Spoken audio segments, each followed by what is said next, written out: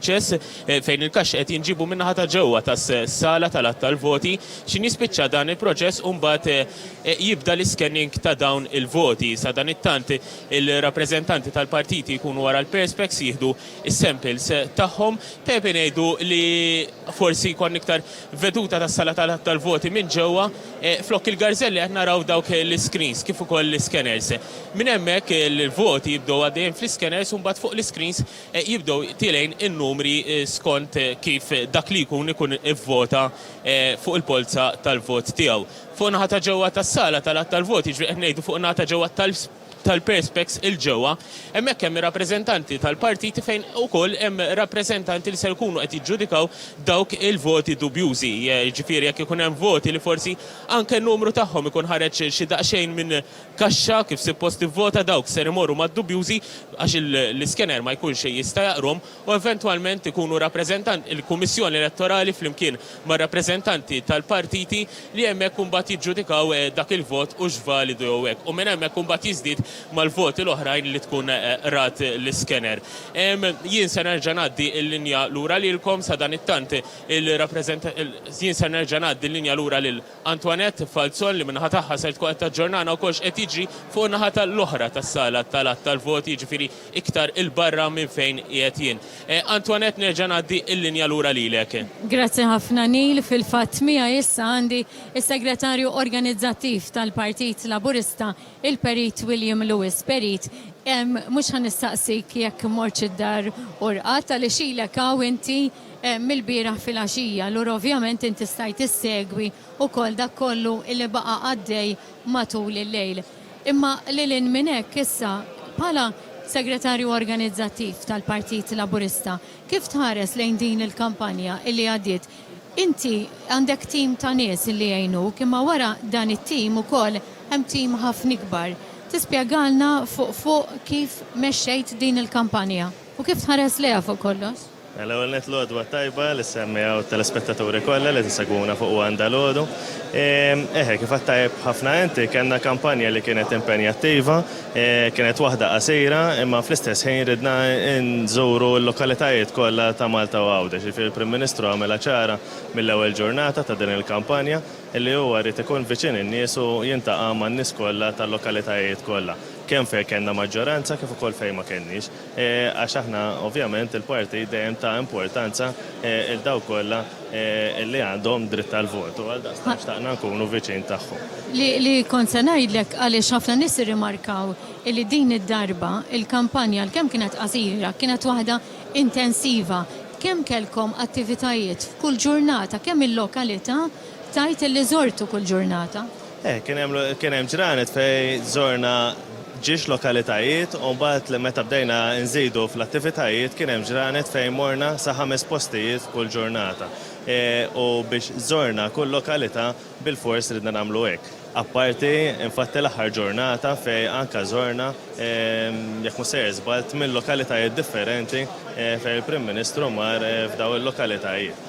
U tajb nirrimarka ġifieri kollha bis-sem tal-Prim Ministru u kollha il-Prim Ministru tal-ħin taħt tiegħu hemmhekk u fejn tkellem man-nies, ħar ritratti man-nies, kienet żgur xi ħaġa li n-nies apprezzaw li l-Prim Ministru għalkemm kien impenjattiv kellu impenji oħra anke min-naħa ta' gvern xorta sab il-ħin li intaqa' ma' kulħadd u jkellem il-kulħadd.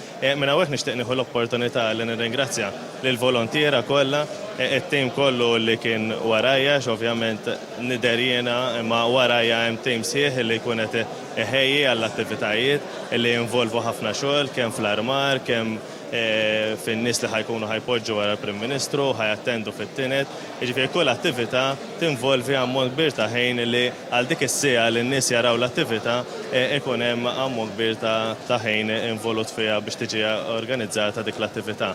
Apparti minn hekk nixtieq ukoll nirringrazzja l-Korp tal-Pulizija li kkooperaw magħna u anke fl-laqgħat li kellna anke mal-Kummissarju u anke mal-Partit Nazzjonalista biex stajna nikkoordinaw l-attivitajiet bejn iż-żewġ partiti u anke biex kollox imur kif suppost u infatti ma kellna l-ebda inċidenti u kuntent li bħala kampanja kienet waħda min-naħa ta' organizzazzjoni u waħda pożittiva immens. Apparti minn hekk anke bħala messaġġ, il-messaġġ ġifieri dejjem kien wieħed pożittiv u wassalna dak il-messaġġ kif kont qed ngħid f'kull raħal ta' Malta u Għawdex.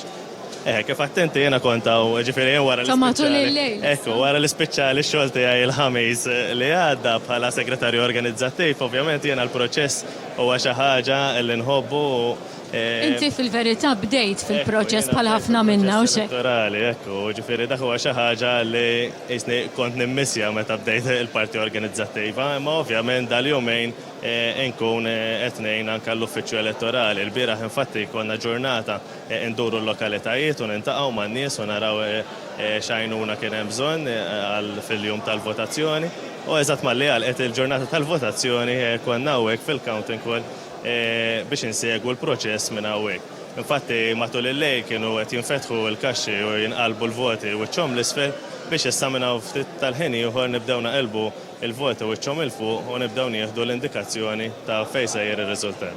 Grazzi ħafna William, il-kumplament tal-ħidma it-tajba lilek, dak kien is-segretarju organizzattiv tal-Partit Laburista, l-Perit William Lewis. William, kellimna dwar ir-ringrazzja l-Korp tal-Pulizija. Tajjeb illi napprezzaw il-ħidma li l-forzi tal-ordni jagħmlu f'dawn il-ġranet kemm il-Pulizija kif ukoll il-Forzi Armati ta' Malta għaliex hawnhekk ikun immenjat minnhom kompletament u dawn in-nies ma jmorrux lura id-dar. Ġifieri apparti li jkollhom stop leave nkunu smajna li qegħdin fuq stop leave għal numru ta' ġimgħat imma il-ħidma tagħhom tkompli illum u anke matul il-ġimgħa li ġejja tajjeb li napprezzaw ukoll ix-xogħol li jagħmlu il-forzi tal-ordni fl-elezzjonijiet. Minħat jgħid intemm hawnhekk dan il-kollegament tal-issa, grazzi tal-attenzjoni u nsellmilkom. Grazzi emmek il-Antoinette u t-tim kollu taħħa illi minn ħina l-liħor qed laqana ma' nies illi qegħdin emmek preżenti waqt lat tal-voti kif nafu ħafna minna għandhom l-interess li jaraw li l-proċess jitħaffef kemm jista' fil-fatt kien hawn tama kbira li issa daħħalna t-teknoloġija ma noqgħodux nistennew bħalma konna nistennew qabel għax kieku bis-sistema ta' qabel naħseb kellna xi 3 ijiem biex naslu għal konklużjoni. Biex kun taf minn ġelet. Minn ġelet, ġifieri. Issa ġara 5 snin fatti. Mhux vera. Ġifieri di sistema effiċjenti ħafna iktar. Però naturalment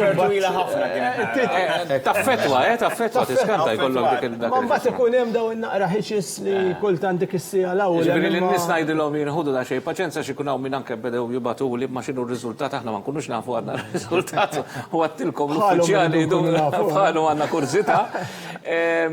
Però wieħed jittama li fi żmien minn hawn ftit 3 kwarti oħra be wieħed ieħor jista' jkollna indikazzjoni. Però jien dejjem ngħid tinfaxxax rasek qabel taqsama.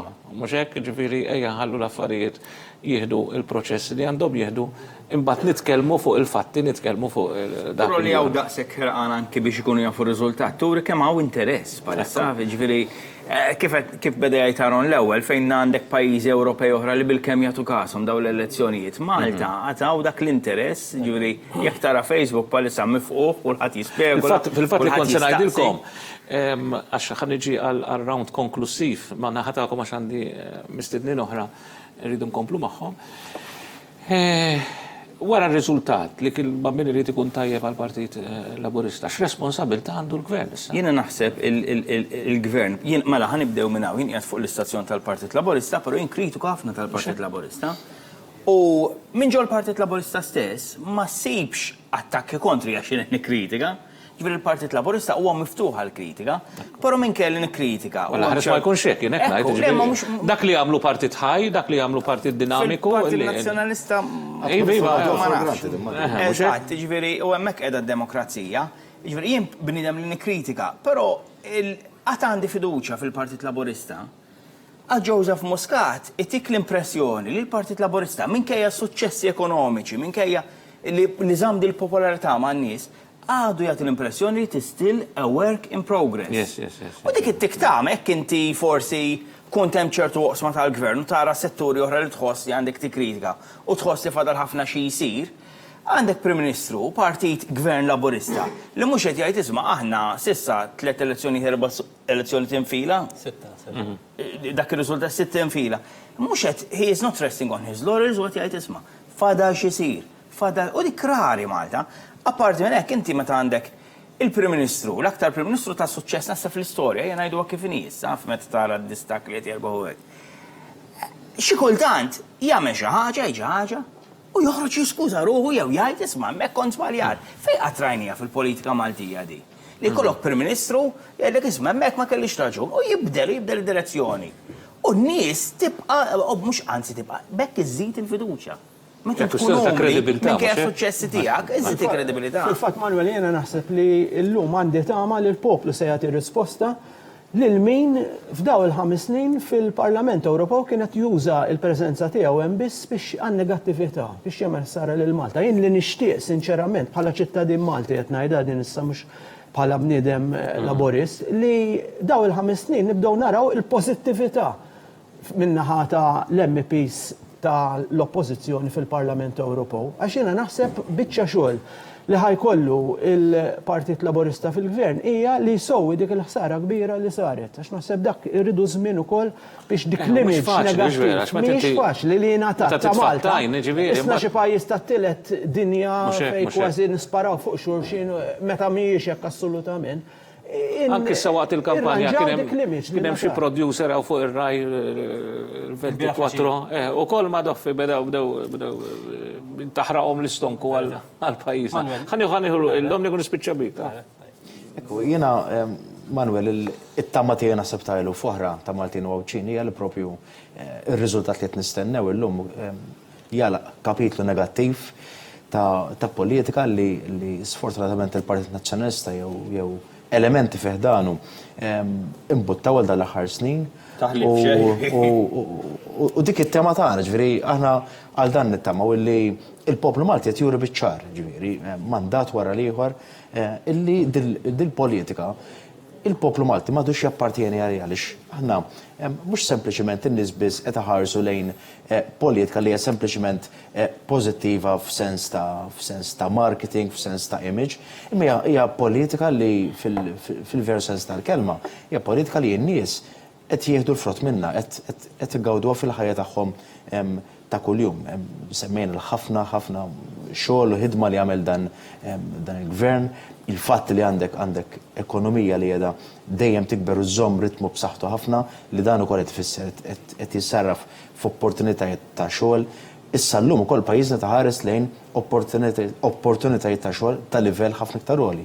Illum qed nitkellmu wkoll fuq livell tal-ħajja, ġifieri llum m'għandniex qed nitkellmu biss fuq l-affarijiet essenzjali ħanejdu hekk ta' kuljum, però qed nitkellmu anke wkoll fuq l-importanza tal-ambjent, eżempju. Kienet xi ħaġa wkoll li laqtitna ħafna personalment li l-Partit Laburista anke wkoll fuq livell ta' gvern poġġa fuq qudiemnet anke wkoll l-ambjent, ġifieri anke wkoll l-investiment li qed jagħmel dan il-gvern fi spazji pubbliċi u miftuħa. U naħseb li hawnhekk qegħdin naraw trend ta' poplu li qiegħda tinbidel.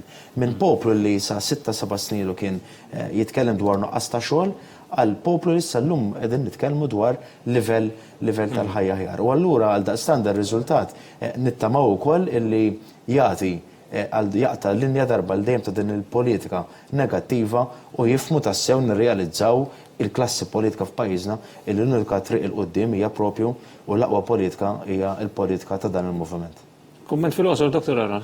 Fil-qosor, ftit ħin ieħor jitħabbar ir-riżultat, minn għadan nkomplu bil-ħidma, għadem kemm tal-Ministri, nkomplu bil-ħidma nimplementaw il-manifest elettorali ta' dan il-moviment. Ovvjament nifhmu wkoll li ikun xi riżultat il-Partit Nazzjonalista ħattalima u jagħmel inqas ħsara fi żmien li ġej, idealment b'rappreżentanti ġodda fil-Parlament Ewropew, imma fl-aħħar dan il-moviment ħajbqa' jinbotta laqda illi nafu illi fl-aħħar xahar pritkajna b'tant ħeġġa għaliex nafu illi dal-pajjiż meta kien maqut għamel u ġab l-aqwa riżultati.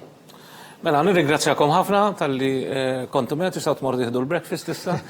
Minn hawnhekk ħalli naqgħod ma' Trisha għal l-aħħar informazzjoni mis-sala tal-att tal-voti. Manuel insalim lek meġdijt li lek u l-mistedna li għandek miegħek. Miegħi għandi li deputat Michel affarijiet tal-Partit Laburista u Ministru Chris Cardona. Kellna kampanja intensiva, ġimgħa twal rajna il-Prim Ministru, anki ministri intom kollha iżuru lokalitajiet differenti f'Malta Għawdex. Illum qegħdin hawnhekk il-messaġġ tiegħek lil daw kollha li jenu lill-Partit Laburista f'din il-kampanja? Kienet kampanja sabiħa, pożittiva, kellna support b'saħħtu ħafna minn daw kollha li jew jaħdmu mal-partit jew kellhom ma' volontiera mal-partit, u allura kampanja kienet smooth ħafna. Ovvjament, f'kull kampanja elettorali dejjem titgħallem inti. Din il-kampanja elettorali personalment li għalmetni iżjed il-fatt li matul dawn it-6 snin fil-gvern għalkemm tidentifika l-bżonnijiet tan-nies u tindirizzhom, xorta jkun hemm ċertu bżonnijiet li forsi ma tindunax bihom inti, milli jgħaddu minn taħt ir-radar biex ngħidu hekk tal-politiċi. U naħseb illi konna kapaċi bħala partit, mhux bħala gvern biss, illi naraw x'inhuma dawn l-isfidi, nidentifikawhom u nindirizzawhom. Min-naħa l-oħra naħseb li kienet kampanja interessanti għaliex rajna l-komunitajiet x'għandhom bżonn madwar Malta u Għawdex, kellna manifesti elettorali individwali għal lokalitajiet kollha, qegħdin naraw illi il-lokalitajiet tagħna jridu jibdew jieħdu qegħdin jieħdu issa dimensjoni iktar familjari, ġonna, iktar spazji miftuħa, importanti ħafna li jkollna iżjed mhux biss ħin għal mal-familji tagħna, mal-postijiet fejn nistgħu naqattaw dan il-ħin. Fuq bażi nazzjonali ovvjament kellna manifesti elettorali b'saħħtu illi jimbotta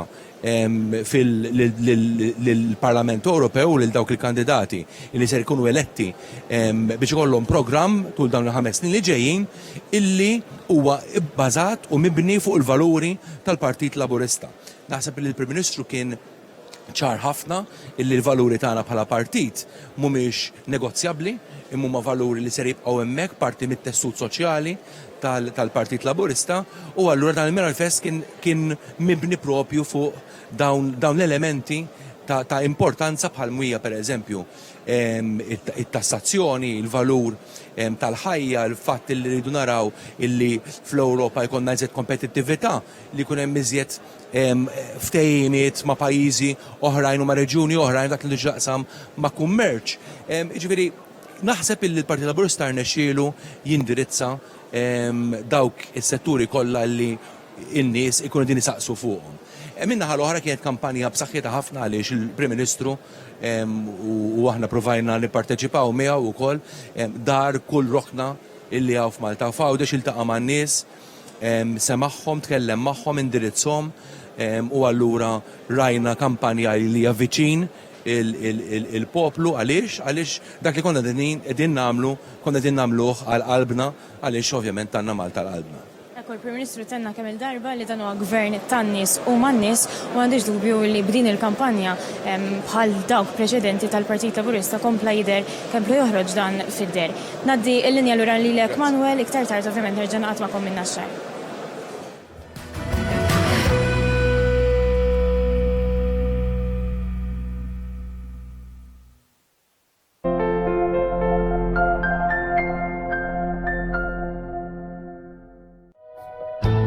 VNC proprjetà għal-beħ u għal-kiri ċemplu 21420086.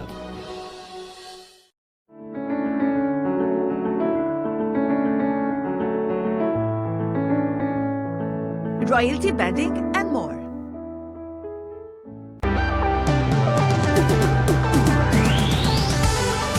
Qed tfittex kumpanija biex tixtri bib ta' garaġ ġdid, mela ċempen l-FGP, the Garage Door People, li huma magħrufin għal kwalità tagħhom kemm f'sigurtà, kemm f'kumdità u anke fi-stil. FGP, b'aktar minn 55 sena ta' esperjenza, ċempel issa fuq 2167 3627.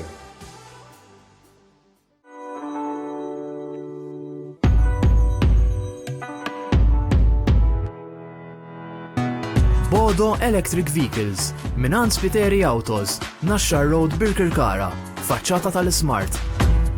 Bodo, l-orħos karozza fis-suq tal-karozzi elettriċi.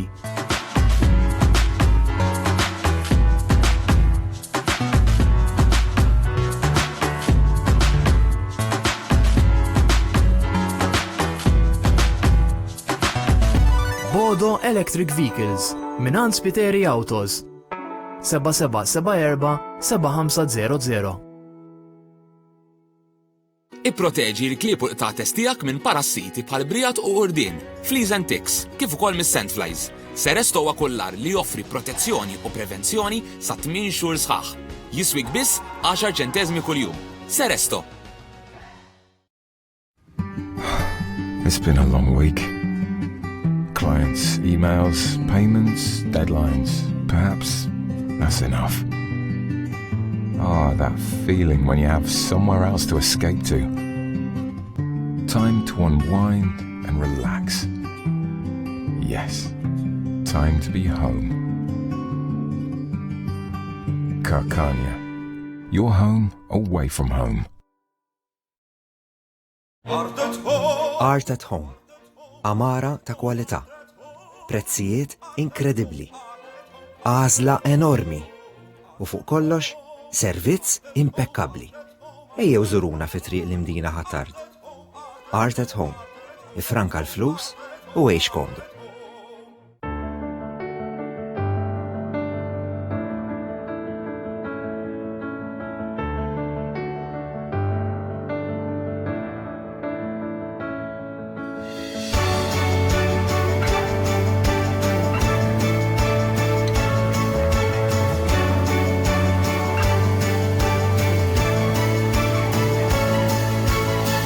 Ben Estates, Let's make it happen. your trusted partner.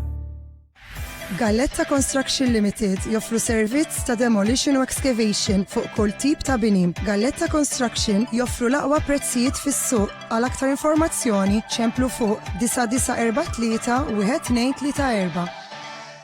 Lights, carrots, apricot, kale, strawberry, banana, pumpkin. Sugar? No sugar. Vitamins, fresh milk.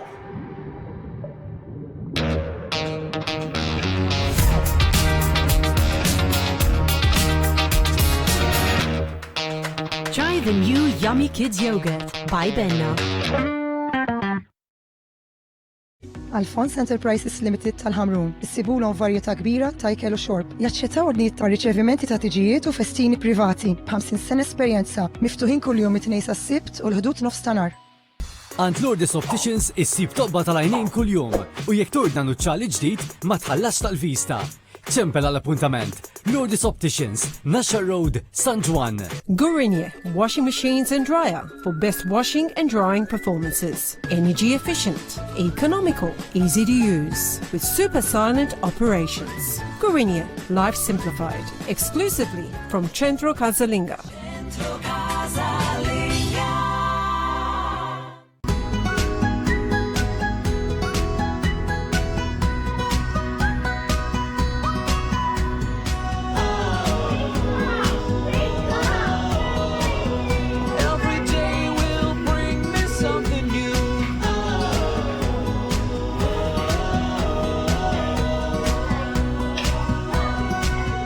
Sylvia Bazaar, mattresses and more.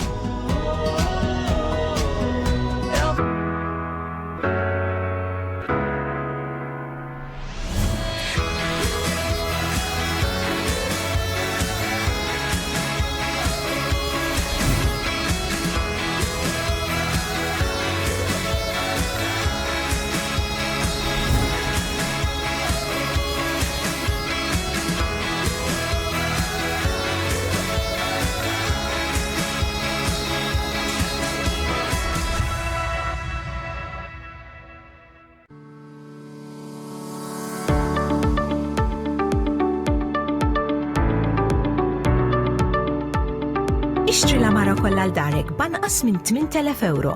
L-aqwa home package f'Malta. Distinct Homes for Quality Living. Rabat Għawdex u Triq l-Imdina ħattart.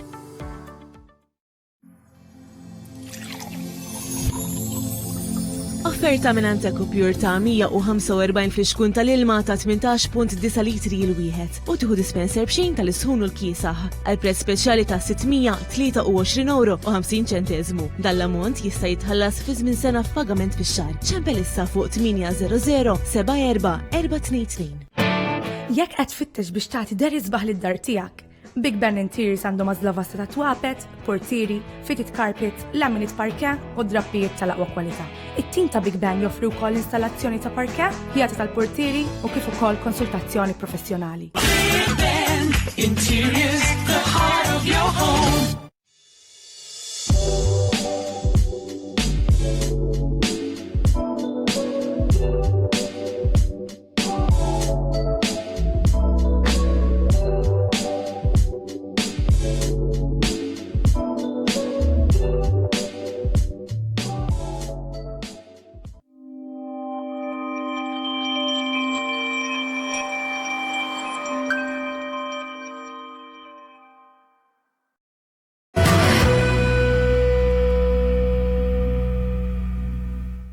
Xandira diretta live mill-istudio prinċipali tal-One illum is-26 ta' Mejju qed ngħid dan għal dawk li forsi għadhom kemm qamu issa x'ikunu ħafna minnhom li jkunu jridu jsegwu anke matul il-lejl biex jaraw ix-xandira li qed nagħmlu bħala One hija xandira mhux il-programm tagħna huwa speċjali x-xandira kollha hija speċjali llum għaliex iktar ma jgħaddi l-ħin issa iktar qed tkun interessanti għaliex inkunu qegħdin noqorbu lejn il-mument li jkollna indikazzjoni għalmenu tar-riżultat tal-elezzjonijiet tal-Parlament Ewropew. Kif għattilkom ir-riżultat uffiċjali joħroġ il-lejla f'xi-11 ta' bil-lejl għaliex hemm ukoll id-direzzjoni tal-Unjoni Ewropea li tajt minħabba li hemm pajjiżi oħra li għadhom qed jivvotaw, allura ir-riżultati ma jistgħux joħorġu qabel ċertu ħin partikolari. Però kif tafu intom bis-sistema li għandna llum issa meta il-voti kif rajtu minn naxxar għadhom għaddejjin jinqalbu il-voti meta jiġu wiċċhom il-fuq imbagħad minn hemmhekk jibda jkollna ħiel ta' fejn tkun marret l-elezzjoni. Waħna rridu nistennew ftit oħra allura biex forsi jkollna l-ewwel ħiel. Mija issa imbidel il-panel fil-fatt bi pjaċir nilqa l-Segretarju Parlamentari Giulia Farrugia Portelli. Grazzi ħafna Giulia. Ma jemnikx kmini ħafna fit-tieni panel ġibnik mhux l-ewwel panel.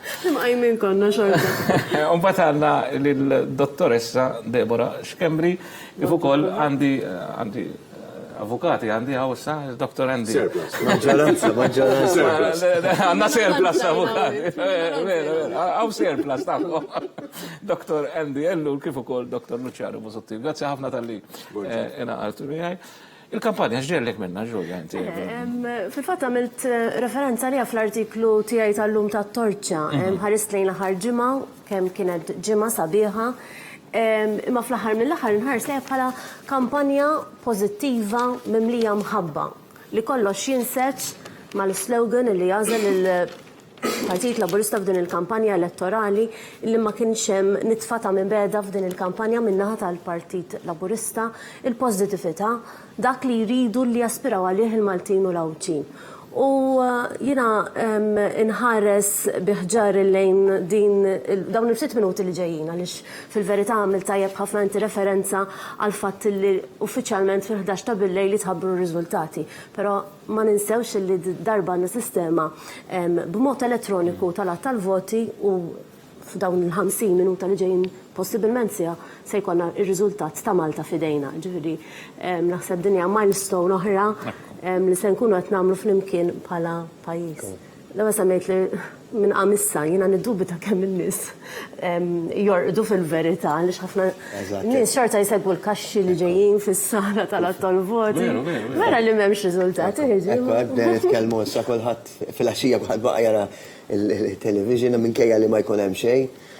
Ma dik l-adrenalina li ġib magħha l-elezzjoni u aħna l-Maltin pjuttost li anka il-voting turnout ikun pjuttost għolli minn ta' pajjiżi oħra. Fil-fatt 70% l-aħħar ċifra uffiċjali li għandi ta' turnout li kellna l-elezzjoni tal-Parlament Ewropew hija ta' 72% li kompara kemm ma' 4 snin oħra u hija ola minn ta' pajjiżi oħra.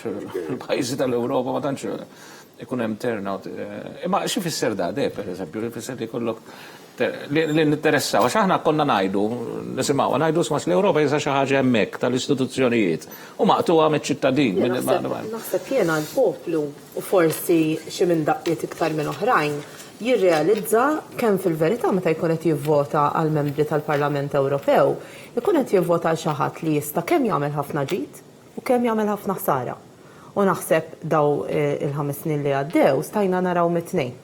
U l-poplu realizza li iva importanti ħafna lil min tivvota, importanti ħafna min ikun qiegħed jirrappreżentak fil-Parlament Ewropew, mhux biss bħala partit, imma anke bħala pajjiż. Għax inti meta kien hemm min għamel ħsara lil pajjiż, kulħadd jista' jieħu konsekwenzi negattivi minnha.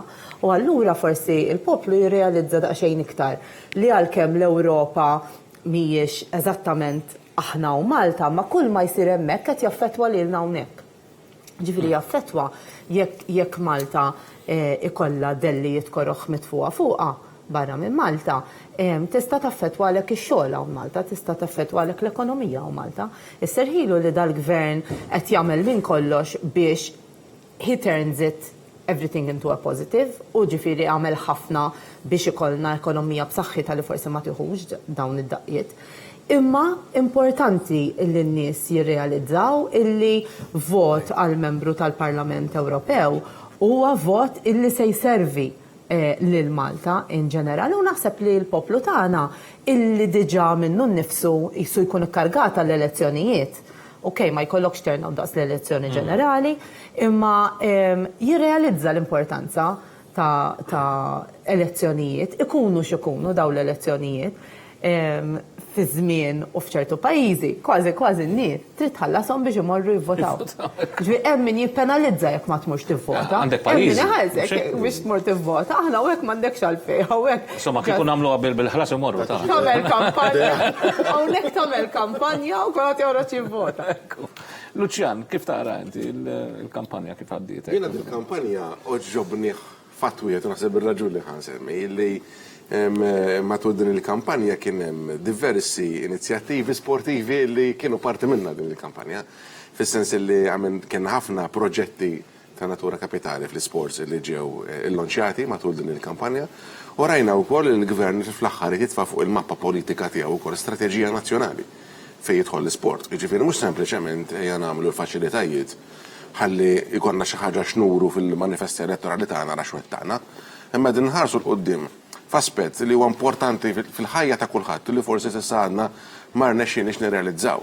Però b'mod illi kif għamel il-Prim Ministru lanċa sfida lil pajjiż illi aħna issa mhux biss ejja ħanibnu l-faċilitajiet imma biex nixbidlek saqajk għax aħna fl-isports jisna kif aħna bħalissa qed nistennew ir-riżultat aħna u fl-isports qed nistennew li darba jkollna ir-riżultat. Jiena hemm ċertu sports li forsi ma nies ma jkunux jafu li diġà qed iġib. U vera, dik oħra. Diġà qed iġib riżultati kbar.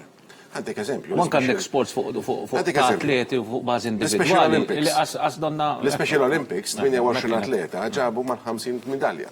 Hija xi ħaġa li għalina tagħmilna gburin ħafna, speċjalment f'dak il-qasam.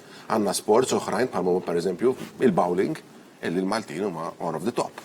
Illi sfortunatament ma jsibux spazju u aħna wkoll qegħdin indikaw dik il-lakuna li għandna, però hija xi ħaġa ġenerali nitkellmu issa bħala strateġija nazzjonali għall-isport illi rridu poġġu l-investiment tagħna anki monetarju f'dak l-isport li għadipitada jista' jitina riżultati speċjalment f'atleti li kapaċi jirbħu hemm barra. Taħseb l-ewwel darba li kampanja elettorali. Il-Ministru tkellem ħafna fuq, ġifieri kien hemm attivitajiet fejn speċifikament tkellem fuq speċifikament tkellem fuq hekk apparti l-kampanja kollha.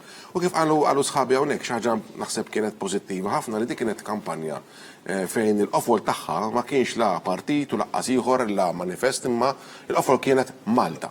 Għaliex inħass il-bżonn mill-esperjenza ta' dal-aħħar snin illi fl-Unjoni Ewropea f'dik illi ħana kollha narawha bħala hemm fuq illi ma teffettwanix u forsi qed hemm min iħoss illi l-Ewropa ma teffettwax, imma rajna kemm importanti li jkollok nies f'dawn l-istituzzjonijiet li kapaċi jiddefendu l-isem ta' Malta.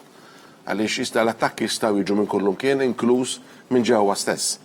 Allura naħseb ħafna minn nies jirrealizzaw din u realizzaw kemm importanti illi meta inti tkun ħadd titfa' l-vot tiegħek speċjalment f'elezzjoni fejn forsi mhux se teffettwak direttament kif teffettwak elezzjoni ġenerali, kunu ċari, li tivvota lil min tħassibu eventwalment biex jipproteġilek il-lifestyle tiegħek, l-ekonomija tiegħek, il-pajjiż tiegħek.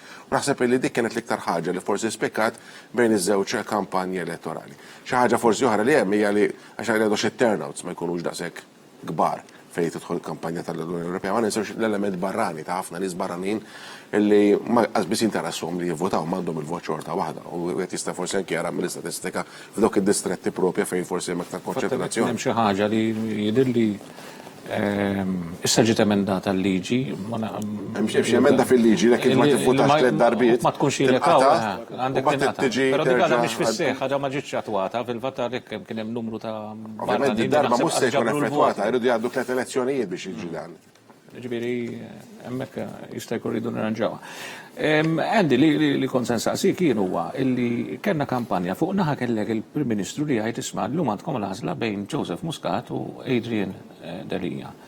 Li Adrian Delija ma ġbitux, ġifieri trid jevita kosta kollox kemm ma nexxilux, ma trid jevita ġifieri u jgħidha bid-dikjarar li mhix kwistjoni bejni u bejn Joseph kien dik kwistjoni. Manuel, f'kull organizzazzjoni dejjem irid ikollok il-persuna il-faċċata tagħha. Issa xi kultant sfortunatament ġieli jkollok organizzazzjonijiet mondjali. Dik il-faċċata ma tkunx daqshekk b'saħħitha. Din id-darba il-Partit Laburista buċċu minn quddiem ma kellu l-ebda problema illi jkun il-Prim Ministru il-kampanja kienet ibbażata fuq il-Prim Ministru. Tant illi kien jgħidu stess isma' tkom għażla bejni u bejn Adrian Delija. U tefa' ismu taħt kull kandidat. Ġifieri hemmhekk wera wkoll it-teamwork u jien naħseb li l-Partit Laburista indubjament qatt ma kien maqgħud daqskemm llum il-ġurnata. U allura iva, dik naħseb l-ewwel element tal-kampanja tal-Partit Laburista illi kulħadd kien wara il-Prim Ministru mingħajr l-ebda dubju. Element ieħor li laqatni mill-kampanja li kienet kampanja reali. Ġifieri ma kienx kampanja tal-ħanamlu hekk, kienet kampanja reali minnaħa tal-Prim Ministru illi jiena bħalkom insegwi ħafna qatt ma ddejja imur quddiem il-popolin, quddiem il-poplu u anke meta ħad deċiżjonijiet li ma kienux forsi daqshekk attrajenti ma ddejjaq xejn. Illi kien reali fejn qal isma' fil-housing hija qed nindirizzawha. L-ambjent iva qed nindirizzawh. Jista' jkun li ma lqatniex il-kulħadd, kien reali. U n-nies illum jafu jivvotaw, u tawna risposta kemm jafu jivvotaw in-nies. U norbot ftit ma dak li qal Luċjano li għamlu ħsara barra minn Malta. Aħna minn imur kollha mor nirrappreżentaw il-Malta, tħossha dwejjaq bħala Malti, tisma' xi ħadd jiġi jgħidlek għax Malta hekk u Malta hekk. Element ieħor li oġobni ħafna fuq il-kampanja tal-Partit Laburista, l-umiltà. L-umiltà li l-kandidati ħadmu qatih kollha kellhom il-kampanja tagħhom ovvjament għax ikollha kampanja individwali, però anke bħala partit mbagħad miss kull lokalità. Qed ngħixu fera ta' social media, ġifieri anke il-Prim Ministru bħala figura li jirrappreżenta l-Partit Laburista kull fejn imur tħoss il-fil li n-nies litteralment jiġġennu, ħanuża kelma forsi naqra imma jiġġennu kif jaraw, ġifieri. U naħseb hija overall kienet kampanja tajba ħafna. Ovvjament ir-riżultat issa wieħed irid jara ma sawx nispokolaw li jagħti lok għal ħafna interpretazzjonijiet. Ġifieri wieħed iridu naraw issa jiena naħseb illi ir-riżultat li ħanisimgħu dalwaqt forsi jew indikazzjonijiet ħanejtek jista' wkoll jgħin lill-Partit Laburista biex ikompli fid-direzzjoni tajba. Ħawa fil hawnhekk ħalli ninaqdu mas-sala tal-att tal-voti fin-Naxxar qed jgħiduli għandi lil Trisha Falzon li għandha xi aġġornamenti x'tagħmel. Insellimlek Manuel mill-ġdid mis-sala tal-att tal-voti minn Naxxar mija issa għandi lil wib tal-Gvern Bajrin Kamilleri. Bajrin, inti illum intix kandidat, pero kont kandidat fil-passat. Kif tħossok hekk il-fatt illum taf li ftit tal-ħin ieħor se joħroġ ir-riżultat? Qabel xejn, meta ma tkunx int kandidat naħseb illi hija isbaħ taħdem elezzjoni għaliex taħdimha purament biss għall-imħabba li jkollok lejn il-partit u taħdem sabiex il-Partit Laburista jkollu l-aqwa riżultat possibbli f'dik l-elezzjoni ġenerali. Dik l-elezzjoni darba tal-Parlament Ewropew u anke tal-Kunsill Lokali. Meta tkun inti kandidat, ovvjament għandek dak ix-xogħol marbut mal-kandidatura tiegħek. Din id-darba taħdem ħafna aktar bħala teamwork, flimkien anke mal-MPs sħabna illi kull wieħed u waħda minna għenna f'dil-elezzjoni, konna parteċpi ħafna f'dil-elezzjoni sabiex naraw li l-Partit Laburista jġib l-aqwa riżultat possibbli. Ħdimna wkoll flimkien mal-kandidati tal-Parlament Ewropew, ħdimna flimkien mal-kandidati tal-Kunsilli Lokali tagħna tal-Partit Laburista u naħseb illi l-bieraħ kienet ġurnata illi ħanibqa' niftakar għaliex tant ħdimna mill-viċin ta' dawn il-kandidati, tant ħdimna bħala tim wieħed illi verament ħassejt illi l-ispirtu ta' grupp kien jagħt hemmhekk il-bieraħ. Ek il-fatt anki forsi meta kont kandidat, kont torqod bil-lejl bl-eċitament hekk illum il-ħadd bej is-sibt u l-ħadd. Tkun eċitat. Però naħseb dal-lejl marqat xejn laqqas l-istess ma jagħmilx differenza għal fatt li hemm elezzjoni li qed ikkontesta li għall-Partit Laburista ma tħallikx torqod u minkejja li anke ma kienx pjanat illi nkun hawnhekk ma tistax ma tiġix u tkun parteċipi anke fl-aħħar ħidma li hemm bżonn għal din l-elezzjoni. Ekku minn hawnhekk ukoll nieħu l-okkażjoni biex nirringrazzja lil mijiet ta' volontira tal-Partit Laburista li qattaw il-lejl hawnhekk illi baqalhom ħafna iktar sigħat x'jagħmlu hawnhekk ukoll u aħna minn għadna nkomplu naġġornakom dak li qed jiġri. Ser naqgħod issa mal-kollega Antoinette Falzonna fil għandha wkoll il-Perid Daniel Mikallef magħha. Iva, grazzi Trisha, fil-fatt mija jiena għad il-Perid Daniel Mikallef, il-President tal-Partit Laburista. Perid, inti kont involut b'mod intensiv f'din il-kampanja elettorali, ovvjament bħala il-President tal-Partit Laburista. Hemm inti wara kollox għadek żagħżugħ. U allura nixtieq minn għandek. Kif ħares lejn din il-kampanja elettorali miż-żewġ tikpiepel mill-kappell ta' President u mill-kappell ukoll ta' żagħżugħ wara kollox? Sabina fina għad nizazuħ. Għal-kem naqra xara bjad kiereċ u koll, ma milla tal-entuzjazmu zazuħ bħala Partit Laburista kellna kampanja li uriet li z-zazax għedin fiċ-ċentru tal-Partit Laburista kienu huma l-protagonisti ta' din il-kampanja minkejja li kunem ħafna sfidi, ġifiri numru ta' zazax minn għaddej bl-eżamijiet, minn ħaġa u minn boħra, imma xorta kienem dak l-impenn minna nsellem anka l-Forum Zazax Laburisti li ġibu li ovvjament da' xej ta' nostalġija, xoll li namel l-lum huwa differenti, xoll intensiv ukoll, imma li jekkaratterizza l-istrutturi kollha tal-partit huwa teamwork li hemm. Aħna tim kbir, katina waħda u kull ħolqajja importanti u naħseb li n-nies apprezzaw anke mill-feedback li tawna li kellna kampanja ta' livell loli, kampanja li fiha żorna kull lokal madwar il-pajjiż kif qedna mill-bidunet. U kienet kampanja intensiva li inti għandek biss 68 lokal u kellna nqas minn 30 jum. Ġifieri dik minna nifisa hija sfida kbira li kellna ma naħseb l-aħħar mill-aħħar anke wkoll grazzi għall l-enerġija tal-Prim Ministru irnexxielna li nwaslu il-messaġġ kif xtaqna kullimkien. Grazzi ħafna Perid, issa l-komplement tal-ħidma tajba lilek hawnhekk il-counting koll issa il-folla qed tiżdied, ir-rassa qed tiżdied ukoll u minnaħa tiegħi ħanaddi issa għal Nil li qiegħed aktar il-fuq fil-kurutur biex kompli jaġġornana bl-andament. Nil fidejk. Nirringrazzjak Antoinette, insellem ukoll lilek Manuel u telespettaturi kollha li qed iseguna fuq l-istazzjonijiet wan. Kif qed tajjeb int Antoinette issa l-attività fis-sala tal-voti żdiedet sew kif l-aġendi tal-partiti anke bdew isibu posthom ma' 13 il-mejda li hawn f'din is-sala u kif ukoll fadal l-aħħar ftit vera ftit kaxxi x'jinfetħu. Eżattament x'jinfetħu dawn il-kaxxi fejn il-voti qed jitqelbu rashom l-isfel, hemmhekk imbagħad il-voti jinqelbu u hemmhekk il-min qed jgħod il-voti il-persuni li qegħdin wara il-perspex fuq naħa ġewwa tas-sala tal-voti ser ikunu qed jeqilbu l-vot u jaraw jekk hemmx sinjali u voti dubjużi biex eventwalment dawk jeleminawhom biex imbagħad ikunu il-ġudikaturi tal-partiti flimkien mal-Kummissjoni Elettorali li jaraw il-vot jekk hux vera dubjuż sa dan it-tant x'inibda dan il-proċess l-aġenti li qed jiżdiedu propju wara l-perpex l-aġenti tal-partiti ser ikunu qed jieħdu sample biex imbagħad fil-minuti li ġej, fil-ħin li ġej, ikollna anka l-indikazzjonijiet ma qabel ma nibdew b'dan il-proċess iridu jinfetħu l-aħħar kaxxi.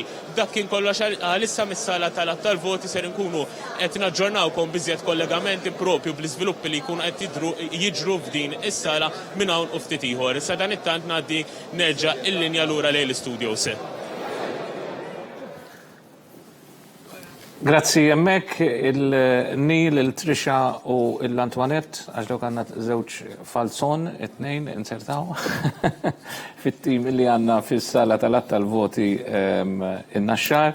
Fil-faċċa ħadd minnkom għalli meta kienu qed intervista lil-whip tal-partit, inti għat li Luċjana dat li xwiċċ għandu kemm u l-missiba. Qed ngħid jien għaliex ħafna mit-telespettaturi li jkunu qegħdin isegwuna illum iktar mis-soltu jagħmlu daqsxejn ta' observations iktar fid-dettall, fis-sens li jippruvaw jaraw il-facial expressions u l-body language. U jaraw l-inna qed nitbissu jgħidu mela hemm rebħa laburista żgur. Jekk irawna bidwejja bes wit il-qalb jgħidu nqalla xi ħaġa. U l-kuluri. U l-kuluri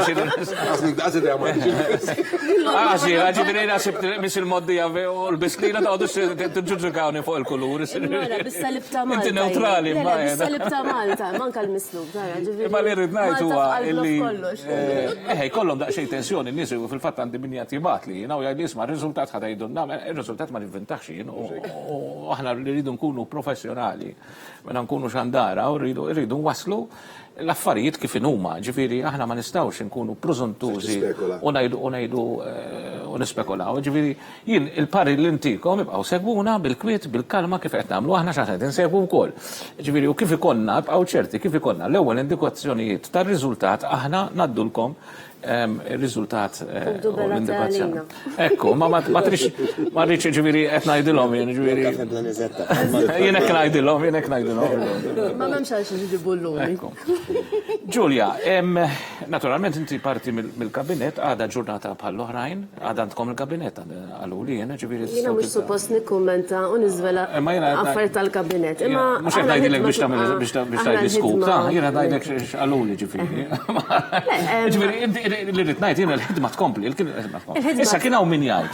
Kien hawn jgħidlek ma din l-elezzjoni jew rrid jippruva jpenġi hekk, bijaw mingħajra mhux xorta ħibqa' Joseph Muscat, xorta se jibqa' l-gvern, xorta se jibqa'. Imma fil-verità se tagħmel differenza għandi nifhem meta jkollok elezzjoni f'nofs leġislatura. Mela, l-ewwel punt aħna bqajna niltaqgħu kabinett xorta. Għajna dejjem bil-ħidma tagħna xorta u għajna niddeċiedu fuq affarijiet li għad irridu nħabbru. Aħna ma labniex il-logħba għax kienet ġejja elezzjoni. U ħdimna dawk l-affarijiet. Ħadtu break mill-inniduhom fil-dak li ħabbarna fil-kampanja elettorali kienet il-ħidma tax-xhur u sentej sħaħ ta' qabel. Ġifieri aħna ħadna deċiżjonijiet f'dawn l-erba' ġimgħat ta' kabinett fuq affarijiet li qatt iridu jsiru. Il-Prim Ministru qal il-kbira du ġej. Dak is-sens. Imma wkoll għal-mistoqsija tiegħek, inti meta tkun qed tagħmel kampanja elettorali, meta għandek ħidma ta' 5 snin, kull rebħa tot. Li inti ma xellifx mill-immaġini tal-partit, tal-ħidma tal-gvern, li ma tiżrax dubju jekk għadux il-kap tajjeb li jibqgħu bħala mexxej. Naħseb f'dak is-sens kull rebħa li tiġi hija tarġa importanti li trid titla u parti minn mixja u mixja ta' 5 snin. Jiena li meraviljani f'dan il-kuntest kollu kemm fil-verità l-partiti politiċi talmu mir-riżultati ta' sentejn ilu. Għax aħna għadha friska l-elezzjoni ġenerali, l-lum kombinazzjoni tal-għali fuq Facebook ta' finti tilaw dawk il-pop-up tal-memorji. Għallum sentejn konna fil-kampanja elettorali tal-għali ritirat mal-kollegi sħabi. Fil-verita, il-Partit Laburista tallem minn dawk ir-riżultati, jina it-tweġiba nemmen li hija iva u tallem ħafna u kompla jtejjeb fuq istabbih li kien hemm fil-leġislatura ta' qabel. Partit Nazzjonista tallem mir-riżultat ikraħ li kien ġab f'dik l-elezzjoni u hemmhekk jiġun il-memorji u emozzjoni differenti li awtomatikament qabel minn dak li għadda l-Partit Laburista jiena niftakarni hawnhekk bħala ġurnalista mal-kollegi dak iż-żmien konna jiena l-Prim Ministru, Miriam Darling, Glenn Bedingfield, konna ġurnalisti illi meta ħanatu l-aħbar ma tantx kienu jkunu żminijiet ta' aħbarijiet sbieħ, ġifieri you have to wear a smile, to keep on going, u li il-riżultat ħażin kemm ħażin trid itwasslu, ma kienux żminijiet sbieħ. Ma niftakar ukoll il-frażi li qal il-Prim Ministru Joseph Muscat meta qal jien irrid nagħmel terremot kbir. U naħseb li kull partit li jkun għadda minn telfa hija dik il-filosofija li jrid imur għalija li inti trid tbiddel, jekk mhux ħadd tbiddel u mhux verament se tagħmel dawk il-bidliet tanġibli, qatt mhux se jirnexxielek tfendu waħda. U naħseb li l-Partit Nazzjonalista ma rnexxilux jagħmel dak l-eżerċizzju diffiċli għaliex taqta' fejn taqta' se tkun hemm min iweġġa' inkluż l-istrutturi tal-partit tiegħek, imma wkoll lil x'messaġġ inti tibgħat bħala kap ta' partit u hemm barra x'mixja se jieħdu. Jiena anke ċerta kummenti li rajt fuq Facebook dal-għodu minn nazzjonalisti ħbib Said Rindelija, ġifieri rajtu l-komat li konna hawnhekk. Wieħed li ħareġ bil-wheelchairs iġor lill-votanti nazzjonalista qal li kieku kont naf jiena dawn kif ħajvvotaw ingerbibhom bil-wheelchair b'kollox kont. Temminhom dawn. Ma temminhomx. Ġifieri din hija naħseb tbeżbiża oħra anka l-mod kif imxiet din il-kampanja elettorali u l-post-mortem isir dejjem u jisir miż-żewġ naħat. Ġifieri anke jekk tiġi rebħa tajba, trid issir post-mortem dejjem. Illi għax aħna li ngħidu l-Partit Nazzjonalista post-mortem ma teżistix, ġifieri kellu daw it-telfiet u ma jagħmilix. Jew jagħmilhom għal xejn. Però li kont se ngħid jien huwa il-mezz issa għandek partit illi jirbaħ l-elezzjoni waħda wara oħra. Dal-każ il-Partit Laburista. Għandu joqgħod bil-qiegħda u jirrifletti ftit għaliex jista' jagħti il-każ illi taħt rebħa ikun hemm affarijiet li jkunu għaddejjin li mhux qed jinduna bihom, jew inkella mhux qed jaslulu, jew inkella għax nieħdu pożizzjoni li issa aħna l-poplu jridna, allura aħna mexjin tajjeb, u allura m'hemmx għalfejn nibqgħu nagħtu każ ta' ċertu affarijiet li jkunu ġejjin minn individwi, jew minn minoranzi, jew minn xi ħaġa li qed jagħmel tal-meravilja il-Partit Laburista għaliex jista' jagħmilha, għaliex qiegħed b'saħħtu u organizzat u maqut. Ġifieri biex tagħmlu dal-eżerċizzju it takes time biex wasalna sem. Illum il-ġurnata tħares lejn iż-żagħżagħ li hemm, titpaxxa. Jien meraviljaw jitkellmu, ġifieri qegħdin dawn next in line biex jibdew jieħdu over. Ġifieri dan il-proċess li qed issemmi inti Manuel li qed jagħmel Partit Laburista diġà hemm tim żgħar illi fi ftit żmien dawn jistgħu jkunu kapaċi jkunu involuti f'kull qasam. Kważi kollha professjonisti. Xi ħaġa ikun x'ikun ir-riżultat. Xi ħaġa li rridu nżommu f'moħħna u di qalet Naomi Kakijek Mercer Żball li President tal-Forum Żgħażagħ Laburisti qalet kelma u baqgħet berren f'moħħi tul il-kampanja kollu. Qalet li llum qegħdin hawn. U vera l-Partit Laburista llum b'saħħtu, ħadd ma jista' jinnegaw partit b'saħħtu immens. Qalet illum qegħdin hawn. Qalet però aħna rridu nibqgħu naħdmu daqs li kieku qegħdin hawn. U dik irid iżomm, ikun x'ikun ir-riżultat illum, Partit Laburista huwa ta' kulħadd mhux ta' dak u tal-ieħor, irid iżomm saqaħ mal-art, irid jibqa' jħossib iż-żgħir kif dejjem għamel f'dawn l-aħħar 6 snin. Ovvjament is-suċċess trid tikkontrollah u jiena naħseb jekk hemm xi ħadd li kien kapaċi jikkontrolla u jżomm ir-rigni anke fil-partit huwa il-Prim Ministru tagħna, ġifieri huwa l-persuna reali li s'issa żamm. U allura naħseb jien li nistennew dan ir-riżultat kulħadd qiegħed fuq ix-xwiek li nkunu nistgħu mbagħad għalhekk qed ftit qabel jien Manuel li dan ir-riżultat jista' wkoll jerġa' jgħin lill-Partit Laburista biex ikompli jissaħħaħ. Fil-fatt jekk nista' nżid xi ħaġa żgħira ma li tgħid xi ħaġa li laqtetni ħafna. Kienet li minkejja li kif qed jgħid il-Partit Laburista huwa b'saħħtu qegħdin hawnhekk l-ammont ta' żgħażagħ huwa kbir u ta' żgħażagħ ta' kwalità fil-Partit Laburista. Xorta waħda Partit Laburista kompla jikber billi qal ara jekk int għandek 14-il sena tista' tidħol membru fil-partit ukoll. Naħseb li dik hija pass kuraġġuż immens. Illi inti toffri tiftaħ il-bibin tiegħek għal temmen f'żgħażagħ ta' 14 sena li intom għandkom tista' tagħtu l-kontribut tagħkom ukoll. B'hekk tista' tiġġedded u tista' tkompli tikber. Se dak kien pass pożittiv ħafna kien hemm min jipprova jattakka dak il-pass għax qal indottrinazzjoni. Allura l-istess diskors li qalu fil-vot 16. Iktar tinnota mbagħad meta jkollok persuni maqtuwa mir-realtà tal-lum jekk inti tgħid tifel ta' xorta tfal għadhom imma ta' 14 sena li tista' tindottrinhom b'xi mod jew ieħor m'għandhomx idea. M'għandhomx idea ta' x'inhuma teenagers. Fuq il-punt jien li tinteressana ħafna li l-gvern jibqa' saqaħ mal-art. Ifiri, inti ma tridx tinsa illi darba kien hemm gvern nazzjonalista li wkoll għal żminijiet u kemm saħħtu u llum qiegħed inxembil. Ġifri, illum qiegħed infarrak totalment. Maqsum ma jafux minn fejn ser jaqbdu jibdew biex ikollhom partit bħalma darba kellhom. Jiġifieri il-Partit Laburista fil-Gvern dawn huma elezzjonijiet importanti għalih bħal kull elezzjoni għaliex inti terġa' tiggejġja in-nies fejn qegħdin u n-nies jitellawk, in-nies iniżluk u n-nies ipoġġuk postok. Jiġifieri huwa importanti illi l-Gvern fl-aħħar mill-aħħar ikun hemm biex iservi. Meta jieqaf iservi, meta jibda jkun arroganti kif kien il-Partit Nazzjonalista fil-Gvern fl-aħħar żminijiet tiegħu fejn l-arroganza kienet tixel, fejn kulħadd dubbien, fejn ismaħna qegħdinaw qisu ma ħajniżżilna ħadd, malajru rih il-poplu kemm iniżlu malajr. U naħseb illi s-suċċess ta' Joseph Muscat u iva għandek kampanja illi timbena madwar il-kap u bir-raġun għax il-kap jagħmel differenza enormi f'partit, fi gvern, daqs kemm jagħmel Prim Ministru fil-gvern jagħmel differenza l-kap f'partit.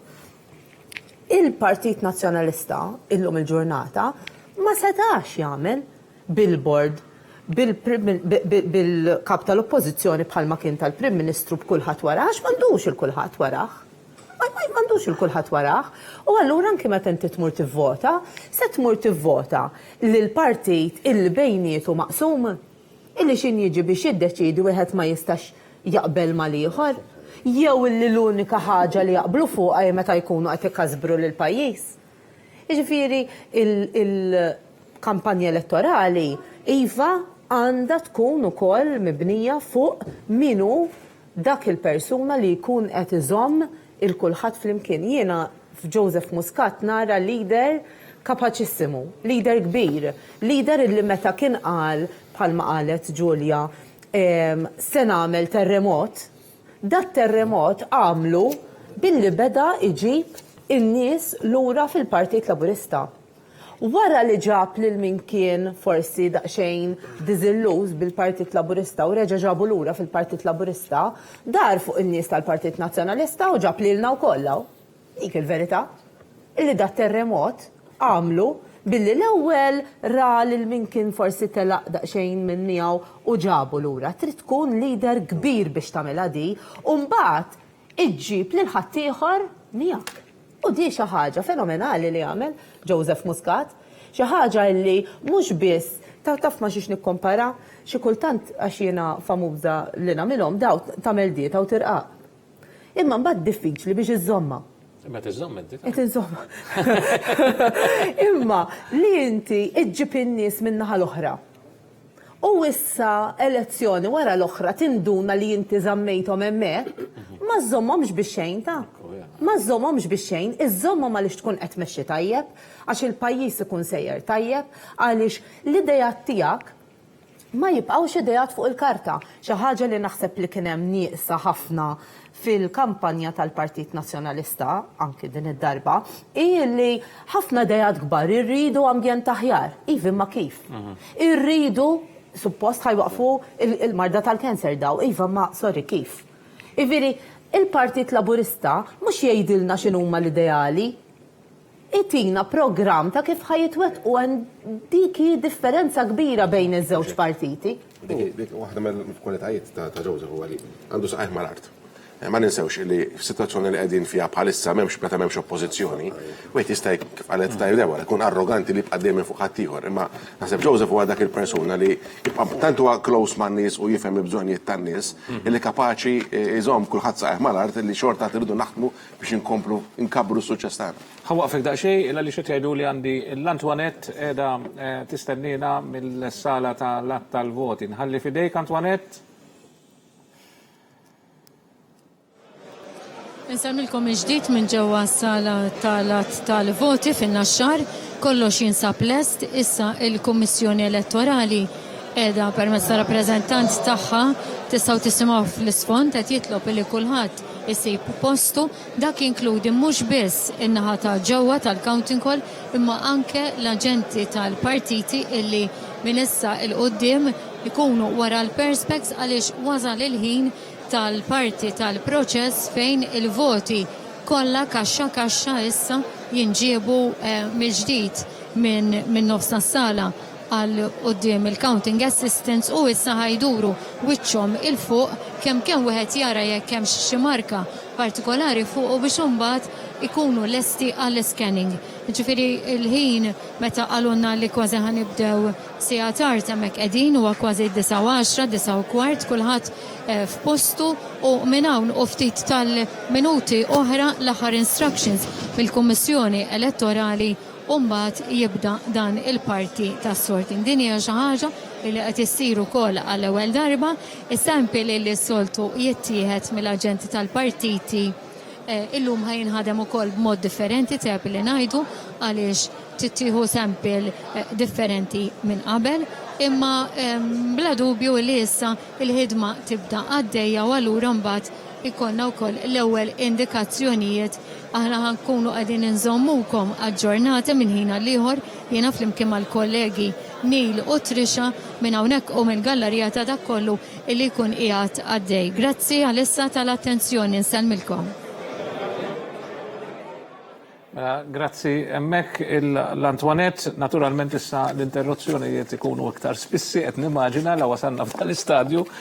Għaliex kif tafu intom il-vot issa ikun wiċċulfu l-proċess jitħaffef u x-xewqa li għandu kull wieħed waħda minna biex naraw kif morna f'din l-elezzjoni minn ħna l-ieħor. Ġifieri inti ikollok l-ewwel mistoqsija li tagħmel jekk irbaħniex, u mbagħad b'kemm irbaħna u xi tfisser din ir-rebħa, u mbagħad minn tela, u ġifieri u nibqgħu nibbildjaw l-aspettattivi ekku tagħna.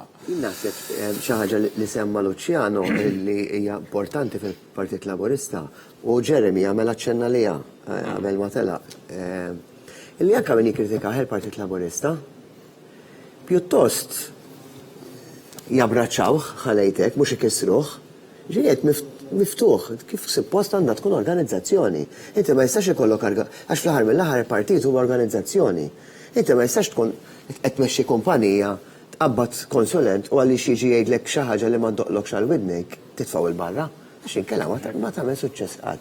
Xi ħaġa li semma Jeremy huwa tajba u Jeremy huwa wieħed milli jikkritika il-Partit Laburista għal qatt ma attakkaw nien, dik hija xi ħaġa wkoll.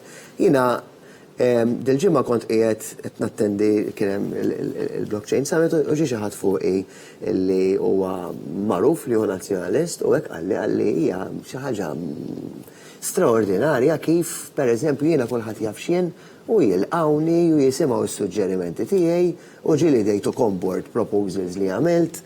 Ġieli huwa apparti mill-organizzazzjoni per se tal-Partit Laburista, anke bħala gvern huwa wieħed miftuħ li jisma' u jiddialoga u dik naħseb jiena gejn nerġa' ngħid li n-nies illum talmu jivvotaw, ġifieri l-istanz li saru jagħmlu medjokri bir-rispett kollu. Naħseb li overall hawn maturità politika ġifieri min-nies, ġifieri kif qed tajt inti anke sens ta' kritika, l-ewwel qed nistiddistingwi bejn kritika distruttiva u kritika kostruttiva, ġifieri li nagħmel kritika għax nixtieq il-ġiri b'dak li jkun u allura nikkritikah kemm għandi nikkritikah imma l-iskop tiegħi aħħari huwa li narah li tejjeb il-pożizzjoni li jkun hija.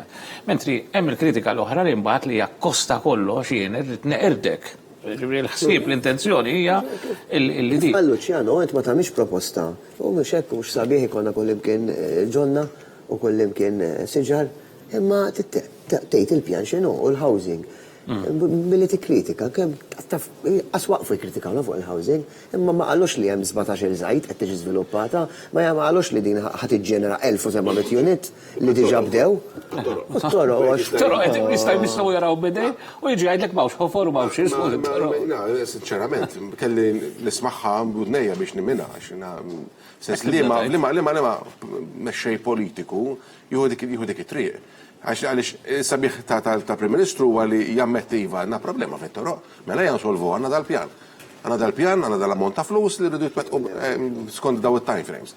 Meta mbagħad ħadd ieħor għalek da torqod tagħmelhom għal xi għax se jkompli żid it-traffiku, hija xi ħaġa li ma titmemmix għaliex it-traffiku xorta jibqa' jiżdied għax il-karozzi li jiżdiedu kuljum mhux se twaqqafhom. Allura inti trid tilqalhom, trid toffri pjan għan-nies li jgħixu fil-pajjiż tiegħek biex ikunu jistgħu jkunu aktar u aktar komdi.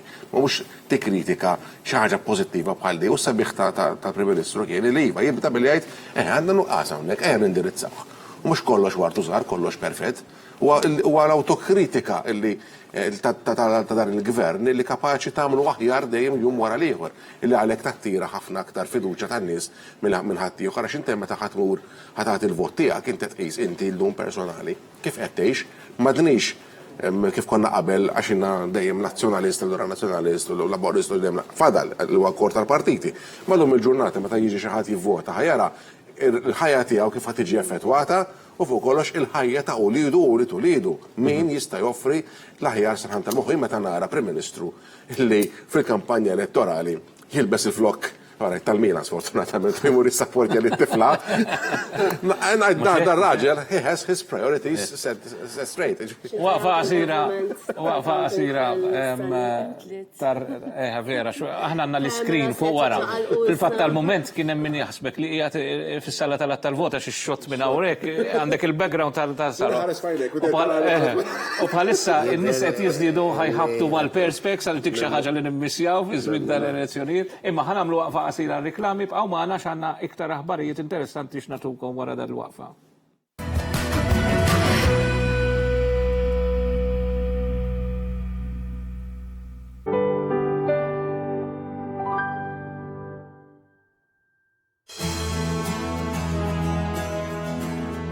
Accomodel Sofa, sofanijiet Spanjoli tal-aqwa kwalità li jistgħu jiġu ta' kull qis u jinħadmu minn ġilda, microfiber jew għażla ta' drappijiet. Kull mudell jista' jiġi ordnat full electric recliner u storage jew sofa bed. Għal aktar modelli mill-aħħar kollezzjoni l-aqwa prezzijiet b'offerti rikorru fix-showrooms tagħna ġewwa Mosta Road Lija. Issa b'estensjoni ta' showroom akbar u b'għażla ta' aktar minn 40 mudell ta' sofan minn fejn wieħed jista' jagħżel. Accomodel Sofa, Mosta Road Lija. VNC proprjetà għal-beħ u għal-kiri ċemplu 2142 0086.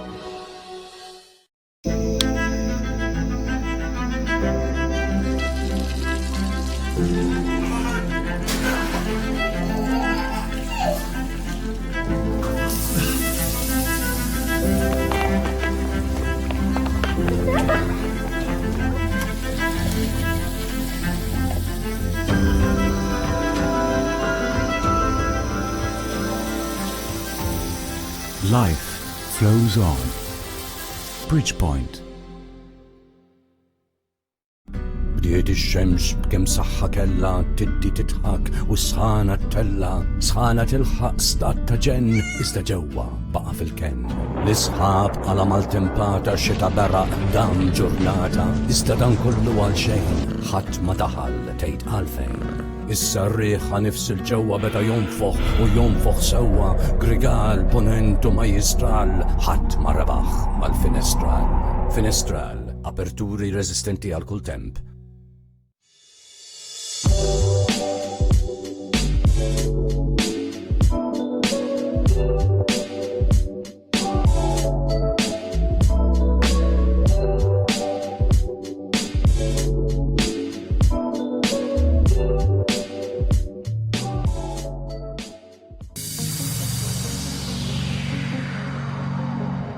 Għandek xi okkażjoni? Waslet il-ġurnata tal-proġett? Se toqgħod parina ta' xi mamudija jew griżma? Jew forsi xi tieġ tal-familja jew ħbieb tidher l-aħjar? Asal wasla Sandy Club ta' 21 September Avenue Naxxar. Tieħu l-aħjar servizz bl-aqwa prezzijiet.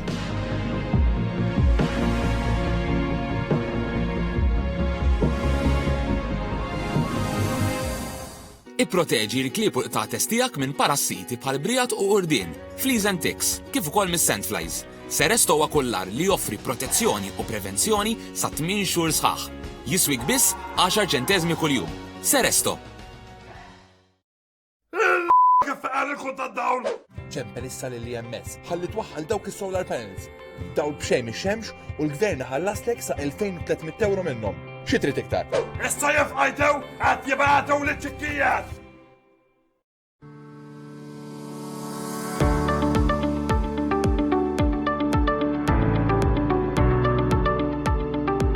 l-amara kollha l-darek banqas minn 8,000 euro. L-aqwa home package f'Malta. Distinct Homes fuq Quality Living. Rabat Għawdex u Triq l-Imdina Ħattart.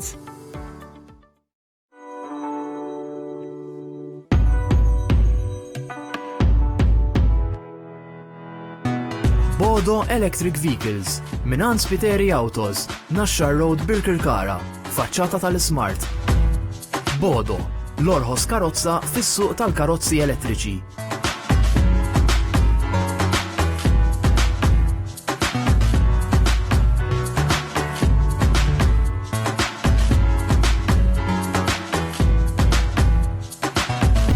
Bodo Electric Vehicles, Minan Spiteri Autos, 7774-7500. Galletta Construction Limited joffru servizz ta' demolition u excavation fuq kull tip ta' bini. Galletta Construction joffru l-aqwa prezzijiet fis-suq. Għal aktar informazzjoni ċemplu fuq 9943 1234. Lights, carrots, apricot, kale, strawberry, banana, pumpkin. Sugar? No sugar. Vitamins. Fresh milk.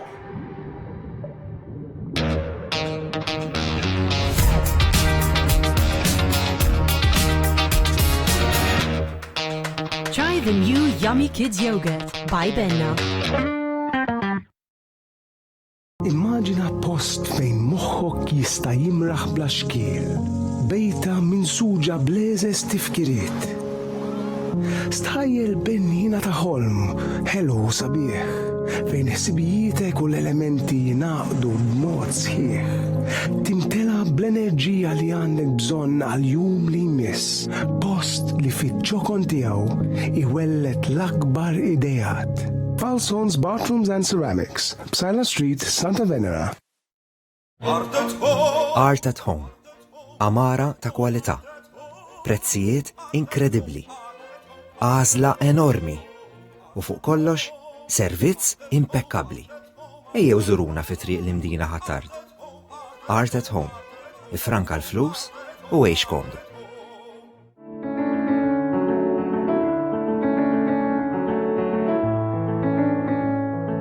Royalty Bedding and more.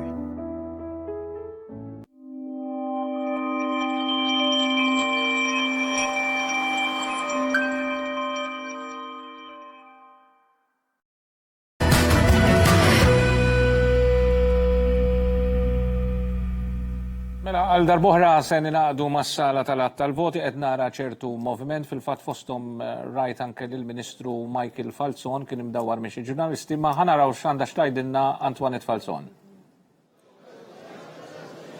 Nilqakom ġdid magħna jiena qatt miegħi issa l-avukat Michael Falzon biex ngħidlek huwa guru tal-elezzjonijiet ġenerali kif insibu jiena kif ukoll l-Inġinier Frederick Azzoppardi li huwa sottodelegat tal-Partit Laburista.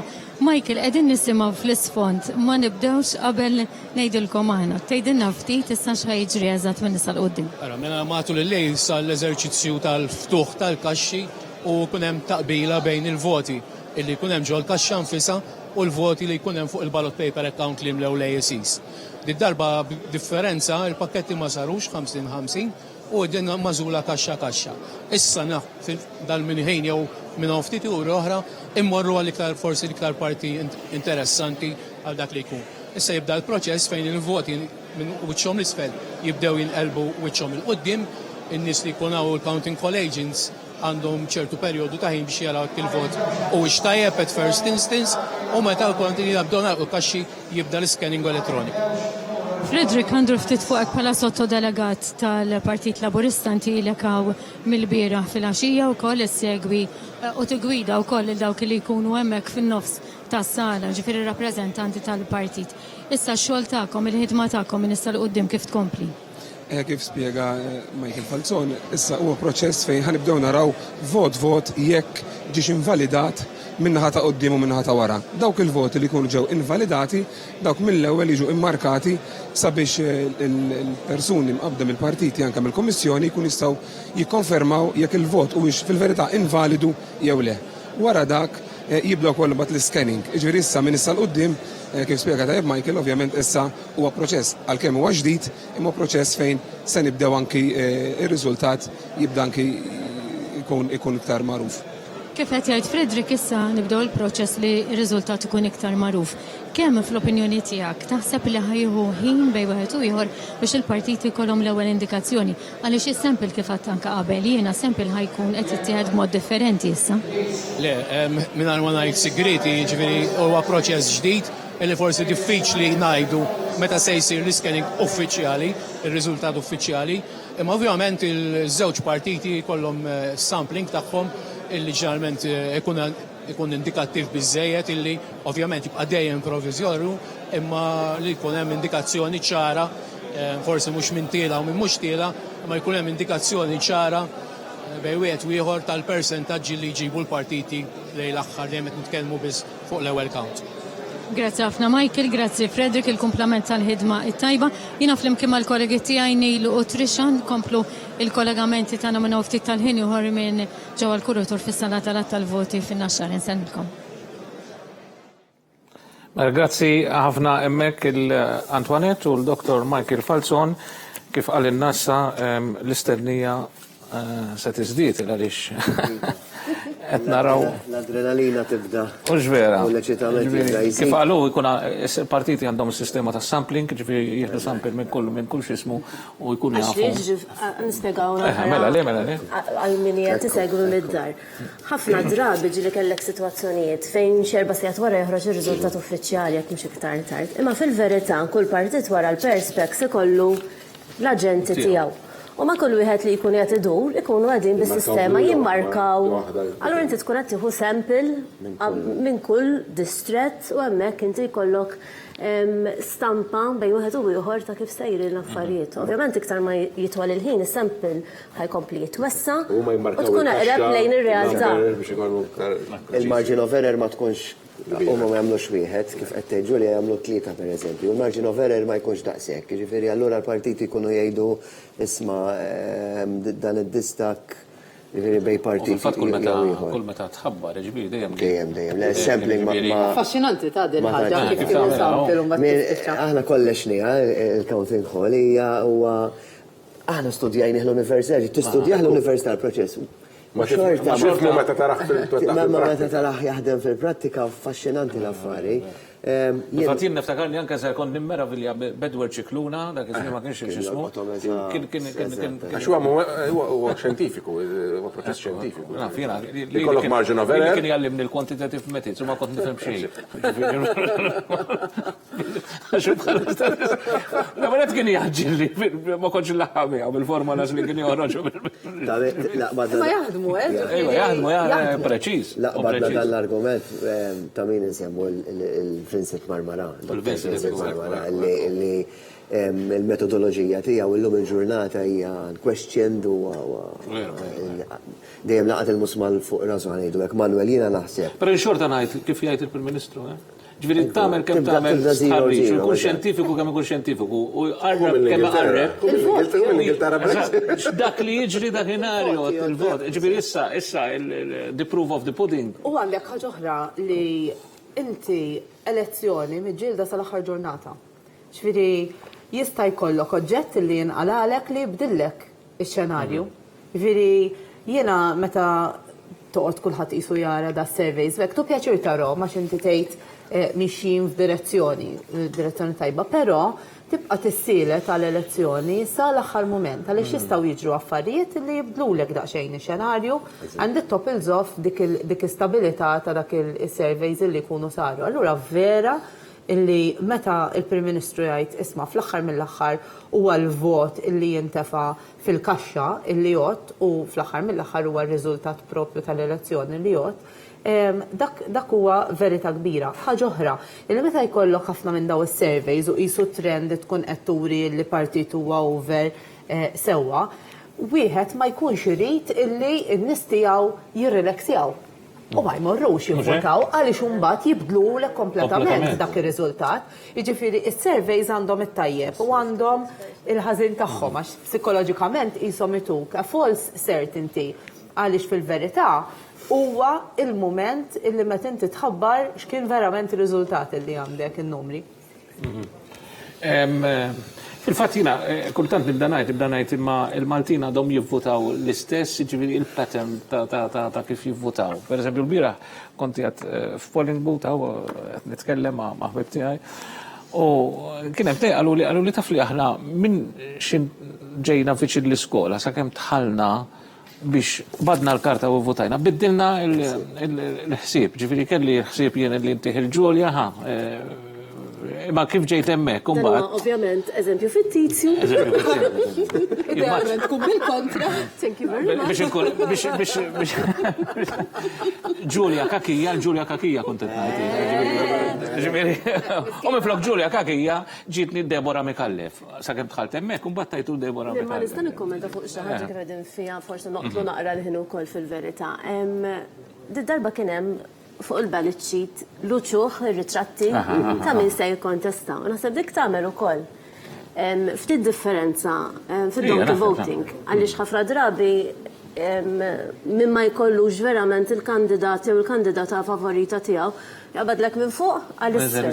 Ovvjament minn għandu l-kunjom li jibda bil-qa u l-be, normalment. Ma dik diskussjoni li tibqa' dejjem aħna ġifieri. Imma il-fatt li hemm ritratt ideat fuq għadi.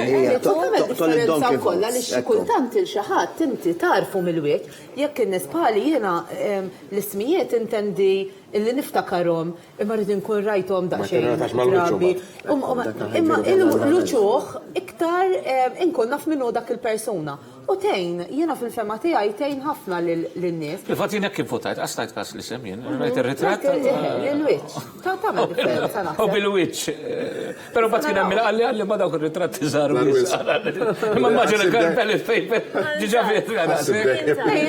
Tajjin tarfu. Mela, ħana ftit mid-diskussjoni tagħna, il għaliex tinsewx li kellna ukoll l-elezzjoni tal-Kunsilli Lokali, però dak ir-riżultat maħniex ansjużi għalih issa dak matul il-ġimgħa minna l-erba' naħseb ikonna. Però ħana nara d-direzzjoni tistax ittella biex turina l-figuri kif ivvutaw in-nies, kemm ivvutaw nies fil-Kunsilli għal-votazzjoni tal-Kunsilli Lokali, għax hija differenti minn kemm ivvutaw in-nies għall-Parlament Ewropew. U fil-fatt qed jgħidulna illi il-persentaġġ approssimattiv ta' votanti li votaw għal konsilli lokali il-bieraħ kien propju dan, nibda bil-Belt Valletta għandek 63.84%. Imbagħad kien hemm wara l-Belt kien hemm l-Imdina, però l-Imdina ma saritx elezzjoni għax ma kienx hemm għalfejn issir elezzjoni. U allura immorru għat-tielet lokalità li għandi hawnhekk hija il-Birgu, jekk nieħu il-Birgu għandek 67.27%. Jekk immur għall-Isla, ħanibqgħu fil-Kottonera tajjeb, fl-Isla kellek 70.39%. Bormla għandek 64.98%. Minnaħa tal-Kottonera immorru ħal-Qormi, jekk nara kemm ivvutaw ħal-Qormi għandek 73.55%. Fil-fatt hawnhekk nistgħu ngħidu naħseb li il-medja tal-kemm ivvutaw nies kienet propju ta' 60.46%. Jekk imur issa Birkirkara għandi 66%, fil-fatt 66.40%. Jekk minn Birkirkara mmorru post ieħor, immorru lokalità oħra u naraw kemm ivvutaw. Jekk nieħu il-lokal tal-Vgura, insib illi il-Vgura għandhom 71.16%.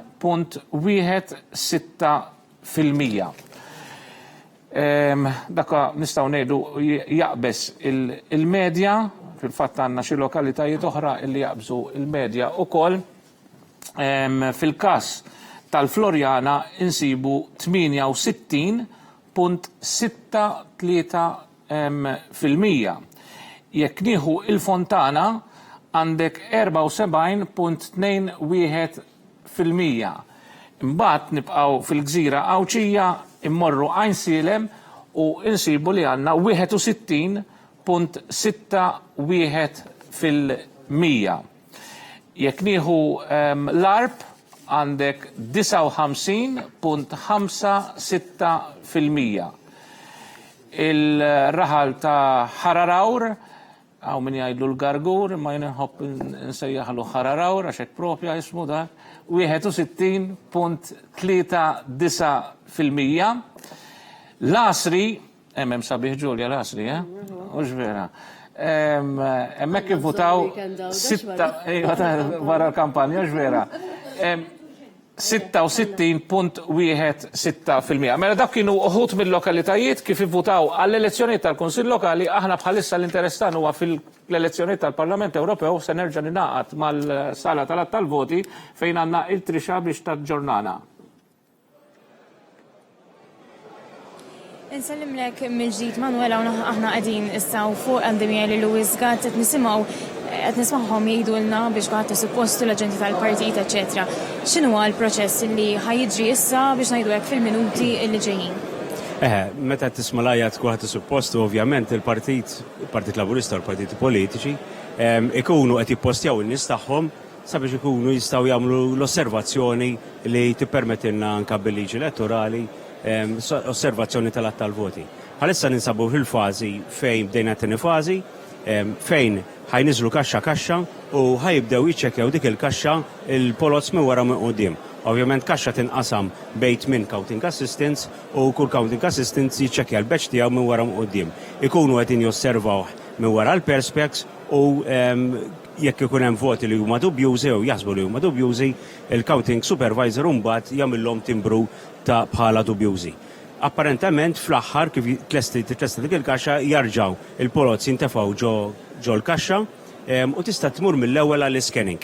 Imbagħad dik il-kaxxa ħatmur għall-iscanning, isir l-iscanning ħajjagħmel 3 proċessi.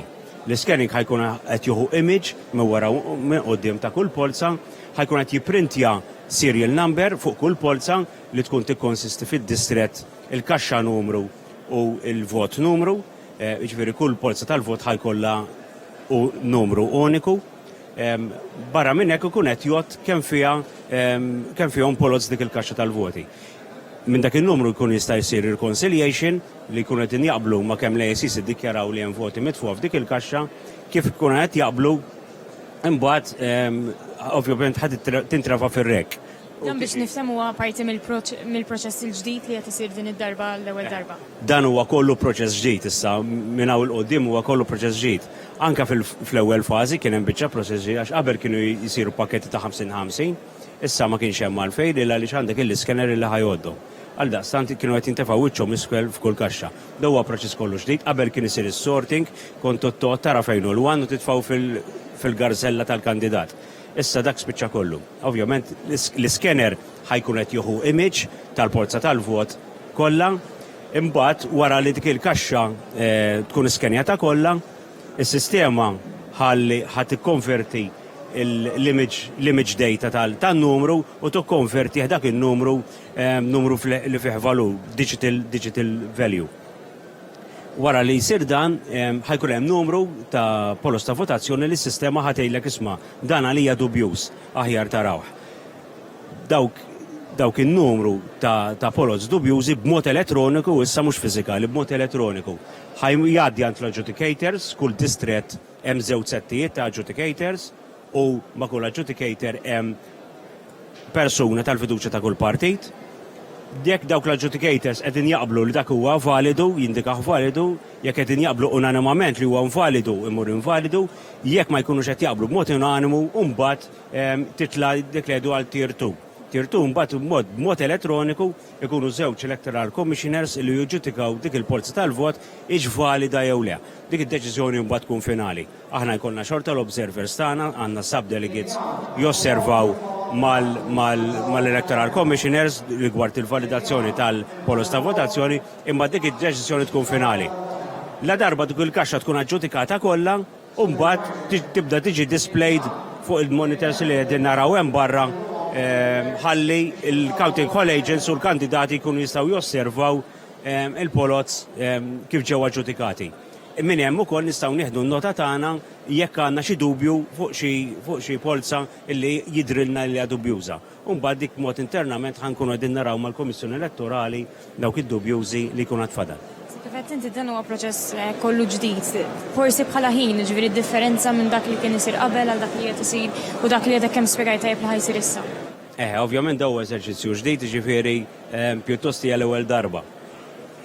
Nantiċipaw li dal-proċess li jaraw il-polos mi waraw mi qudiem u jgħaddi mill-proċess tal-scanning jieħu forsi 8 sigħat.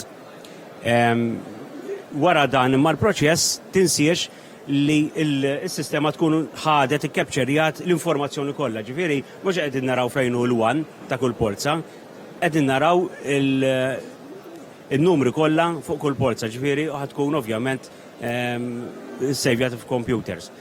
La darba jkollok dak kollu aġġudikat, u mbagħad meta tiġi għal count, is-sistema computerizzat ovvjament ħad toħroġlok count wieħed wara l-ieħor kif tradizzjonalment nafuhom u tkun tista' toħroġ ir-riżultat f'ħin ferm iktar qasir. Ovvjament fil-ewwel biċċa ħadd jieħu ammont ta' xogħol, imma wirt irid dak l-ammont ta' xogħol, imma fl-aħħar mill-aħħar mbagħad meta tiġi għal wirt għandek is-sistema taħdem għalik u mhux inti taħdem għas-sistema. Luis, grazzi ħafna ovvjament nerġa' naqgħod miegħek anki iktar fil-ħin li ġej. Ser qed jgħidu li se nagħmlu kollegament mal-kollega Nila Zoppar Differiġġi mill-Kuritur. Nirringrazzjak Trisha, nsellem it-telespettaturi kollha kif ukoll il-mistiedna fl-istudios tawan, propju kif qal tajjeb il-kap tal-Uffiċċju Elettorali Luis Gatt il-proċess hawnhekk beda mhux ħażin, l-aġenti tal-partiti propju fis-sala tal-voti jinsabu attenti mal-perspex sabiex attenti għal kull vot li qed jinqeleb wiċċu l fuq, hemmhekk qed jimmarkaw ukoll il-karti li għandhom fidhom jimmarkaw fejn l-impartit ingħata l-uno ta' dak il-vot biex eventualment mbagħad jinħadmu l-ewwel samples tal-partiti. L-atmosfera fis-sala tal-voti bħal kull elezzjoni hija waħda eċitanti, jidherek is-sens ta' eċitazzjoni fuq wiċċ l-aġenti tal-partiti li jinsabu għajnejhom imwaħħli wiċċhom imwaħħal mal-perspex biex jaraw eventwalment dal-proċess ngħidu proċess ġdid kif qal tajjeb Luis Gatt fil-proċess elettorali. Aħna ser nkunu qed naġġornawkom biżjed kollegamenti u iktar żviluppi mis-sala tal-voti fi żjed kollegamenti flimkien mal-kollega Antoinette Falzo li wkoll tinsab magħna hawnhekk fis-sala tal-voti. Ngħaddi l-linja lura lejn l-istudios. Mela, hemmhekk grazzi ħafna ta' dak l-aġġornament min-naħa tal-sala tal-voti fin-Naxxar. Aħna normalment qegħdin stand-by kif ngħidu. Hawnhekk hawn entużjażmu iktar minn ma nafx min biex kemm jista' jkun kważi għandi għalli nixtieq nara xejn il-Prim Ministru Imma rridu nistennew kif spjegaw il-repib tagħna hemmhekk hux vera l-proċess issa qabad ġifieri s-sampling qed isir u minn mument għal ieħor ikonna l-atmosfera turik ukoll li anke ċaqli li jkun hemm ġifieri wieħed minn ħin għal ieħor nistennew. Mbagħad ovvjament l-importanti li nibdew ninterpretaw ir-riżultat u ċifri manka kif qal Luċjana waqt li konna qed nitkellmu bejnietna waqt il-break naraw jekk f'lokalità ivvotaw iktar tal-Parlament Ewropew jew għall-Kunsill, dak huwa eżerċizzju interessanti ħafna. Jekk għandux il-partit jagħmel pereżempju analiżi ta' min ma vvotax l-iktar lokalitajiet fejn ma vvotawx u jistax janalizza għax jekk hiex rabta jinnaf għalhekk ngħidu jsiru mhux faċli. Inti jkollok persuni li għax inkun interessom il-lokal, per eżempju, għet nara tal-Belt Valletta, inti jista' jkollok nies li għandhom il-vot reġistrat fil-Belt Valletta għal-konvenjenza, ma mbagħad ma jinteressawx mill-lokalità ma jiexux hemmhekk, per eżempju. Allora ma jmorrux jivvotaw fil-elezzjoni tal-Kunsill. Jista' jkollok dak l-effett ukoll, jista' jkollok il-barranin, kif rajna f'San Pawl il-Baħar, ġifieri li ma jkunx interessom, qasbis forsi qegħdin hawn Malta li għandhom il-vot, qas għandhom biss qegħdin hawn Malta biex jivvotaw. Fil-demografiji llum il-ġurnata mhux daqshekk faċli taqrawhom kif konna naqrawhom darba. Ovvjament in-nies jinbidlu l-postijiet, m'għadniex ta' 30-40 sena jilok għandek lokal dak tradizzjonalment ta' partit u lokali ieħor tradizzjonalment ta' partit ieħor. Illum il-ġurnata l-affarijiet inbidlu il-faxxa ta' nies illi ma jivvotawx b'mod tradizzjonali qed tikber kuljum dejjem tiżdied u tħossha meta nitkellem man-nies. Ma taħseb li l-partit iż-żgħar jaqbdu eru issa minkejja di jiġifieri qed tgħid li. Insomma ma xifni, tara qaskin durat li kien hemm l-oranġ.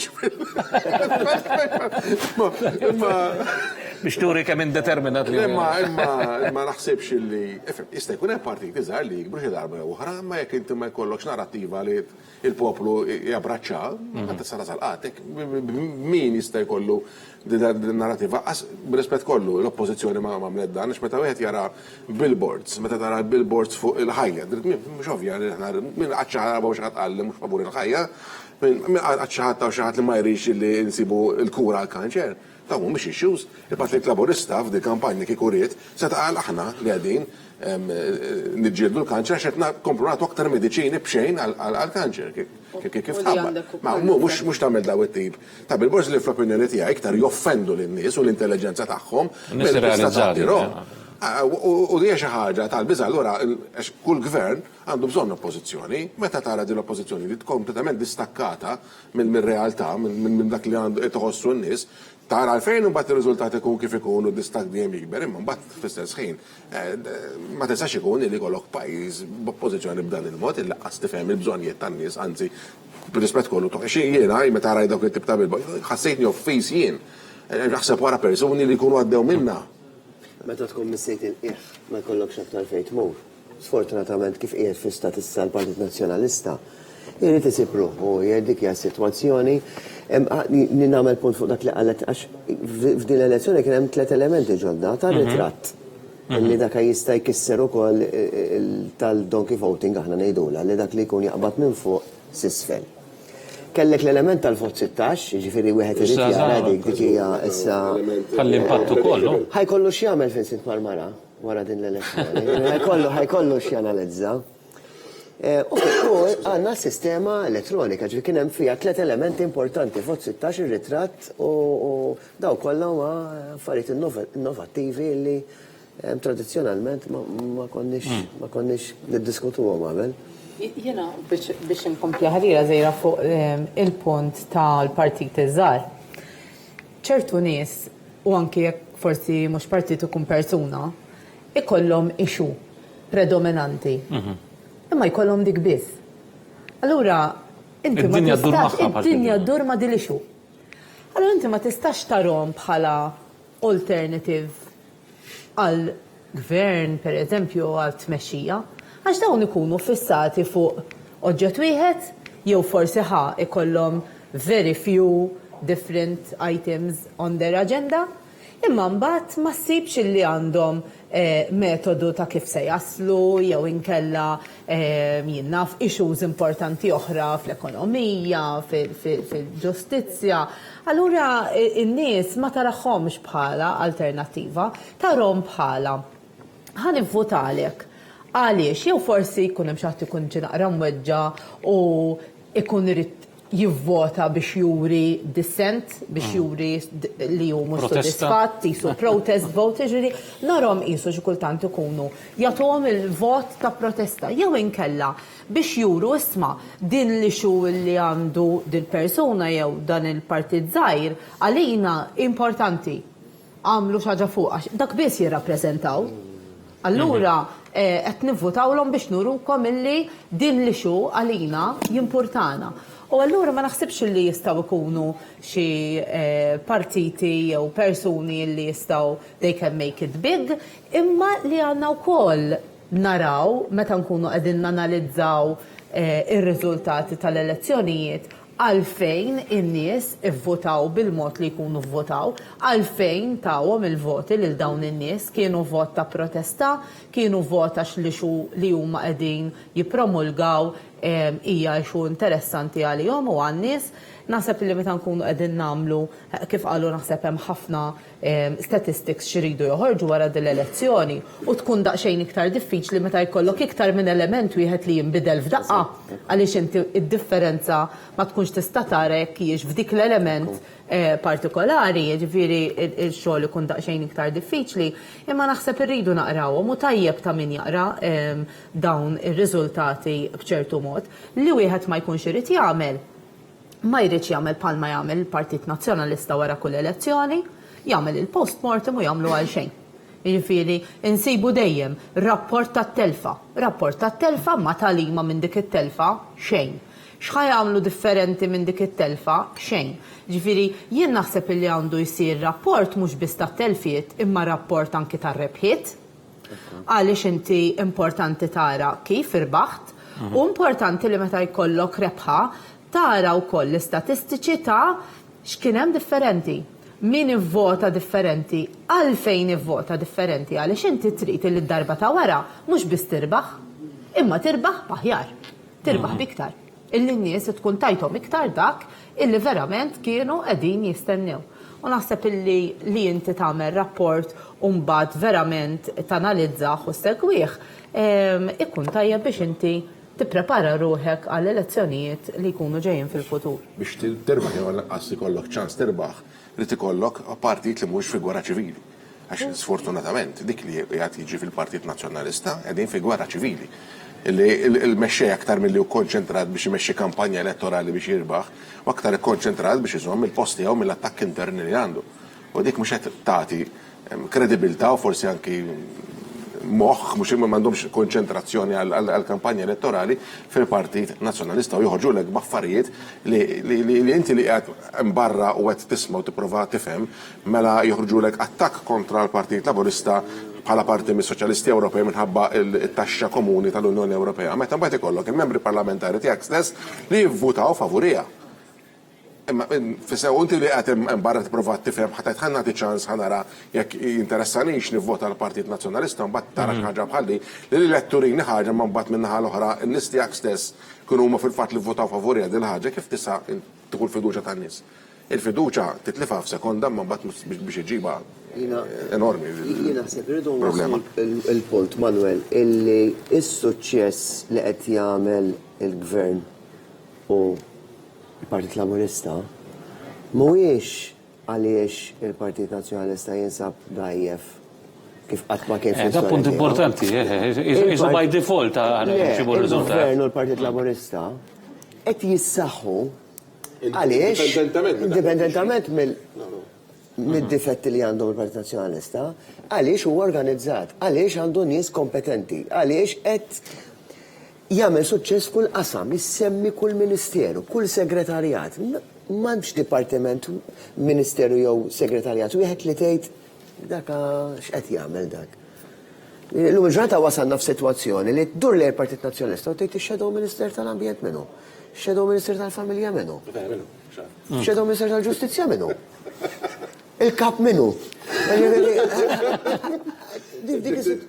Mistoqsija li kif inti ġejt Malta ħad ivvota l-ewwel darba llum. Lil min ħad ivvota għaliex. U proprju naħseb dak li qed intendi illi ħan nivvota lill-Gvern preżenti għaliex hemm ir-riżultati jidhru indipendentement minn dak li qed jagħmel u ma jagħmilx ħadd ieħor. Tidher ukoll mill-gambetti li jipprova jagħti il-Partit Nazzjonalista pereżempju dil-famuża billboard illi ħarġu kontra l-abort. Jekk wieħed verament ħares lejn il-billboard, lanqas jagħmel sens dal-billboard. Għaliex, għax qed jgħidu favur il-ħajja biex jitkellmu fuq l-abort, u mbagħad tagħmlu tarbija li diġà hija mwilda. Tarbija mwilda, jekk qed tgħid jiena favur il-ħajja ta' tarbija mwilda, jiġifieri qed tgħid inti kontra l-infantiċidju, mhux inti kontra l-abort. Lanqas sens ma jagħmel dan il-billboard għax inti l-abort hija ta' tarbija fil-ġuf. Imma basta jissensazzjonalizzaw u għamlu tarbija gustuża fuq li ħadd mu qed jgħid. Aħna żgur li qatt mednija, jiena żgur li qatt medta. La li aħna favur il-ħajja ma titkomplix fil-ġuf, eċċetera, imma rridu joħolqu ixu. Jiena telali Facebook post bħalma kienet qalet Ġulja jitilgħu daw il-post ta' 5 snin ilu. U ta' meta kien hemm il-kampanja tal-Ewropa 5 snin ilu. U kien hemm l-istess ixu fuq l-abort u jiena kont għamilt post Fuq għadi, isma' ħna ħadd mu qed jgħid li aħna favur l-abort, dak iż-żmien kienu qed jgħiduha. Għaddew 5 snin. Dal-abort ma semma qal. Ġbiddin ixu li joħloq il-Partit Nazzjonalista mix-xejn għax ikun qiegħed sejjer ħażin f'dawn l-elezzjonijiet. Tajt Debora tal-billboard plas li ħadem bil-maqlub, għalli xin kont darba minnom, kienet xi ġurnata naħseb konna nofsta narma l-Prim-Ministru fil-karozza, mbagħad fwara switchajt il-karozza biex nitla lura id-darb tagħna. U kien hemm xi ħadd li mhuwiex daqshekk intis fil-point li dan billboard ġdid tal-Partit Laburista. L-iżbal strateġiku li sar f'dak il-billboard kien li inti tar favur il-ħajja. U mbagħad pjan dan tiżgħira li inti ma tindunax. Fil-verità, Partit Laburista huwa favur il-ħajja. Anki uħti, mhux biċċaj. Uħti għalt li jinsibtu bil-bord tal-Partit Laburista. Għax mhux kulħadd għandu l-istess interess daqshekk hawn forsi daqsi fil-politika, uħti ħasbitu bil-bord tal-Partit Laburista. It-tfal jkun il-suq fil-karozza, kelli t-tifla ovvjament bil-bord dak cute il-baby, għatla dak xin baby xejn jagħmel fuq bil-bord. Għatla dak bil-bord politiku. Għatli billboard politiku di snin ta' tal-10, mela baby zed ninnużaw għal billboards politiċi. U bana minnek, jekk dal-gvern ħanejtek ma tistax tikkritika, ma jekk tista' tikkritika f'kollox, fil-qasam soċjali fejn jidħlu tfal. U qiegħed ahead, a step ahead anke minn pajjiżi Ewropej. Ħankompli nitkellem fuq għax inti ċ-chairman tal-xismu, draftet il-liġi wkoll fuq dal-affarijiet li hemm ħafna innovazzjoni fihom, ġifieri nies ma tirrealizzax kultant, bir-rispett kollu lejn kulħadd. Però qed jgħidu li Antoinette għandha xtajdilna u allura aħna ninaqdu magħha immedjatament ħanaraw l-aħħar tarif li għandha xtajdilna. Insalmilkom ġdid mis-sala tal-voti fl-imkien miegħi Dr. Lidja Abela, segretarja tal-Eżekuttiv Nazzjonali. Bħala parti mill-amministrazzjoni tal-Partit Laburista kont direttament involuta wkoll fil-kampanja elettorali. Aktar qabel tkellimna mal-perit Daniel Mikallef ukoll kif ra din il-kampanja. L-istess mistoqsija ħanamilha lilek. Inti li għex tal-kampanja meta tħares lura leha xi tkun l-esperjenza tiegħek dwarha? Kienet esperjenza sabiħa, kienet kampanja pożittiva, kampanja li tesprimi laqda fl-aħħar mill-aħħar. Il-messaġġ tal-Partit Laburista kien laqda fost il-poplu, għaliex inti meta jkollok laqda jkollok is-saħħa u bis-saħħa u blaqda il-Partit Laburista, Gvern Laburista dejjem kattar il-ġid f'pajjiżna. Kienet kampanja illi kienet tiffoka wkoll fuq il-suċċess ta' Joseph Muscat matul dawn is-6 snin illi għaddew, suċċess illi gawdu minnu il-familji Maltin u għawċin kollha. Grazzi ħafna ta' dak il-komment tiegħek, il-kumplament tal-ħidma it-tajba lilek. Għalissa intem hawnhekk dan il-kollegament, ix-xogħol qabel intem il-kollegament, ix-xogħol fis-sala tal-voti issa miexi qegħdin itellaw il-voti minn wiċċhom l-isfel għal wiċċhom il-fuq u jaraw ukoll jekk għandux xi marki partikolari fuq u sa dan it-tant l-aġenti tal-partiti wkoll ikunu qed jagħmlu il-ħidma tagħhom biex min-naħa tagħhom jimmarkaw fejn tkun marret l-ewwel preferenza. Intem hawnhekk dan il-kollegament għalissa. Grazzi tal-attenzjoni, nsellmilkom. Grazzi ħafna hemmhekk il-Antoinette għal daw l-intervisti li qed tagħmel ma' uffiċjali tal-partit, naturalment tkompli l-istennija għal ewwel indikazzjonijiet ta' x'riżultat jista' ikollna. Mill-atmosfera li hemm jidher li hemm arja ta' jien naf li l-Partit Laburista mar tajjeb.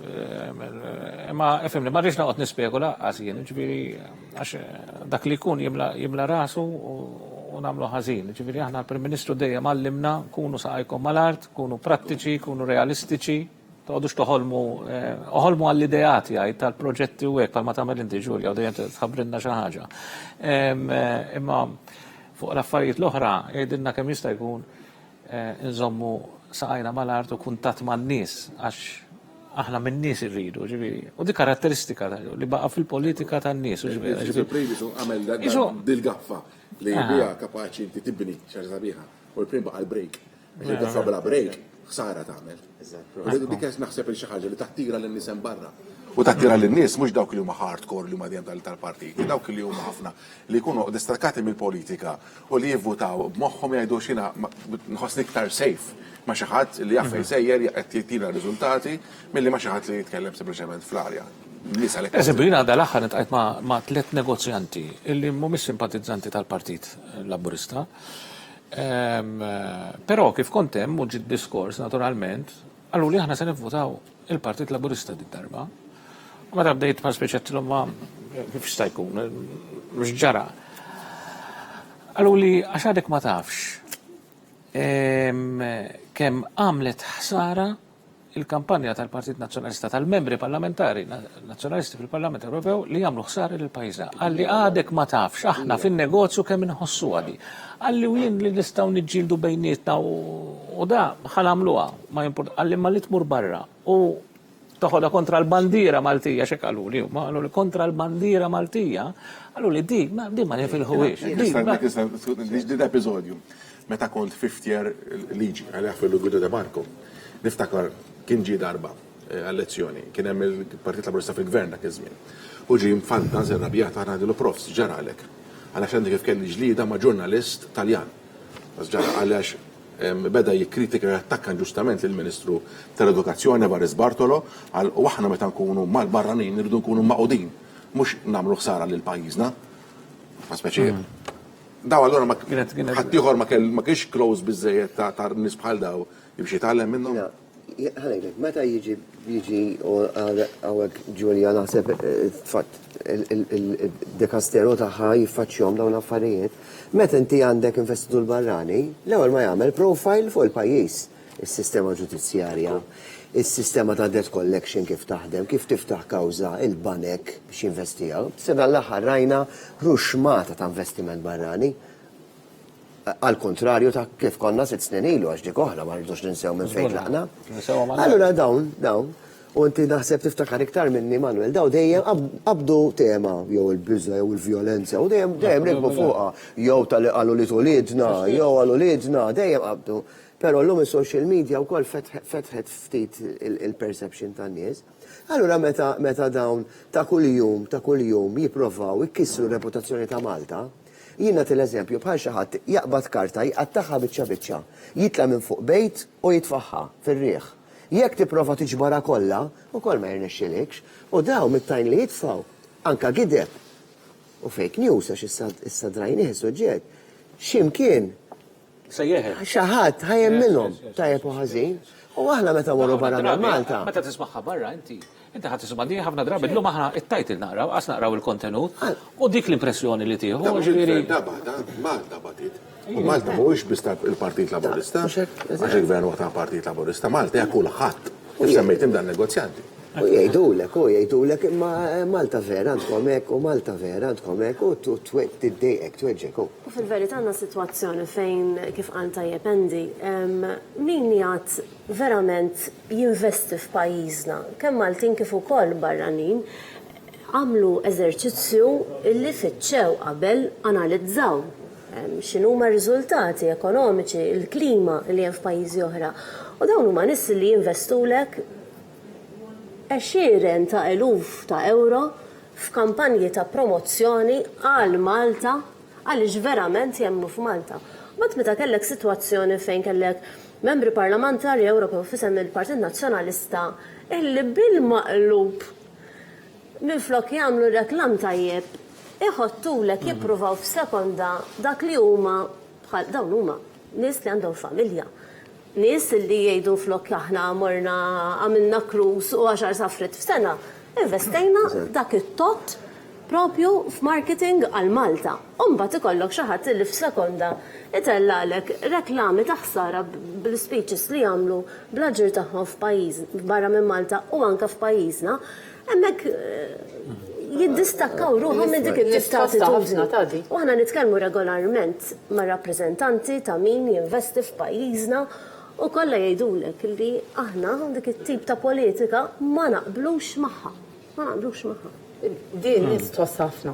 Jiena tara nies li jkunu bejn elezzjoni oħra jkun hemm fervur waqt l-elezzjonijiet u mbagħad qisu n-nies jikkalmaw. Imma meta bdiet tinqala dil-biċċa xogħol ta' l-MEPs tal-Partit Nazzjonalista jitkellmu kontra Malta, reġa' għam fervur kbir.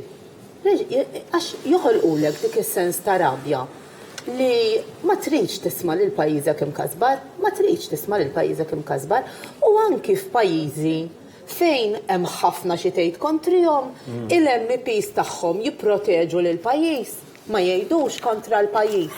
Allura mbagħad f'pajjiż fejn għamilna tant progress f'affarijiet diversi, fejn in-nies qed iħossuhom tajjeb tant illi jiġu elezzjoni wara l-oħra u ttejjeb ir-riżultat illi inti n-nies qed turik, id-nies turik għax li kieku l-pajjiż ikun sejjer ħażin jew ikun hemm affarijiet verament ħżiena, ir-riżultati elettorali jkunu jidhru.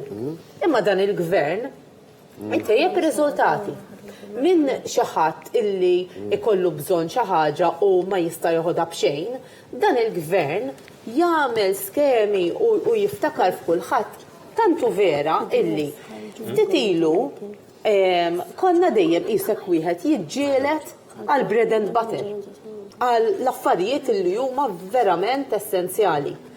Din il-ġimgħa kont qiegħda għand il-grocer u kien hemm tfajla qiegħda tqassam dawn il-cards li f'postijiet differenti se jkun hemm dan il-servizz li jista' jieħu l-anzjani tagħna jekk ikollhom bżonn xi mediċina jew jekk ikollhom bżonn xi qadja minn darhom imorru għalihom bil-karozza joħduhom minn lura x'in jillestu.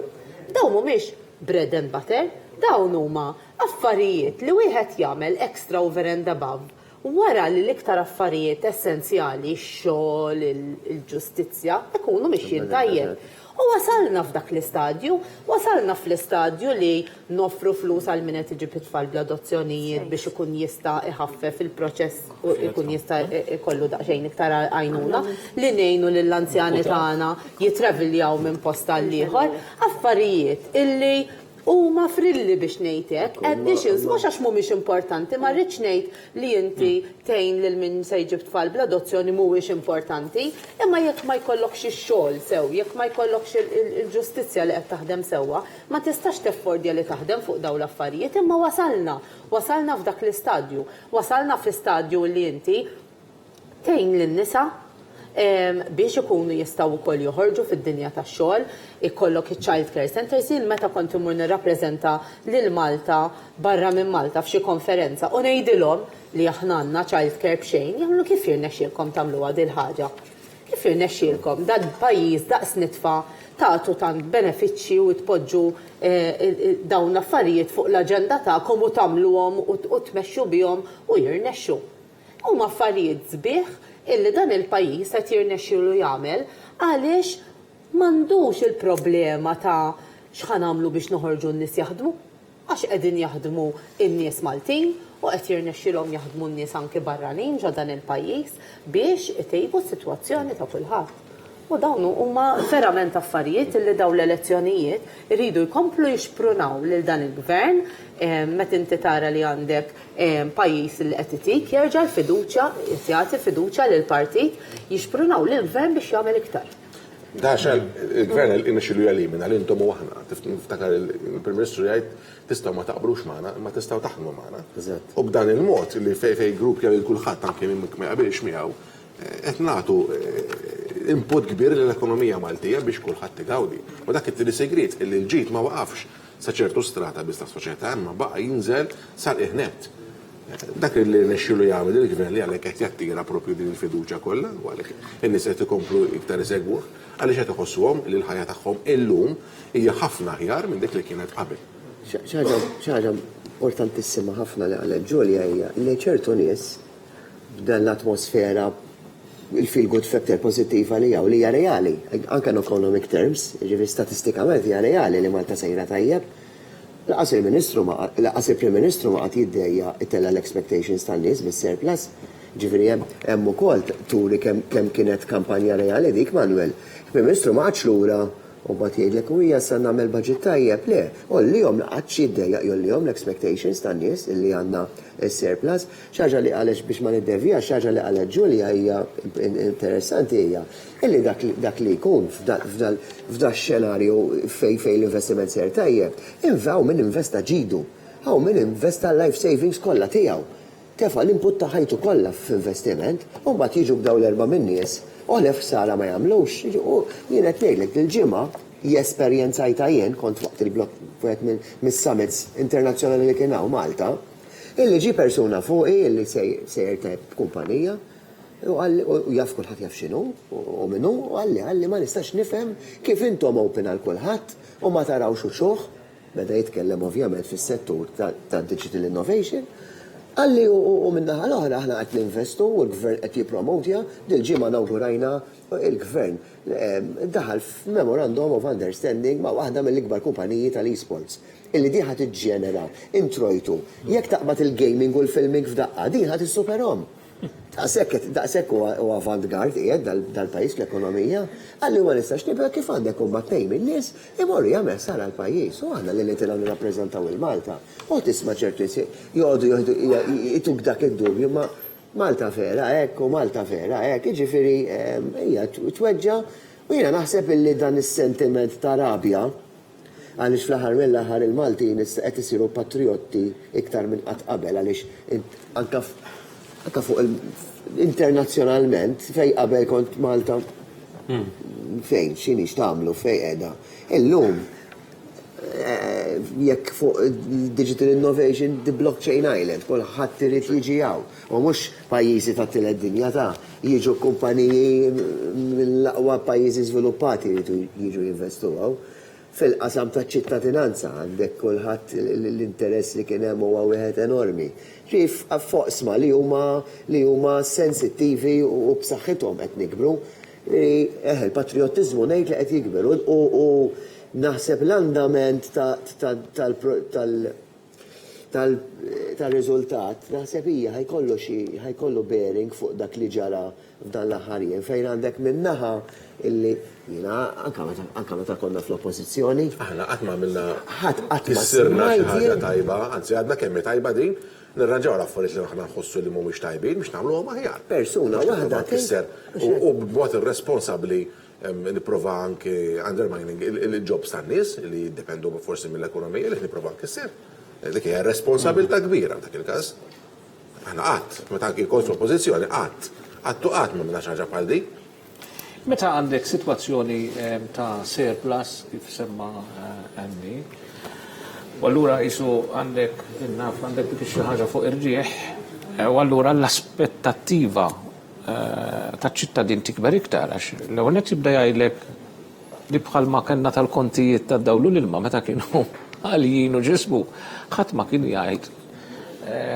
Imma jista' jsir xi ħaġa anzi kienu jgħidulna ħallihom jolew bil-qalb u x'ismu jisu ma kienx hemm soluzzjoni għaliha rridu nitqannew b'dawk il-prezzijiet u titħallasu. Ġifieri kienet sitwazzjoni hekk.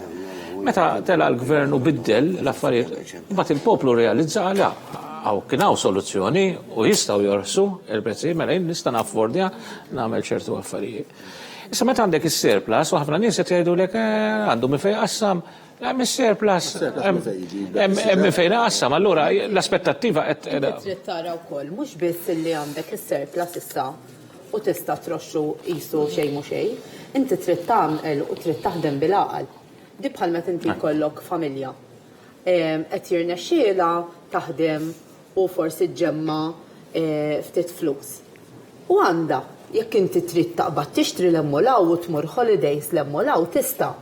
Però l-ewwel nett irid ikollok surplus illi tibda jkun daqsxejn stabbli biex inti sserraħ daqsxejn iktar moħħok. U t-tieni nett tittara illi mhux tonfoq tinvesti. Għax tagħmel differenza kbira bejn tonfoq u tinvesti. Tinvesti jkollok return. U inti bis-surplus Malta hekk trid tagħmel, mhux trid tonfoq. Trid tinvesti, għaliex inti b'dak li tinvesti se jkollok return. Jiġifieri trid tagħmilha b'mod intelligenti u trid tagħmilha b'mod illi mhux ittajjar dak kollu li jinternexxilek iġġib kollu f'daqqa imma tibni. U jekk hemm xi ħaġa li dan il-gvern kien tajjeb fiha, kien li jippjana. Mela pjana budget wara budget kif se nollu l-introjtu tal-pajjiż, id-dħul tal-pajjiż. Kif se nġibu, kif se rnexxielna minn deficit ikollna surplus. U dak rnexxielu jagħmel. Imma kien hemm dejjem pjan ukoll u pjan tajjeb ta' kif meta inti terġa' tagħti l-flus lura lill-poplu ittihom b'mod intelligenti. U pereżempju semmejt jiena ta' childcare. Iva, inti għandek nefqa kbira biex inti tagħmel iċ-childcare center xejn. Imma dik hija nefqa jew hija investiment. Hija investiment għaliex biha se joħorġu iktar nies jaħdmu. Dawk in-nies se jikkontribwixxulek għal pensjonijiet, se jikkontribwixxulek fit-taxxi. Mela dik mhijiex nefqa, dik hija investiment. U dan il-gvern kien għaqli biżżejjed illi meta jonfoq il-flus illi rnexxielu iġib, nefaqhom b'mod għaqli, nefaqhom b'mod li jtuħ jirrendulu biex jerġa' jkollu iktar xonfuq u naħseb is-surplus b'dak il-mod importanti li nonfuq u biex nagħmlu dan il-gvern irid issa jara xi pjan għandu għall-futur għal din in-nefqa biex ikollna l-aqwa riżultat li jista' jkollna ta' x'nistgħu nġibu minn dan is-surplus. U għamlet referenza tajjeb ħafna Debora għas-surplus. Ma ninsewx illi il-flus kollha l-miljuni illi konna qed niġbru bħala pajjiż mill-programm ta' ċittadinanza b'investiment għal 3 snin sħaħ konna qegħdin infadluhom, ninvestuhom fond tal-apposta biex aħna nagħmlu analiżi ta' dawk il-proġetti li nħossu ġifieri over and above, ġifieri il-Partit Nazzjonalista għandu tendenza jiżloq fin-niexef fuq għax jgħid li tneħħi il-programm ta' ċittadinanza b'investiment ma jibqa' xejn. Fil-verità, bil-qalb kollha, imma nistiġilla ftit ħalqi. Fil-verità, rajna kif il-programm ta' ċittadinanza b'investiment il-flus kollha wara bnihom biex faddalnihom. U rajna minn sena ilu biss il-Prim Ministru beda jħabbar proġett wara liħor fejn qed ninvestuhom kif aħna nagħtu kura u appoġġ lill-familji li qed ibatu mill-kanċer. Hemmhekk toħroġ id-differenza. Wieħed jagħmilek bil-bord kważi jgħajjar lil minu pazjent għaliex qed jgħajru li inti tajtu iktar jew aħjar. Aħna bil-fatti sena ilu Puttinu Cares illi aħna investejna 5 miljun euro minn dan il-programm ta' ċittadinanza. Il-housing li ħabbarna il-ġimatejn ilu 10 miljun euro oħra. U ħafna aktar proġetti illi se jkunu qed jiġu investiti għal-familji Maltin u Awċin. Fil-fatt kon se ngħidilkom fuq il-politika soċjali li għandu dan il-veru ma waqafx ma li zeraw ħawel is-siġra tal-ekonomija biex trendi imma għall-isport. Tas kemm ġew investiment lejn l-isport matul dawn l-aħħar sena sentejn flus jiġifieri jekk għandna proġetti speċjalment investa li jkun għall-top tal-pajjiżi żgħar u Malta fl-2023 qatt ma kien hawn dak it-tip ta' investiment fejn l-isport. Ma naħseb xi ħaġa oħra kienna fuq is-surplus. L-ammont ta' barranin li jgħixu Malta qed jikkontribwixxu għas-surplus u ta' saqsihom għalfejn imma tiġu Malta. Jiena pereżempju il-kowx tat-tifla tiegħu barrani.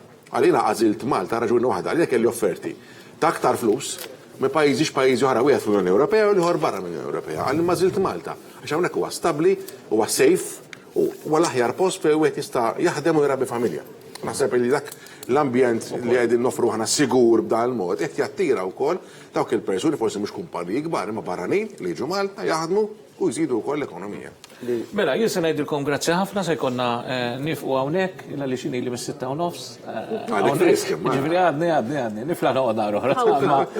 Imma aħna għandna d-dixxiplina tagħna wkoll.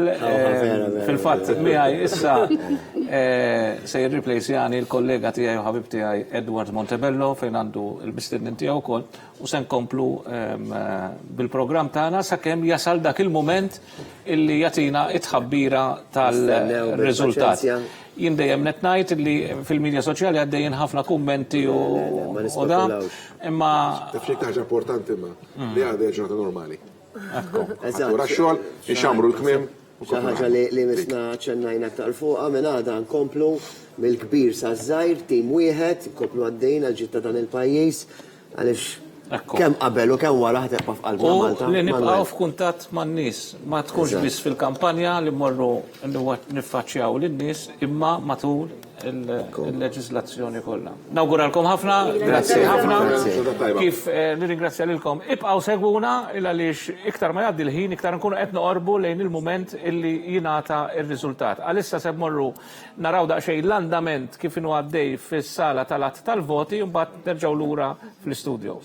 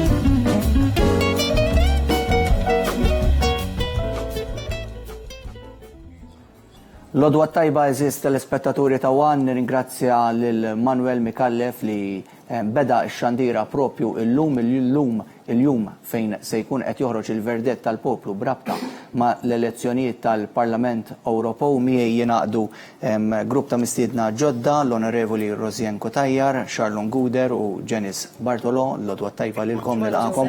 Qed naraw ħafna żviluppi għaddejjin anke b'ritmu maġġel, xi ħaġa ġdida qed tinkiteb ukoll l-istorja l-mod anke kif qed jingħaddu il-voti b'mod elettroniku. Kienet ukoll kampanja pożittiva ħafna minħa tal-Partit Laburista li anke sa mill-bidu tagħha jekk nanalizzaw għalissa sakemm ikonna l-ewwel indikazzjonijiet sa issa għadna qed nistennew minn ħina li joħorġu l-ewwel indikazzjonijiet. Iżda jekk nanalizzaw naqra il-kampanja tal-Partit Laburista anke sa minn qabel skattat kellek konferenza ġenerali ġimgħa eżatt qabel li wkoll tat l-ewwel sinjali din se tkun kampanja għan-nies u n-nies bl-entużjażmu tagħhom bl-ottimizmu li anke wara l-Prim Ministru ġibet il-kulħadd warajh u fil-fatt rajna kampanja verament sabiħa oħra tal-Partit Laburista. Nibda minnek Rosien. Ekku Edward, kampanja kompletament differenti jekk wieħed anke jagħmel paragun bejn dak li rajna fin-naħa tal-Partit Laburista u naħa tal-Partit Nazzjonalista fuq kollox rajna Joseph Muscat, b'viżjoni Joseph Muscat li jaf fejn jixtieq jieħu lil pajjiżna u min-naħa l-oħra rajna Adrian Delia li lanqas jaf fejn qiegħed. Lanqas jaf fejn qiegħed ma' sħabu aħseb wara fejn irid jieħu lil dan il-pajjiż.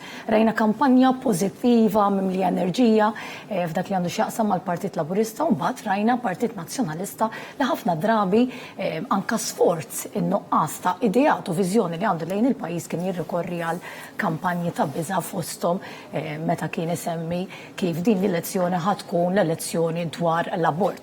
Rajna ħafna affarijiet negattivi fosthom dwar l-immigrazzjoni u dik toħroġ id-differenza netta bejn iż-żewġ mexxejja. Aħna bqajna ngħidu sal-aħħar li din hija elezzjoni bejn Joseph Muscat u Adrian Delia li xwara kollox il-poplu mar il-bieraħ beħġaru jivvota għal mod ta' kif mexxa lil dan il-pajjiż Joseph Muscat u fuq l-iżbalji u nuqqas ta' viżjoni ta' Adrian Delia. Ekku, Charlo, qed naraw ukoll dawk il-footage live li qed ġej minn xar inti kon ġurnalist ukoll, jiġifieri min jaf kemm kont hemmhekk meta tħares ekku. Eżatt, meta tħares lejn dak li qed naraw bħalissa anke għadu jridu joħorġu l-ewwel indikazzjoni anke l-fatt li din l-elezzjoni il-voti qed jingħaddu wkoll dan il-proċess elettroniku, xort hemm il-partiti qed jagħmlu is-sampling. X'tikkummenta anke l-fatt li anke sar investiment interessant li qed nifrankaw numru ta' jiem, ġifieri qabel konna mdorin li sakemm inkunu nafu il-membri parlamentari kollha Ewropej min huma 6 konna ndumu sa 3 flaxija l-4 sbieħ l-4, ġifieri qed nifrankaw numru ta' żmien ukoll u ovvjament se nkunu konformi ma' dak li qed tgħid il-Kummissjoni Ewropea li sal-lejla b'mod uffiċjali wara 11 tal-lejla x'bħalissa hemm tajb ngħidu hemm diversi pajjiżi li qed jivvotaw propju llum, stati membri qed jivvotaw illum li se nkunu nafu sa 11 tal-lejla min huma 6 membri u għamistenni nkunu nafu minn huma 6 membri tal-Parlament Ewropew. Le, l-fatt li l-mod li bih qed isir l-att tal-voti qed isir b'mod aktar spedit u dan grazzi jiena ngħid kemm għat-teknoloġija li qiegħda tiġi użata, imma naħseb jien ukoll grazzi għall maturità tal-membri wkoll fuq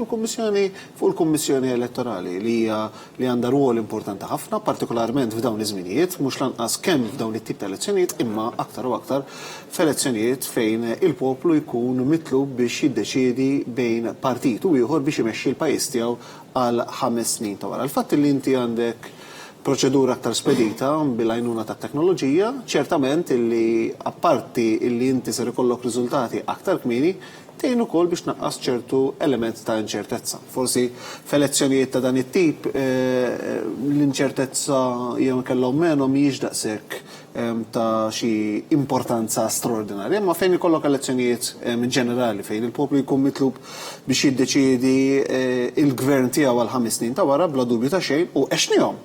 Kenna elezzjonijiet fejn minħabba li l-maġġoranzi kienu ristretti ħafna l-inċertezza it-tawlet fuq iż-żmien. U dik l-inċertezza tista' wkoll minnha nnifisha twassal għal affarijiet oħrajn. U allura l-fatt li qegħdin naraw li bħala pajjiż qegħdin ninvestu wkoll f'dan il-mezz biex ikun riżultati aktar spediti, bla dubju ta' xejn sejra tkun qiegħda tgħin biex naqqas din l-inċertezza. Però naħseb jiena n-nies minna llum rridu jisimgħu mhux jekk it-teknoloġija issa twassal biex ikun riżultati ħafna aktar fil-viċin, imma kif il-performance tal-gvern u l-oppożizzjoni, għaliex wara kollox dawn huma riżultati li ser ikunu qegħdin jirriflettu jew inkella in-nies tafaw il-vot tagħhom biex jirriflettu fuq il-ħidma tal-gvern u tal-oppożizzjoni.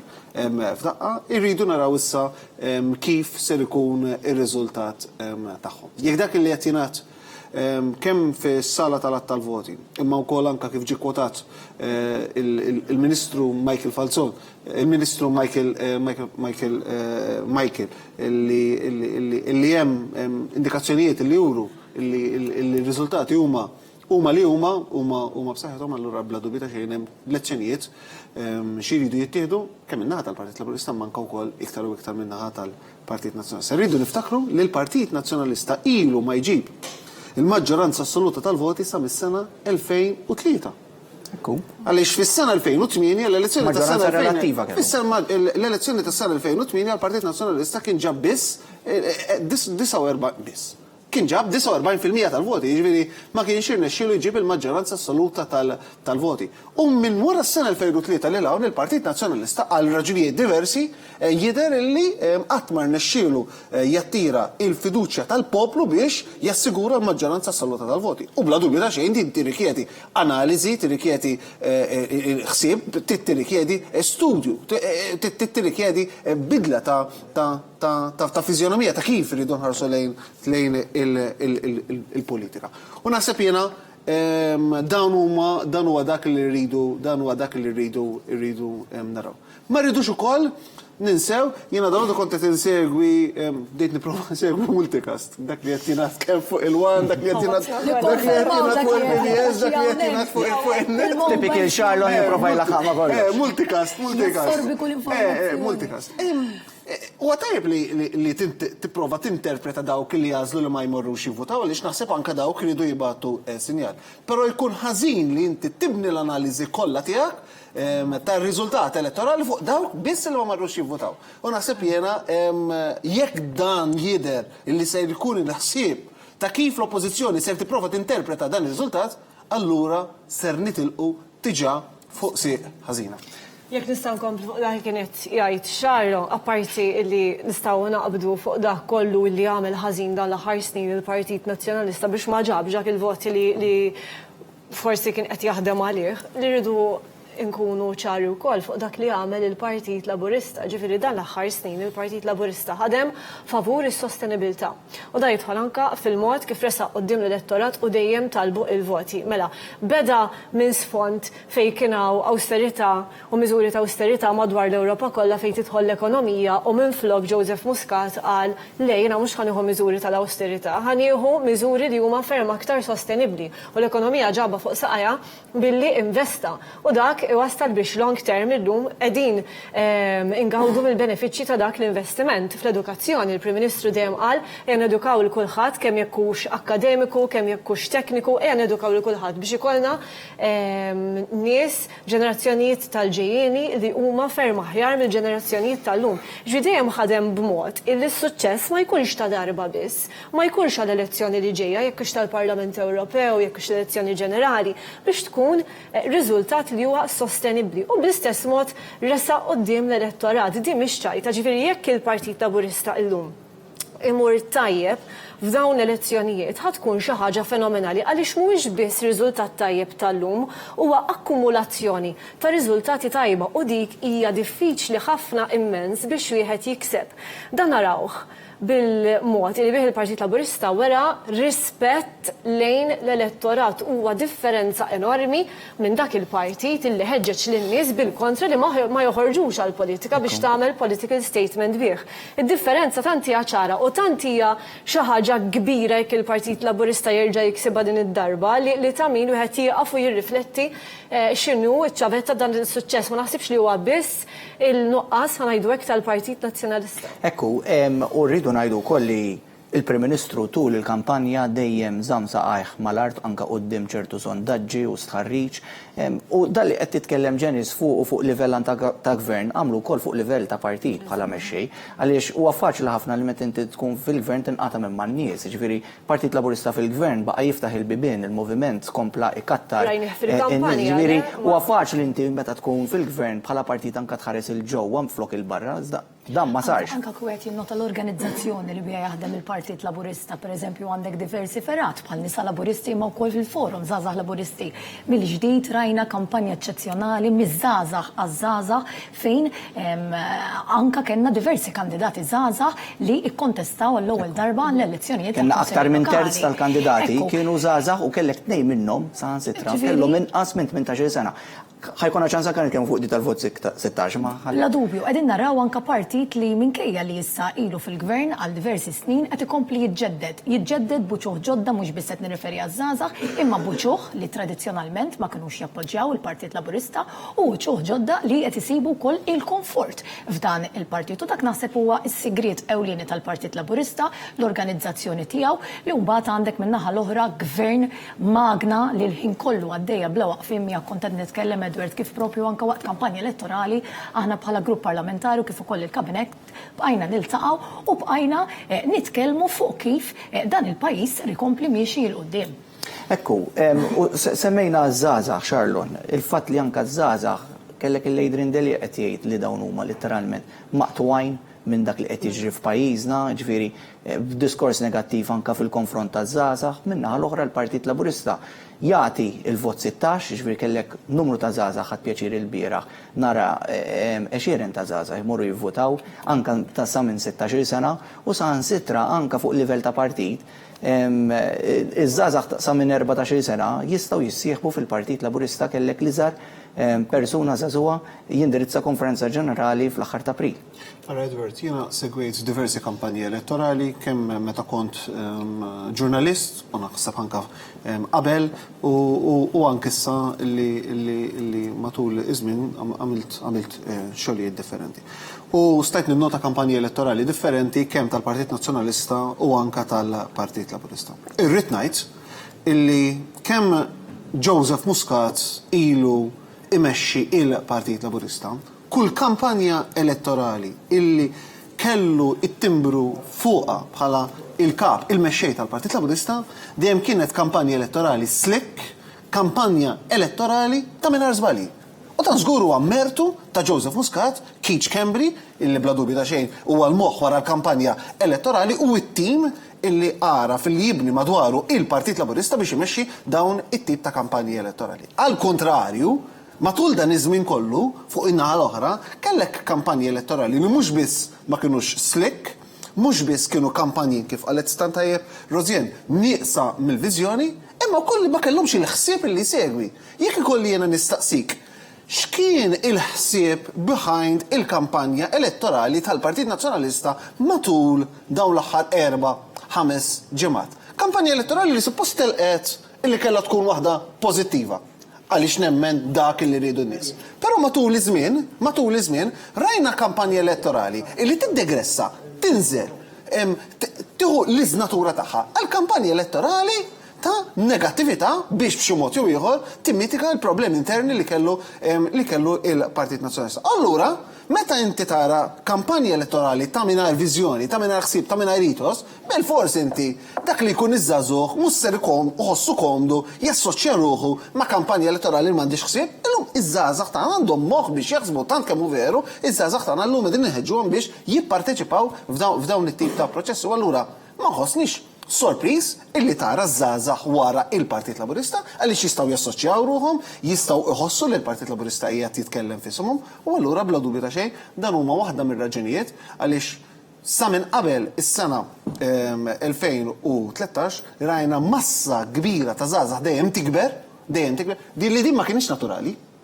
żminijiet differenti, iż-żgħażagħ mhux dejjem kienu wara l-Partit Laburista. Jiena niftakarhom dawk iż-żminijiet fejn jien kont inħares fuq in-naħa l-oħra tal-ispektrum politiku u bil-fors kont tistaqsi għaliex iż-żgħażagħ ma jkunux qegħdin ħossuhom attirati lejn Joseph Muscat daħlilna keyword ma kienx keyword biss imbagħad il-moviment, il-famuż moviment. Xi ħaġa ma li qed tgħid inti għad mingħajr żbalji. Jien naħseb xi ħaġa super importanti li daħħal fil-mod taħsib ta' kif jaħseb l-elettorat hija li l-politiċi mhumiex infallibbli. Dawn huma nies illi tista' taċċesshom, infatti rajna kampanji bħal gvern li jisma' fejn kien hemm qed tittieħed direzzjoni illi forsi ma niżlix daqshekk għasel man-nies, dan il-gvern avolja kien sejjer daqshekk tajb, avolja kien qed jikseb suċċess. Waqaf fuq għal-isma' għal forsi din mhux id-direzzjoni li l-poplu jixtieq mela nbidluha. Dik ir-rieda illi gvern jieqpa' jisma' avolja sejjer daqstant tajjeb tinżel għasel man-nies b'mod speċjali maż-żgħażagħ li lhom iż-żgħażagħ ma tgħaddihomx minn għajn il-labra. Jiġifieri dawn mhux għax qed tgħidilhom hekk il-midja, anzi pjuttost naħseb jagħmlu bil-kontra, mhux għax qed jaraw hekk fuq kull min qed jipprova jikkomunika magħhom ħajja minnuh. Jiġifieri din is-sens ta' umiltà ta' ejja ħan irrevedu kull tant żmien u din lajta ta' sar ħafna imma fadal xi jsir tiskanta kemm tagħmel differenza mal-elettorat. Kenna Prim Ministru li kif qed tgħid inti tkellem anke fuq affarijiet li fadlilna x'naħdmu fuqhom, ġifieri pereżempju tkellem fuq il-bżonn ta' aktar spazji miftuħa anke tul din il-kampanja elettorali. Il-fatt li rikonoxxi li hemm hemm fejn iridu nsolvu nindirizzaw ċertu sfidi. Interessanti jiena smajt il-President tal-Partit Laburista jitkellem kien hawn anke l-bieraħ hawnhekk flokkom Daniel Mikallef jitkellem dwar il-fatt li l-Prim Ministru jmur ġo komunità forsi ftit maqtuwa mill-konfini ta' lokalità ikbar ta' ħalluqa ġvandek il-ħal-Farruġ li jmuru jindirizza l-sfidi tagħhom jkellhom u ma marx għal-ċabċib il-Prim Ministru hawnhekk nilqamana u għandaħħal l-peritu l-avukat Dr. Robert Mużumieċ l-odwa tajba.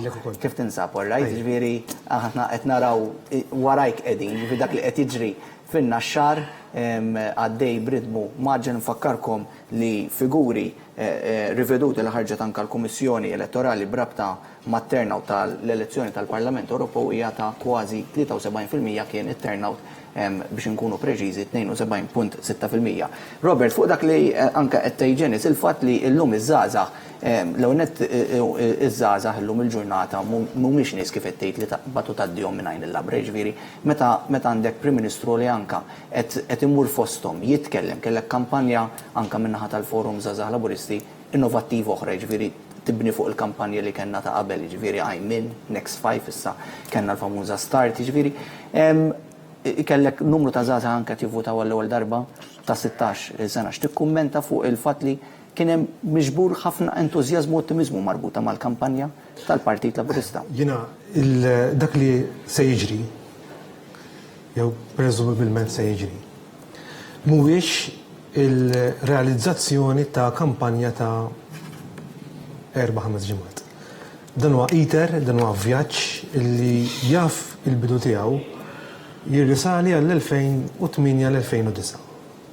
Ta' kien il-punt meta Dr. Joseph Muscat ħaf idejh Partit Laburista li kien modernizzat minn Dr. Sant u irrivoluzzjonaħ. U allura kellek żewġ tappi importanti fl-istorja politika. Kellek l-Alfred Sant illi minn hawnhekk naħseb huwa inserta kandidat ukoll fil-lista illi wieħed il-poplu Malti jrid isellimlu għaliex kienu illi immodernizza partit illi kważi kien defunt. Dak kien Alfred Sant. Però Joseph Muscat irrivoluzzjona il-partit modern illi wiret minant Alfred Sant. Dik hija realtà, dak huwa l-vjaġġ politiku, dik hija l-istorja illum dokumentata. U l-2009 ma kienx sena l-2008 ma kienx sena tal-klixes għaliex infakru kienet is-sena fejn Joseph Muscat beda jwellet in-narrattiva tal-moviment. Il-narrattiva illi mana kważi jista' jiġi kulħadd irrelevanti x'inhuwa l-isfond tiegħek. Dik kienet in-narrattiva li beda iwellet li beda jipprovoka Joseph Muscat. Irridu ngħidu li hija narrattiva li sabet ukoll reżistenza U nifhimha. Nifhem li meta inti tkun imdorri f'ċertu modalitajiet tradizzjonali, meta jiġi xi ħadd minn imkien u jibda ibih biex ngħidu hekk kunċetti li huma pjuttost xokkanti, allura se ssib ir-reżistenza. Kull bidla tqajjem mistoqsijiet. Però id-differenza hi illi l-Partit Laburista fiħdanu għandu nies li jiena sejħilhom nies twajba. Nies li huma li jiena ma tnajt xejn ġdid u l-paraguni huma odjużi, però huma nies li ejja ngħidu hekk, huma minnhom infishom they mean good, they mean well. U rajniha, Joseph Muscat għaliex kellu warajh l-entużjażmu tal-partitari tradizzjonali irnexxielu jirrivoluzzjona il-Malta Labour Party għal dak li huwa moviment illum. Moviment li sal-bieraħ stess jiena l-bieraħ kelli kuntatt, nista' ngħid li kelli kuntatt matul il-ġurnata. Nies li jivvotaw lill-Partit Nazzjonalista fl-2017 bilkemm jafu għaliex ivvotaw lill-Partit Nazzjonalista fl-2017, il-bieraħ ivvotaw għall-ewwel darba lill-moviment ta' Joseph Muscat. Għaliex? Għaliex dan huwa moviment immexxi minn Joseph Muscat. U għal ma nistax jiena irridu naħseb idejna fuq qalbna, irridu nattribwixxu dan ir-riżultat tajjeb jew ħażin lil Joseph Muscat. Naħseb dik hija r-realtà politika llum, dik hija r-realtà fatwali llum, però r-realtà rridu noħduha wkoll f'kuntest. Għaliex huwa minnu illi l-Partit Laburista u Joseph Muscat fit-tmun kellu suċċessi straordinarji. Huwa minnu illi Joseph Muscat laħaq aspettattivi illi ħaddieħor ma kienx kapaċi. Huwa minnu illi l-gvern ta' Joseph Muscat huwa gvern illi jekk tmur għandu it-tweġiba tiegħu se tkun soluzzjoni, mhux problema għaliex ma nistgħux naslu għal soluzzjoni. Dak huwa minnu. Però ma temm il-kuntest politiku li fl-aħħar mill-aħħar aħna rridu nitkellmu f'termini relattivi. Hemm xemm fuq il-parti l-oħra tal-Munita. F'kuntest demokratiku wieħed ma jistax jinjora l-eżistenza ta' dak li jista' jkun alternattiv għall-gvern. Illum għandna Partit Nazzjonalista li huwa mmexxi minn Dr. Adrian Dalija, illi tajjeb jew ħażin ir-riżultat tiegħu wieħed irid jirrikonoxxu wkoll is-sem ta' kull politiku f'dan il-pajjiż, illi wiret legat illi fil-fema tiegħi huwa m'għandux fejqan għalmenu ma narax fejqan immedjat. X'inhuwa il-legat li wiret Dr. Adrian Dalija? Huwa il-legat illi għal 10 snin sħaħ użaw kull mezz soċjali biex ikissru n-nies. Huwa il-legat illi kuljum fuq ir-radju kellek preżentatur illi jiddemonizza lil kull min mhuwiex nazzjonalist. X'inhuwa l-legat li wiret Adrian Dalija? Il-legat ta' Adrian Dalija huwa membri parlamentari li jirrappreżentaw lill-Partit Nazzjonalista li jaqdew bir-rule of law biex ikissru l-pajjiż. X'wiret Adrian Dalija? Adrian Dalija wiret partit, il-Partit Nazzjonalista, fejn fuq quddiem kellu nies jikkritikaw il-Panama Papers meta isimhom jew isem nies qrib tagħhom deru fil-Paradise Papers. Inkredibbli. X'wiret Adrian Dalija? Adrian Dalija wiret partit illi irnexxielu jiffabbrika l-akbar gidba fl-istorja politika. U huwa dak illi llum il-poplu Malti se jitkellem. Jiena konvint li l-poplu Malti se jitkellem u se jitkellem fuq żewġ binarji fl-ewwel lok. Iva, il-performance għal-Moviment Laburista ta' Joseph Muscat li hija outstanding. Xi ħaġa li tista' tikkwantifika, xi ħaġa li hija oġġettiva, xi ħaġa li tista' tgħid iva. Minn 1 sa 10 nista' ntih 9.5, nista' ntih 10. Però mbetem il-parti li hija ferm aktar ferm anqas soġġettiva u ferm soġġettiva. Hija dik illi legat ta' firda, legat fej pruvaw jimminaw lil kull min mhuwiex nazzjonalist f'dan il-pajjiż. Hija dik li l-poplu ma jridx, għaliex aħna ngħixu f'Tirħula, jien ngħix f'Raħal. Hawnhekk għandna lill-Onorevoli Rozjen li kienet sindku ta' Raħal. Illum imxiet passoltre fil-Parlament, għadha pedata perswas li timxi aktar. Għaliex? Għaliex huma dawn in-nies illi jrid il-poplu Malti. Il-poplu Malti ma jridx arroganza, il-poplu Malti jrid taħabbat il-bib u jrid nies bħal Rozjen Kutajjar li jisimgħuh. Il-poplu Malti jrid nies illi tmur għandhom u dak li inti tipprova taqsam magħhom, it-tweġiba tagħhom ma tkunx problema oħra għaliex ġejt għandi, iżda tkun li toffri soluzzjoni. U hija din il-mentalità, din il-narrattiva ta' Joseph Muscat illi jiena perswas se tkun manifestata fir-riżultat li ġej. Qed isemmi narrattiva ta' Joseph Muscat, narrattiva li anka mhux tul dil kampanja biss, imma anka f'kampanji oħrajn imma f'dil kampanja rajnija wkoll għajmet sens ta' gburija anka fost il-Maltin li maħabba lejn il-pajjiż. Kellek in-naħa l-oħra, l-alternattiva l-oħra li qed isemmi anka Dr. Robert Musumeci il-fatt li il-Partit Nazzjonalista mifrud fuq kollox imma jaqbel biss fuq kif se jimmina lil pajjiż sa skapitu li jipprova jiskorja punti politiċi anka f'istituzzjonijiet Ewropej rajnija b'mod ewlieni minn dawk li sa issa għadhom membri parlamentari Ewropej David Casa u Roberta Mezzola. Edward, l-slogans li jażel il-Partit Laburista jkunu kollha slogans biħsieb, ma jkunux klim fira, imma jkunu klim illi verament aħna nħossu. U għaliex Malta f'qalbna dejjem u kuljum u rispettivament min ikun hemm fil-gvern, jiġifieri jekk ikun hemm il-Partit Laburista u l-Partit Nazzjonalista, aħna dejjem ħankunu hemm bħala Maltin u Għawċin u se niddefendu l-isem ta' pajjiżna. Malta f'qalbna il għaliex sfortunatament f'dawn l-aħħar snin rajna kif qed tajt inti Partit Nazzjonalista li aktar kien moħħu fuq kif ser ikisser lil Joseph Muscat u tant kien maqbud anke f'din id-dadija biex ikisser lil Partit Laburista u lil Joseph Muscat spiċċa imbarka f'kampanja negattiva u distruttiva li għamlet ħsara kbira lil pajjiżna. Għandna Partit Nazzjonalista li sfortunatament issa beda jinduna il-logħba li beda jilab kemm kienet perikoluża, il għaliex beda jara kif din il-logħba li beda bil-ħsieb li jkisser lil Joseph Muscat qiegħda twassal biex qed tħammeġ lil pajjiżna.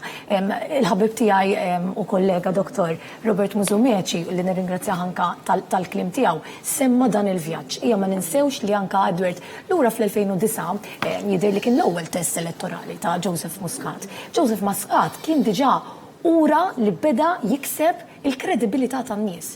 Ikkonsolida il-hardcore miegħu, ma nistgħux ngħidu l-istess għal Adrian Delija għaliex fl-ewwel test elettorali tiegħu li kien propju dak tal-bieraħ jidher illi anqas il-hardcore nazzjonalista huwa miegħu u s-sigriet ta' Joseph Muscat kien mhux biss li jikkonvinċi illa għaliex dik tista' tkun arti don li wieħed għandu ma mhux għax neċessarjament huwa tajjeb. Imma li apparti li żamm miegħu il-hardcore innexxielu jirfes fuq territorji ġodda li llum ħossuhom komdi mhux biss jivvutaw lil Joseph Muscat u lil Partit Laburista ma saħansitra jimmilitaw wiċċhom minn quddiem għall-Partit Laburista. Kultant naħseb ninsew kemm hu minew lid-dinja li kollok lil pajjiżek f'qalbek pereżempju, mhux minnew lid-dinja li membri li qegħdin jirrappreżentaw il-Malta fuq livell Ewropew jiddefendu lil Malta, mhux hekk suppost, jiġri wasalna f'punt forsi il-kampanja negattiva. Suppost by default. Eżatt, suppost hija by default qegħdin ngħidu li ħanamlu affarijiet illi suppost qegħdin nagħmluhom b'mod naturali ħalli mbagħad inkunu nistgħu niffukaw fuq aktar ħidma, imma dik mhux il-każ. Robert semma li l-laburisti huma nies twajba, eċċetera. Kulħadd naħseb f'Malta u għatwajjeb hija tmexxija illi tagħmel differenza kbira għax jekk inti influenti, jekk il-poplu għażlek biex tirrappreżentah, inti għandek influenza fuqu, mela għandek ir-responsabilità li tinfluenzah b'mod tajjeb u b'mod responsabbli. Nemmen li kull Malti Għawċi u għatwajjeb u il-fatt li hemm nies li qed jitilqu minn ċertu mentalità u jmorru lejn mentalità oħra, mentalità ta' dan il-moviment, jindika appuntu li kulħadd f'Malta kważi jixtieq il-ġita għal dan il-pajjiż. Ħawaqafkom qabel għaliex għandna lill-Antoinette hemmhekk l-attenzjoni tagħna hija ovvjament fuq in-naxxar is-sala tal-voti hemmhekk għandna lill-kollega Antoinette Falzon insellimlek biex tgħaddilna aktar żviluppi Antoinette fidejk. Insellimlek u issa il-proċess tal-kaxxi tal-voti li qed jiġu skenjati mhix ġmielu. Però l-andament huwa naqra iktar slow minn dak illi konna qegħdin nistennew aħna għaliex qed jieħu ammont ta' ħin issa qed taraw ukoll hemm ċertu attività fin-nofs tas-sala mhux biss fejn hawn il-counting assistants li qegħdin jaraw il-voti u jlestuhom għall-iskener imma fin-nofs tas-sala hemmhekk fuq kull mejda hemm adjudicators illi qegħdin jaraw ftit il-voti dubjużi. Hemm l-adjudicators minnaħa ta' żewġ partiti ewlenin biex ngħidlek li qegħdin jiċċekkjaw id-dubjużi wara li jarawhom huma mbagħad jidħlu fl-iskanner u jkun jista' joħroġ fuq il-bord, dawk il-boards elettroniċi li qegħdin taraw hemmhekk ikun jista' joħroġ l-ammont imbagħad tal-voti dubjużi konfermati u tal-voti validi minn dik il-kaxxa partikolari. Illum kollox elettroniku kif għadna qabel u allura kollox huwa kemm xejn differenti. Hija xi ħaġa proċess illi huwa fejn is-soltu huwa pjuttost maġġel. Qed nara lil Lewis Gatt. Lewis, qegħdin mod live issa u xtaqt minn għandek l-aħħar kummenti dwar il-proċess kif huwa għaddej bħalissa.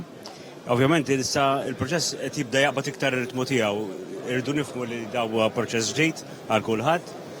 Tal-bidu ovvjament dejjem ikun iktar slow, bil-mod imma jidher li r-ritmu qed jaqbad, ovvjament hemm wieħed xjod, jiġifieri rridu nibqgħu konċentrati fuq ix-xogħol ħalli il-proċess kemm jista' jkun jitlesta b'mod sew u jitlesta b'mod malajr. Grazzi ħafna Lewis, skużani waqaftek imma waqt il-kollegament rajt li Lewis Gattu aħjar minn Lewis Gatt biex jgħidilna verament l-andament kif inhu sejjer ovvjament huwa persuna illi huwa ta' esperjenza kbira f'dan il-qasam. Naħseb illi intemm hawnhekk dan il-kollegament kif ikonna xi ħaġa oħra ġdida nkun nista' nitlobkom il-linja. Grazzi ħafna lissa.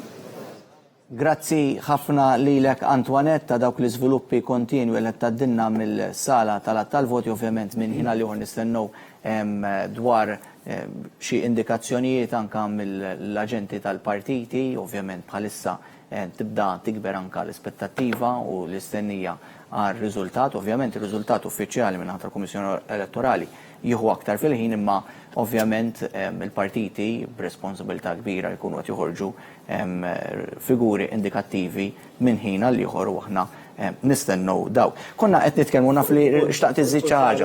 Biex nikkarifika, sekk xi ħadd illi ġenwinament nemmen fl-aqda u fl-importanza tal-aqda. Tantu hekk illi trolls kważi li jipinġuni bħala persuna faxxist illi rid stat wieħed u għajin. Jina għatmaħet illi ma hemmx nistajbin fil-Partit Nazzjonalista altro ke. Illum dal-għodu kont fuq il-televizjoni tal-Istat u ma d-diaqċ nsemmih. Naħseb kellhom kandidati diċenti bħalma huwa il-kandidat Stellini. Naħseb huwa persuna diċentissimu u nsellimlu minn hawn.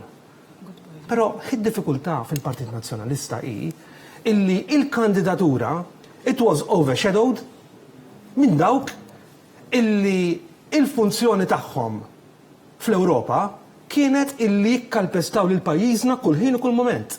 Dawk illi jinqedew bil-preamblu tar-rule of law biex ikkissru lil dan il-pajjiż. U li tkisser lil dan il-pajjiż l-ewwel li jintlaqat huwa żgħir. U dan huwa il-moviment ta' kulħadd. Però il-moviment li għandu għal-qalbu l-żgħir. U dik hija l-pretest, dik hija l-politika ta' dan il-moviment illi fl-aħħar mill-aħħar huwa l-moviment ta' kontra lejra. Mhuwiex il-moviment tal-ħaddim kontra min ħadmu, jew il-moviment pro-business għaskabtu tal-ħaddim. U x'inhu l-numru, jiena ma nafx x'inhu l-numru, però nista' nimmaġina għaliex jien nitkellem man-nies, in-nies se tagħti risposta. In-nies se tagħti risposta illi f'dan il-pajjiż trid kwalitajiet karatteristiċi ta' Joseph Muscat. Illi Joseph Muscat fl-ebda istant ma jiddemonizza l-ħaddieħor fl-ebda istant. Però jiena niftakar kapijiet tal-Partit Nazzjonalista illi b'mod tattiku, b'mod inkredibbli kienu hemm jippruvaw ixejnu u jkissru lil dak li jkun u l-min ikissru. Ikissru lil Keith Kembri, għaliex? Żgur li jkissru lil Keith Kembri. Għaliex Keith Kembri, issa min jaf lil Keith Kembri, u hemm ħafna nazzjonalisti li jafu lil Keith Kembri, jafu x'isarraf Keith Kembri. Keith Kembri huwa persuna illi tista' tkellmu, persuna aċċessibbli, persuna illi ġab l-esperjenza tiegħu fil-ħajja tan-negozju tiegħu u ġaba fil-gvern. U llum qegħdin naraw ir-riżultati. U x'nagħmlu? Nippruvaw inkissru lil Keith Kembri tal-poplu jirreġistrah. U din hija r-risposta illi jiena nemmen si jagħti il-poplu Malti minn hawn ftit momenti oħra. Ekku, fil-fatt qed naraw dawk il-live pictures ġejjin anka minn ġewwa is-sala tal-voti tagħna x'nfakkarkom li hemmhekk hemm 78 monitor installat fis-sala fejn hemmhekk ikunu qed jitilgħu il-figuri tal-voti skenjati, ovvjament mbagħad wara li naraw l-ewwel indikazzjonijiet ta' id-distak bejn il-partiti mbagħad tibda l-interessu il-mistoqsijiet dwar il-kandidati li qed imorru tajjeb f'din l-elezzjoni.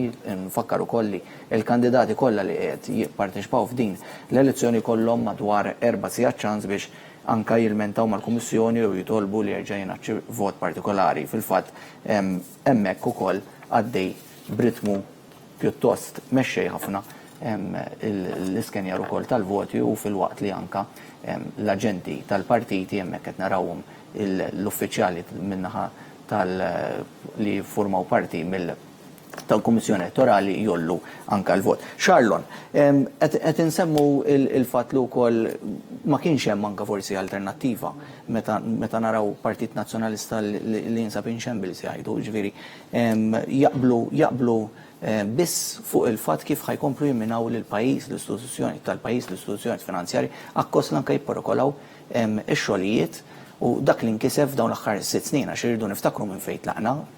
Janice semmiet il-fatt li dan il-pajjiż kien imdorri miżuri ta' austerità. Llum il-ġurnata anka il-pajjiż għandu iktar miri iktar ambizzjużi, il-poplu jistenna ħafna aktar għax inkiseb diġà ħafna.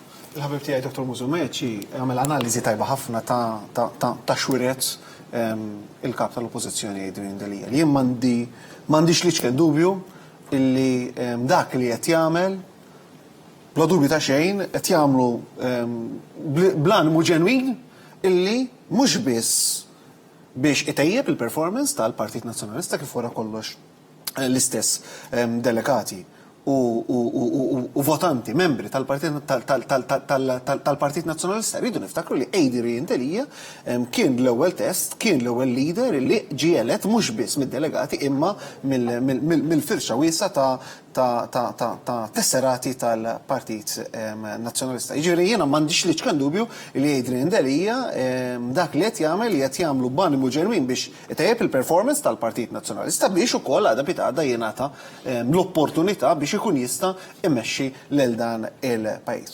Li jien daqsxejn mill-banda l-oħra diżappuntat. Fil-waqt li naqbel perfettament ma dak li qed jgħid Robert fuq il-legat il-wiret Adrian Delija fil-Partit Nazzjonalista, li jien daqsxejn diżappuntat minn Adrian Delija huwa illi jew ma nagħtax l-opportunità jew inkella għaliex ma kienx voċiferu biżejjed biex il-bidliet il-fizjonomija tal-ħsieb illi permezz tagħha il-votanti l-tesserati tal-Partit Nazzjonalista eleġġewh biex imexxi l-ogħla kariga fil-Partit Nazzjonalista, b'xi mod jew ieħor dan jew falla milli jagħmilhom jew inkella ma milhomx għaliex ma setax jagħmilhom. Jew għamel juter għax hemmhekk toħroġ l-istatura ta' mexxej. U naħseb jiena dan huwa dak illi tagħmel differenti bejn Adrian Delija u Joseph Muscat. Jiena niftakarni preċiż meta ġie elett Adrian Delija kont fuq programm simili jekk minn issejżbal ma' Karl Senovara. Qatt Adrian Delija u jiena nappellalu biex jagħmilha. Adrian Delija għandu bżonn jagħmel Joseph Muscatata dejjem fil-limiti u l-parametri tiegħu fit dan il-Partit Nazzjonalista biex verament jibda jikseb ir-riżultati. L-isfortuna l-kbira huwa illi minn dakinhar sal-lum għaddew sentejn u nofs u b'xi mod jew ieħor dawn it-tibdiliet il-kbar ma rnexxelux jagħmilhom. Jista' jkun għaliex qed jipprova jikkonsolida l-ewwel il-base interna tiegħu, però naħseb jiena illi forsi mhux qed jara huwa illi jekk ir-riżultati mhux ser jiġu at the end of the day u ser jintalab għadha pitada jekk mhux illum imma wara l-elezzjoni ġenerali jintalab iġġor ir-responsabilità. U allura naħseb jiena l-ikbar lezzjoni li forsi l-Partit Nazzjonalista jiena nittama li għandu jieħu huwa u allura nibda b'dak li għadt fil-bidunet. Mhux nintprovaw, ninterpretaw u nanalizzaw lil dawk illi għażlu li ma jmorrux jivvotaw, dik hija importanti ħafna u jrid jagħmilha mhux biss il-Partit Nazzjonalista, jrid jagħmilha wkoll il-Partit Laburista. Imma wkoll ninterpretaw u nanalizzaw għaliex min fost dawk li marru jivvotaw għaliex il-Partit Nazzjonalista ma kienx l-għażla naturali tagħhom f'dawn l-elezzjonijiet. Rozjen, għax di importanti wkoll fejn toħroġ l-istatura ta' mix-xejn. Ġifieri l-għażla ekku kienet bejn Joseph Muscat u Adrian Delija. Adrian Delija forsi wkoll għamel il-U-turns, il-famużi U-turns, il-famużi dak li għamel anke s-sajf li għadda u dal-aħħar reġat għamel dil-kwistjoni ta' Igrand u jkollok deputati minn fosthom, minn fost il-grupp parlamentari jerġgħu jtennu li ma jiddispjaċihom xejn, ma jimlebda rimors, xi ħaġa kbira di. U l-poplu nemmen li dawn kollha qishom meta l-bieraħ ukoll kien qed jagħti l-verdett tiegħu. Ara, il-Partit Nazzjonalista naraħ konsistenti f'ħaġa waħda, fl-inkonsistenza, il-ħin kollu. Aħna bdejna ngħidu kif ir-riċetta ta' Joseph Muscat forsi hija waħda ta' min tikkupjassa. Aħna nafu li l-Partit Nazzjonalista biex jikkopja huwa tajjeb ħafna, imma biex tikkopja li xi ħadd bħal Joseph Muscat hija diffiċli ferm. Naqbel miegħek illi rajna numru ta' U-turns. Jekk pereżempju wieħed jieħu saga Igrand, aħna rajna madwar jidher li sena ilu kap tal-Oppożizzjoni rajna li Dr. Adrian Delija illi jiena kont nemmen li ried sinċerament jinqata minn dan il-karru tellif li ried jinqata mill-ikbar gidba li qatt kellna fl-istorja politika, jew aħjar f'dik li niftakar jiena fl-istorja politika, x'ġara ġab l-appoġġ tal-Kunsill Amministrattiv, kellek Kunsill Amministrattiv tal-PNL beda jaqbel mad-deċiżjoni ta' Dr. Adrian Delija li jiena wkoll nemmen li kienet l-aħjar għażla li ħa. Issa mbagħad ftit xhur wara x'qegħdin naraw? Qegħdin naraw lil Dr. Adrian Delija illi mhux talli ma skużax ruħu ta' din il-gidba, imma bħal donnu hija jipprova jerġa' jqajjimha. U tabba bih. Ekku.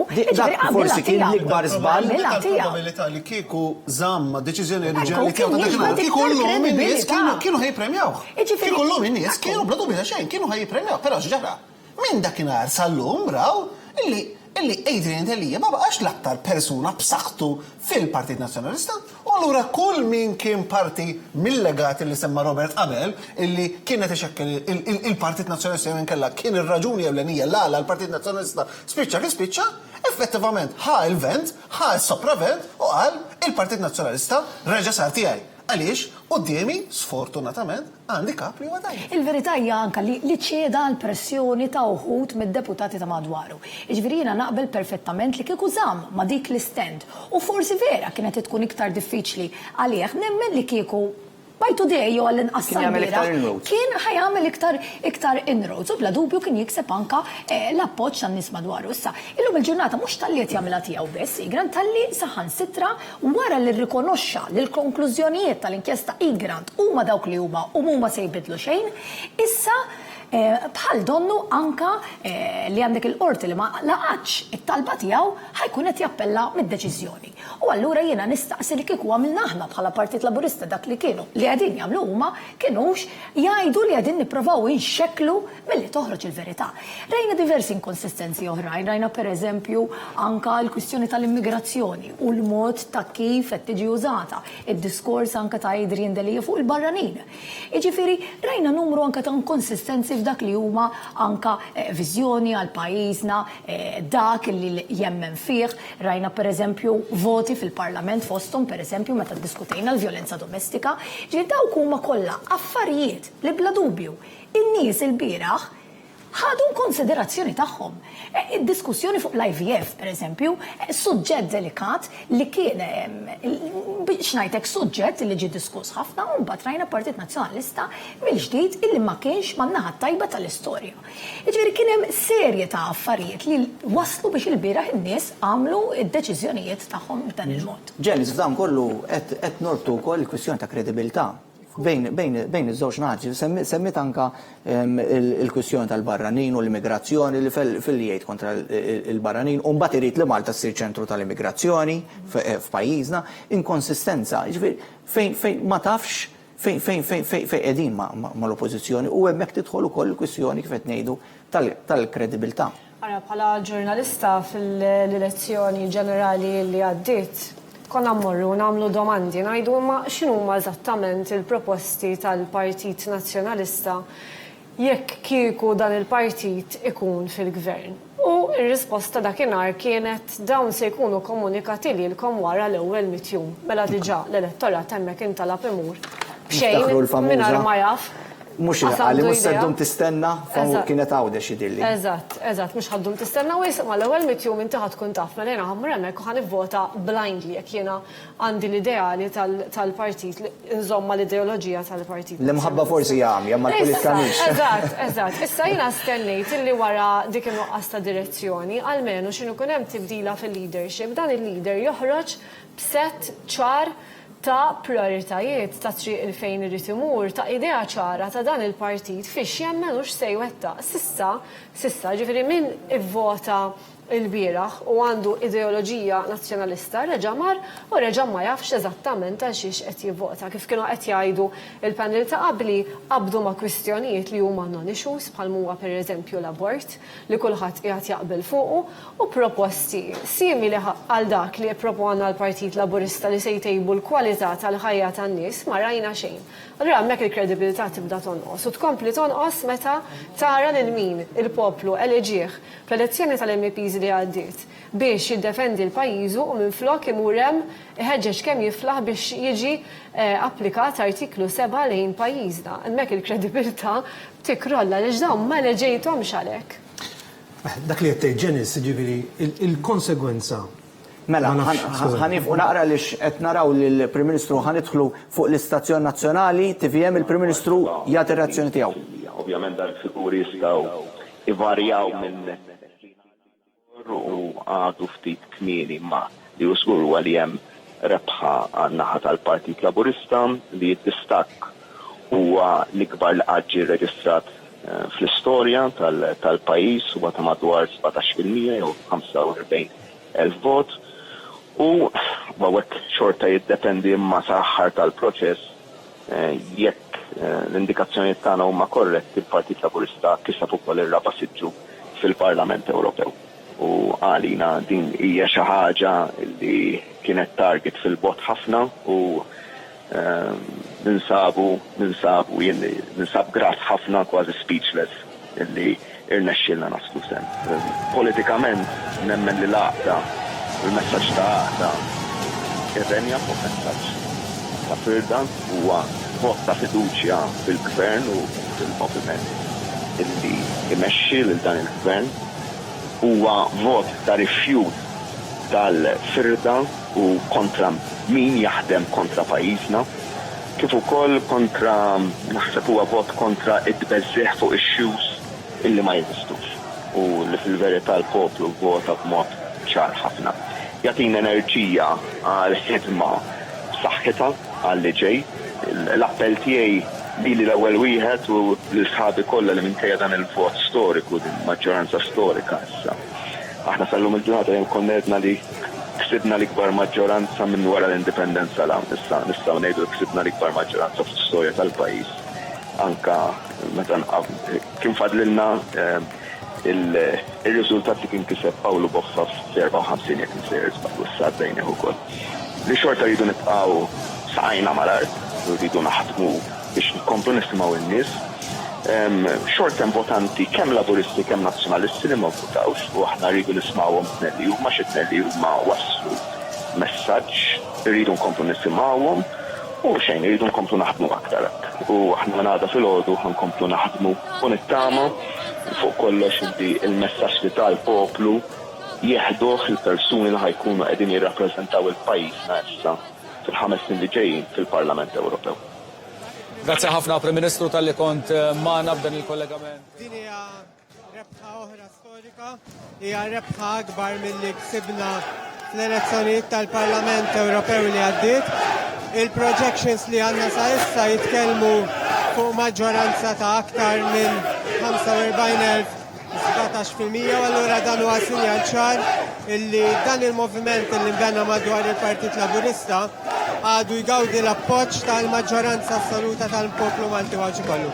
Ovvjament dan nagħmluh u ngawduh grazzi għat-tmexxija illi għaddejn bħala gvern, bħala partit, il-kampanja pozittiva illi kellna u ovvjament fuq dimnet is-sem tal-Prim Ministru Joseph Muscat. Grazzi ħafna Leander, mija jista l-kap tal-komunikazzjoni tal-Prim Ministru Kert Farrugia. Kert, l-ewwel kummenti tiegħek f'dan il-moment. Jien naħseb huwa sinjal li n-nies jaslu laqda fuq il-firda. Il-messaġġ tal-kampanja kien wieħed pożittiv u nemmen li huwa sinjal kbir ta' fiduċja fil-Prim Ministru u fil-kandidati kollha tal-Partit Laburista. Nemmen li il-messaġġ li batu n-nies huwa ħafna ikbar, wieħed ħafna ta' għaqda u ta' fiduċja fil-Prim Ministru ta' Malta. Grazzi ħafna Kert, grazzi Aleander. Komplament tal-ħidma tajba lilkom. Il-komplament tal-ħidma tajba lilkom. Grazzi lilkom il-ħaddima kollha ta' Wan, il-volontira tal-Partit Laburista u dak kollha li kontribwixxew għal dan ir-riżultat. Grazzi ħafna ntemmu hawnhekk dan il-kollegament minn ħatana, grazzi.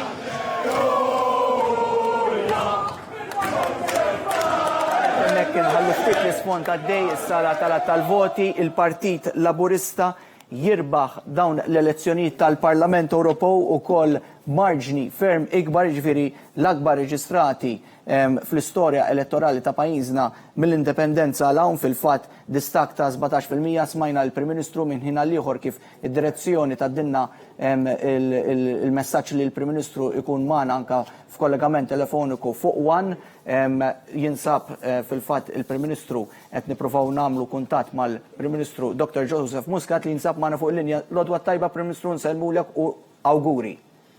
Bonġu lilek, Edward, u l-telespettaturi kollha tal-Wan. Huwa ċar li minn proġezzjonijiet li għandna bħala Partit Laburista illi l-Partit Laburista kiseb maġġoranza b'saħħitha ħafna ta' voti f'dawn l-elezzjonijiet hija ovvjament jridu nistennew ftit ieħor biex jikkonsolidaw il-projections, imma jidher li ksibna flimkien l-ikbar maġġoranza fl-istorja tal-pajjiż. Distak ta' madwar 17%, 45,000 vot differenza be wieħed u ieħor. Partit Laburista kiseb madwar 55% tal-voti, il-Partit Nazzjonalista madwar 37% u bla dubju ma li minn numri l-ewwel qed irid nirringrazzja lil kulħadd. Irid nirringrazzja lil kulħadd u ngħid li dan huwa vot ta' għaqda fuq firda. Vot ta' fiduċja fil-gvern u fil-moviment illi immexxil dal-gvern, vot ta' rifjut tal-firda u vot ta' rifjut kontra min ħadem kontra pajjiżna f'dawn il-5 snin. L-indikazzjonijiet huma li l-Partit Laburista ovvjament irid noqgħod kawt f'dak illi ngħid, imma l-indikazzjonijiet huma l-Partit Laburista kiseb ukoll ir-raba' siġġu fil-Parlament Ewropew jekk nittama l-nissom minni u il-voti baqgħu jimlewhom l-14 il-kandidat illi huma, imma l-indikazzjonijiet huma hekk. Jatina enerġija qawwija biex inkomplu naħdmu minn għada stess. Xorta il-messaġġ huwa l-sħabi kollha u lejja nnifsi l-ewwel wieħed insommu saqajna mal-art minkejja dan ir-riżultat storiku li issa aħna konna ngħidu li ksibna l-ikbar rebħiet mill-indipendenza l-hawn. Kien fadlilna riżultat wieħed dak li kiseb Paolo Boffa fl-54 jekk nisejjer żball issa għaddejnih ukoll dak il-marġin li fil nistgħu ngħidu li ksibna l-ikbar maġġoranza fl-istorja tal-pajjiż. U naħseb illum il-ġurnata qegħdin l-ikbar partit fl-Ewropa fil-verità percentaġġ wise ukoll. Huwa riżultat storiku. Xort hemm nies kemm min-naħa tal-Partit Laburista kemm min-naħa tal-Partit Nazzjonalista illi ma ħarġux jivvotaw u t-tnelli huma rridu nisimgħuhom fil-fema tiegħi naħseb li hemm potenzjal li l-Partit Laburista jikber aktar milli qiegħed illum il-ġurnata jekk ikompli jisma' lil dawn il-persuni u nikbru b'umiltà mhux b'supperbja mhux b'arroganza ma b'umiltà u huma huwa sinjal u biex naħdmu aktar. Jien grat ħafna li din hija jekk naħsbu kif naħseb li huwa l-każ illi dan ir-riżultat huwa wkoll tradott fl-elezzjonijiet tal-Kunsilli Lokali dawn ikunu għalhekk l-10 elezzjonijiet illi qed immexxijin u lill-poplu wera fiduċja massiċċa fil-moviment illi għandi l-unur li mmexxi u għalhekk grat ħafna u kommos ħafna bil-fiduċja li tagħna il-poplu Malti wawċi.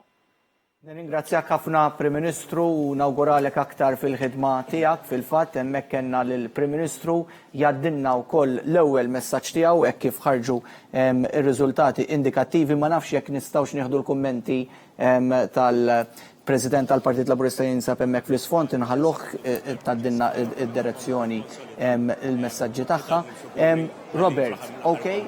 Ħanisimgħu lill-President tal-Partit Louis Gatt ukoll. Fl-aħħar konna l-kandidati eletti bil-counts wieħed wara l-ieħor skont kif titlob il-liġi. Kemm taħseb li jieħu l-ħin bil-counts biex jibdew jingħalqu issa jinfetħu mbagħad jingħalqu permezz ta' sistema elettronika? Peress li issa, speċi hija sistema ġdida, donnu issa bad iktar ir-ritmu u iktar qed jaġġel il-proċess. Għaldaqstant ikun naħseb nkun preżuntus jekk nipprova nipprevedi xi ħin. Nagħmlu l-almu kollu tagħna ħanfittxu nkomplu b'mod effiċjenti u nkomplu b'mod tajjeb. Grazzi Luis. U aħna issa se nkunu qed naġġornawkom biżjed kollegamenti propju mis-sala tal-voti u biżjed aġġornamenti u żviluppi xi qed jiġri mis-sala tal-voti. Nerġa' ngħaddi l-linja lura lejn l-istudios. Grazzi ħafna hemmhekk il-Nil, hemmhekk kellna l-kummenti ta' Louis Gatt, parti mill-Uffiċċju Elettorali tal-Partit Laburista. L-kummenti ta' anke fuq qal il-Prim Ministru kommos saqaħ mal-artib jiena di xi ħaġa timeraviljani. Fil-fatt għandek distak ta' 17% bejn ieħor 45,000 dan jitraxxendi u l-fatt li wkoll indikazzjoni juru li l-Partit Laburista l-ewwel darba wkoll se jkollu anke il-maġġoranza tas-siġġiet minn mindu ġew b'sitta, jiġifieri ir-raba il-famuż anke raba siġġu. Ir-reazzjoni ta' komel dak li anke qal il-Prim Ministru u kollaċ biex niksbu aktar, anka qudiem dan ir-riżultat fenomenali.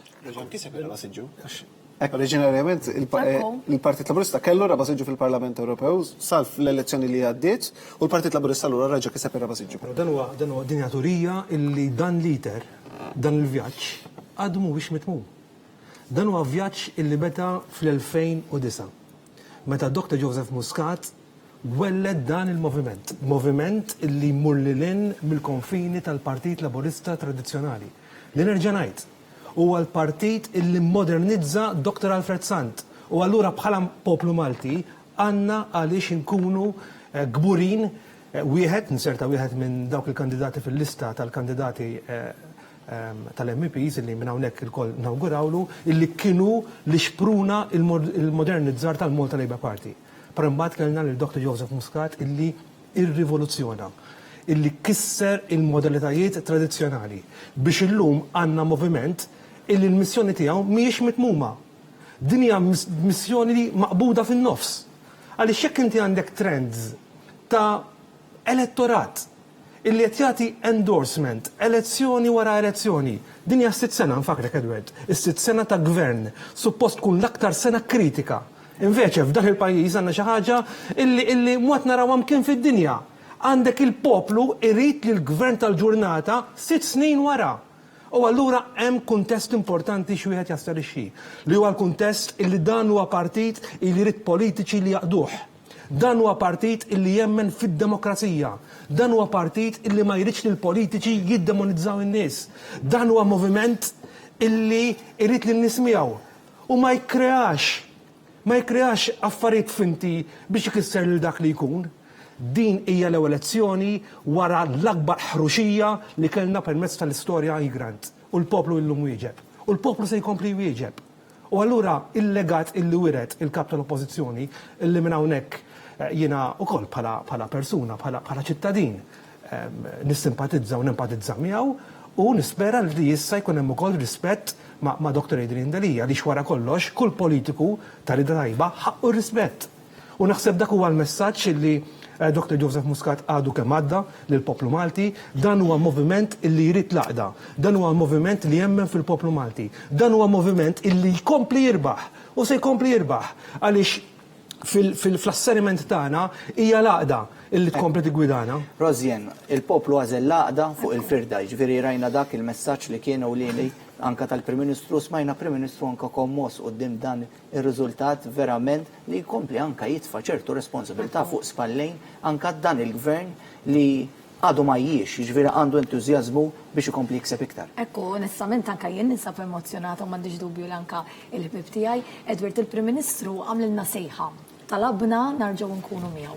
Il-poplu wera illi irid jerġa' jkun ma' Joseph Muscat u bla dubju kienet forma anka ta' appell lejn Joseph Muscat li bħalma hu ridna nkunu miegħu, aħna rriduh ukoll jibqa' magħna. Kif konna din ngħidu dan il-vjaġġ li beda lura mill-2008 l-2009 għadna mixjin fih, għad baqa ħafna xi jsir. Il-famuża ma nifqux nofs triq. Ekku, ma nifqux nofs triq.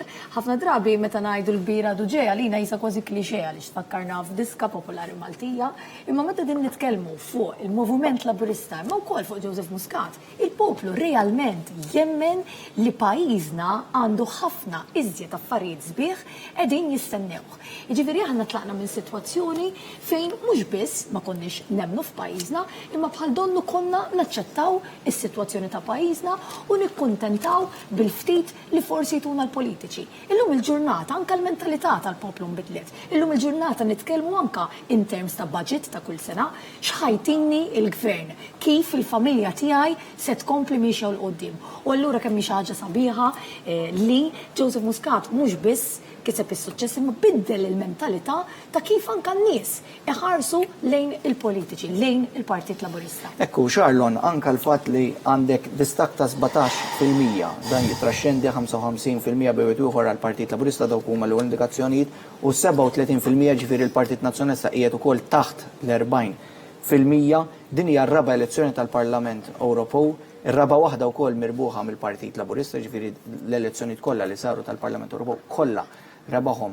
il-Partit Laburista u dinja l-10 elezzjoni kif għallinna Joseph Muscat li wkoll rebaħa bi kbir. Ġifieri hija elezzjoni storika f'kull sens. L-ewwel bdejna nsemmu il-mod li anke l-ewwel darba kif qed jgħoddu anke b'mod elettroniku. Kellek l-ewwel storika wkoll fis-sens għax żgħażagħ ta' 16 sena qed jivvotaw l-ewwel darba u storika wkoll fir-riżultat tagħha. Ara, Edward, in-numri jitkellmu waħedhom u bir-raġun kollu li l-Prim Ministru Joseph Muscat jgħid li huwa speechless u onorat fl-istess kien tpoġġi responsabilità akbar fuq dan il-gvern biex ikompli jiddeleverja għaliex bla dubju ta' xejn irridu niftakru li dawn kienu elezzjonijiet kważi f'nofs leġislatura u għal kontrarju ta' dak li normalment jiġri f'kull gvern kemm jekk Malta u anka barra minn Malta fejn normalment dawn ikunu elezzjonijiet biex l-elettorat iġebbet widdejn il-gvern għal xi raġuni jew oħra biex jibgħat l-ewwel sinjali fejn ma jkunx qed jaqbel għal kontrarju qegħdin naraw rajna elezzjoni fejn in-nies bagħtu sinjal ċar illi jridu il-kontinwità. Aċċana għal-bidla, il-kontinwità biex il-pajjiżna nkomplu intellaw il-fuq, il-kontinwità biex lejn pajjiżna inkomplu inġibu ir-riżultati.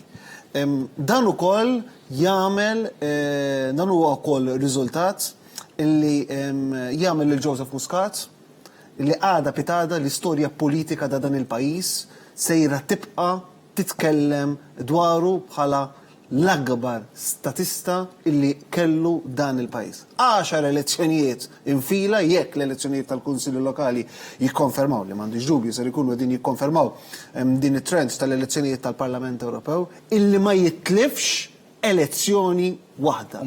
Ikompli iżid il-maġġoranzi. Jikser u jikseb l-akbar rebħa storika fil-politika ta' dan il-pajis. Bla dubju ta' xejn jagħmel lil Joseph Muscat, mhux uniku, però persuna li tella mix-xejn, tella mill-grassroots tal-Partit Laburista, ingħata r-responsabilità illi jmexxi. Irridu ngħidu li l-partitarji ħallewh imexxi lill-Partit Laburista għaliex emmnu wara id-direzzjoni tiegħu u llum qegħdin naraw ir-riżultati ta' dik ir-riċetta Muscat. Sejna l-appell tiegħi imur fuq il-kap tal-oppożizzjoni, jiena naħseb it is very unfair jekk b'xi mod jew ieħor tintalab ir-reżenja ta' Adrian Delija. Naħseb jiena Adrian Delija ma jistħoqlux illi jirżenja fil-Partit Nazzjonalista, mhux biss għaliex ġenwinament naħseb illi ma tħallix iwettaq il-bidliet illi xtaq iwettaq fil-Partit Nazzjonalista, imma aktar minn kollox għaliex id-delegati tal-Partit Nazzjonalista eleġġewh fuq mandat ta' 5 snin. U irrid jingħata l-opportunità illi jmexxi dak il-mandat. Ma ninsewx illi l-predeċessur tiegħu fl-elezzjonijiet tal-Parlament Ewropew li għaddew ukoll kien kiseb riżultat ta' disfatta elettorali li kienet akbar mill-elezzjoni ġenerali f'termini ta' distak ta' voti minn tas-sena 2013 u rajt li sew id-delegati u t-tessarati tal-Partit Nazzjonalista ħallew lill-istess Simon Busuttil imexxi. Però Adrian Delia min-naħa l-oħra jrid jieħu kont ta' dak li qed jibgħat il-poplu, kont ukoll kif il-Partit Nazzjonalista kif dejt fil-bidu ilu sa mis-sena 2003 ma jikseb il-maġġoranza assoluta tal-voti. Naħseb fl-interess tal-Partit Nazzjonalista, fl-interess ukoll tad-demokrazija ta' dan il-pajjiż, fl-interess ukoll tal-Maltin u l-Awċin kollha, il-Partit Nazzjonalista jrid jieħu dan ir-riżultat bħala shake-up ħalli jkun jista' jagħmel il-bidliet kbar li jrid isir. Hemmhekk qed naraw qabel ma ndur fuq Ġenis dawk il-filmati b'mod dirett li qed jaslunna, hemmhekk hemm iż-żewġ viċi kapijiet tal-Partit Nazzjonalista, Robert Arrigo u David Aġuslu wkoll. Il-David Aġus sa minn kmieni dalodu rajnih jipprova jinterpreta kif jaqbel u aħna konna qed nitkellmu ma' Charlon dwar it-triq li forsi ħajjieħu il-Partit Nazzjonalista anke kif se jkun qed interpreta dawn in-numri laqatna ħafna anke laqal il-Prim Ministru nfakkarkom il-Partit Laburista jikseb maġġoranza f'dawn l-elezzjoni tal-Parlament Ewropew mhux biss f'termini ta' voti iżda l-ewwel indikazzjonijiet juru wkoll li kiseb maġġoranza anke f'termini ta' siġġijiet, jiġifieri qed nitkellmu wkoll dwar ir-raba' siġġu wkoll għall-Partit Laburista u fil-fatt id-distakk huwa ta' bejn u ieħor 17%, 55% għall-Partit Laburista u 37% għall-Partit Nazzjonalista f'termini ta' voti l-ewwel indikazzjonijiet juru li dawn huma madwar 45,000 vot. Ġenis, il-poplu tkellem b'mod ċar, smajna anka l-Prim Ministru jitkellem u jieħu account anka għal dawk in-nies li ma ħarġux jivvotaw, ġifieri quddiem dan ir-riżultat xorta jibqa' u dik hija xi ħaġa timmereveljak. L-ambizzjoni biex ikompli jikseb iżjed, ġifieri dan mhux biżżejjed. Semmejna l-ewwel dan huwa l-iktar riżultat, l-ikbar riżultat li qatt inkiseb. Kienet aħna konna qed nitkellmu sa mill-indipendenza l-hawn. Issa fl-istorja elettorali tal-pajjiż, l-istorja elettorali għalqet 170 sena, daqshekk ilhom isiru elezzjonijiet f'pajjiżna. Issa inqabes anka ir-rekord li kellu it-tabib Paolo Boffa dak li kiseb dik ir-rebħa kien storika dak iż-żmien wara t-tieni gwerra dinija tal-1947. Ġenis. Eżatt, xalaqna l-ewwel elezzjoni saret fl-1949. Il-famuż Remiġ Sakko hemmhekk. Issa qed nibdew naraw anke ċertu interess dwar kif qed imorru il-kandidati rispettivi, hemmhekk qed naraw waħda mill-kandidati tal-Partit Laburista Mirjam Dalli. Ġenis, il-kummenti tiegħek anke għalissa l-ewwel reazzjoni tiegħek quddiem dan ir-riżultat. Jien naħseb il-Prim Ministru għal ħafna f'dak li ma qalx, ġifieri li kelma speechless hija summary perfetta ta' dak kollu li naħseb illi għaddej minn ġo moħħu bħalissa. Jiena fuq livell personali ħafna bħala illi għandi tfal, di tifel illi nixtieq illi jsib futur aħjar, ninsab grat ammens lejn il-poplu illi ivvota għal l-unika partit bħalissa illi kapaċi joffri dak il-futur aħjar. Fuq livell ieħor, illum l-elettorat bat messaġġ ċar lil dik it-tip ta' politika li żebilħet mhux biss il-Prim Ministru permezz ta' Grant imma isem tant nies li jorew tant ħeġġa li jaħdmu fih dan il-Partit Laburista. Hawnhekk qegħdin kemm qegħdin madwar mejda, qegħdin ħamsa. Naħseb il-koll li aħna xi darba jew oħra semmejna b'mod li m'għamlilna xejn ġieħ u llum kemm nieħu gost illi nara li l-poplu Malti ma' kull vot, ma' kull darba li jeżerċita dritt demokratiku tiegħu qed jgħid le għal dik it-tip ta' politika. U lejn dan ninsab grat ammens jiena. Ekku, fil-fatt anka ħarġet stqarrija minnaħa tal-Prim Ministru l-messaġġ li anka smajna qed insemmu l-istorja l-ikbar maġġoranza fl-istorja politika Maltija akbar mir-rebħa Laburista tal-1947 se naqralkom l-istqarrija kollha tal-messaġġ tal-Prim Ministru hemm riżultat ċar fil-fatt qed jgħidilna l-Prim Ministru ta' maġġoranza kbira tal-Partit Laburista minkejja li qegħdin ftit kmieni fil-proċess iżda huwa ċar li minkejja dan is-sistema taħdem sew. L-indikazzjoni bħalissa huwa li l-Partit Laburista ġab 55% dan ir-riżultat juri żieda fuq l-elezzjoni tal-Parlament Ewropew fil-waqt li nżamm persentaġġ tal-elezzjoni. Distak ta' 17% għalkemm id-distak f'termini ta' voti fil-fatt kiber. Dan huwa l-ikbar distak fl-istorja politika Maltija, ikbar mir-rebħa Laburista tal-1947. Il-Partit Nazzjonalista huwa indikat li kiseb 37%. Wieħed irid jgħid li dawn huma figuri li jistgħu jvarjaw għax għadu kmien qed jgħidilna l-Prim Ministru. Huwa maħsub li l-Partit Laburista kiseb ukoll ir-raba' siġġu fil-Parlament Ewropew. Il-messaġġ tal-għaqda qed jirrenja fuq il-firda. Dan huwa messaġġ ukoll ta' fiduċja fil-Gvern, dan huwa allura messaġġ ta' sfiduċja f'dawk li jaħdmu kontra Malta. Il-poplu ivvota b'mod b'saħħtu ħafna.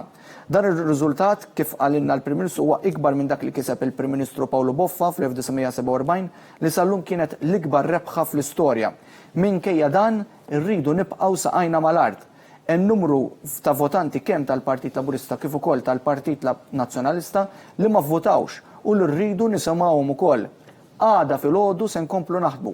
Huwa importanti li dan il-messaġġ fil-fatt imur anke nieħduh u nwasluh anka f'kull sens qed jgħidilna il-Prim Ministru. Dan huwa messaġġ anka min-naħa tal-Prim Ministru propju din l-istqarrija li tiġbor kollox għaliex fil-fatt aħna kellimna l-Prim Ministru dan kien anka l-messaġġ tiegħu li tagħna anka f'kollegament telefoniku. Forsi id-direzzjoni minn ħina l-ieħor ittina grafika nkunu nistgħu anka nitkellmu dwar il-figuri ekku fil-fatt għandna hemmhekk il-figuri fil-fatt il-Partit Laburista naraw hemmhekk id-differenza bejn l-2014 għall-2017 il-Partit Nazzjonalista niżel 3% fil-waqt li l-Partit Laburista hemmhekk għamel żieda wkoll fil-fatt kif qed taraw anka fuq il-set ta' televiżjoni tagħkom u għalhekk hija bir-raġun dak li kont qed ngħidilkom jiena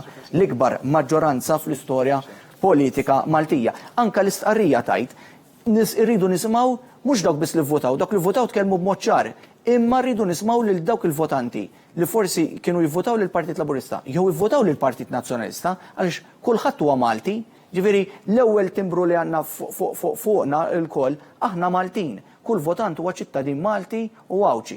Irridu nisimgħu wkoll il dawk li ma tkellmux propju l-bieraħ. U dak li jorbot ma' prinċipju illi huwa propju l-empatija. Għaliex Joseph Muscat huwa politiku kbir. Għaliex Joseph Muscat għandu karatteristika illi kull professjonist, inkluż jien, inkluż Dr. Guder, inkluż Onorevoli Kutajja Rawnekka, kulħadd jixtieq ikun l-akbar karatteristika li jista' jkollu bniedem biex jissuċċedi illi jkun empatiku, li jkun kapaċi jidħol fiż-żadmun tiegħek u jifhem eżattament x'inti tħoss. U dik hija narrattiva tal-għaqda f'dan il-pajjiż, dik hija narrattiva li tiġġieled il-firda f'dan il-pajjiż.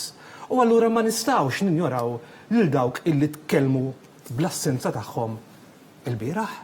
Mela le, hemm persuni illi għal raġunijiet tagħhom il-bieraħ iddeċidew illi ma jesprimux ruħhom.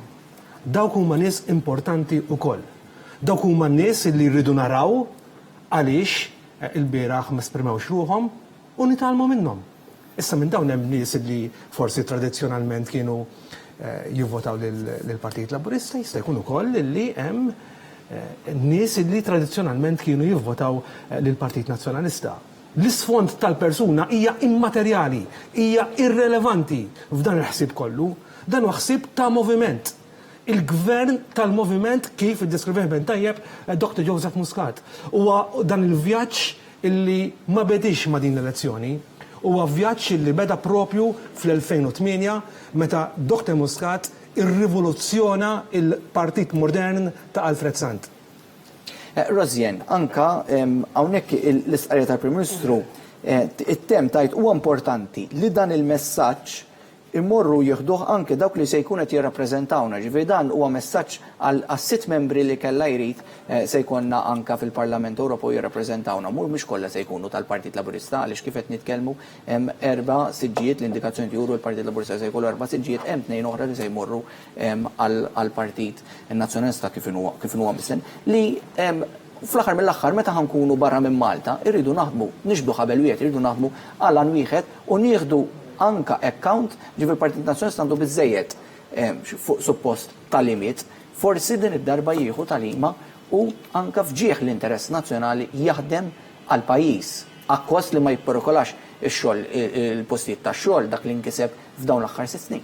Ekku Edward, jiena nittama u onestament nixtieq li din id-darba tkun talima ta' vera mhux bil-kliem għall Partit Nazzjonalista. L-ewwel konna din insemmu kif din mhijiex l-ewwel telfa għall Partit Nazzjonalista, ġifieri il-Partit Nazzjonalista kellu żmien biżżejjed u kważi żejjed sabiex jieħu din it-talima politika illi tajt li l-Partit Nazzjonalista aħna rridu laqda fuq il-firda, aħna rridu l-umiltà fuq l-arroganza. Il-Partit Nazzjonalista wara diversi anka telfiet ta' elezzjonijiet li kellu, xi minn daqqiet kien jagħmel dawk li nsejħulhom ir-rapporti tat-telfa. Iż-żmien urjena li lanqas dawk ir-rapporti tat-telfa ma ttieħdu in konsiderazzjoni tant li llum numru ta' snin wara ir-riċetta baqgħet skaduta kif kienet għal numru ta' snin. U allura jien ġenwinament mhux biss anka bħala rispett ta' lejn dak li ddeċida l-poplu, imma b'rispett lejn il-ċit u l-prosperità tal-poplu Malti Wawċi. Il-poplu Malti Wawċi jixraqlu membri parlamentari kemm fuq livell lokali, Ewropew u lokali, illi l-ewwel qabel kollox jiġġieldu għall-interessi ta' pajjiżna.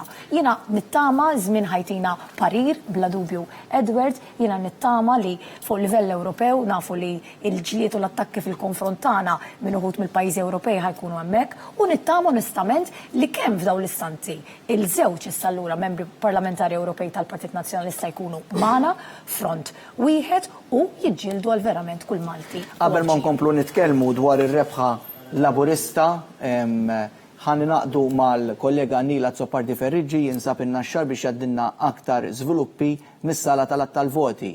Nsellimlek Nil. Insemmilkom u nilqakom propju għal kollegament ieħor mis-sala tal-voti fin-naxxar. Issa s-sitwazzjoni propju fis-sala tal-voti fil-kuruturi kalmat daqsxejn wara l-emozzjonijiet li kien hawnhekk kif il-Prim Ministru ħabbar rebħa laburista kbir oħra storika ta' 45,000 vot. Issa il-ġudikaturi tal-Kommissjoni Elettorali flimkien ma' rappreżentanti taż-żewġ partiti bħalissa qegħdin jaraw dawk il-voti li kienu dubjużi biex jiddeċiedu l-imnaħa ħajmorru li huma l-invalidi biex imbagħad iktar tard wara nofsinhar jibda l-att uffiċjali tal-voti permezz tal-iskeners, sistema ġdida li ser tintuża l-ewwel darba din is-sena li ser tkun qed tott il-voti, apparti li ser tott dawk li nsejħulhom l-unijiet, ser tott ukoll il-wirt tal-unijiet u eventwalment imbagħad hemmhekk tibda telli ngħidula aħna tal-kandidati. Eventualment mbagħad iktar tard matul il-jum supposti previżjonijiet huma li nkunu nafu min huma is-sitt kandidati, is-sitt membri parlamentari Ewropej eletti li ser jirrappreżentawna l-5 snin li ġejjin fil-Parlament Ewropew biex imbagħad ir-riżultat uffiċjali maħruġ mill-Kummissjoni Elettorali ma jistax joħroġ qabel 11 tal-lejla. Tkun wara 11 il-Kummissjoni Elettorali toħroġ ir-riżultat uffiċjali bis-sitt kandidati eletti kif previst. Dan għaliex il-riżultati jridu joħorġu madwar il-pajjiżi Ewropej, jridu joħorġu kollha f'daqqa. Sa dan it-tant aħna se nkunu qed naġġornawkom biżjed żviluppi mill-Kamra mis-sala tal-voti iktar tard matul il-jum. Sa dan it-tant nerġa' ngħaddi l-linja lura lejn l-istazzjonijiet wan mis-sala tal-voti. Insellmilkom. Ekku, grazzi hemmhekk lil Nil fil-fatt dak li kont għadni anka qed naqra fil-fatt minnaħa din il-famuża mhux tqarrija fil-fatt dawn huma messaġġi li qed joħorġu anka hawnhekk qed tarawhom anka fuq il-televiżjoni. Charlon, dak li qed naraw issa rebħa konsolidata tal-Partit Laburista kif kon qed nitkellmu rebħa oħra jekk alla jrid nistennew ukoll l-elezzjoni tal-Kunsilli Lokali meta jibdew jingħaddu nhar l-erba' li ġej, x'taħseb li anka il-Partit Laburista għandu jkompli itriq il-qudiem, ġifi qudiem dan ir-riżultat verament brillanti tal-Partit Laburista qabel ma nkomplu nitkellmu forsi anke fuq il-Partit Nazzjonalista, il-Partit Laburista jibqa' qaċċan għal aktar suċċessi. Waħda mill-akbar kotazzjonijiet illi l-ex Prim Ministru Edifen Akadami kien oġobna ħafna illi kien għamel huwa illi tibqa' b'widnejk mal-art. U naħseb jiena dik l-istess dikjarazzjoni ta' dak iż-żmien Edifen Akadami jekk minister żball. Kienet ftit wara l-elezzjonijiet tas-sena 1998 illi trid tibqa' b'widnejk mal-art. U naħseb dan huwa dak li għamel lil-Joseph Muscat u lil-Partit Laburista differenti mill-Partit Nazzjonalista. Huwa li inti kontinwament trid tibqa' b'widnejk mal-art, inti kontinwament trid tibqa' tisma' lin-nies mhux miss b'mod kosmetiku, però tisma' lin-nies biex verament tagħmel il-bidliet. Jien sal-bira stess, iltqajt nies fil-għaxija illi għażlu illi ma jmorrux jivvotaw f'dawn l-elezzjonijiet għaliex ħassuhom diżillużi fuq affarijiet li ntlaqtu huma personalment. Ikun żball jekk il-Partit Laburista fil-Gvern ma jismax dak il-messaġġ il-bieraħ fil-għaxija, fil-11 ta' fil-għaxija, kont f'attività soċjali. U smajt nies li għażlu li ma jmorrux jivvotaw għaliex kien hemm xi ħaġa li ħassewhom urtati mit-tmexxija ta' dan il-Gvern. U għalhekk kien tajjeb il-messaġġ tal-Prim Ministru Joseph Muscat. Ara, ma naħsbux illi m'hemmx messaġġ ukoll xi jintbagħat minn dawk in-nies illi għażlu illi ma jmorrux jivvotaw. U allura dan jagħmel il-kompitu u l-irwol u l-ħidma tal-Partit Laburista u tal-Gvern ferm aktar importanti biex jifhem lil dawk in-nies kollha li b'xi mod ieħor għażlu jew li għażlu li ma jażlux lill-Partit Laburista, jew inkella għażlu li ma jmorrux jivvotaw biex jifhem għal xiex ma morrux jivvotaw u jara kif jagħmel biex dawk dik it-tappa ta' voti li potenzjalment setgħu jkunu fil-kaxxa għal xi raġuni jew oħra din id-darba għażlu li ma jeżerċitawx dak id-dritt tagħhom. Però min-naħa l-oħra wkoll ir-riżultat tal-lum huwa wkoll messaġġ ċar mhux biss lejn il-Partit Nazzjonalista, lejn it-tmexxija lejn l-amministrazzjoni tal-Partit Nazzjonalista, imma wkoll huwa messaġġ ċar. Jien għadni ma nafsa jiġri f'termini ta' deputati, però wkoll messaġġ ċar għal min għażel illi jinjora dak illi xtaq il-poplu Malti Għawċi bħala ir-rappreżentant tiegħu fil-Parlament Ewropew u jinjora dik it-talba u jimxi it-triq għar-rasu dik li jmur barra minn Malta u jagħmel ħsara lil pajjiżna. U għandna tiġà l-avviż minn qabel, għandna tiġà l-avviż li ġej minn David Casa li jekk ser jerġa' jingħata l-opportunità biex iservi fil-Parlament Ewropew, ser jerġa' jagħmel l-istess fotokopi ta' dak illi jagħmel matul l-aħħar 5 snin. Jiena il-plitijaj ta' matej mhux ħanajt li jitla jew ma jitlax għax dik hija d-deċiżjoni ta' l-elettorat jekk jeleġġix lil David Casa jew inkella lil Trikas inkun immatu jew inkella inkun sopper fil-li b'xi mod jew ieħor ngħid li dawk iż-żewġ deputati ma ħaqhomx illi jitilgħu għaliex kulħadd għandu id-dritt li jeleġġi il-kandidati li jixtiequ. Però t-talba tiegħi fl-interess tal-pajjiż, il-pli tiegħi, ix-xewqa tiegħi fl-interess ta' dan il-pajjiż huwa li tifhem il-messaġġ li bagħat il-poplu Malti Għawċi llum u jekk ikollok l-opportunità li terġa' sservi fil-Parlament Ewropew, għamel minn kollox biex dak li għamilt matul l-aħħar 5 snin ma terġax tirrepetih fil-5 snin li ġejjin. Jiena naħseb meta ngħidu illi fadlilna ħafna xi jsiru, fadlilna ħafna fejn naħdmu minn għada ħadd terġa' tibda l-ħidma jekk mhux mill-lejla stess. Naħseb illi rridu nidentifikaw dawk l-areas fejn hemm bżonn li ssir il-ħidma. U dawn mhux ħan identifikawhom issa kienu identifikati anke tul din il-kampanja elettorali. Fosthom waħda mill-affarijiet li semma mal-ewwel hija il-gender pay gap, jiġifieri nisa u rġiel li jagħmlu l-istess xogħol għandhom jingħataw l-istess ammont ta' ħlas għall-istess xogħol li jkunu wettqu. Dik hija xi ħaġa illi nistgħu nitkellmu fuqha illum illi ħriġna n-nisa fuq il-post tax-xogħol permezz ta' ammont ta' miżuri li ttieħdu minn dan il-gvern. In-nies iridu issa mhux ix-xogħol, iridu xogħol ta' kwalità. Jiġifieri iridu ntuhom it-taħriġ biex ikollhom dan it-tip ta' xogħol, iridu naraw li kulħadd isib l-opportunità li ħareġ lu nnifsu llum ma tnix naraw lejn l-ammont ta' nies li m'għandhom xogħol imma x'tip ta' xogħol għandhom. Għandna wkoll l-infrastruttura li dejjem tissemma fit ma l-ambjent. L-nies ikunu jistgħu igawdu minn spazji miftuħa u rajna diġà, ġifieri tul din l-aħħar kampanja rajna enfasi b'mod speċifiku fuq l-ambjent, proposti konkreti. u qegħdin nersqu dejjem lejn il-kwalità ta' ħajja aħjar lill-poplu Malti u ġiġri issa meta ngħidu jonqos ħafna xi jsir tajjeb anke li nibdew nidentifikaw, nikkwantifikaw x'hemm bżonn isir ħalli dan ikun jista' jibda jitwettaq. Ġenis, diġà qed issemmi affarijiet biex dan ir-riżultat ikompli jitfa' iktar responsabilità fuq il-ħidma tal-gvern. Qed issemmi daw. Għax għaliex faċli b'dan ir-riżultat letteralment tikbirlek rasek, eċetera, ma m'għandux ikun il-każ. Mill-sfidi li jista' jkollu kull incumbent, jiġifieri kull min ikun diġà qiegħed jipposjedi l-istatura tiegħu, hija propju il-komplaċenza. Jiġifieri illi wieħed jibda f'kliem sempliċi jibda jieħu l-affarijiet for granted. Naħseb din hija karatteristika illi kienet assenti fil-modalità ta' dan il-gvern.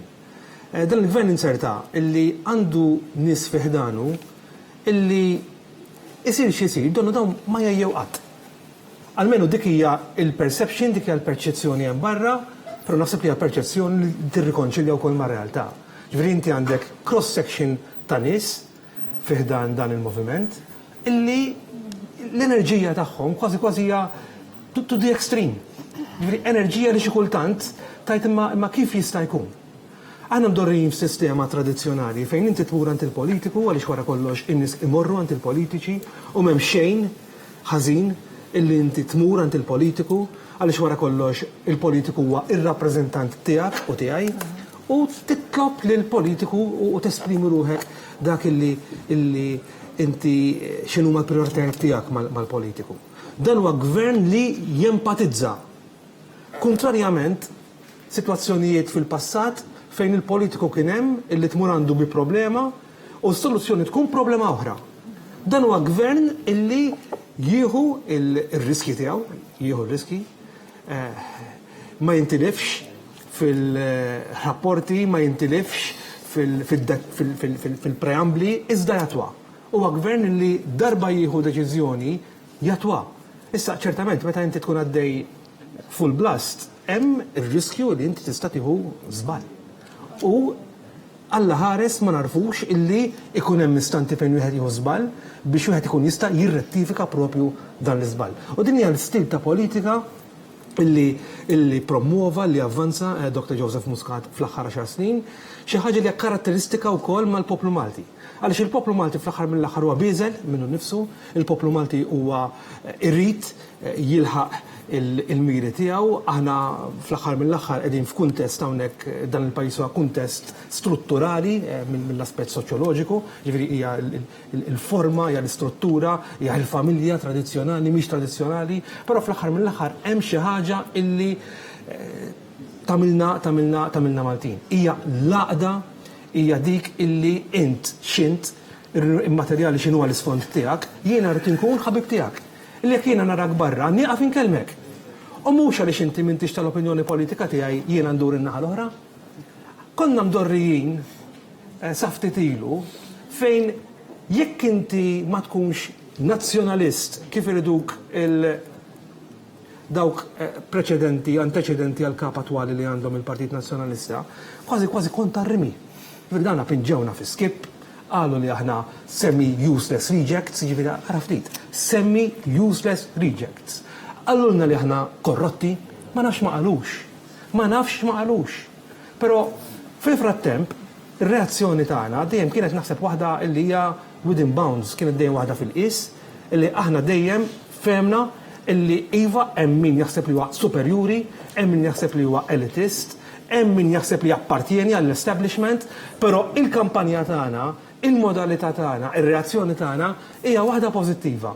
Hija waħda illi temmen li f'dan il-pajjiż jiġri x'jiġri, hija l-għaqda, hija l-unifikazzjoni, hija immaterjali inti xint, hija li bniedem jgħin lill-ieħor dawk huma l-karatteristiċi li del resto immanifestaw ruhom f'dan ir-riżultat li kellna llum. Qabel ma nitlob għar-rimarki konklusivi tagħkom kontu il-mistiedna waqt li qed titħabbar ir-rebħa ġifieri dak huwa privileġġ ġifieri insertajn. Ċelebraw wara hawnhekk.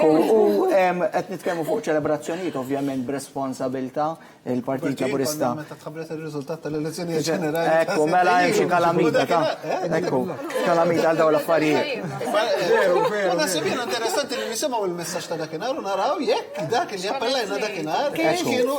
Qabel nitlobkom għal-rimarki konklusivi u morru għal-riklami, nfakkarkom fil-fatt il-Partit Laburista se jkun anka qed jitlob in-nies anka għal-ħabta tas-sija u nofs ta' wara nofsinhar biex jinġabru il-ħamrun barra iċ-Ċentru Nazzjonali Laburista. Ovvjament nappellaw għal bonordni u li kulħadd jobdi anka l-ordnijiet tal-uffiċjali tal-Pulizija. Il-Partit Laburista itenni dan il-messaġġ fis-sija u nofs ta' wara nofsinhar il-kwartieri, il-Ċentru Nazzjonali Laburista, il-Ħamrun. Ġenis, rimarki konklusivi tiegħek anka il-fatt li rajna enerġija tul il-kampanja din ir-rebħa kompletati enerġija lil dan il-moviment biex ikompli jaħdem.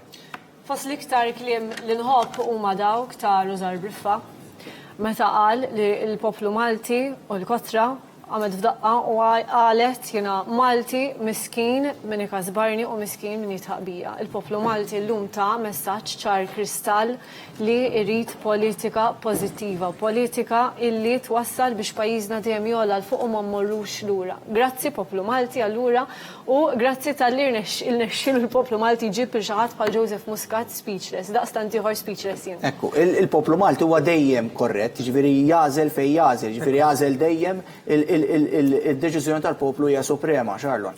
Il-deċiżjoni, il-poplu Malti jibat il-messaġġ u il-politiċi mbagħad l-obbligu tagħhom huwa li jifhmu dak il-messaġġ u jimxu fuq dak il-messaġġ. U allura bla dubju ta' xejn, il-poplu Malti wawċi fl-elezzjonijiet tal-bieraħ bat ukoll il-messaġġ tiegħu kemm lil Joseph Muscat, jiġifieri dak li sar sa issa għadu mhux biżejjed għax irridu aktar minnek biex nibqgħu niksbu dawn ir-riżultati. Naħseb ukoll bat messaġġ ukoll lil Partit Laburista biex dawk il-votanti, dawk l-oqsma li sa issa għadhom antebt, naħseb jiena il-Partit Laburista u l-Gvern Laburista jrid jindirizzahom, jindirizzaw ukoll dawk id-dwejja li sa issa jista' jkun għal raġuni jew oħra għadu ma ndirizzax, però wkoll bat messaġġ lill-oppożizzjoni, bat messaġġ lill-lejdrin delija biex jieħu d-deċiżjonijiet li għandu jieħu għaliex għada jista' jkun tard wisq. Edward, fil-waqt li nifhem bħalissa l-ferħ li tħossu n-nies għax qed inħossu aħna wkoll jiena nappella għal ċelebrazzjonijiet b'responsabilità. Għada ġurnata normali, ġifieri aħna ħanibqgħu bil-kmiem imxamrin, naħdmu għal ġid ta' pajjiżna u jiena nappella anke lil dawk in-nies bħalma appella wara kollox il-Prim Ministru, dawk in-nies li jinsabu mweġġajn, il-bibien tagħna jinsabu miftuħin, aħna lesti li nisimgħukom anke jekk forsi ma vvotajtux għalli xrittu twasslu l-messaġġ. Fil-waqt li hemm għajta wara kull votant hemm għajta ta' weġġa wkoll wara dawk illi ma jivvutawx, jiena ninkwita wkoll meta nara nies li pereżempju ma jivvutawx għall kunsili lokali għaliex il-kunsiliera tagħna u s-sindki tagħna jagħmlu xogħol imprezzabbli fil-komunità. U allura rridu nifhmuhom iktar il dawn nies, u allura jien nappellalhom li jersqu lejna bħalma aħna nersqu lejhom sabiex flimkien inkomplu inwasslu l-pajjiżna għal aktar suċċess, għal aktar prosperità wara tmexxija kbira tal-Prim Ministru tagħna Dr. Joseph Muscat. Ekku l-ħidma tkompli, jiġifieri jiena qed niċċekkja Għadna grupp parlamentari. u tlieta ikompli jarġel ta' għal-Parlament, hemm sessjoni plenar tal-Parlament, ġifieri l-ħidma ma teqafx u fil-fatt il-Prim Ministru anke appella l-kontinwità biex kulħadd lura kulħadd fuq xogħlu u appella anke għall-laqda biex tibqa' tirrenja anke wara li ħriġna minn kampanja elettorali u l-poplu issa tkellem mod ċar. M'għandix dubju li dak il-inti il-pretest li għadek kemm qatt jista' jitwettaq. Għaliex il-politiċi illi jrid il-poplu Malti f'dan il-pajjiż huma t-tip ta' narrattiva illi l-Onorevoli Kutajar għadha kemm issa komunikat. Dak huwa t-tip ta' politiku illi jridu n-nies huma politiċi illi they care about the people, illi moħħhom huwa fin-nies. Jiena ġej mill-distrett ta' Rozjan Kutajar u naf in-nies x'jaħsbu dwar Rozjan Kutajar, in-nies fit-triq x'jaħsbu dwar l-Onorevoli Kutajar, l-istess naturalment japplika għal-membri parlamentari oħrajn. Għaliex hija l-empatija li tagħmel il-kapaċità ta' dawn il-politiċi li jiffurmaw dan il-moviment fil-gvern, li huma nies illi huma empatiċi di natura, li kapaċi jifmu lin-nies, li kapaċi jidħlu fiż-żarbun ta' dak li jkun, li kapaċi jissostitwixxu dak illi qed jaħseb min għandhom qudiemhom. U ma dawn il-karatteristiċi illi distingu dan il-moviment minn faxex oħrajn. Faxex illi irrid ngħid mhux jgħidin indalija, però il-legat illi huwa wired. Huwa legat illi kien karatterizzat minn gidba, l-akbar gidba faħxija li kellna fl-istorja politika. Illum wasla ta' fatt. Illum m'hemmx opinjoni dwarha. Illum għandna konklużjoni tal-lum imħallef Aron Buġejja li jiswed fuq l-abjad qiegħda tirrikonċilja dak li jiena qed ngħid. Però mhux hekk biss, kellna kampanja fejn in-nies riedu jirringrazzjaw lill-gvern tal-performance li għamel tul dan huwa ċertifikat li ċertament il-poplu Malti kellu l-opportunità iwieġeb b'mod ieħor kieku għal grazzi tal-argument il-performance tal-gvern attwali kienet mod ieħor anke fl-isfond il-Partit Nazzjonalista kellu kandidatura li kien hemm kandidati tajbin, però kienet hijacked minn persuni illi it-track record tagħhom kienet qegħdin fl-Ewropa biex ikissru lil Malta. Dak il-poplu Malti ma jridux, il-poplu Malti jrid laqda f'dan il-pajjiż. Grazzi ħafna lilkom daqqu nofsinhar, mhux qed ngħid arrożjen għalija ġaħna minħal qormi, infakkarkom jekk qed tiklu l-ikla ta' nofsinhar issa fis-sija u nofs ta' wara nofsinhar quddiem iċ-Ċentru Nazzjonali Laburista fil-Ħamrun fil-fatt se jkun hemm attività ta' ċelebrazzjoni, niċċelebraw b'mod responsabbli, nobdu l-ordnijiet anki tal-Pulizija u ovvjament hija ġurnata ta' ċelebrazzjoni għaliex anke il-poplu tkellem b'mod ċar il-Partit Laburista 55%, il-Partit Nazzjonalista 37% f'dawn l-elezzjonijiet tal-Parlament Ewropew distak li bejwet ieħor iġib 45,000 vot 17%. Aħna se mmorru ftit momenti ta' riklam ibqgħu magħna għaliex għandna aktar żviluppi li se jidħlu anke mis-sala tal-voti tan-naxxar u jkollna aktar diskussjoni hawnhekk fl-istudju. Għalissa nefqu waqfa.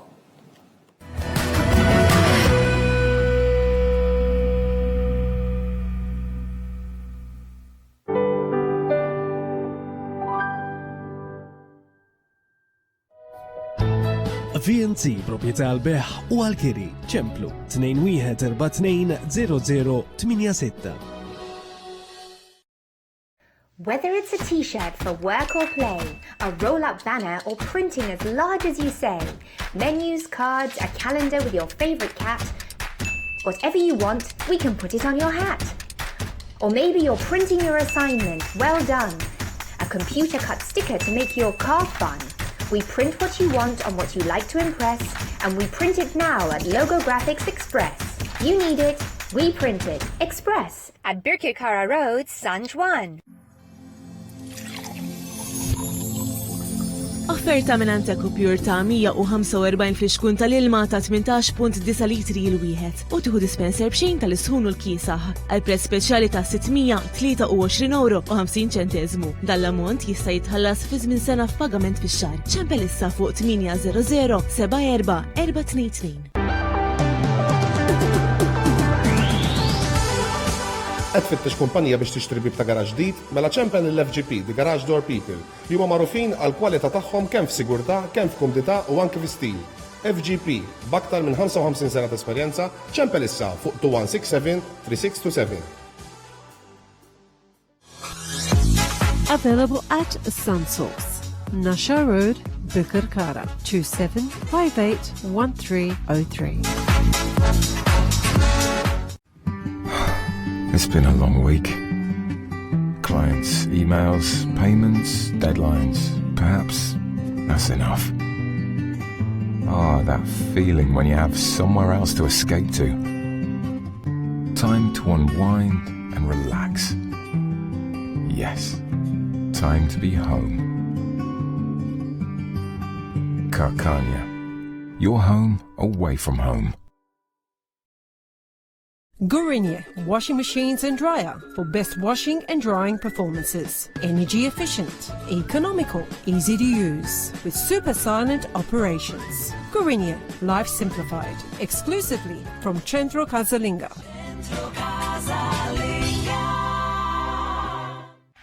Galletta Construction Limited joffru servizz ta' demolition u excavation fuq kull tip ta' bini. Galletta Construction joffru l-aqwa prezzijiet fis-suq. Għal aktar informazzjoni ċemplu fuq 9943 1234.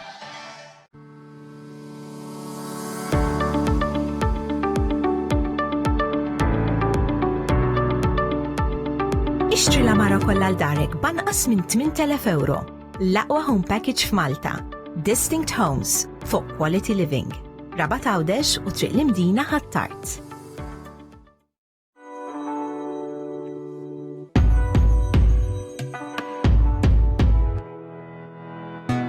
Bodo Electric Vehicles, Minan Spiteri Autos, Nashar Road Birkirkara, faċċata tal-Smart. Bodo, l-orħos karozza fis-suq tal-karozzi elettriċi.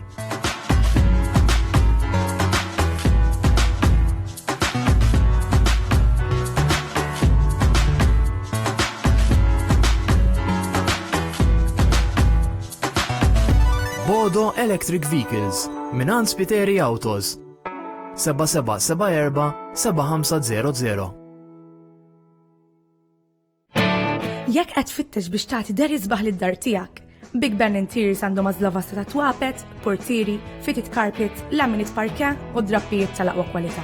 It-tim ta' Big Ben joffri wkoll installazzjoni ta' parquet, ħjata tal-portieri u kif ukoll konsultazzjoni professjonali. Big Ben Interiors, the heart of your home.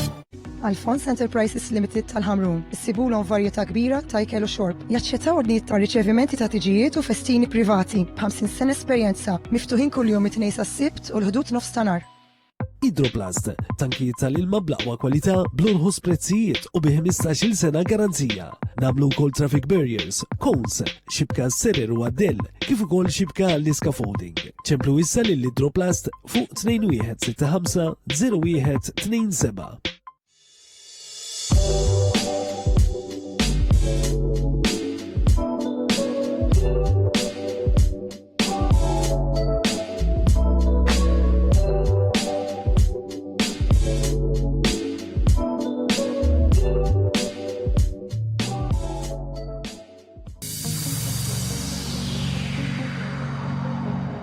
Għandek xi okkażjoni, waslet il-ġurnata tal-proġett, se toqgħod parina ta' xi mamudija jew griżma, jew forsi xi tieġ tal-familja jew ħbieb.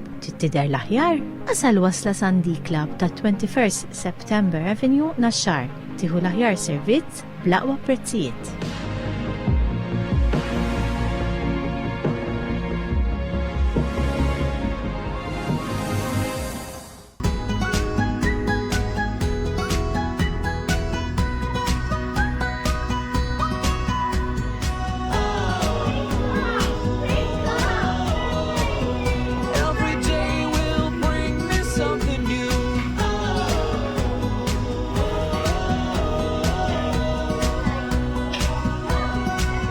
Sylvia Bazaar, Mattresses and More.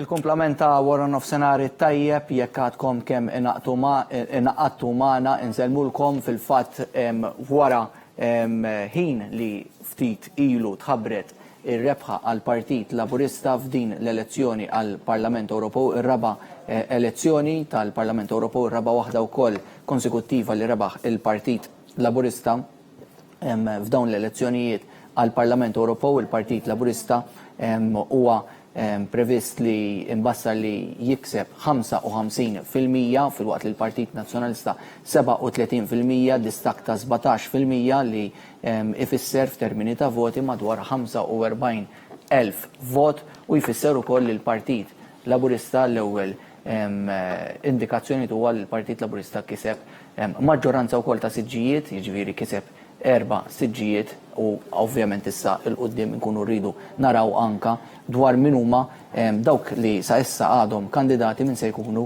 se jieħdu posthom fil-Parlament Ewropew, istituzzjoni anka importanti ħafna fl-Unjoni Ewropea mal-kullana ta' istituzzjoni li hemm anka f'din l-Unjoni. Qed jgħidu li għandna lill-kollega Neil Azzopardi Ferriġġi biex jgħaddilna aktar żviluppi minn ġewwa is-sala tal-vot in-Naxxar jibqa' iċ-ċentru ta' interess tagħna dak li qed jiġri bħalissa infakkarkom li fis-sija u nofs ta' wara nofsinhar barra iċ-Ċentru Nazzjonali Laburista ċelebrazzjoni ta' poplu maqut wara dan ir-riżultat verament fenomenali, riżultat fenomenali l-ikbar rebħa fl-istorja politika ta' pajjiżna mhux mill-indipendenza, iżda fl-istorja elettorali ta' pajjiżna, fl-istorja ta' 170 sena. Iżda għalissa Neil minn Naxxar, insellimlek.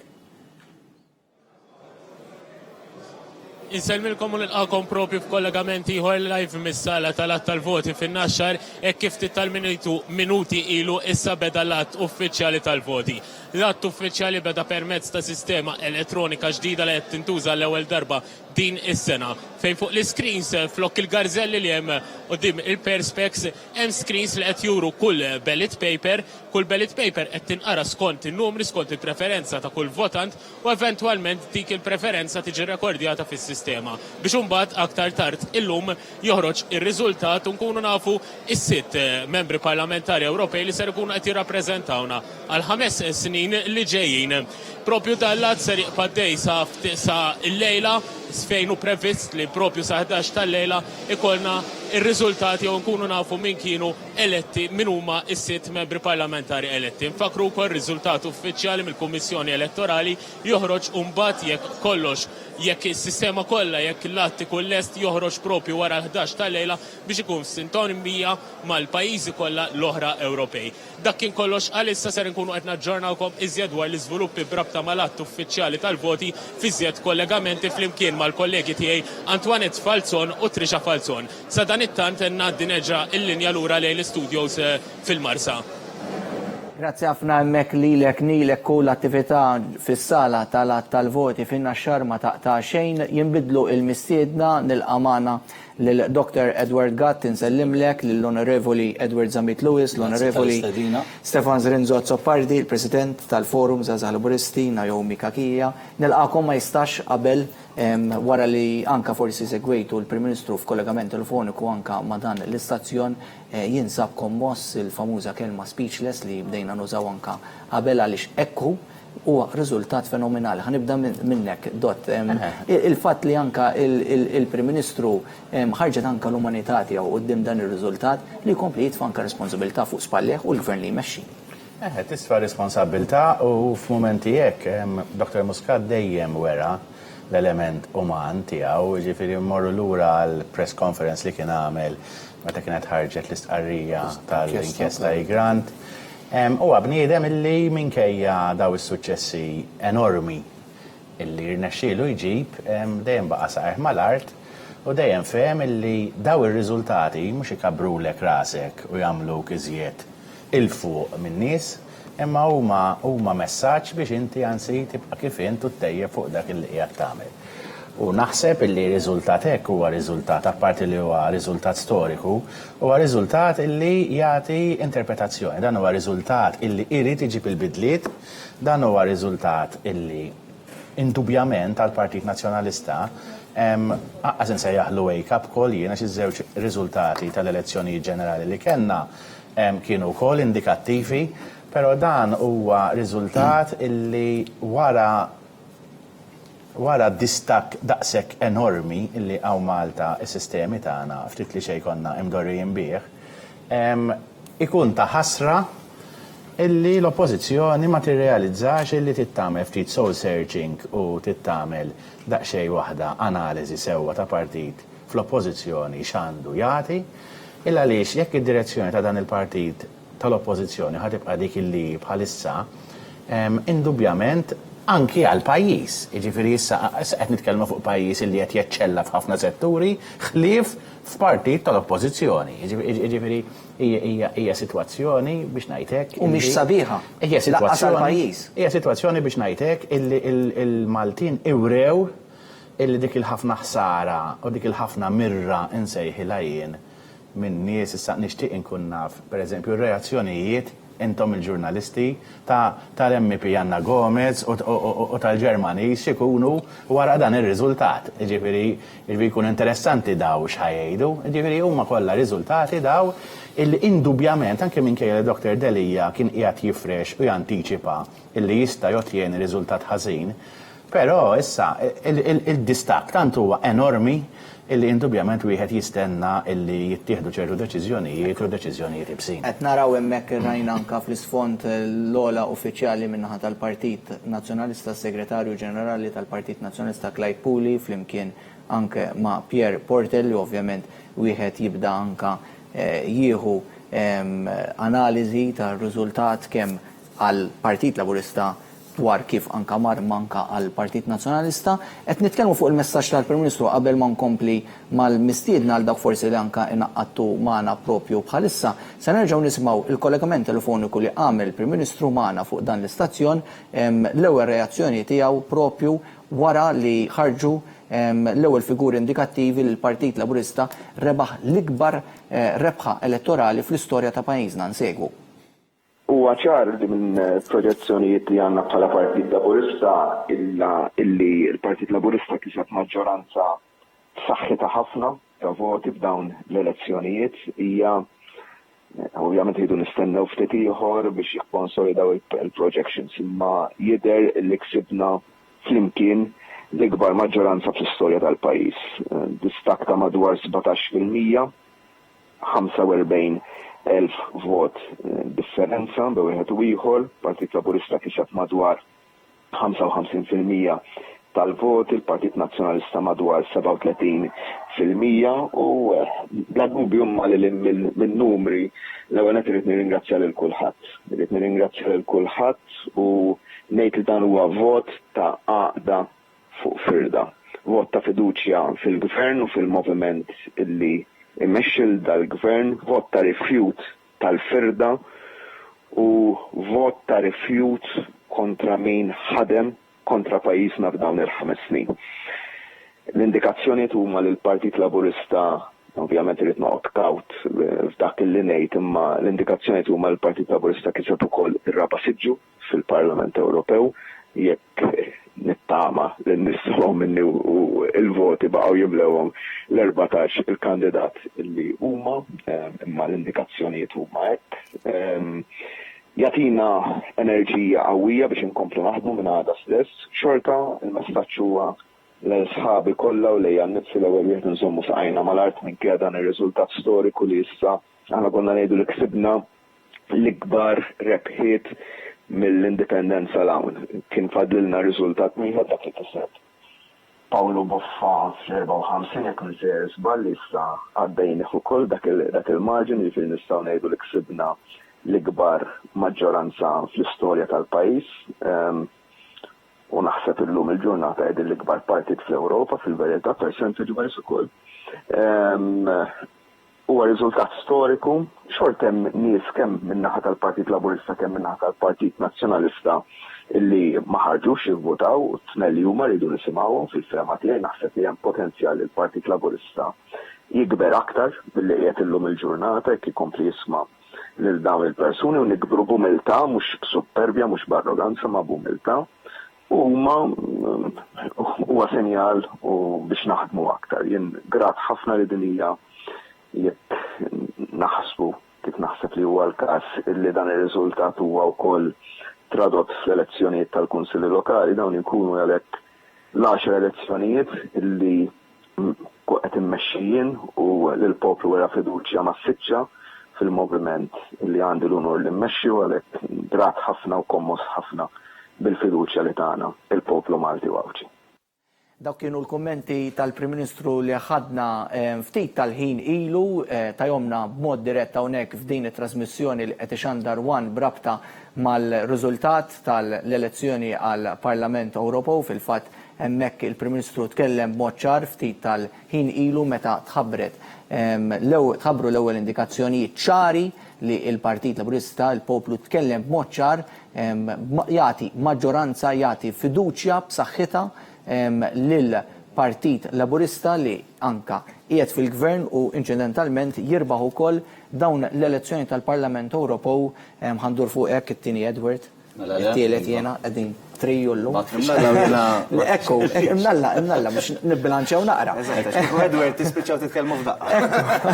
Il-fatt li anka it-tieni darba li il-Partit Laburista fil-gvern jirbaħ dawn l-elezzjoni tal-Parlament Ewropew, elezzjoni li min ikun fil-gvern anka għal kontrarju ta' pajjiżi oħra forsi fil-pajjiżi oħra stati membri oħrajn ma jkunux daqshekk faċli għal partit li jkun fil-gvern li anka jirbaħ dawn l-elezzjoni u jirbaħhom b'mod fenomenali, ġifieri rebħa l-ikbar rebħa fl-istorja ta' pajjiżna u l-Prim Ministru jitkellem dwar ir-rifjut tal-firda. Il-poplu jirrifjuta l-firda u jażel l-għaqda anka f'dan l-appuntament elettorali ieħor, ġifieri ġamilha qabel u qed jerġa' jagħmilha llum.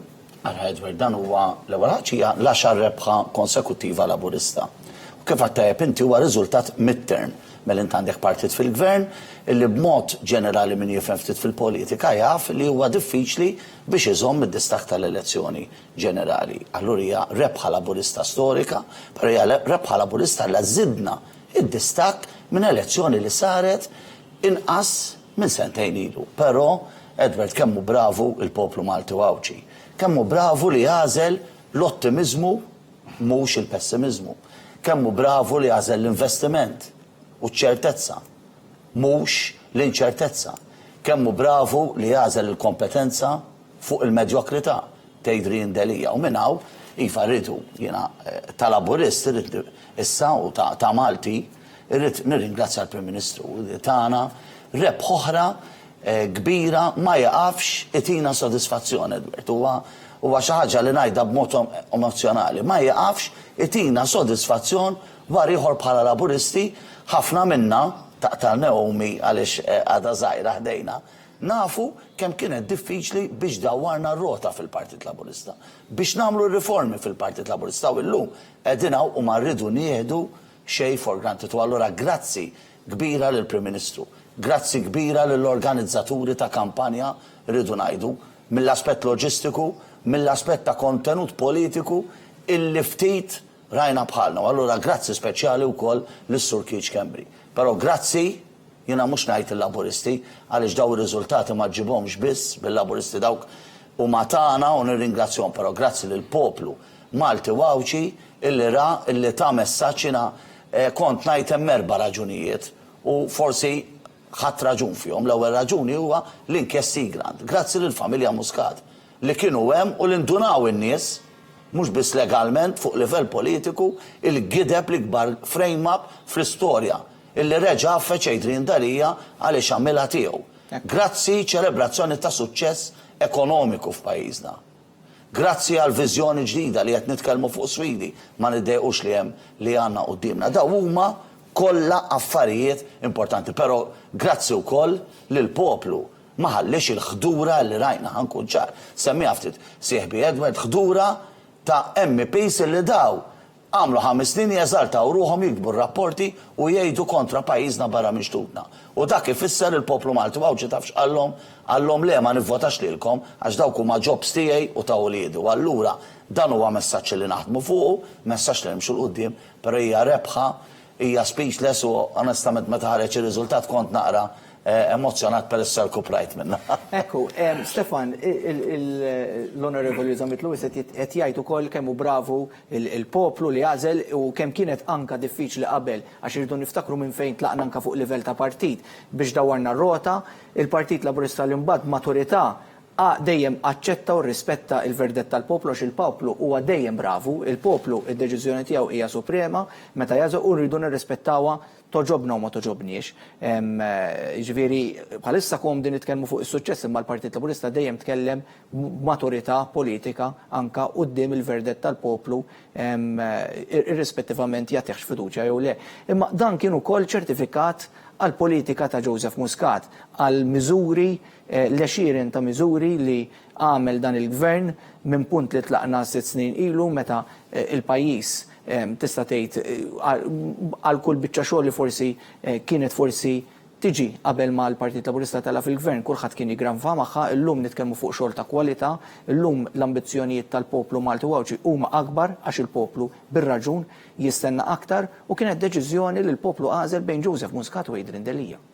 Jien naħseb li llum il-poplu huwa kburi, il-poplu Malti, illi l-bieraħ reġa' kien ma' Joseph Muscat. U naħseb illi għażel li reġa' jkun ma' Joseph Muscat fil-maġġoranza tiegħu għaliex rajna sensiela ta' suċċessi li tmexxija ta' Joseph Muscat waslet għal pajjiżna suċċessi li minnhom qiegħed igawdi minn kulħadd. Però aħna mixin matul din il-kampanja fl-opportunità li kellna li niltaqgħu man-nies. Numru ta' nies anke esprimew fil-fatt ta' ftit aċċenna li wkoll Edward illi għamlu aċċenn għal affarijiet fejn għandna bżonn ninsaħħu l-ħidma tagħna, fejn għandna bżonn li nagħtu attenzjoni ikbar, fejn minkejja li għandna ċertu suċċess, għandna ċertu oqsma li għandna bżonn illi nagħmlu ferm aktar milli għamilna. Però l-poplu qed jara differenza. Qed jara differenza illi jaf illi ma dan il-gvern, mal-Partit Laburista, mal-moviment tal-Partit Laburista, jaf illi aħna nżommu saqajna mal-art, nifmu dak li jeħtieġ il-poplu u dejjem immorru biex insibu soluzzjonijiet. Il-politika tagħna mhix il-politika illi naraw kif se noqogħdu inkesksu kontra Malta, kif aħna ikollna rappreżentanti barra minn pajjiżna li jfittxu kull opportunità biex minn għalihom jirbħu il-punti politiċi illi billi jitkellmu kontra pajjiżna u jippruvaw iċabsu isem pajjiżna. Il-poplu Malti qed jara li l-politika li jrid hija ta' dawk illi jafu fejn irdu jaslu li għandhom is-soluzzjonijiet li għandhom it-tweġibiet. U naħseb illi jiena niskanta kif qed nara waqt li qegħdin hawnhekk x'qal is-Segretarju Ġenerali Clyde Pooley għadu kif qal jekk qed jgħidu li sewwa illi qed jgħid il-Partit Nazzjonalista qed jistabbilizza ruħu. Ma nafx. Ma nafx hekk il-quotation tajb imma jiġifieri dak li kien qed jgħid Edward Gatt illi hemm il-ħtieġa ta' deċiżjonijiet jidher illi dawna kontenti fil-sitwazzjoni li qegħdin. Ġifieri ejja nżommu saqajna mal-art naħseb bħala gvern, ejja nkomplu nfittxu dawk l-aspetti fejn iridu nkomplu nsaħħu, il-mutur ekonomiku ta' pajjiżna tagħna suċċessi kbar fuq dwar dak illi għandna llum, dak il-mutur ekonomiku iridu nżommu ħaddej, iridu nkomplu mmexxu l-pajjiżna l qudiem fil-waqt illi nkomplu nisimgħu lin-nies narfu fejn huma dak l-aspetti illi rridu naħdmu iżjed imma fl-aħħar mill-aħħar iva. Il-poplu għażel illi kollna lil Malta f'qalbna u li kull fejn inkunu Malta trid dejjem tiġi l-ewwel qabel kollox. Naomi, jekk xejn din ir-refħa tagħti messaġġ ċar li l-poplu huwa maqut wara l-moviment ta' Joseph Muscat, il-poplu jibqa' jfittex l-għaqda u ma nistax ma nistaqsik xi żgħażagħ kellkom kampanja fantastika oħra kellek ukoll jekk kellha jrid nhar l-erba' nibdew naraw dik iż-żerrija li nżeret.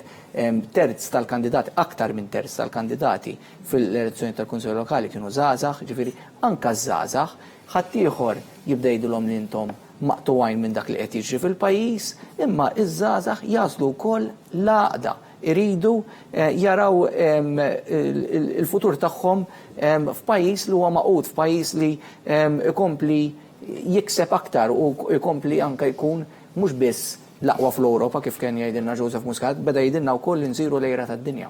Ekku, bħalissa emozjonata ħafna, ġifieri għadni nipproċessa n-numri li qegħdin jissemmew, però kuntenta ħafna li ovvjament il-ħidma tagħna bħala ferra taż-żgħażagħ speċjalment ma bdietx fl-aħħar ġimgħat u laqqas fl-aħħar xhur għaliex aħna bdejna minn day one, minn mument li ingħaqad dan it-tim ġdid wara l-aħħar elezzjoni ġenerali, naħdmu, niffurmaw l-operat tagħna għal dan il-moment preċiż, ġifieri bħalissa huwa l-moment fejn nkunu fis-seba' sema li qed naraw dak li kollu li ħdimna lih. Jingħaqad ovvjament baqa' kif qed inti r-riżultati tal-ġimgħa d-dieħla li ansjużi ħafna biex naraw kif marru żgħażagħ tagħna, kellna iktar minn 120 żagħżugħ u żagħżugħa li ħassew illi kellhom ikunu parti mill-viżjoni illi resaq qudiemna Joseph Muscat, kuntenta ħafna li huma żgħażagħ formidabbli ħafna, rajna kampanji ta' livelli għoljin ħafna ġifieri mhux biss fuq livell ta' membri parlamentari Ewropej iżda anke fil-Kunsill Lokali, ġifieri issa nistennew naqra l-ġimgħa d-dieħla naraw kif marna, però ovvjament kienet elezzjoni storika wkoll minħabba iż-żgħażagħ li kienu qed jivvutaw għall-ewwel darba, dawn il-8500 żagħżugħ illi l-Partit Laburista wera fiduċja bla qis fihom, dawn iż-żgħażagħ nemmen illi taw risposta Fl-aħħar ġimgħat kellna kap tal-oppożizzjoni li beda jsaqsi dawn iż-żgħażagħ biex jinteresshom u dik hija xi ħaġa li urtat ħafna żgħażagħ naħseb meta qal dak il-kumment kien imdawwar biż-żgħażagħ u kieku jkont jiena naħseb kont naqbad inqum nitlaq il-barra li ġrana f'wiċċhom kien qed jgħidulhom li jiddubita l-interess tagħhom fil-politika. Ġifieri nemmen illi dawn iż-żgħażagħ ħarġu biħ-ġarhom biex jagħtu risposta. Ċertament illi żgħażagħ illi jimmilitaw fil-Partit Laburista għandna ħafna żgħażagħ li naqdu magħna fl-aħħar xhur. Minn 14 sena. Huma kontenti ħafna li kellhom ir-rwol xilabu f'din ir-rebħa. Ovvjament qabel tlaqt minn ħdejhom qabel biex ġdejta u l-aħħar kelma li qedtilhom hi illum nistgħu niċċelebraw okej imma minn għada rridu nkomplu naħdmu dik hija il-mentalità tagħna mhux bħala partit biss imma b'mod speċjali fiż-żgħażagħ. Imma insomma jiċċelebraw xorta. Dur mhux ħajaqtaw qalbhom qabel inkompli magħkom għaliex infakkarkom li fis-sija u nofs ġifieri sija oħra quddiem iċ-Ċentru Nazzjonali Laburista l-Ħamrun qed insemmu ir-rebħa. Ejja naraw nerġgħu ngħixu mill-ġdid. Dan il-mument storiku għax din kienet l-ikbar rebħa fl-istorja ta' pajjiżna li qatt kiseb partit politiku, nerġgħu naraw wara li tal-kollegament telefoniku l-Prim Ministru fuq dan l-istazzjon hemmhekk ġewwa s-sala tal-voti kien hemm letteralment euforija ta' sodisfazzjon u spikkat ukoll il-fatt li apprezzament lejn il-poplu Malti li baqda sħiħa reġa' ta' fiduċja lil Partit Laburista u l-moviment immexxi minn Dr. Joseph Muscat. Naraw. Illi imexxi lil dan il-gvern huwa vot ta' rifjut tal-firda u kontra min jaħdem kontra pajjiżna, kif ukoll kontra naħseb huwa vot kontra id-beżżieħ fuq ix-xjuż illi ma jeżistux u li fil-verità l-poplu vota b'mod ċar ħafna. Jagħtina enerġija għal ħidma b'saħħitha għal ġej. L-appell tiegħi bili l-ewwel wieħed u l-sħabi kollha li minkejja dan il-vot storiku, din maġġoranza storika issa. Aħna sal-lum il-ġurnata konnedna li ksibna l-ikbar maġġoranza minn wara l-indipendenza issa nistgħu ngħidu ksibna l-ikbar maġġoranza fl-istorja tal-pajjiż. Anka meta kien fadlilna il-riżultati kien kiseb Pawlu Boffa f'54 jekk insejjer żball issa bejnieh ukoll. Li xorta rridu nibqgħu saqajna mal-art u rridu naħdmu biex nkomplu nisimgħu in-nies. Xorta importanti kemm laburisti kemm nazzjonalisti li ma votawx u aħna rridu nisma'hom tnelli huma xi tnelli huma wasslu messaġġ irridu nkomplu nisimgħuhom u xejn irridu nkomplu naħdmu aktar. U aħna ngħada filgħodu ħankomplu naħdmu u nittama fuq kollox il-messaġġ li tal-poplu jeħduh il-persuni li ħajkunu qegħdin jirrappreżentaw il-pajjiżna issa fil-5 snin li ġejjin fil-Parlament Ewropew. Grazzi ħafna. Hemmhekk fl-isfond kien hemm il-Prim Ministru qed jagħti wkoll l-ewwel reazzjoni tiegħu hemmhekk rajna wkoll ħajr lil il-volontiera u l-ħaddiema tal-Partit Laburista, hemmhekk rajna lil kap tal-komunikazzjoni tal-Partit Laburista Eleander Balzan li aħna tkellimna dwar il-ħidma loġistika u l-messaġġ li beda jingħata anke f'din il-kampanja bit-tema Malta f'qalbna u wieħed ma jistax ma jingrazzjax nies bħal Eleander u nies oħrajn li forsi ma tantx jidhru dawn imma jaħdmu wara l-kwinti u jagħmlu xogħol utli ħafna. Stefan, tara dawk il-xeni dawn huma xeni li anka l-aġenti u l-attivisti tal-partit anka jgħixu għalihom, ġifieri huma xeni sbieħ u sodisfazzjon meta tara dak li ikun inżarax ir-riżultat ma jiġix kombinazzjoni, ġifieri ma jaqbdux il-poplu jażel il-Partit Laburista hekk għax ħolhom filgħodu, ġifieri għax il-Partit Laburista jibqa' saqajh mal-art fil-gvern jibqa' jindirizza l-isfidi tan-nies u jibqa' jagħti wkoll l-idea li nistgħu niksbu aktar, jiġifieri anka tħabbru diversi miżuri tul budgets wieħed wara l-ieħor. Imma il-Partit Laburista ma jiġ għamilna biżżejjed, jibqa' ambizzjuż biex jikseb iktar. L-ewwel qed nixtieq illi nifraħ il-Naomi u l-tim kollu tal-Forum Żgħażagħ Laburisti, mhux biss għaliex għamlu xogħol kbir, mhux għaliex illum il-Forum Żgħażagħ Laburisti sar waħda mill-aktar ferat proattivi, imma wkoll kemm qed nara u qed ninnota talent ġdid u tajjeb u pożittiv minn eta żgħira illi jfisser mhux biss illi qegħdin naraw preżent mill-isbaħ għall-Partit Laburista, imma żgur li għandna il-futur tal-Partit Laburista li qiegħed jinħemma li qed jinbena fil-forum żgħażagħ Laburisti. U naħseb li dik hija xi ħaġa illi verament bħal li anke servej tal-snin twal fl-amministrazzjoni tal-partit u aħna anke Edward konna fil-forum ħafna żmien ilu li konna fl-imkien. Il-deċessur tagħha. Eżatt. U li tara din it-trasformazzjoni ta' forum illi sar ngħidwa kif inhi ħalamita tat-talent. Jina niftakar għan semmiħ ġiviri, per eżempju, meta kien tkellem Nowlin. Fajqa, zazuħ ta' 15 sena, 14-15 sena. Li zarwiet l-indirizza konferenza. Għattifem, per eżempju, kellna u kol matul din il-kampanja, kellna tfajla minn Ħazzeb Buċ li indirizzat u kol taħt it-tinda. U dak il-sens ta' kjarezza fil-mod kif jikkomunikaw il-messaġġ tagħhom. Verament juri li l-Partit Laburista għandu biss mhux kifat mhux biss preżent b'saħħtu imma jidhru diġà. Exactly. Apparti minn hekk għad-domanda tiegħek jiena ili mmur il-counting hall naħseb minn 97 jew minn 1998. U n-nies ħanajdu hekk it-tim li dejjem kellna fil-counting hall huma nies dedikati ħafna, nies li għamlu żmien baqgħu b'determinazzjoni jibqgħu jagħtu dan is-servizz minkejja li r-riżultati ma kinux jiġu. Allura wieħed jifhem ferm aktar meta inti tkun f'mument storiku bħal dan. Però dak il-mument storiku jiġi għaliex ikun sar xogħol kbir, għaliex ikun hemm laqal fil-mod kif jimxu l-affarijiet, għaliex fl-aħħar mill-aħħar il-poplu iħoss illi din hija l-alternattiva tajba. Li din hija triq illi qed tagħtih suċċessi. Illi il-poplu qed ikompli jifhem u naħseb qed jibgħat messaġġ ċar ħafna.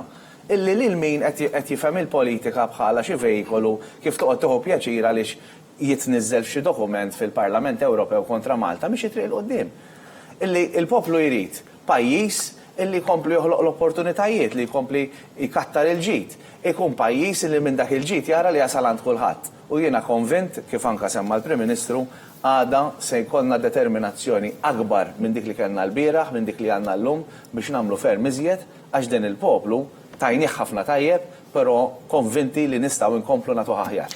Ekku, il-poplu għal grazzi wkoll il-politika u lil Dr. Joseph Muscat ukoll fil-fatt għal politika tiegħu il-fatt li wkoll qed jagħmel il-ġid f'dan il-pajjiż u il-poplu anke qed jinġabar ħġaru barra iċ-Ċentru Nazzjonali Laburista il-Ħamrun nfakkarkom li inqas minn si oħra fis-sija u nofs ta' wara nofsinhar attività ta' ċelebrazzjoni ta' poplu maqut barra iċ-Ċentru Nazzjonali Laburista nfakkarkom dejjem niċċelebraw bil-bonordni nobdu l-istruzzjonijiet li jagħtuna l-uffiċjali tal-Pulizija ovvjament anka b'rispett lejn dak li qed jiġri madwarna u aħna nfakrukom li fis-sija u nofs ta' wara nofsinhar ninġabru quddiem iċ-Ċentru Nazzjonali Laburista l-Ħamrun ġifieri fadal ftit ħin u anka diġà bdew jinġabru n-nies u aktar tard anka forsi ninaqdu mal-Ħamrun.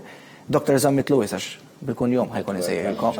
Biex tiddistingwina medwa. Ekku, f'din l-elezzjoni rajna wkoll ħarġet l-istatura ta' mexxej.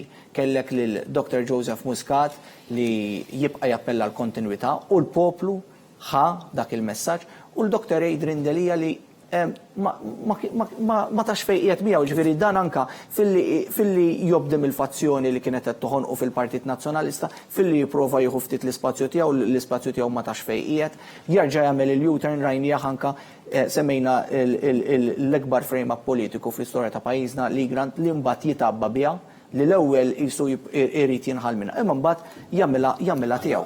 3 punti fil-qosor. Wan tal-li Grant affettwat iva. Affettwat kien hemm sentenza fil-kampanja elettorali.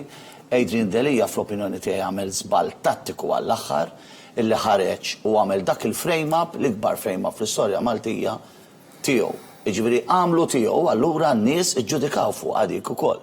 Iġġudikaw sitwazzjoni fejn jgħidu isma' dan suppost New Way u New Way ma nfatamx minn dak li kienet jagħmel ħażin ta' qablu Simon Busuttil. Ġifieri hemm hija ġudizzju politiku fuqu u fuq il-mod kif ġabet ruħha l-familja Muscat. Li wriet reżiljenza, li wriet serjetà f'kampanja elettorali li ma ninsewx.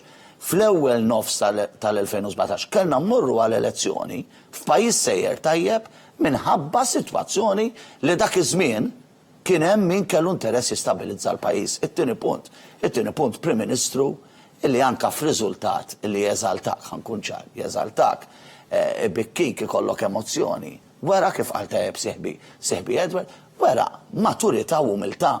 Ġifieri hemm toħroġ kemm hu statesman dana mhux mexxej tal-Partit Laburista, huwa statesman illi l-poplu żammu kalm qed jgħid isma' ejja naraw ir-riżultat, qed ngħidu dan ir-riżultat kif qalet tajjeb Naomi u nawgurala x-xogħol eċċezzjonali li tagħmel Naomi biex timmobilizza iż-żgħażagħ u żomm l-entużjażmu mhuwiex faċli f'dik l-età li jkollok entużjażmu politiku u l-umiltà li għal-għada ħanibqgħu naħdmu hemm issues li qal Stefan li huma importanti. L-ambjent, infrastruttura diġitali, infrastruttura, enforcement f'pajjiżna li nkunu iktar organizzati. Daw huma issues għal isma' għada rridu tara s-serjetà ta' Prim Ministru li mhux eżalta ruħu ħa assorba ir-riżultat. U rridu narawh ukoll f'kuntest għadna ma semmejniex di f'kuntest Unjoni Ewropea. Jiġifieri aħna qed nistennew jien qed nantiċipa illi l-kompożizzjoni tal-Parlament Ewropew se tieħu ftit daqq għal dawk li huma l-pajjiżi taċ-ċentru kemm ta' xelluk u kemm tal-lemin u se jkollna partiti populisti, partiti estrem, speċjalment lemin estrem. Jiġifieri dan huwa rebħa soċjal-demokratika u progressiva għal PES, għal Partit Ewropew li huwa affiljat, il-Partit Laburista, il-Prim Ministru Joseph Muscat, ta' rebħa kbira lill-Partit Soċjalista Ewropew fuq livell Ewropew fi żmien ta' sfidi kbar għal partiti ta' ċentru. Jiġifieri Joseph Muscat mexxej statista u leader fl-Ewropa. Ekku, Edward, anka konna qed nitkellmu dwar dan il-vjaġġ li beda Dr. Joseph Muscat lura fl-2008 f'Ġunju, meta fil-fatt dal-waqt ikollu 11 l-anniversarju, saħna konna qed niċċelebraw l-10 snin ta' mexxej ta' Joseph Muscat il-famuża JM10. Dan huwa vjaġġ li l-poplu jibqa' għaċċan għal din il-kontinwità, għal dawn il-kullana ta' suċċessi li qed jikseb dan il-gvern għaliex itaqassam il-ġid għand kulħadd. Fil-fatt, fl-aħħar diskors li għamel il-Prim Ministru fil-Konferenza Ġenerali, waħda mill-frażijiet li qajmet ħafna rispons kienet meta huwa qal isma' jiena fadalli ħafna xogħol u tistennewx illi jiena ħanitlaq minn hawn ħesrem. Mhux se nieqaf sottu U jiena meta smajtu dal-għodu u l-mod emottiv kif huwa esprima ruħu, jiena nifhem ukoll illi dan il-vot fil-waqt illi jista' jingħata ħafna interpretazzjonijiet, però indubjament wieħed mill-interpretazzjonijiet li wieħed jista' jagħti illi l-poplu bat messaġġ b'saħħtu ħafna lill-Prim Ministru dwar il-bżonn tiegħu li effettivament jibqa' iservi lil dan il-pajjiż. Jiġifieri żgur dik hija waħda mill-interpretazzjonijiet li wieħed jista' jagħti. Jiena kont nsellem minn hawn il-Dr. Pawlu li hija ħabib tiegħi u waħda mill-memorji illi kelli mal-Prim Ministru kienet dak il-lejl meta rrid illi tibda l-inkjesta Grant. U hemmhekk tara s-saħħa u d-determinazzjoni ta' bniedem, ġifieri memorji illi bil-mod imorrulek, konna qegħdin fil-bitħa tad-depo dakinhar qed immexxu in-notizja criminis biex tiskatta l-inkjesta. Biex tibda l-inkjesta maġisterjali. U hemmhekk tara id-determinazzjoni ta' bniedem illi m'għandu mhuwiex imxekkel minn xi kundizzjonijiet ta' ħadd. Ma għandux biża' illi l-problema tindirizza. Da tajjeb illi ngħidu u mun jaf kemm għadnieh. Dak iż-żmien ħadd qatt ma kien talab li jagħmel inkjesti ta' dan it-tip. Jiġifieri dan meta għandek dan it-tip ta' statesman, illi il-problem rajnieh meta nqalat ġifieri kienet fl-aqwa tal-kampanja. Meta saru l-arresti l-ġimgħa l-oħra ta' dawk iż-żgħażagħ fuq dak id-delitt. Jiġifieri xi ħaġa li ħarġitlu lejliet il-kampanja, ġifieri da ma kienx qiegħed jistenna il-Pulizija ta' Malta ħad tagħmel ċertu żviluppi. Tara l-mod kif da il-problema jindirizza, mhux jaħbiha, u jindirizza prealtajiet, mhux jindirizza b'affarijiet illi hemm barra ma jkunux kredibbli. Ġifieri meta inti l-poplu jara dak is-smooth run tiegħek illi inti qed tindirizza l-issues b'mod illi n-nies qegħdin ikunu kuntenti bih, inti għandek ċertu flow ta' stabilità li din hija kontrast enormi mal-mod kif il-partit tal-oppożizzjoni qed jaħdem, jiena naf nies, għandi nies ħabib tiegħi li huma nista l-affarijiet tagħhom ħafna, li jissimpatizzaw tradizzjonalment mal-Partit Nazzjonalista u jifmu illi inti jekk inti għandek negozju, jekk inti għandek it-tfal tiegħek qed jistudjaw, jekk inti għandek xi ħadd fil-familja illi forsi għandu bżonn ċertu bżonnijiet mediċi, jekk inti titfa' ħarstek fuq partit illi dan anke fih innifsu huwa distabilizzat totalment, anke ekonomikament dan huwa mkisser. Inti peace of mind li jirnexxielu fuq il-peace of mind li jirnexxielu jipprojetta il-Prim Ministru hija xi ħaġa inkredibbli. Anke pereżempju għax kulħadd jipponta lejn Adrian Delija. Anke jekk tara n-nies min għandu miegħu, I mean id-deputati mexxejja tiegħu il-viċijiet tiegħu, I mean nies tal-istoffa ta' Clyde Pooley u David Aġus. Inti tista' tqabbilhom bħala peace of mind mal-heavyweights, u minn sanqot insemmi ismijiet ħalli ħadd ma jieħu għalih, mal-heavyweights li għandu l-Prim Ministru miegħu. In-nies dawn l-affarijiet iqisuhom. Mhux kwestjoni ta' leadership biss, kwestjoni ta' nies. Inti jekk tara l-Parlament illum m'għandux kif kien tradizzjonali wieħed naħaw ieħor l-oħra, qegħdin fil-forma intom semmi sekil. Imma indubjament hemm differenza enormi bejn il-heavyweights li għandu l-gvern għal-livell parrokjali li għandha l-oppożizzjoni, u daw in-nies kollha qegħdin jarawhom. Issa jiena xtaqt ukoll għaliex semmi Edward, hemm numru ta' nies enormi. Illi n-nies normalment meta inti tagħmel suċċess tkun targeted. U nazzjonalisti, mhux lin-nazzjonalisti biss, anke il-faxxa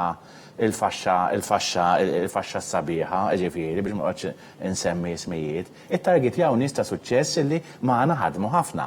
U rrid insellem minn hawn lil ħabib tiegħi personali, il-Keith Schembri. Keith Schembri dan huwa figura ta' kif il-kattiverja nazzjonalista timmanifesta ruha lil dar raġel għaliex jafu bil-kwalitajiet u bid-dinamika u kemm hu mutur ta' affarijiet fejn ma jidirx imma kull min huwa involut jaf illi huwa il-gwawit mill-muturi ta' dal-partit tagħna. Dan approvaw ikissruh daw in-nies, l-attributi, l-aġġettivi, l-inkjesti, kulħadd diħelu ħireġ il-qorti jitfa' rikorsi biex jipprovaw ikissru bniedem illi jafu li huwa katalist u mutur fil-partit huma enormi. U jiena nieħu pjaċir b'da riżultat għaliex naf illi Keith illi jaħdem minn wara l-kwinti ħafna drabi u minn tista' tara imur lemmulaw. Dan huma riżultati li nies bħal daw jimluhom sodisfazzjon u jimluhom kuraġġ. Għanajlek għaliex Edward, għax kultant dejjem ġej, u wieħed dawn mhux robots dawn huma umani. Dawn umani titmur id-dar għandek il-familtek u kultant jiġuk il-momenti isma' Dward illum ħanibqgħu sejrin hekk aħna daw l-inkessim huma ħajna u qatt x'inhu jiġri Dward għadix qed jibqa' jiġri hekk. U tħosshom il daw in-nies li jkunu għaddejjem minn sofferenza ġenwina u dan huwa riżultat ukoll illi jippremja lil daw in-nies u għalhekk wieħed ikun kuntent illi fl-aħħar mill-aħħar inġibu daw l-affarijiet. Bħalma rajna l-Prim-Ministru meta ħarġu l-konklużjoni tal-inkjesta b'mod uman ukoll rajnieh jibki għaliex huwa bniedem bħal ħadd ieħor, ġifieri jekk jibki ħadd ieħor u fuq il-familja tagħhom. Ekku, u forsi dak jina rinserta meta s-Sinjura Michelle Muscat kienet bimpenni barra mill-pajjiż u ħassu kol. U hemm tara skużani biex tkompli, hemm tara l-kobor tagħha tas-Sinjura Michelle Muscat ukoll f'dak li għamlet, juridu mhix il-persuna l-protagonista fil-politiku huwa r-raġel. Però baqgħet ħdejh u baqgħet b'saħħitha f'momenti diffiċli fakkuża li hija serjissima hemm tara il-kobor tan-nies mhux li jaqgħu mal-ewwel buffura rieħ.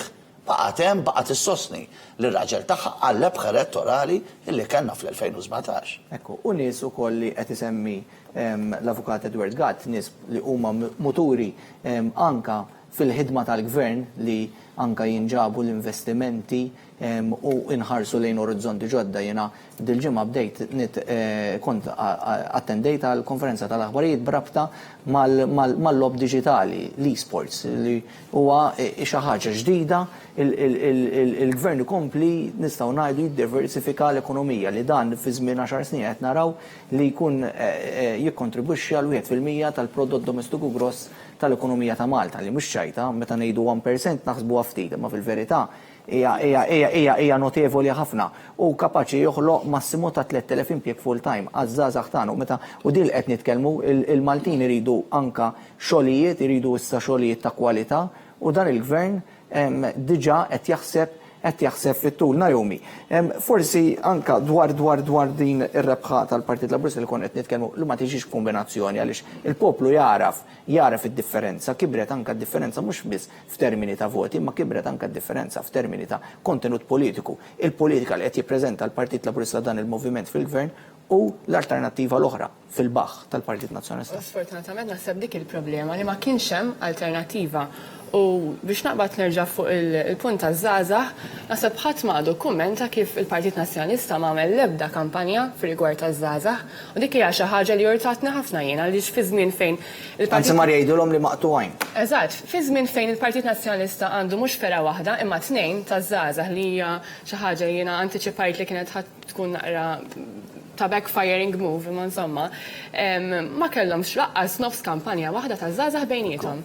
Ġifieri dik hija xi ħaġa li jiena naħseb kienet ta' problema kbira fi żmien fejn qed nippruvaw nattiraw iktar żgħażagħ lejn il-politika.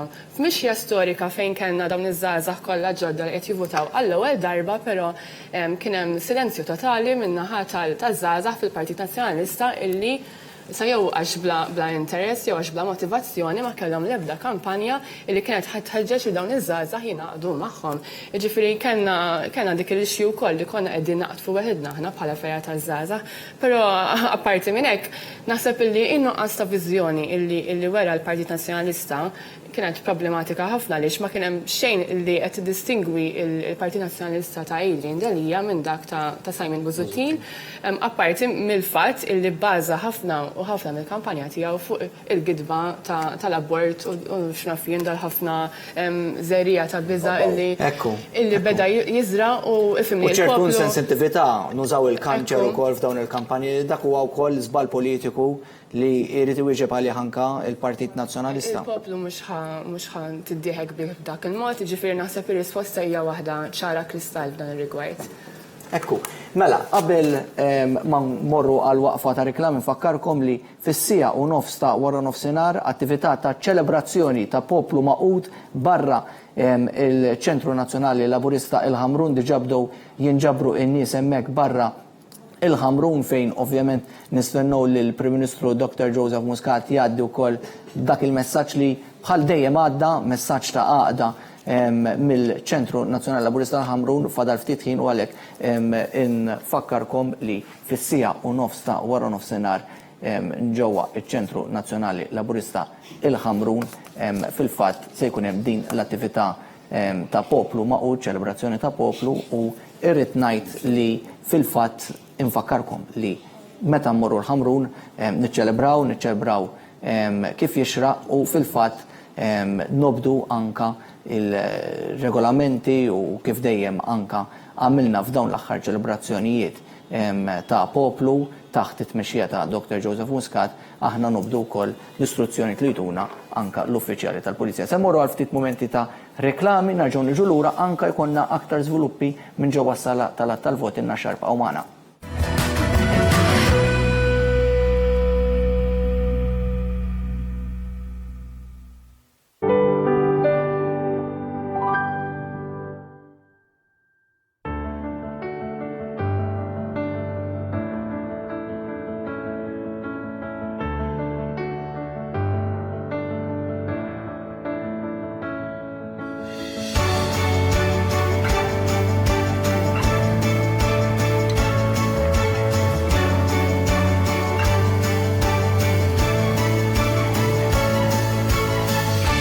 Estates. Let's make it happen. Your trusted partner.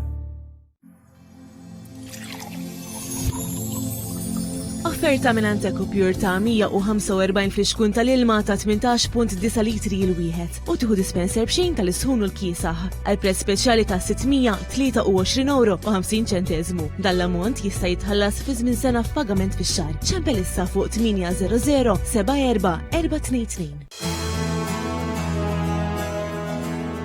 Acqua Model Sofa, sofanijiet Spanjoli tal-aqwa kwalità li jistgħu jiġu ta' kull qis u jinħadmu minn ġilda, microfiber jew għażla ta' drappijiet. Kull mudell jista' jiġi ordnat full electric recliner u storage jew sofa bed.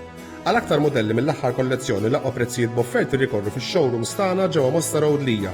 Issa b'estensjoni ta' showroom akbar u bażla ta' aktar minn 40 mudell ta' sofan minn fejn wieħed jista' jagħżel. Accommodel Sofa, Mosta Road, Trija.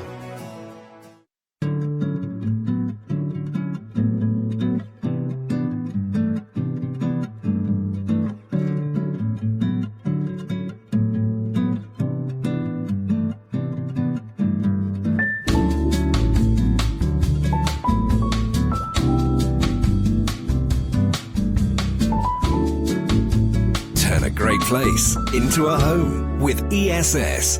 Visit ess.com.mt.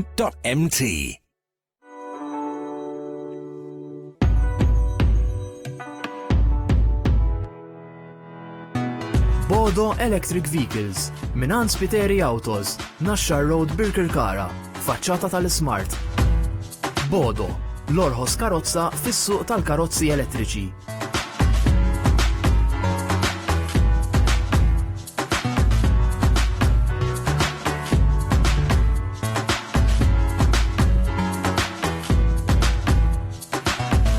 Bodo Electric Vehicles minant Spiteri Autos 7774-7500. Ipproteġi l-klieb u qta' testijak minn parassiti bħal brijat u urdien, fleas and ticks, kif ukoll mis-sandflies. Seresto huwa kullar li joffri protezzjoni u prevenzjoni sa 8 xhur sħaħ. Jiswik biss 10 ċentesmi kuljum. Seresto. ċempel issa l-IMS ħalli twaħħal dawk is-solar panels. Dawl b'xejn ix-xemx u l-gvern ħallaslek sa 2300 euro minnhom. Xi trid iktar? Issa jafqajtew qed jibgħatu l-ċikkijat! Immaġina post fejn moħħok jista' jimraħ bla xkiel. Bejta minsuġa b'leżes tifkiriet. Stħajjel bennina ta' ħolm, ħelu sabiħ, fejn ħsibijietek u l-elementi jinaqdu b'mod sħiħ. Timtela bl-enerġija li għandek bżonn għal-jum li jmiss, post li fit-ċokon tiegħu iwellet l-akbar idejat. Falsons Bathrooms and Ceramics, Psala Street, Santa Venera. Jamie Callef Service Station, għal dak kollu li jirrikjedi għal karozza tiegħek. Fuel, gas, car wash, polish, mhux biss, iżda fil-ħanut issib għażla kbira ta' prodotti rinomati minn fejn tażel. Tapiti ta' kull qies, hubcaps, odda, flimkien ma' prodotti tal-baħar. Jamie Callef Service Station joffru wkoll is-servizz tal-arja kundizzjonata għal vettura tiegħek. Jamie Callef f'tal-Barrani iż-Żejtun, kif ukoll f'Tabuqana ir-Rabat. Għandek bżonn tbiddel tirranġa jew issebbaħ id-dar tiegħek? Jekk bħali u Zeppi ma jrid jagħmel xejn, hawnhekk tidu tiġu il-Home of Color u jagħmlulkom ix-xogħol huma. Xelta kbira ta' żeba u dekorazzjonijiet kemm għal ġewwa kif ukoll għal barra djar tagħkom. Mela għażla waħda għandek il-Home of Color il-bypass ta' Marsa Skala. Għand Lourdes Opticians issib toqba tal-għajnejn kuljum u jekk tordna nuċċali ġdid ma tħallax tal-vista. ċempel għall-appuntament. Lourdes Opticians, Nashar Road, San Juan.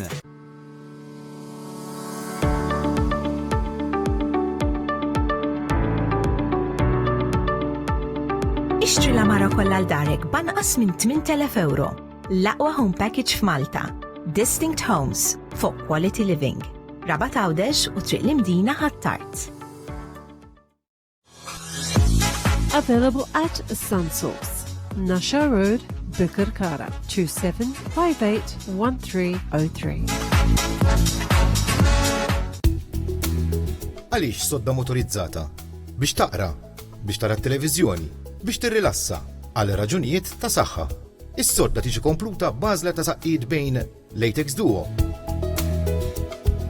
Latex Water Gel jew Latex Memory. ċempel issa fuq 21-347-122 għal Malta, 21-561-742 għal Għawdex. OSS, Iżwar Street, il-Marsa. L-aħjar prodotti, bl-aħjar prezzijiet.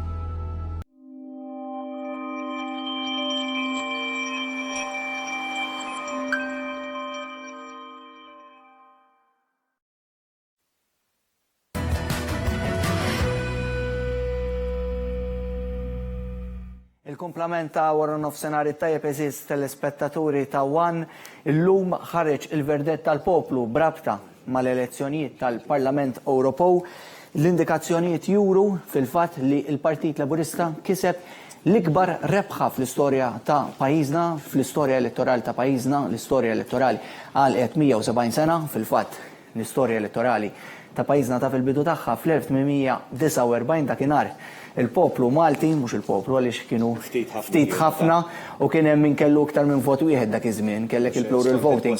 Kienu eleġġew 8 membri fil-Kunsil tal-Gvern, konna ovvjament parti minn kolonja, mill-kolonja konna kolonja Ingliża, imxejna tul l-istorja kollha sa ftit sa qabel din l-elezzjoni kien hemm l-ikbar rebħa kisebha wkoll kien il-Partit Laburista permezz tat-tabib Paolo Boffa wara it-tieni gwerra dinjija fl-1947 meta wkoll fil-fatt kienet elezzjoni storika wkoll x'kellek dak li ngħidula universal suffrage, jiġifieri kellek il-kulħadd qed jivvota minn 21 sena il fuq, kellek ukoll in-nisa li qed jivvotaw, kellek pereżempju l-involviment ta' nies bħal Agata Barbara f'dik l-elezzjoni u issa qed nerġgħu nikbu l-istorja din l-elezzjoni għandha 3 fatti storiċi. Il-fatt li għandek żgħażagħ li sa minn 16 sena ivvotaw għall-ewwel darba.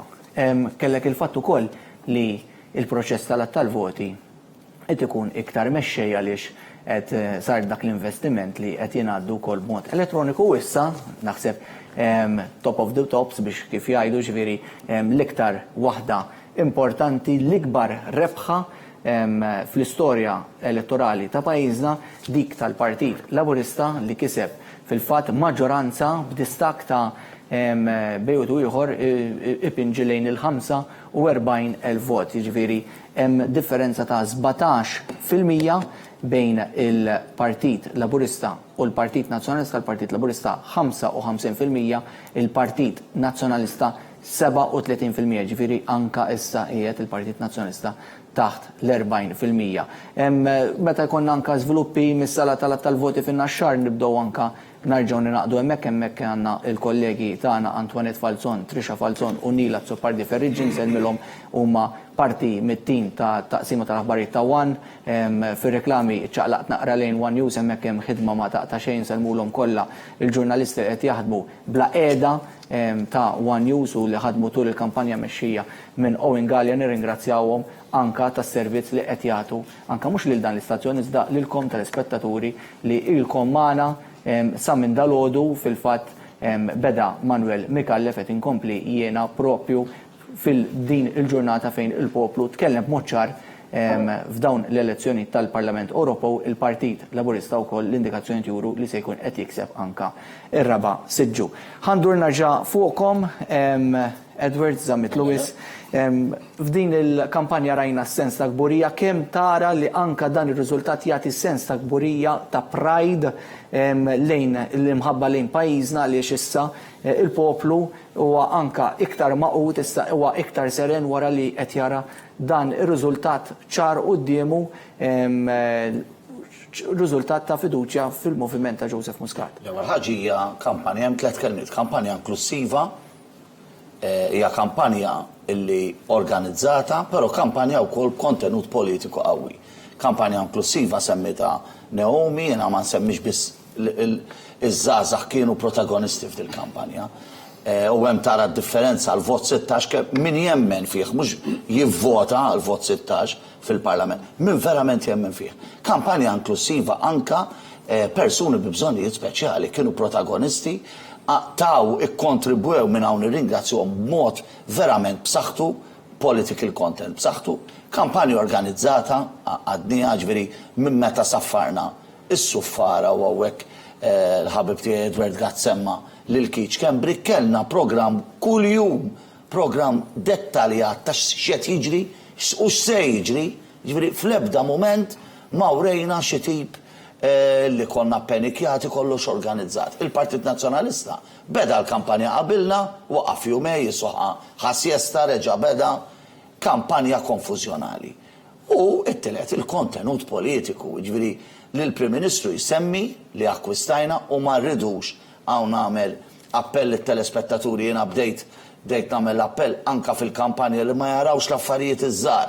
Jaraw the bigger picture, pero il-poplu apprezzadi, il-poplu Malti u għawtex, is-suċċess li għamilna, però l-kontenut il-ġdid il-prim għalilna baqa din evoluzzjoni politika u rridu nibqgħu mixin il-qudiem.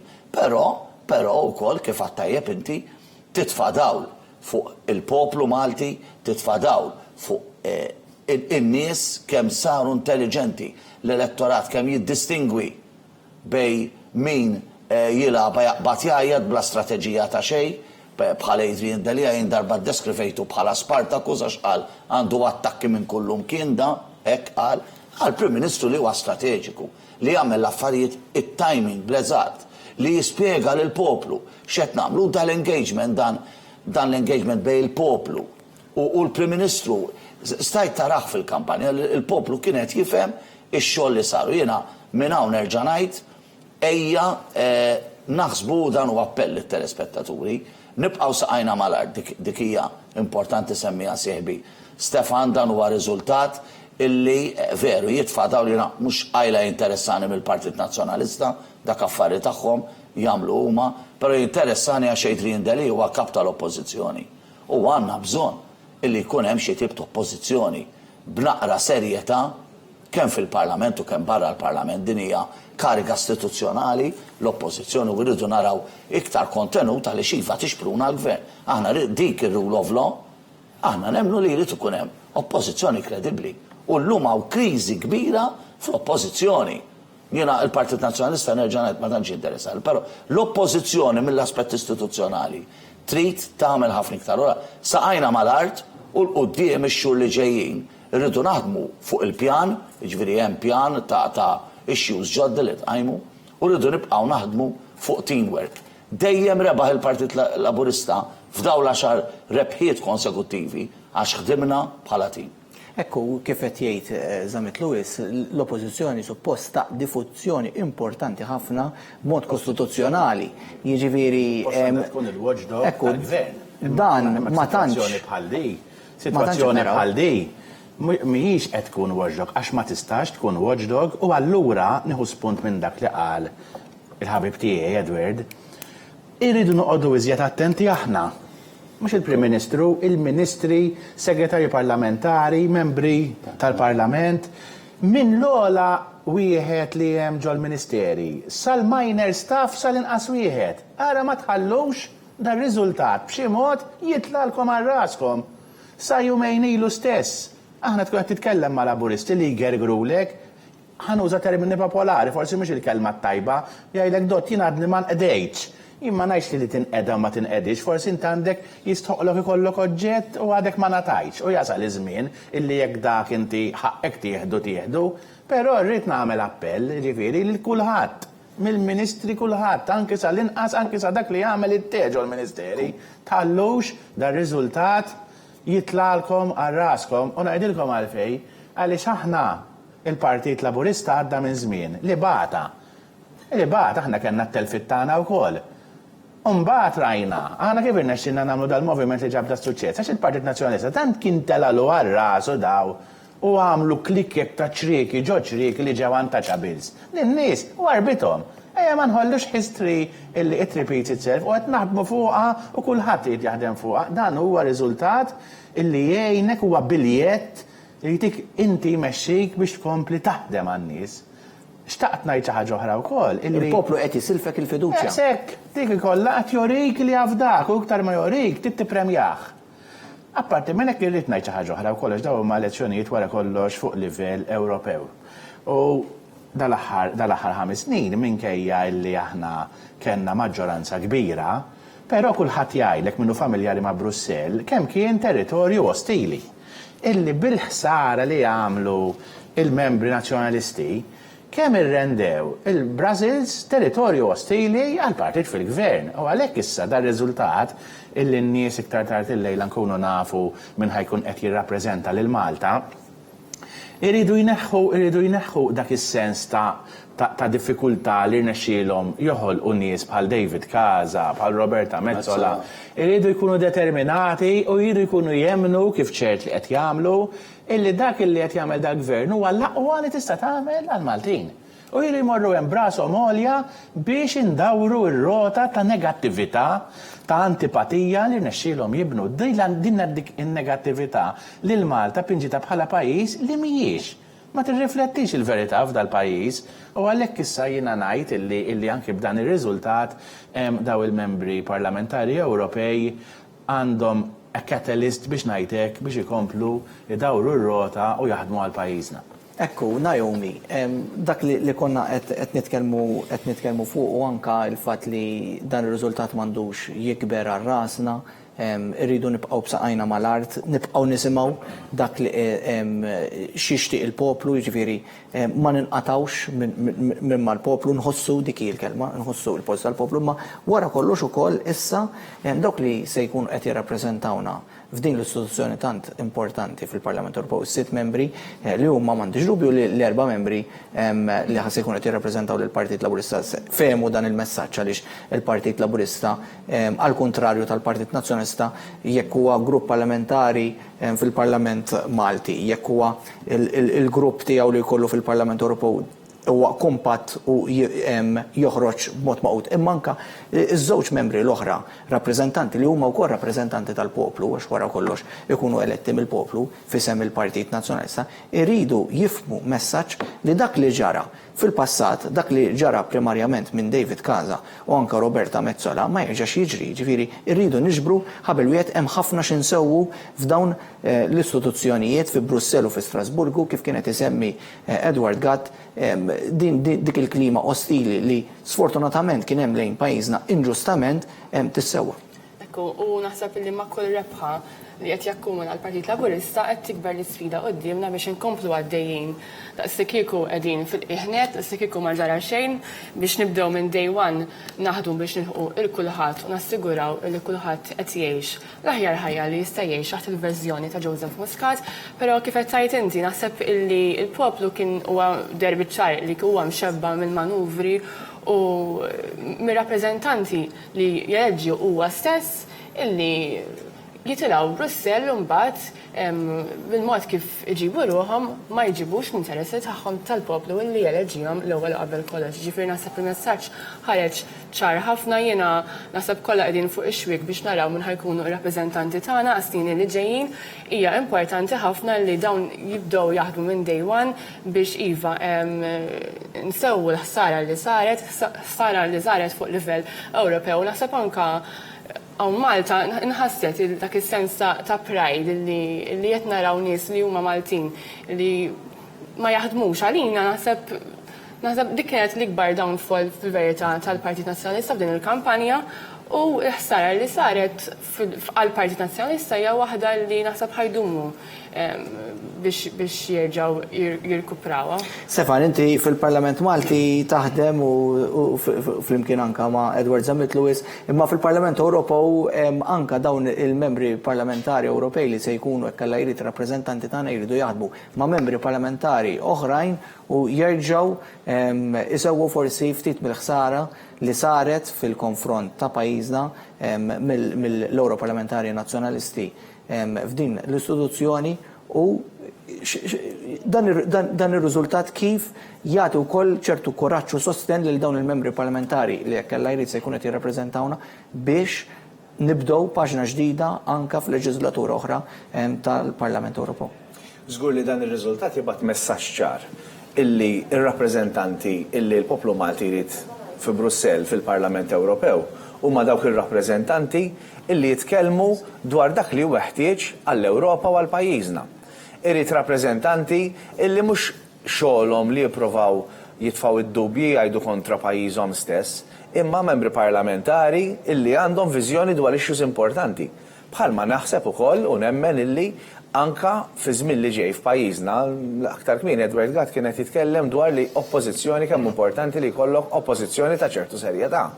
F'pajjiżna, jekk aħna rridu nagħmlu ċertu bidliet importanti fuq livell kostituzzjonali, li nagħmlu ċertu riformi istituzzjonali li qegħdin nitkellmu dwarhom, li aħna nagħmlu ċertu bidliet, ċertu għażliet, importanti li jkollna li konna oppożizzjoni li tista' titkellem magħha, tista' tiddialoga magħha li tagħti l-kontribut tagħha. Pereżempju waħda mill-affarijiet li rajna fl-aħħar żminijiet anke kienet li jkollok oppożizzjoni tivvota favur ħaġa mbagħad il-ġimgħa ta' wara titkellem kontra ma tistax taħdem ma' nies. M'hemmx dik sistema seamless. Qed naraw hemmhekk fuq l-iskreens tagħna letteralment grafika interessanti ħafna is-suċċessi primarjament ta' Joseph Muscat u l-moviment li bena fiħdan u madwaru jibdow fl-2009 fl-elezzjoni tal-kunsilli lokali fil-fatt 54.6% kienet il-maġġoranza li kiseb il-Partit Laburista, il-Partit Nazzjonalista kellu 44.2%, differenza kienet ta' 10.4%. Umbat fl-istess sena dakinhar ukoll kien hemm l-elezzjonijiet tal-Parlament Ewropew fl-2009 dawn kienu l-ewwel żewġ elezzjonijiet għal Dr. Joseph Muscat kien għadu wkoll kap tal-Oppożizzjoni. Hemmhekk kważi kiseb 55% l-Partit Laburista fl-elezzjoni tal-Parlament Ewropew 54.8% fil-waqt li l-Partit Nazzjonalista kiseb 40.5% hemmhekk kellek differenza ta' ftit aktar minn 14% tal-voti. Fl-2012 sena biss qabel l-ewwel elezzjoni ġenerali għal Dr. Joseph Muscat fl-elezzjoni tal-Kunsilli Lokali ukoll il-Partit Laburista jirbaħ dik l-elezzjoni b'55.7% fil-waqt li l-Partit Nazzjonalista jikseb 41.8% qed naraw hemmhekk differenza ta' 13.9%. Hemmhekk immorru għall-elezzjoni ġenerali kien hemm l-elezzjoni tal-Kunsilli Lokali wkoll u fl-2013 kien forsi sa dak iż-żmien kien għadu dak huwa kien riżultat storiku mill-indipendenza law dak iż-żmien kienet il-famuża rebħa ta' 36,000. Imma immorru għall-Kunsilli Lokali 56.7% għall Partit Laburista, 42.3% għall Partit Nazzjonalista, differenza bejn iż-żewġ partiti ewlenin ta' 14.4%. Mbagħad l-elezzjoni ġenerali il-famuża l-elezzjoni ġenerali ta' Malta tagħna wkoll il-Partit Laburista jikseb maġġoranza assoluta 54.8% għal moviment ta' Dr. Joseph Muscat fil-waqt li l-Partit Nazzjonalista dak iż-żmien immexxi minn Dr. Lawrence Gonzi jikseb 43.3% differenza ta' 11.5% hemmhekk Dr. Joseph Muscat isir ukoll Prim Ministru ta' Malta. Mbagħad sena eżatt wara kienet l-ewwel test elettorali għal Prim Ministru bħala Prim Ministru, jiġifieri għal Joseph Muscat bħala Prim Ministru. Meta il-Partit Laburista kien ilu letteralment sena fil-Gvern fl-elezzjonijiet tal-Parlament Ewropew 53.4% għal Partit Laburista u l-Partit Nazzjonalista li kien bidel il-mexxej kien Dr. Simon Busuttil kiseb 40%, differenza kienet ta' 13.4%. Is-seba' elezzjoni wkoll il-Partit Laburista fil-Gvern fl-2015 elezzjonijiet tal-Kunsilli Lokali uħud mill-lokaltajiet kważi nofshom tista' tgħid qed isiru mhux riżultat fuq livell nazzjonali. Eżatt, dak mhux fuq livell nazzjonali, dak huma nofs il-lokaltajiet. Pratikament nofs. Ekku, nofs il-lokaltajiet u dawn il-lokaltajiet irridu ngħidu wkoll li uħud minnhom mhumiex tradizzjonalment kienu tal-Partit Laburista. Għalhekk tispjega l-differenza. Kien hemm ta' 53 again xorta kienet maġġoranza notevoli ħafna 53.5% għall Partit Laburista u 44.6% għal Partit Nazzjonalista f'dik l-elezzjoni tal-Kunsilli Lokali, seba' elezzjoni ta' Joseph Muscat kienet dik fl-2015 8.9% u mbagħad l-elezzjoni ġenerali li nafu kif ġiet din l-elezzjoni ġenerali wara li kien hemm il-frejma politiku l-ikbar gidba politika li ġiet iċċertifikata permezz tal-inkjesta tal-maġistrat dak iż-żmien Aron Buġejja fil-fatt fl-2017 l-elezzjoni ġenerali bit-tema l-aqwa żmien ta' pajjiżna il-Partit Laburista jikseb jerġa' maġġoranza assoluta u riżultat storiku ta' dak iż-żmien għal Joseph Muscat 55% għall Partit Laburista u l-Partit Nazzjonalista 42.1% hemmhekk kien hemm differenza ta' kważi 13%. U issa tinkiteb l-istorja propju fid-9 elezzjoni aħna semmejna hemm 10 elezzjonijiet ta' Dr. Joseph Muscat. L-10 waħda għadna rridu nkunu nafu r-riżultat tagħha nhar l-erba' li ġej meta jibdew jingħaddu wkoll il-voti tal-Kunsilli Lokali. L-elezzjoni tal-Parlament Ewropew propju dak li l-poplu iddeċida propju il-bieraħ il-Partit Laburista jikseb 55.1% fil-waqt li l-Partit Nazzjonalista 36.8% differenzija ta' iktar minn 18%. 18.3%. Mek rajna ħarsa ta' 9 elezzjonijiet li rebaħ Joseph Muscat bħala mexxej tal-Partit Laburista, l-10 elezzjoni nkunu nafu anka l-figuri tagħha wara nhar l-erba li ġej, meta nhar l-erba se jkunu qed jingħaddu il-voti li vvotajtu intom propju madwar il-lokalitajiet 67 lokalità madwar Malta u Għawdex l-elezzjoni tal-Kunsilli Lokali, hemmhekk qed naraw dak li qed jiġri fil-Ħamrun hemm l-umbrella li x-xita ma taqtax qalb in-nies qed nisimgħu hemmhekk fl-isfond ukoll l-euforija ċelebrazzjoni ta' poplu li qed jinġabar il-Ħamrun. Infakkarkom li ftit tal-minuti oħra se naqdu mal-Ħamrun se nisimgħu il-messaġġ tal-Prim Ministru hemmhekk min jinsab fi triqtu lejn il-Ħamrun ngħidulu jħaffef għax ovvjament dalwaqt se tkun qed tibda din l-attività ta' ċelebrazzjoni ta' poplu maqud barra iċ-Ċentru Nazzjonali Laburista il-Ħamrun nies qed jinġabru quddiem iċ-Ċentru Nazzjonali Laburista biex jiċċelebraw mhux biss din ir-rebħa hija wkoll id-9 rebħa ta' Joseph Muscat bħala mexxej tal-Partit Laburista Joseph Muscat li kien wedna Joseph Muscat li meta fil-fatt ġi elett bħala il-mexxej tal-Partit Laburista fis-6 ta' Ġunju tal-2008 kien wedna wkoll ma jinkitibx rapport tat-telfa sakemm idum u mexxej tal-Partit Laburista u s'issa Dr. Joseph Muscat żamm kemtu ingħid u żamma sew kif rajna fil-grafika li kellna fil-fatt. Imma dawn ir-riżultati orrajt jagħtu sodisfazzjoni, jagħtu sens ta' kburija lil Joseph Muscat, il-moviment li jmexxiju lill-Partit Laburista għaliex dawn ir-riżultati ma jiġux kombinazzjoni ġiet taħdem qiebes għalihom, ġiet tiżra l-għaqda u mhux il-firda, trid taħdem għal pajjiżek, ġiet tqassam il-ġid, trid tindirizza l-isfidi tal-poplu Malti u Għawġi u trid tisma' lil ċittadini Maltin u Għawċin, tisma' liż-żgħażagħ, tisma' lill-pensjonanti, tisma' lill-middle class, tisma' lill-ħaddiema. Imma ovvjament jagħtuk ukoll kuraġġ biex inti tkompli tikseb iżjed għal pajjiżna. U dak li qed naraw propju issa mod dirett mill-Ħamrun, il-poplu qed jiċċelebra, qed jifraħ quddiem is-suċċess mhux biss elettorali, imma is-suċċess li qed jikseb pajjiżna, qed jifraħ li għandna wkoll l-għaqda fil-pajjiż għaliex pajjiżna fil-fatt huwa maqut ukoll wara il-moviment ta' Dr. Joseph Muscat. Qed taraw il-Ħamrun fl-isfond in-naxxar ikomplu jgħoddu l-foti, jiġifieri tispikka forsi il-kontrast fuq naħa hemm iktar xi ħaġa serja għaliex ovvjament hemmhekk hemm ħaddiema tibqgħu jaħdmu fil-waqt li ħadd ieħor qiegħed jiċċelebra anka il-Ħamrun. Il-kummenti tagħkom fuq dak li rajna daw is-suċċessi elettorali ta' Dr. Joseph Muscat.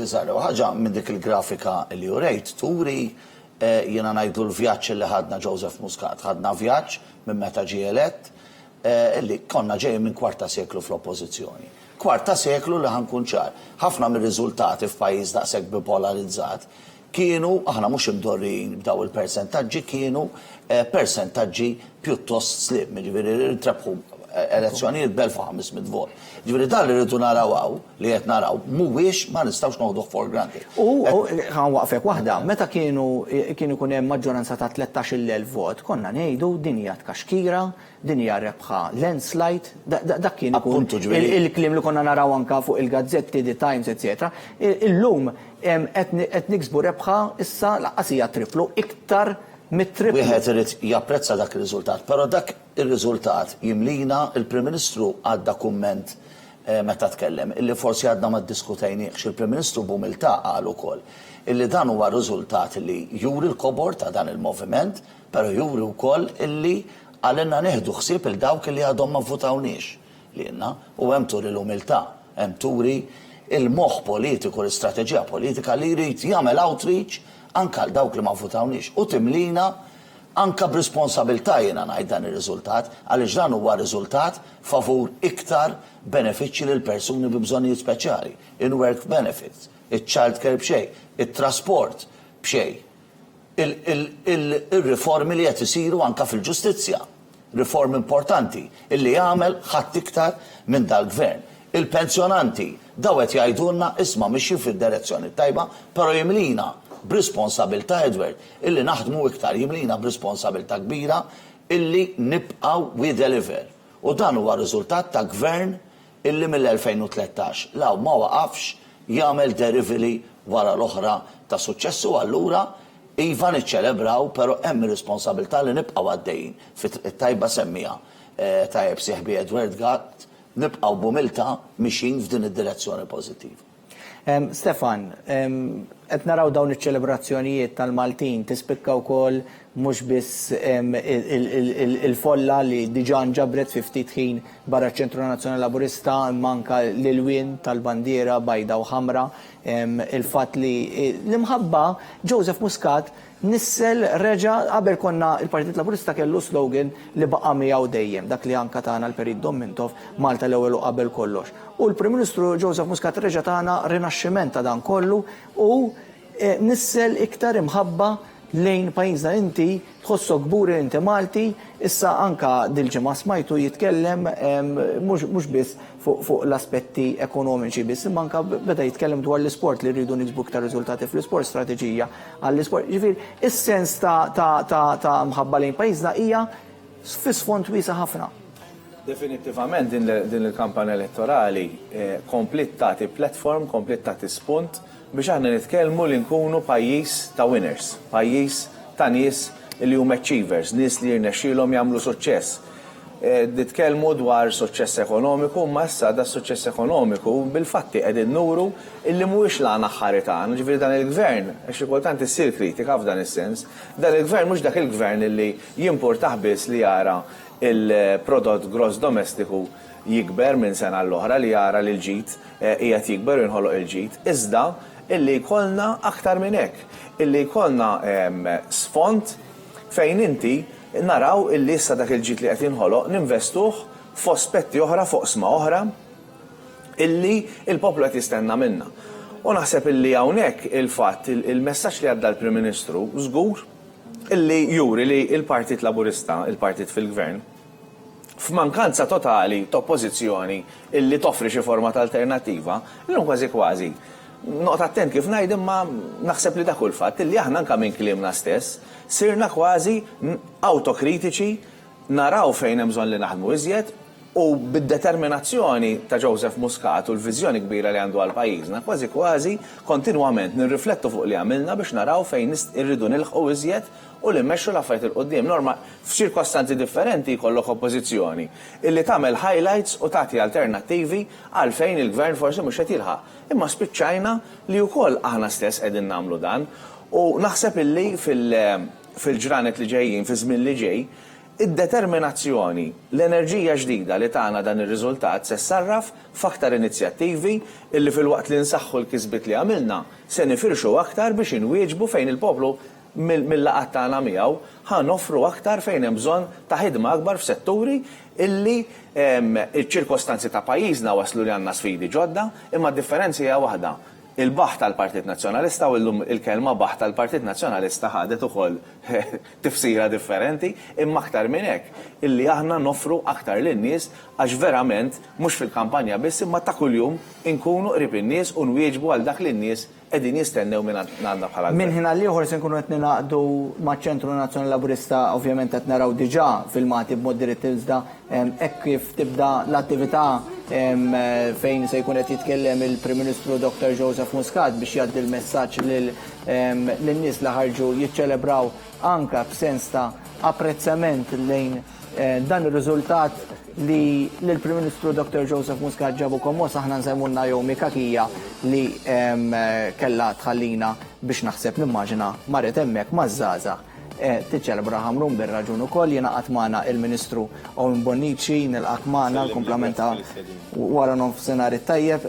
Ministru, il-fatt li l-enerġija qed inkomplu narawha ma spiċċat kampanja ma' dan il-Gvern inti tifforma parti integrali f'dan il-Gvern hemm enerġija biex għada ġaqalilkom business as usual ġatakom ta' skiħor biex tkomplu taħdmu għal ġid ta' pajjiżna. L-għada fil-fatt għandna laqgħa skerata tal-kabinet, ġifieri nikkonferma li għada ħankomplu għaddejjin bir-rankatura bil-ħidma kif ilna nagħmlu f'dawn l-aħħar snin u dan huwa riżultat li jimlina b'enerġija ma żgur li mhuwiex il-punt li bih wasalna Fit-tmiem anzi aħna rridu nkomplu wettqu dak li wedna li ħanamlu fl-aħħar elezzjoni ġenerali u determinati li nkomplu nagħtu lill-poplu il-gvern li jixraqlu. Aħna meta toqgħod tasar il-punt prinċipali huwa li dan huwa poplu li jaħdem, dan huwa poplu ħawtil biżel li ħafna nies il-xewqa tagħhom hija li jaħdmu għall-familja, ikollhom xogħol li jixirqilhom biex jġibu il-flus għall-familja u aħna rridu nkunu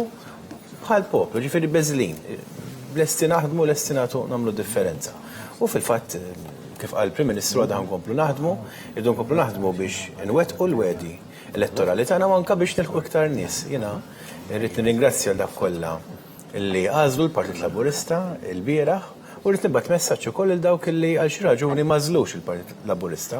Aħna miftuħin, il-bib tagħna miftuħ biex nisimgħu min forsi xtaq anke jmur jivvota ma marx jivvota, aħna sensittivi u ħnibqgħu saqajna mal-art u nkomplu naħdmu iktar minn qabel.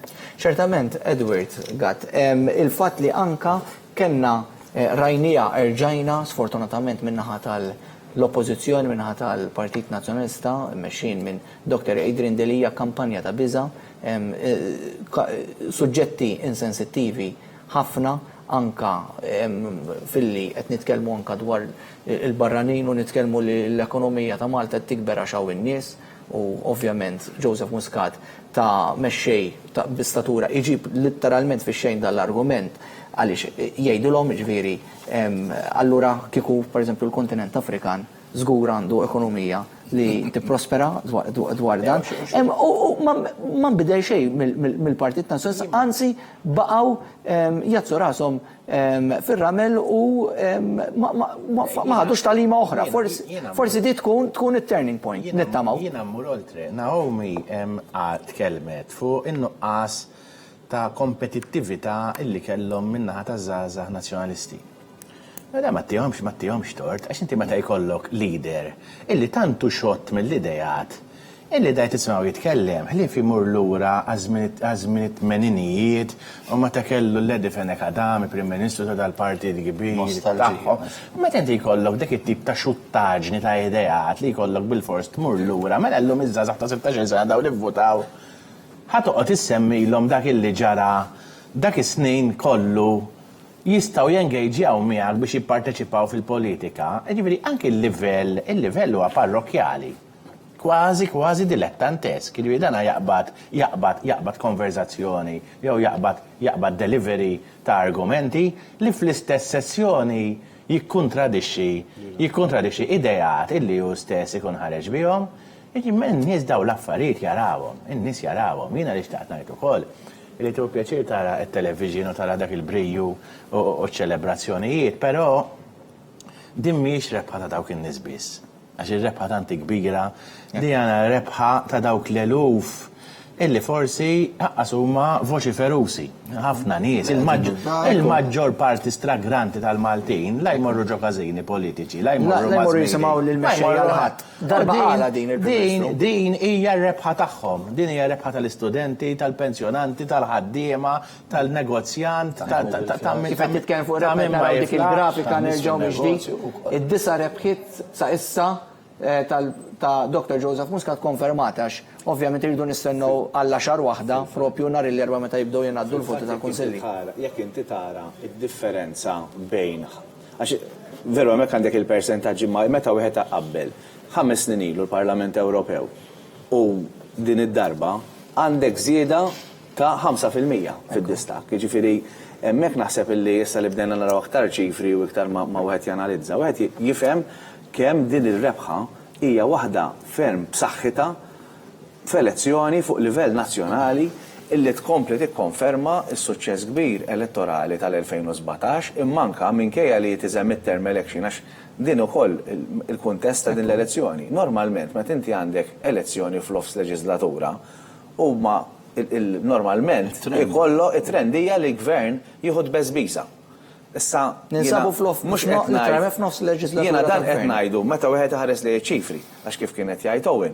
Jekk hemm nies li forsi għażlu illi jibqgħu id-dar għal xi raġuni, naħseb idu nkunu umli illi nisimgħuhom, nifhmu iktar, nispjegawlhom u engage in a conversation fis-sens li nitkellmu aktar magħhom biex nifhmu fejn għandna bżonn nintejbu l-operat tagħna. Imma mbagħad, imma xorta meta tqabbel riżultat tajjeb ħafna ta' 5 snin ilu ma' dak tal-lum wieħed ikompli apprezza kemm il-Partit Laburista, il-moviment li bena Joseph Muscat, irnexxielu jikkonvinċi numru verament kbir tal-elettorat Malti biex ikollna support bħal dan. U kien hawn Naomi, ma mhux għax Naomi għax hija tfajla, ma jiġifieri nistgħu nitkellmu fuq aħna wkoll. Il-fatt li anka iżżied il-parteċipazzjoni tan-nisa anka bħala kandidati u għad fadlinna x'naħdmu iktar f'dan. Il-Partit Laburista dan il-moviment ta' Joseph Muscat dejjem iwessa l-orizzonti tiegħu u jibqa' aċċan għal-aktar. Huwa riżultat ukoll semmejta qabel in-work benefits, iċ-childcare, daw huma proposti konkreti biex il-mara toħroġ fid-dinja tax-xogħol. Mhix leġiżlazzjoni, mhix liġi fuq il-karta. Daw kollha jirrikjedu investiment, jirrikjedu li għandna ekonomija li nistgħu nagħmlu iktar fis-soċjali, li nistgħu nagħmlu iktar fl-edukazzjoni, li nistgħu nagħmlu iktar ukoll fis-saħħa. Però mhux biss. Hawn il-ħabib tiegħi il-Ministru Bonnici ma nibqgħux naċċettaw kritika lejn pajjiżna li mhux qed nagħmlu biżżejjed fis-sistemi ġudizzjarji. Għamilna għaddejna liġijiet bis-saħħa wkoll tal-ħabib tiegħi illi kien dejjem fuq quddiem fihom u wera ċertu ħankun ċar lubija fejn anka forsi jew ma kien hemm ma territorju xejn ma kienx komodu. Għamilna anka fil-kamp. Aħna leaders u winners anka fil-kamp tas-saltna tad-dritt. Min-naħa l-oħra għandna New Way ta' Adrian Delija li hija pessimizmu, hija kritika baqa' jilqa' fih nies li attakkawna personalment lilna u l-familji tagħna rridu ngħiduha. Baqa' itihom jgħidilna mhux hu, però baqa' itihom kien il-daw in-nies illi telfu lil Simon Buzuti l-2000 tal-elezzjoni tal-2017. Baqa' jaċċetta MPs bħal Mezzola u David Casa li jattakkaw joxew jattakkaw il-pajjiżna barra minn xtutna u n-nies qalulu le. Baqa' Adrian Delian New Way ta' bla proposti. X'kien xirrappreżenta kellek tagħmel post-mortem illum.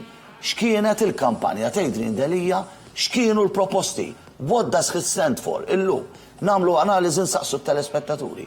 X'kienet il-kampanja? Jgħidulek dak turi l-kampanja f'ira, il-faqar u l-medjokrità illi nerġa' ngħid mill-Partit Nazzjonalista forsi ma jinteressani xaxaw qegħdin mejda kollha laburisti u forsi laburisti bil-pedigree, però iva meta niġu għall-Kostituzzjoni u għal-rwol istituzzjonali tal-oppożizzjoni, iva hemm deficit kbir f'dan ir-rigward. Ekku, fuq dak li kienet jgħid Edward Owen għaliex irrid ngħid, jiġifieri il-Partit Nazzjonalista ta' Adrian Delija baqa' l-istess anka għal fatt li anka m'hemmx konsistenza anka meta deċiżjoni tal-qorti toġob lilhom jieħdu pjaċir u mbagħad il-bqija jippruvaw anka jimminaw l-istituzzjoni. Il-Partit Laburista mhux dejjem kellu anka deċiżjonijiet fil-qrati li ħa pjaċir bihom, imma irrispettom u mexa b'rispett lejn dawk id-deċiżjonijiet. L-ewwel qed irid ninaqgħad ma' dak li qed jgħid sieħbi Edward u naħseb anke qalu kollegi tiegħi qabel.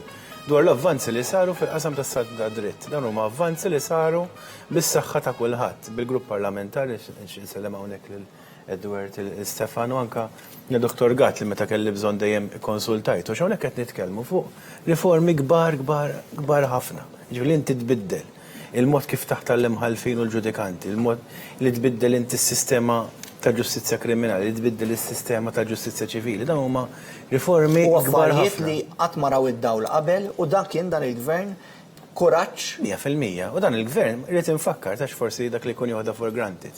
Waħda mill-ewwel liġijiet li għamilna kienet liġi illi bija neħħejna l-preskrizzjoni fuq il-korruzzjoni mal-ewwel ftit xhur tal-gvern, ġifieri dan ma m'għandniex liġi li qabel spiċċa ngħidu saħan naħħuha biex nagħtu legalità warajna biex il-poplu jifhimni. Aħna għamilniha fl-ewwel ġurnata prattikament l-ewwel xhur, l-ewwel ġimgħat ta' wara li tlajna fl-2013. U qed ngħidha din għaliex ix-xogħol li sar biex insaħħu l-istituzzjoni ta' pajjiżna huwa kbir ħafna. Issa veru, huwa dan huwa xogħol li forsi ma jidhirx jew forsi n-nies meta tistaqsihom jgħidlek jiena nippreferi nitkellem fuq affarijiet li joqtu lili direttament, għandhom raġun u hekk għandu jkun. Però qed ngħidha din għaliex kien il-kavallo di battalja tal-Partit Nazzjonalista f'dil-kampanja, anke f'dil-kampanja, li jgħodu jipinġu lil pajjiżna jisu hawnhekk hawn xi kollas tas-sistema. Meta fil-verità Dan mhux il-każ. Tantu hekk illi kellna żewġ sentenzi Rajna b'saħħithom. salta ta' dritt taħdem Kellna żewġ sentenzi, kien hemm wieħed minnhom li tiżhom l-imħalfin milli jinħatru. Mela fis-setejjed jilbsu u jbidlu daw biex jiġu għal-ġurament, jirċievu karta li Simon Busuttil irtiwaqqafhom li jsiru ġudikanti. L-oħrajn kollha li hemm. U dawn huma affarijiet u hemm nistejquhom u isuhom meta mhux dawn biss, imma isuhom anka dawn il-kampanji insensittivi li użaw u dal qed tissemmi inti li isuhom u l-bieraħ meta qed jivvutaw fil-post tal-votazzjoni fl-iskejjel, żgur irriflettow u anka iddeċidew. Inkella tal-igra, kemm qalu diskorsu u għajru nies u taqtawhom mill-lar, l-qorti ċaħtitilhom it-talbiet. Tat raġun l-Avukat Ġenerali, se mhux qed hawnhekk biex niddefendi l-Avukat Ġenerali, l-Avukat Ġenerali huwa istituzzjoni awtonoma li għandu bżonn gvern qas oppożizzjoni. M'għandu la bżonn li laqas il-ħadd biex jitkellem għandhom tiegħu assolutament u mhux se nagħmel hekk. Imma il-punt li rrid nagħmel huwa li t-tajjil li ntqalu l-attakk fuq l-istituzzjonijiet kien wieħed bla preċedenti qatt ma niftakar daw it-tip ta' attakki fuq l-istituzzjonijiet, però minkejja dan negattivizmu kollu, din il-mewġa ta' negattivizmu, il-poplu raġa ta' fiduċa lill-Partit Laburista. U allura jiena nixtieq ħafna li fejn tidħol dan l-attakk fuq pajjiżna, il-Partit Nazzjonalista jieqaf jagħmel ħsara lil pajjiżna. U għandu l-ewwel opportunità l-Partit Nazzjonalista. U hemm biċċa xogħol li nagħmlu aħna t-tlieta li din fuq il-mejda flimkien u anke bil-pariri ta' Dr. Gatt li spiss nikkonsultah fejn hemm l-attakk issa li ġej fuq pajjiżna fil-Kunsill tal-Ewropa. L-ewwel test tal-Partit Nazzjonalista. Ħajjieħu il-sinjal ta' dan li qalu n-nies illum il-Partit Nazzjonalista meta fil-jiem li ġejjin sħabi ħajmorru fil-Kunsill tal-Ewropa waħed minnhom Dr. Zrinzo biex jiddefendi lil Malta. Tal-Partit Nazzjonalista ħajkunu hemmhekk jiddefendu lil Malta jew le. U nixtieq ħafna li wara dawn it-telfit kollha tal-Partit Nazzjonalista u r-rebħiet għal Malta naraw bidla hemm ikun l-isbaħ regal issa nieħu jien li nara bidla fejn ngħidu barra minn Malta niddefendu lil Malta u naqbżu għall-pajjiż. Kif għamel il-Partit Laburista rispettivament kienx fil-gvern u fl-oppożizzjoni. U anke nżid ma' din il-fatt li issa il-gvern irid jinnomina Kummissarju Ewropew ġdid u anka il-kandidati biex ngħidu hekk tal-Partit Nazzjonalista għadhom l-oppożizzjoni għadha ma tax garanzija, għadha siekta, għadha trid tara għax f'kollox hekk. Ġifieri issa mbagħad naraw jekk humiex se jkunu qed jappoġġjaw il-nomina tal-Gvern Malti għal Kummissarju Ewropew ġdid li se jkun qed jieħu post Carmen Uvella. Għal kontrarju li il-Partit Laburista mhux issa, għax ma nistax nitkellmu issa, x'issa tik ċertu komdità li tkun fil-gvern li inti ovvjament tappoġġja. Imma il-fatt li aħna meta aħna appoġġjajna meta Joseph Muscat kien mexxej u kap tal-oppożizzjoni. Ekku, però irridu naraw għax kif qal tajjeb Sieħbi Owen, li rajna s'issa mill-Partit Nazzjonalista dejjem rajna ikun tajjeb persuna nominat jekk ikun ġej mill-Partit Nazzjonalista. Ġifieri għalihom għal Simon Busuttil u Ivan kal Adrian Delija jena mhux insemmi Simon Busuttil għax Adrian Delija qed jimxi fuq il-passi ta' Simon Busuttil. Ġifieri mhux a new way huwa more of the old way. U rridu naraw daħat tkun okkażjoni, semma okkażjoni importanti l-ġimgħa d-dieħla, Sieħbi Owen li rridu naraw l-atteġġament tagħhom mhux qed nistennew affarijiet kbar minnhom, però anka fuq livell li inti bil-forsi tkun nazzjonalist, ġifieri inti tikkritika imħalfin li saru illi ġew appuntati maġistrati mill-amministrazzjonijiet nazzjonalisti, ġifieri f'dil medjokrità waslu allura li qal il-Prim Ministru u m'għandix ġibu li se jerġa' jsemmiha fid-diskors tiegħu l-umiltà illi nindirizzaw in-nies anke li ma vvutawniex. Ma jitlgħalniex għal rasna r-riżultati li ngħidu b'kemm irbaħna, rebħa storika u għandna iva x'niċċelebraw qed naraw in-nies, però rridu nagħtu risposta u nibqgħu nagħtu risposta lil dawk il-ħbib tagħna li qegħdin hemm, għax dawk li qegħdin fuq it-televiġun ma' ħbib tagħna. Però il-maġġoranza l-oħra li qegħdin id-dar li qegħdin forsi jaraw it-televiżjoni mal-familji tagħhom. Nies li semma Edward Gatt, nies anke tan-negozju ma ġara xejn dan huwa partit illi huwa tan-negozju wkoll. Huwa partit tal-Small and Medium Enterprises. Għax dawk sejrin tajjeb magħna wkoll. U l-flus li għamlu dawk aħna mill-ekonomija mill-kobor qed ngħinu lill-vulnerabbli. qed ngħinu n-nista biex noħolqu xibka soċjali li tagħti dinjità lil kulħadd. Ekku, darwaqt nibdew niċċalqu ma' nies hemmhekk, jiġifieri aħna litteralment ħanna fl-atmosfera li hemm fil-Ħamrun minkejja forsi li t-tempu ftit imsaħħab, imma n-nies wieġbu għas-sejħa tal-Partit Laburista tal-Moviment immexxi minn Dr. Joseph Muscat. In-nies inġabret beħġara barra iċ-Ċentru Nazzjonali Laburista tal-Ħamrun f'din iċ-ċelebrazzjoni ta' poplu maqut, f'din iċ-ċelebrazzjoni ta' l-ikbar rebħa elettorali fl-istorja ta' pajjiżna, jiġifieri issa mhux mill-indipendenza, issa fl-istorja elettorali kollha. Jiġifieri jiena qed nirrimarka l-istorja elettorali ta' pajjiżna għandha 170 sena u f'170 sena illum qed nirreġistraw l-ikbar rebħa storika. Il-Partit Laburista fil-fatt għandu distak ta' 45,000 vot fuq il-Partit Nazzjonalista fl-elezzjoni tal-Parlament Ewropew. U ovvjament din tagħti sens ta' kburija, sens ta' sodisfazzjon, imma anti wkoll tagħti iktar responsabilità biex dan il-moviment immexxi minn Dr. Joseph Muscat ikompli jaħdem iżjed. Stefan, forsi nikkommentaw anke fuq il-kandidatura li kellu l-Partit Laburista tul din l-elezzjoni, mhux biss tal-elezzjonijiet lokali, kellek ħafna nies ġejjin minn kull qasam tas-soċjetà, jiġifieri kellek firxa wiesa ta' żgħażagħ, ta' nisa, anke ta' pensjonanti li jridu jagħtu kontribut anke fil-lokalitajiet tagħna, imma kandidatura wkoll b'saħħitha ta' 14 il-kandidat li nsellmulhom kollha minn hawnhekk li taw is-sosten tagħhom f'din il-kampanja u fil-fatt 4 minnhom se jkunu qed jirrappreżentaw lill-Partit Laburista fil-Parlament Ewropew u mistenni li 4 minnhom ikunu qed jirrappreżentaw lill-Partit Laburista kif qed ngħidu fil-Parlament Ewropew. Li Joseph Muscat ma ddejjaq xejn ipoġġi ismu quddiem kull wieħed u waħda minnhom. Definittivament li kellna kandidatura mill-aktar rappreżentattiva. Rappreżentattiva fis-sens illi kellna nies li ġejjin minn oqsma differenti, ġil, nisa, żgħażagħ, persuni ta' età aktar matura, però anke l-background tagħhom. Pereżempju, kellna nħaresu lejn l-14 il-kandidat li kellna l-Parlament Ewropew, nistgħu ngħidu li għandna nies li ġejjin minn professjonijiet differenti, minn esperjenzi differenti. Nasib il-Partit Laburista bil-kandidatura tiegħu kompla jwassal il-messaġġ ta' differenza ta' partit illi fi żmien forsi konna naraw l-affarijiet b'ċertu mod għal partit li madwaru bena moviment li fih il-poplu Malti jħossu dan il-moviment id-dar naturali tiegħu.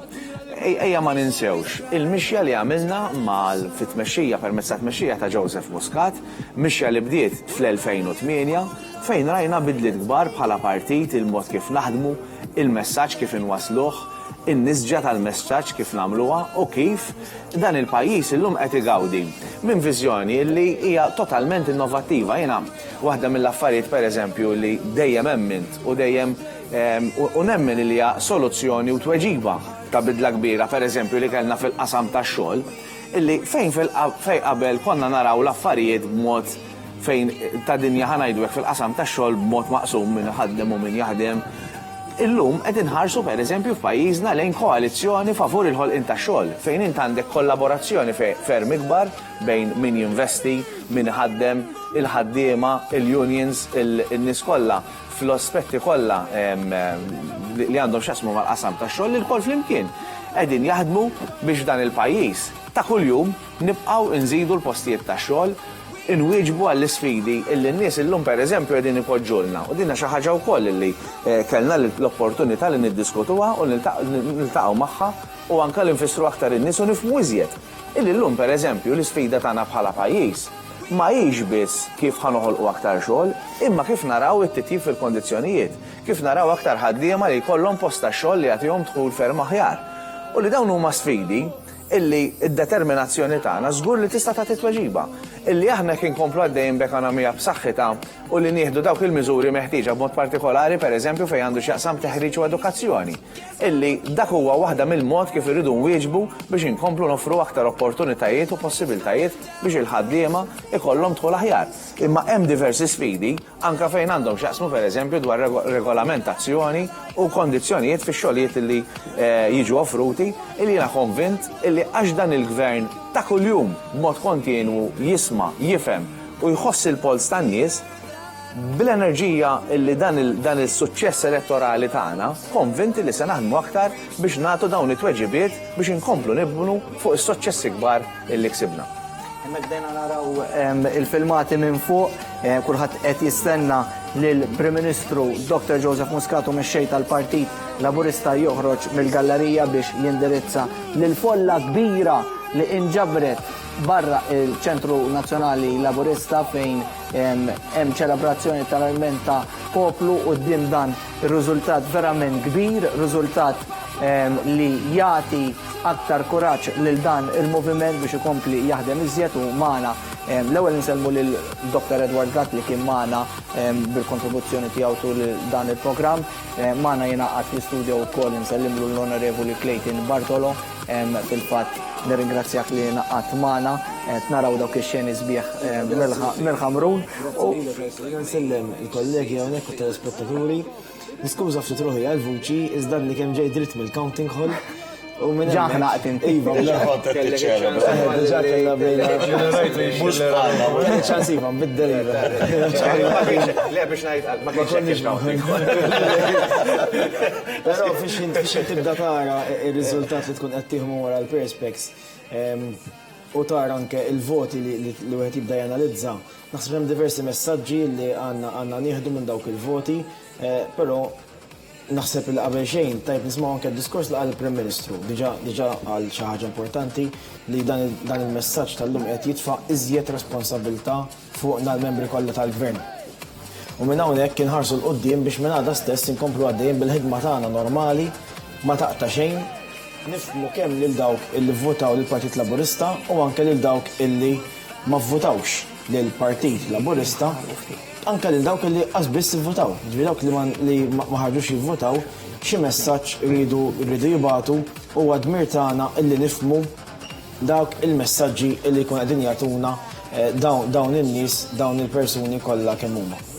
Ekku, fil-fatt dak li qed naraw ħandur fuqek, Ministru, dwar il-fatt li anka dan il-moviment ġabar lil kulħadd kont qed nitkellmu fuq il-negozjanti, dan huwa gvern ma jbdeqx li huwa pro-business, iżda ma jinsix lil ħaddiema, ma jinsix lil pensjonanti, lil persuni b'diżabilità li anka ħafna minnhom issa qed jidħlu fid-dinja tax-xogħol u dawk li forsi għandhom diżabilità severa u mbagħad hemm toħroġ ir-ruħ soċjali ta' dan il-gvern għax imbagħad jimplementa miżuri li daw li huma letteralment ma jistawx jaħdmu mhux għax ma jridux imma għax ovvjament il-kondizzjoni ili. Dan huwa moviment li ġabar lil kulħadd u bdejna naraw dak is-suċċessi elettorali ta' Dr. Joseph Muscat. Hemmhekk qed naraw ħawaqfek ftit dawn huma xeni live se mmorru mal-ewwel Ħamrun il-Prim Ministru Dr. Joseph Muscat quddiem id-deputati mexxejja Dr. Chris Cardona, miegħu ħdew ukoll il-Deputat Prim Ministru Chris Fern, qed naraw lil Prim Ministru Dr. Joseph Muscat flimkien ma' martu s-Sinjura Michelle Muscat u liedu fil-fatt minn ħin għal ieħor se nkun qed nistennew magħna wkoll jingħaqad l-Onorevoli Robert Abela nsemmulek ukoll iżda minn ħin għal ieħor qabel inkompli bid-diskussjoni, skużani Ministru, ma dawn huma xejni diretti li qed naraw se nkunu qed insegwu il-messaġġ tal-Prim Ministru Dr. Joseph Muscat inħallu hemmhekk ix-xeni mill-Ħamrun jitkellmu waħedhom.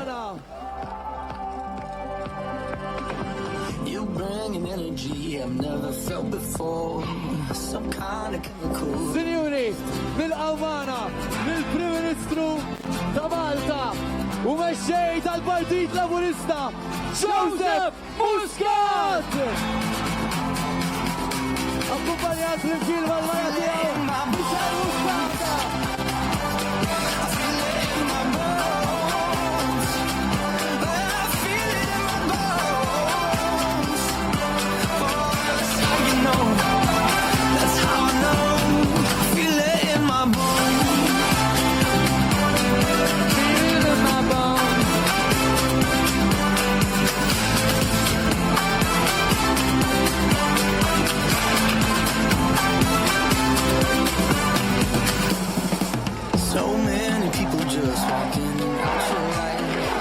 Maltin u għawċin!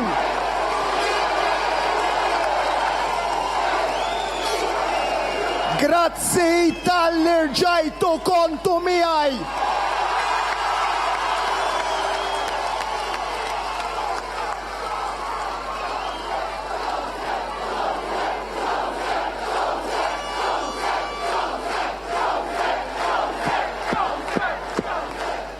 U rejna bħala pajis illi dak illi jaqadna huwa ferm ikbar milli dak li jifridna.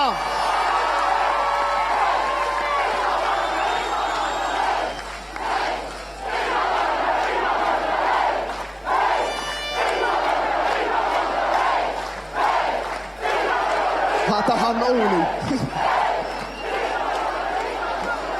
U rejna illi dak li jaqadna huwa ferm akbar minn dak li jifridna u li dan il-pajjiż mhux firda jrid iżda għaqda.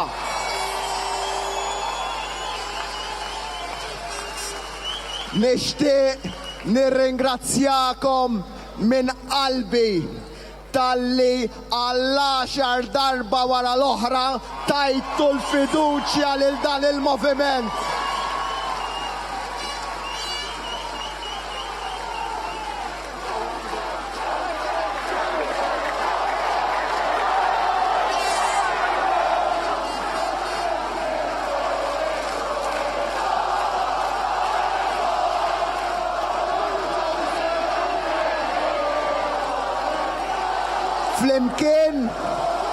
Flimkien ktibna l-istorja ta' dan il-pajis. Ma kien hawn qatt l-ebda partit, l-ebda moviment illi kiseb dak li ksibna flimkien il-bira.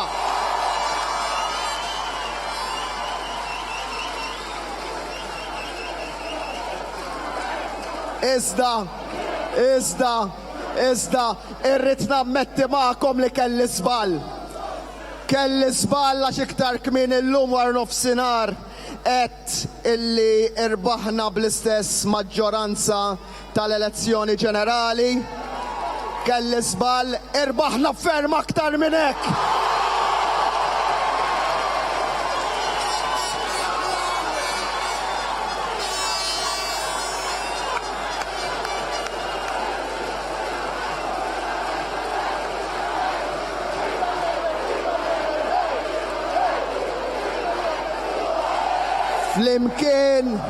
Flimkien ksibna sa issa iktar minn 55% tal-voti. U sa issa maġġoranza ta' 48,000 vot.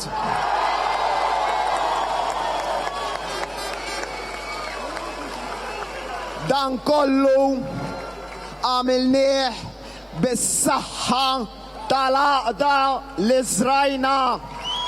L-għaqda li trid tibqa' il-punt ċentrali ta' dan il-moviment. Dal-moviment mhux persuna waħda, mhux Joseph Muscat, dan il-moviment huwa aħna il-koll.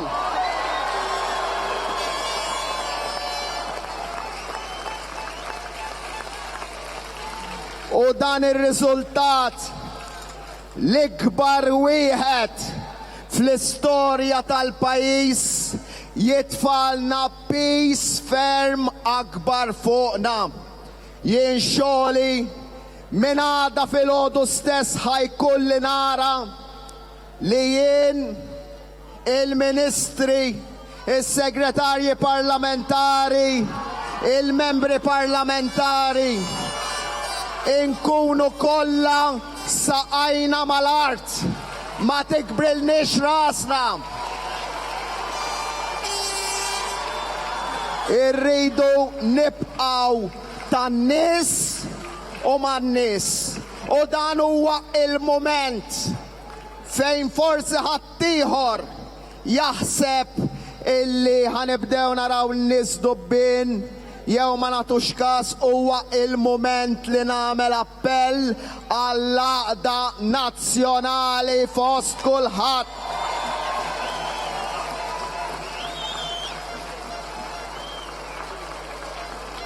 Jien napprezza dak li għamiltu intom il-bieraħ ma' dan il-moviment u anka miej ma' Michelle ma' uliedi personalment magħna.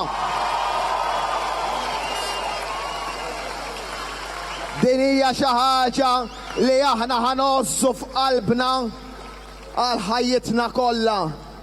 Imma biex nagħmlu hekk nitlobkom issa l-mument illi noħorġu idejna għal ħaddieħor mill-ġdid. Dan huwa l-moviment mhux tal-firda, dan huwa l-moviment tal-għaqda.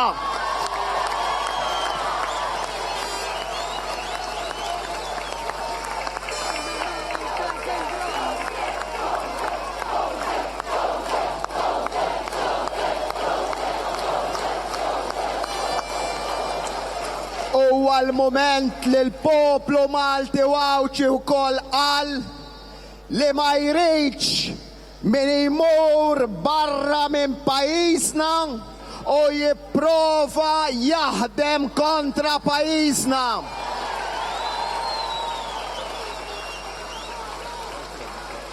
U għalhekk nawgura minn qalbi lill-4 membri parlamentari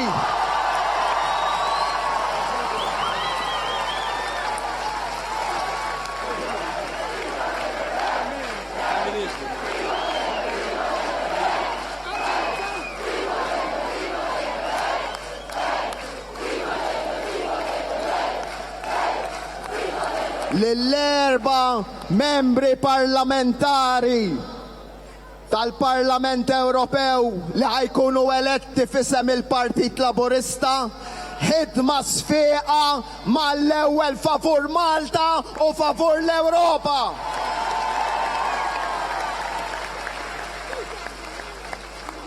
Iżda nixtieqkom tismawni. L-appell tiegħi imur ukoll għaż-żewġ membri parlamentari li ħajkunu eletti fisem il-Partit Nazzjonalista. Le, dawk Maltin bħalna. U issa l-moment li naqilbu l-folja. U jien minn hawnhekk ngħidilhom li ż-żewġ membri parlamentari li ħajkunu eletti mal-Partit Nazzjonalista, aħna lesti naħdmu magħkom, kunu lesti taħdmu magħna intom ukoll.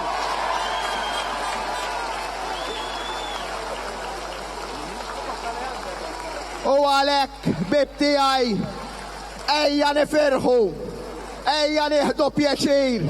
Ejja nieħdu pjaċir mhux billi nħarsu bl-ikra li ħaddieħor, imma billi niftħu idejna għal ħaddieħor bid-bissima immorru għax-xogħol għada, nuru kemm dan il-pajjiż u sabiħ, kemm dan il-pajjiż wasal, kemm dan il-pajjiż qatt irid jasal. U lil kull min jarana nfakruh illi aħna dejjem Malta f'qalbna.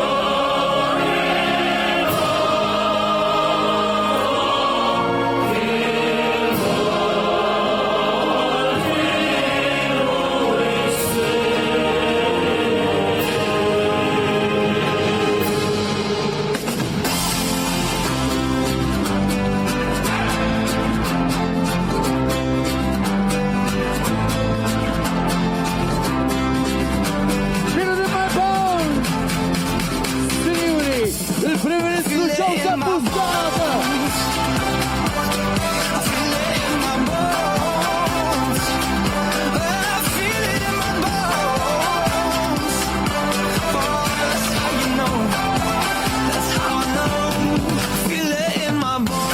Insieme il signore Michel Muscat!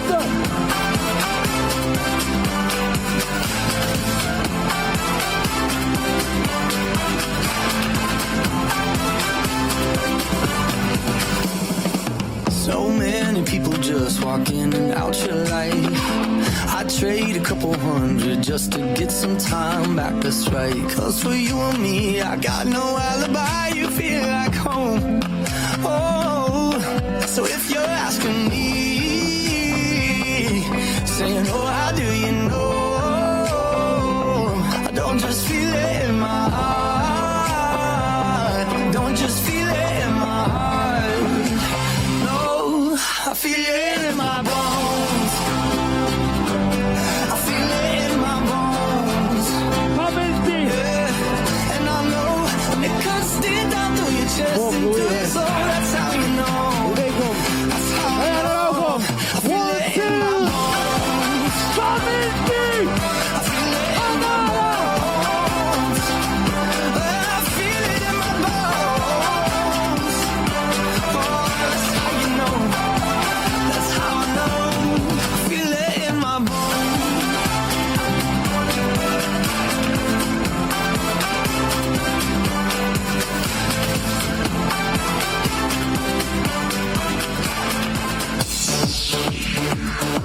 En Araujo, idee coming forward! Bones to be bones. Bop, bop, bop, bop, bop, bop, bop.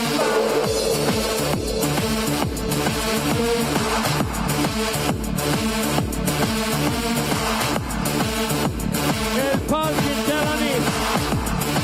Malta.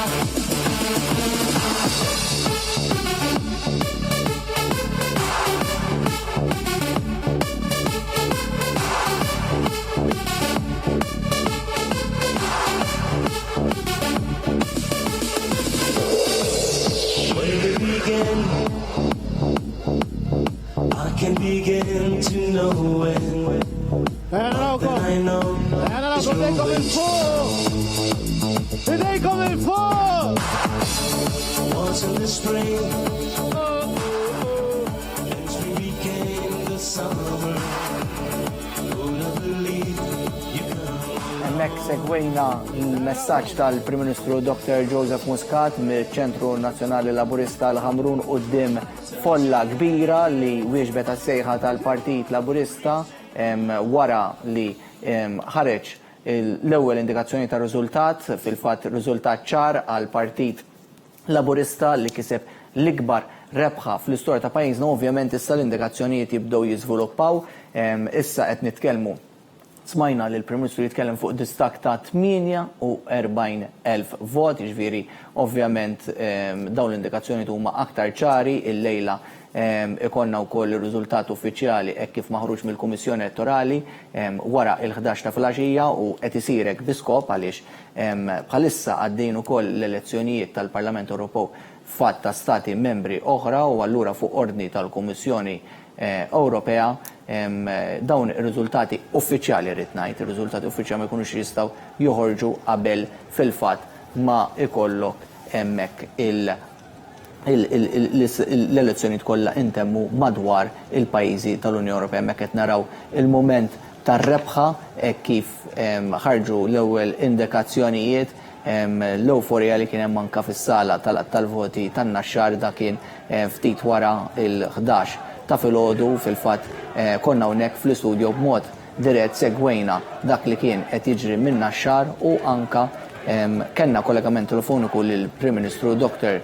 Joseph Muscat li issa bena fuq dak il-messaġġ li għadda miegħi jingħaqad ukoll il-membru parlamentari l-Onorevoli u l-Avukat Dr. Robert Abela flimkien ma' Clayton Bartolo, l-Onorevoli Clayton Bartolo u l-Onorevoli Ministru Owen Bonnici, nżalmu wkoll il-Stefan Zrenzo għazzopardi li kien magħna wkoll li tagħna kontribut ukoll f'dan il-programm.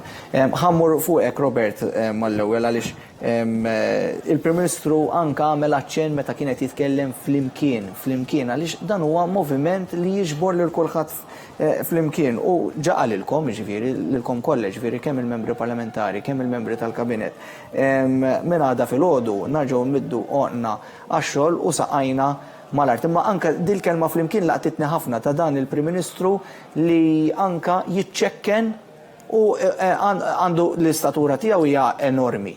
Imma jiċċekken quddiem din il-fiduċja li jagħtih jerġa' il-poplu. Sellimlek Edward Owen, Clayton u l-community segwina. Jolqtok il-kontrast bejn ċirkostanzi kif huma l-kobor ta' riżultat fuq naħa waħda u l-umiltà fil-messaġġ tal-Prim Ministru. Dik xi ħaġa li lili verament tolqotni u l-umiltà hija l-ewwel ħaġa fil-verità li tiġik f'moħħok. Għaliex kif għal tajjeb il-Prim Ministru tibqa' saqajk mal-art. Riżultat huwa sabiħ, però huwa riżultat illi rridu nkunu grati ħafna lejn il-poplu tiegħu. U jena s-sens tiegħi huwa wieħed ta' umiltà kif ukoll ta' gratitudni lejn il-poplu. Għaliex kien il-poplu li tagħna din il-fiduċja u hija fiduċja li rridu nirreċiprokawha b'ħafna u ħafna xogħol. U kif qal tajjeb il-Prim Ministru għadha filgħodu lura x-xogħol, kabinett għadha filgħodu, soltu jsir it-tlieta se jsir it-tnejn filgħodu. Min jaf x'ħajajtu, ġifieri. U hemm ftit xogħol mhux ħażin xi jsir bid-deħla għadha filgħodu. U probabbli minn kliemu jiġbed il-widnejn mhux b'sens negattiv, imma li isma' hold your horses ma ntellawx messaġġ importanti ħafna. U naħseb qed jagħmel il-messaġġ huwa wieħed ċar ħafna għaliex l-ar ħaġa li jista' jiġrilek f'dan il-mument. Jiena xorta ngħid huwa mument ta' glorja, huwa mument li huwa sensittiv għax inti jista' jkollok ma ninsewx qegħdin fin-nofs tat-tieni leġislatura u jista' jkollok inti mhux qed ngħid f'livell ta' ministri jew f'livell ta' segretarji parlamentari, ma jista' jkollok ukoll f'livell li inqas ċertu nies li jibdew jaraw kollox li jittieħed for granted jew innaqsu r-ritmu tax-xogħol jew li nibdew ma nikkalkulawx lin-nies bir-rispett li jistħoqilhom u naħseb dak huwa messaġġ li hu importanti ħafna. Aħna llum ġibna dak ir-riżultat bis-saħħa tan-nies u bis-saħħa tan-nies iż-żgħar u bis-saħħa tal-klassi medja, bis-saħħa tal-klassi tan-negozju, bis-saħħa tal-pensjonanti. Mela, huwa loġiku li inti ma tista' qatt tinqata' minn dawk in-nies għax mingħajr dawk in-nies inti tibda kif ġara l-Partit Nazzjonalista wara kollox fil-moment li l-Partit Nazzjonalista bejn l-2008 għal quddiem partikolarment beda jinqata' mill-kategorija ta' nies li dejjem sab il-backbone fihom is-sinsla tiegħu. Hemmhekk ir-riżultati bdew jitkellmu waħedhom beda kollox miexi triq tan-niżla u s-sigriet tas-suċċess li żomm ir-ritmu ekonomiku, ir-ritmu ta' popolarità, ir-ritmu ta' tkabbir fil-qasam tax-xogħol, fl-investiment huwa li tibqa' viċin in-nies. Il-biraħ għamilt konna din nitkellmu nduru l-lokalitajiet, morna għawdex dorna l-Gżejjer Maltin, u tibda tara kemm fil-verità meta tirrifletti il-kobor tas-suċċess ta' dan il-gvern u l-kobor tas-suċċess tal-Partit Laburista jibda mill-każini tal-partit, jibda mill-kumitati lokali, għaliex huma li jiffurmaw il-pedament ta' kollox. U għalhekk il-ħidma ta' dawn il-persuni li tant jagħtu għall-partit, tant jagħtu għall-pajjiż, bla ma ħafna drabi jistennew xi ħaġa lura, tibqa' waħda li tkun rikonoxxuta u għalhekk naħseb illi verament illum għandna nagħtu l-kredtu u l-mertu lill-poplu. Ekku, u qed insemmu l-ċittadini Maltin u Chin Clayton semma dwar dan huwa moviment tal-għaqda tan-nies man-nies u anka għamel osservazzjoni interessanti jekk qatt kien hemm dubju li il-poplu wera biċ-ċar kif ma jridx lil min jaħdem kontra Malta. Ma mbagħad jagħmel stedina il-Prim Ministru, jagħmel stedina lil dawk iż-żewġ membri parlamentari Ewropej li se jkunu qed jitilgħu fisem il-Partit Nazzjonalista fil-waqt il-Partit Laburista kif jiġdu l-indikazzjonijiet se jkollu l-indikazzjoni ċari se jkollu 4 siġġijiet 4 għal Partit Laburista 2 għal Partit Nazzjonalista, issa il-punt, issa ċans, issa l-opportunità jagħmilhom stedina lill-oppożizzjoni, lill-oppożizzjoni ta' Adrian Delia. Issa ċans li taħtaf din l-opportunità li nibdew folja ġdida, ġifieri din hija rebħa sabiħa ħafna fuq kuntest elettorali, imma u rebħa l-Malta, imma rebħa l-Malta tkun ukoll jekk dawn is-6 membri kollha jaħdmu b'sens ta' rida tajba mhux għax tikkritika għaliex inti li tikkritika in-naħa l-oħra dik hija parti mill-logħba politika u hija bżonn juża. Imma li inti ma tippruvax timmina lil pajjiżek jew li tipperikola l-postijiet tax-xogħol, għamel stedina interessanti l-Prim Ministru qed jistieden lil dawk iż-żewġ membri qalulhom ukoll lin-nies u fil-fatt hemmhekk wieġbu biċ-ċabċib in-nies wieġbu biċ-ċabċib għax laqgħu dan id-diskors ta' għaqda tal-Prim Ministru li isma' dawk huma żewġ membri importanti wkoll li se jaqdu funzjoni se jirrappreżentaw lil kull ċittadin Maltu għax dawk huma Maltin ukoll mhux għax huma tal-Partit Nazzjonista għandhom xi ħaġa inqas jew xi ħaġa differenti qed jagħmilhom sedina biex issa naħdbu flimkien u nixbdu ħabel wieħed f'din l-istituzzjoni Ewropea tant importanti. Edward, jiena nara il-messaġġ tal-Prim Ministru maqsum f'żewġ partijiet. L-ewwel nett għandek il-Prim li qiegħed jirringrazzja lin-nies tal-messaġġ li bagħtu. In-nies illi anke forsi dawk illi huma mdejqin b'xi ħaġa, forsi dawk illi jgħidlek isma' jiena għandi dil problema imma ma qdejtx fiha, jew kellha għandi din l-issue imma ma solvitx. Dawk hemm nies ukoll minnhom milli minkejja li forsi għadhom ma solvewlhomx dawn l-affarijiet, xorta waħda ħarġu jivvotaw. U hemmhekk allura qegħdin juruk illi il-poplu Malti Wawċi fehem l-importanza illi lil minn xtutna neleġġu nies li verament iħobbu lil pajjiżna.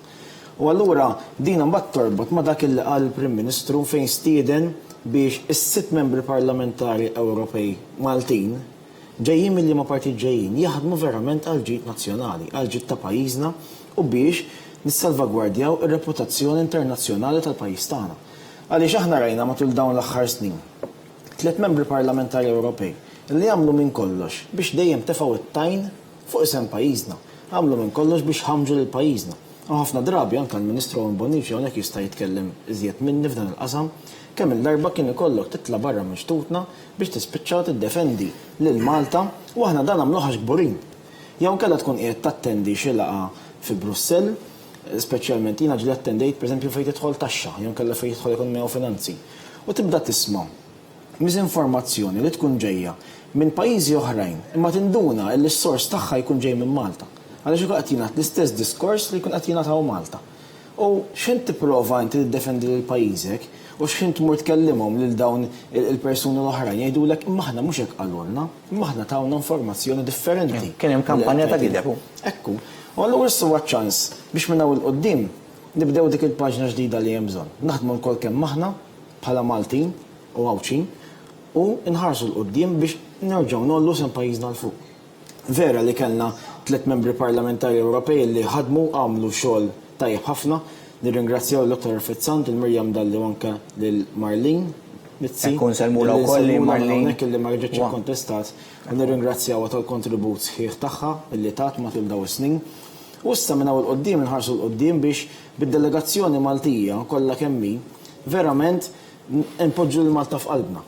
U jekk il-membri tal-Partit Nazzjonalista jridu li jkunu flimkien għal pajjiżna hemmhekk magħna, iva aħna qed nofru li taħt biberija biex ikunu hemmhekk għal pajjiżna.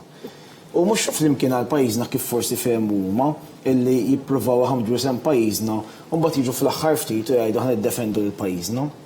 Aħna niddefendu lil pajjiżna dejjem u kullimkien u hemm min hemm fil-gvern.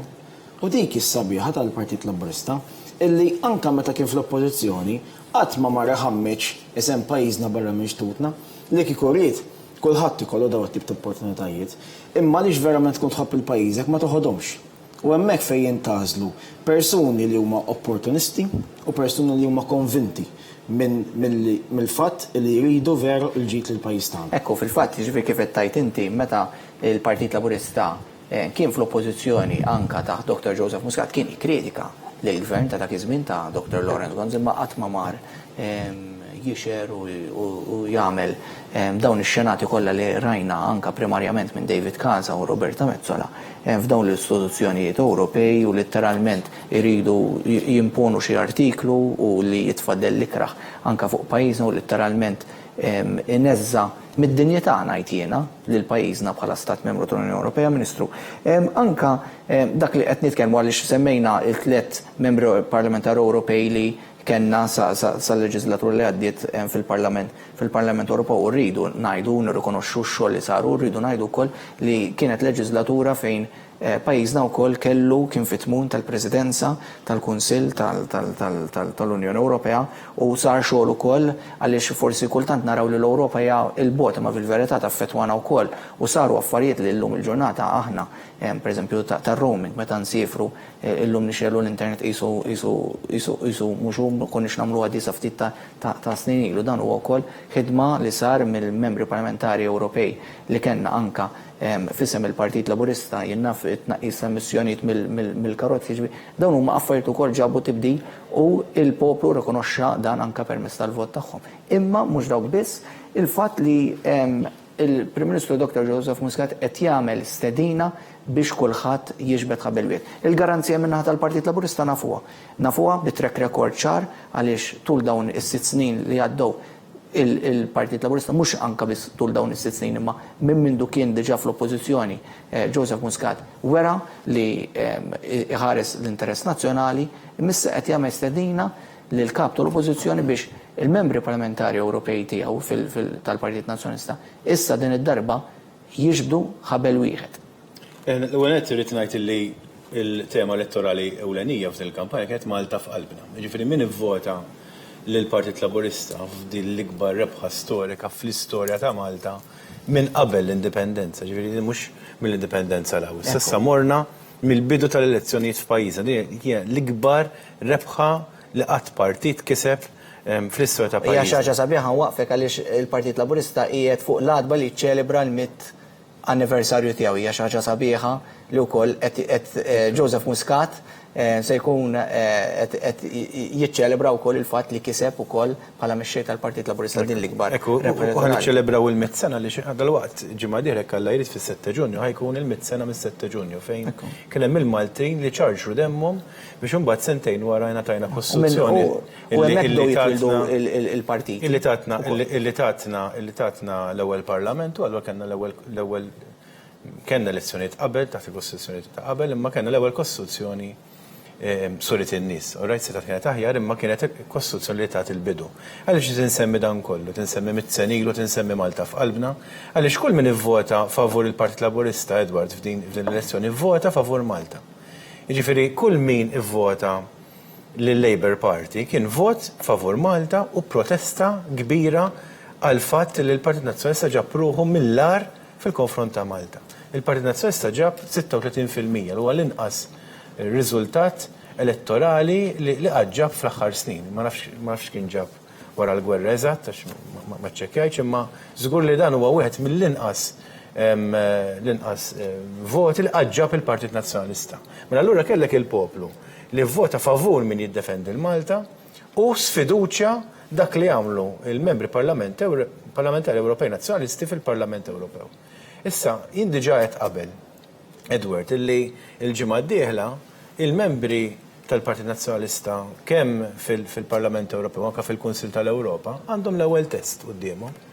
Dil-ġimgħa forsi ftit innutaw ġie leaked rapport illi inkiteb minn membru tal-Partit tal-Popolari Ewropew kontra Malta.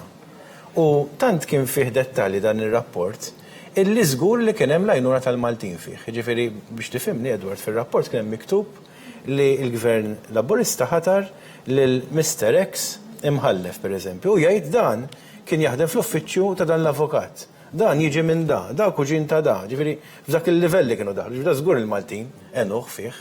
U hemm l-ewwel diskussjoni il-ġimgħa d-dieħla fil-Kunsill tal-Ewropa. Għandna l-ewwel test tal-Partit Nazzjonalista. Iridu l-Partit Nazzjonalista jifhmu illi il-poplu Malti xeba u ddejjaq kompletament minn dan l-attitudni u inti semmejt kif konna nġibbu ruħna fl-oppożizzjoni, kif nġibbu ruħna fil-gvern. Jiena kif qal Klejt jiena tlajt fil-Parlament Ewropew u kelli quddiem il-barranin il-David Casa. Jiena l-David Casa stajt ngħidlu li kien hemm rapporti fuqu fil-gazzetti fuq użu ta' droga. Sajt attilu dik quddiem il-barranin, ma milċek. Ma milċek mhux għax naraħħelu l-David Casa xi dejjaqni ħafna. Imma ma milċek għax jiena nġib quddiem għajnejja ir-rispett lejn pajjiżna. U naħseb li l-poplu meta jiġi biex jivvota u meta ġi biex jivvota, dak huwa l-messaġġ prinċipali li ta'. U allura ħadd gost ħafna nisma' lill-Prim Ministru li qed jgħid isma' Aħna tellajna 4 din id-darba u ma tellaw 2. Ejja naħdmu flimkien.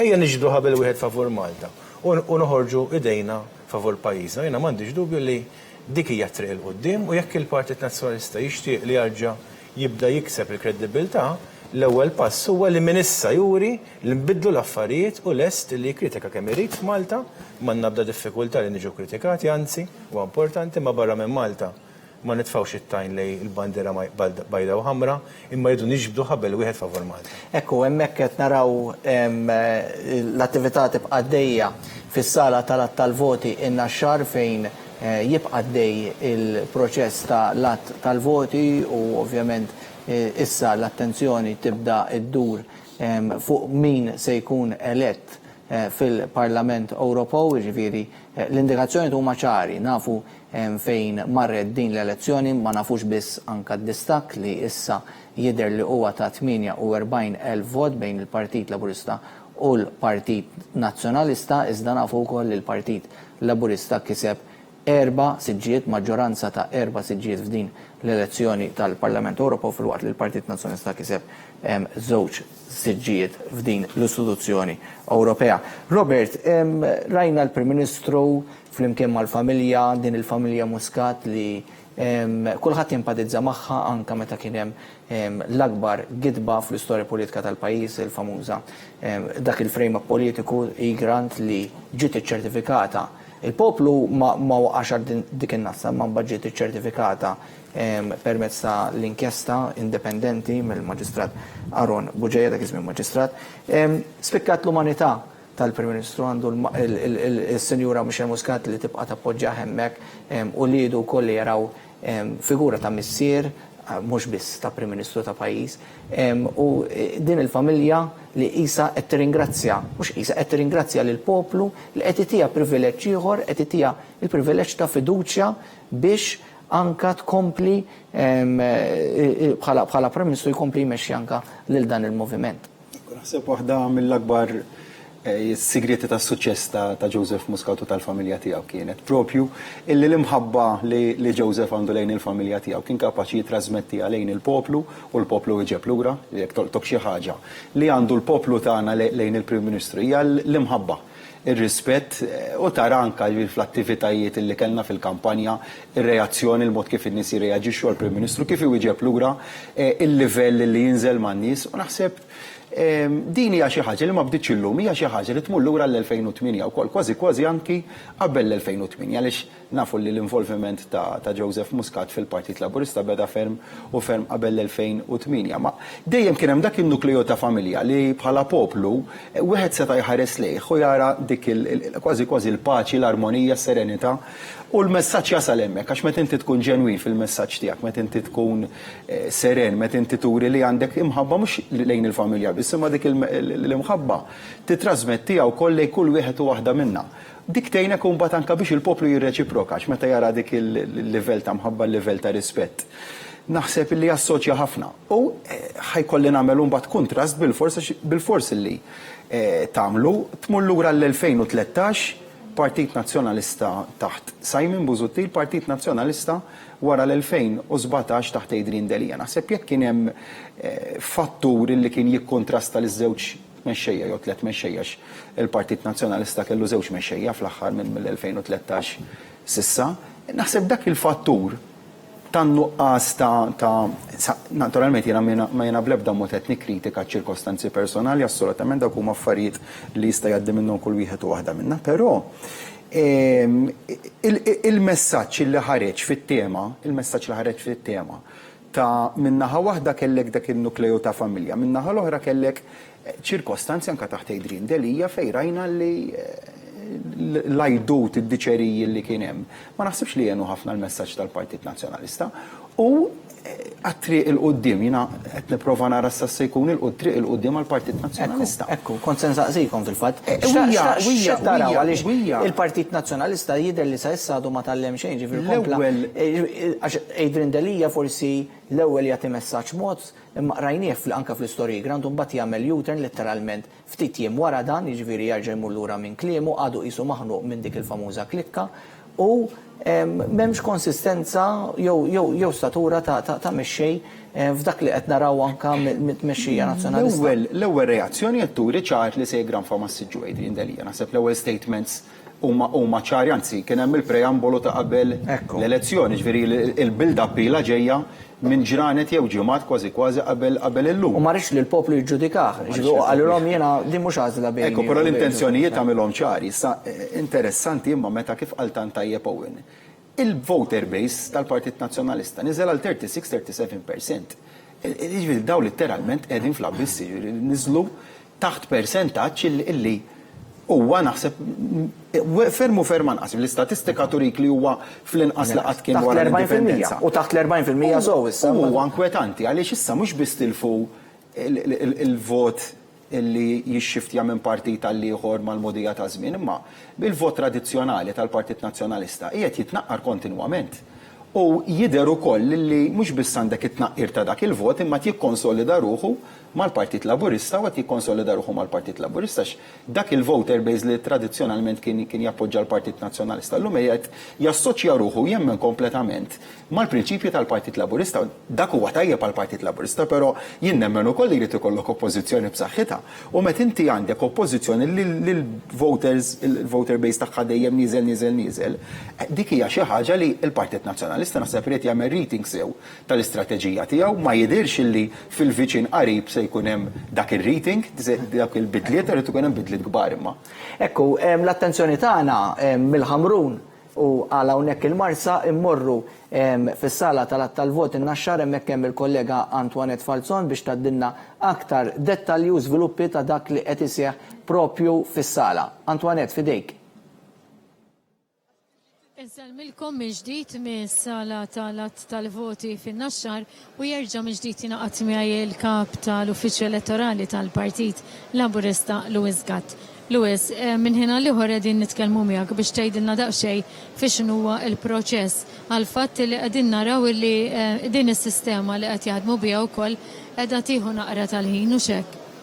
Il-proċess ovvjament li qed niżżel kaxxa taqsama bejn minn counting assistants u toqgħod tara minn wara minn quddiem ovvjament huwa time consuming u jieħu l-ħin. Tajjeb ngħidu li din il-fażi ma kienx oriġinarjament fil-pjan tal-bidu ta' din is-sistema, imma ovvjament dal-proċess kien rakkomandat u imressaq min naħa tal-Partit Nazzjonalista sabiex meta titressaq il-liġi fil-Parlament ikunu jaċċettaw il-liġi biex nemendaw sabiex nkun jistgħu jingħaddu il-polos ta' votazzjoni bis-sistema elettronika. Dar iridu speċi ta' another manual filter, niftakru kien ħareġ bil-frażi famuża ta' hybrid, sistema hybrid, ovvjament dan huwa l-proċess. Ġifieri dan fl-aħħar mill-aħħar huwa il-prezz sabiex wasalna sabiex il-liġi tkun mogħtija unanimament mill-Parlament.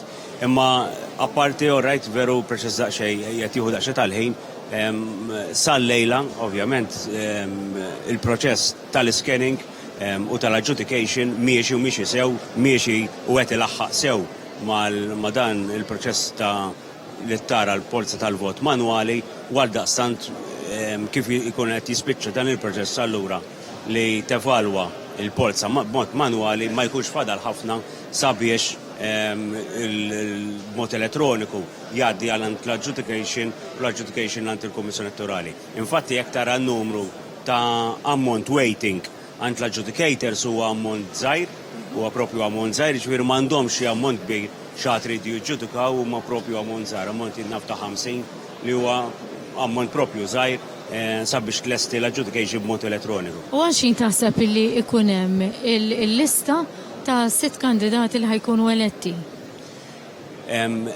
Kif jispiċċa dan il-proċess u jgħaddi il-proċess tal-aġġudikazzjoni, ikun hemm perjodu fejn il-partiti jistgħu jdaħħlu l-oġġezzjonijiet tagħhom wara l-evalwazzjoni li jkunu qegħdin jagħmlu. Il-partiti qed jirċievu wkoll id-dejta elettronika f'dan l-istadju, id-dejta elettronika wara li kaxxa tal-voti tkun għaddiet mill-istadji kollha tal-aġġudikazzjoni.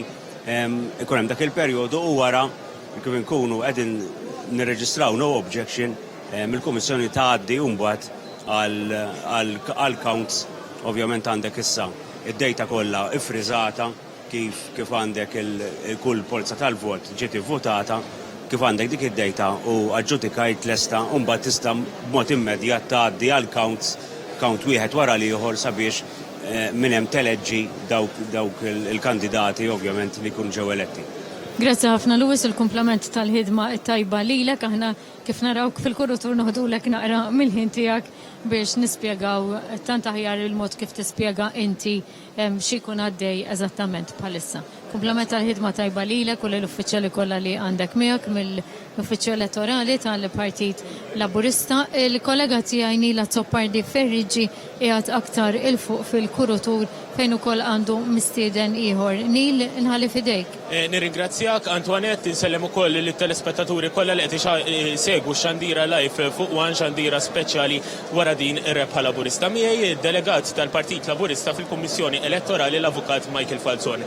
Dr. Falzon, il-Prim Ministru għadu kif konferma l-Partit Laburista mistenni eleġġi 4 siġġijiet minn 6. X'wassal biex il-Partit Laburista eleġġi 4 siġġijiet huwa d-distak ta' 48,000 vot jew inkella anke x'imdejtu taraw kif ser jintirtu l-voti? Ara, f'elezzjoni tal-Parlament Ewropew bħala persentaġġ il-kwota tkun madwar 14.3%. Differenza mill meta jkollok elezzjoni ġenerali fejn issir divided by 6+1, għawek il-kwota tinħadem billi l-voti validi you divided by 7+1.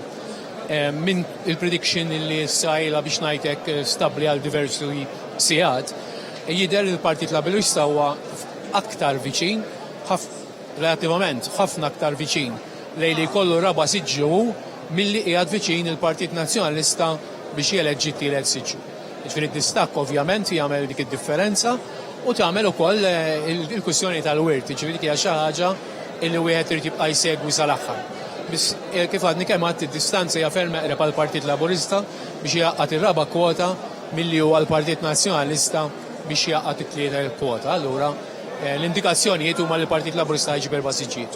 Nirringrazzjak Dr. Falzon, minnaħa tiegħi ser nerġa' ngħaddi l-linja lura lilkom fl-istudio u ser nkomplu naġġornawkom bl-iżviluppi kollha li ser isiru fil-sala tal-attol voti hawn fin-naxxar kif l-aġenti tal-partiti għadhom literalment wiċċhom mal-perspex kif għaddej l-att uffiċjali permezz tas-sistema elettronika li spjega aktar kmieni il-kap tal-Uffiċċju Elettorali Lewis Gatt li qed tintuża għall-ewwel darba. Edward, nerġa' ngħaddi l-linja lura lilek fl-istudios.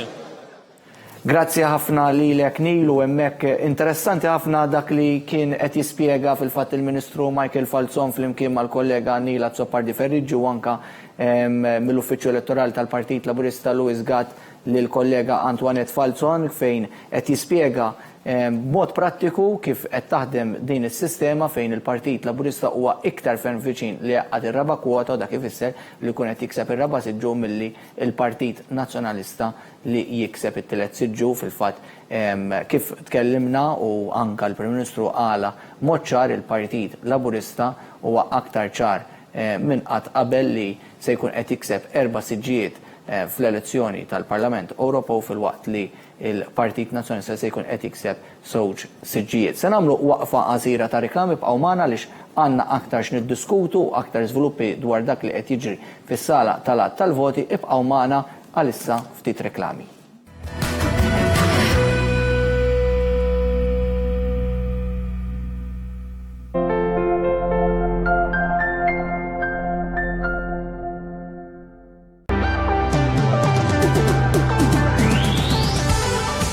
Qed tfittex kumpanija biex tixtri bib ta' garaġ ġdid, mela ċempen l-FGP, the Garage Door People, li huma magħrufin għal kwalità tagħhom kemm f'sigurtà, kemm f'kumdità u anke fi-stil. FGP, b'aktar minn 55 sena ta' esperjenza, ċempel issa fuq 2167 3627.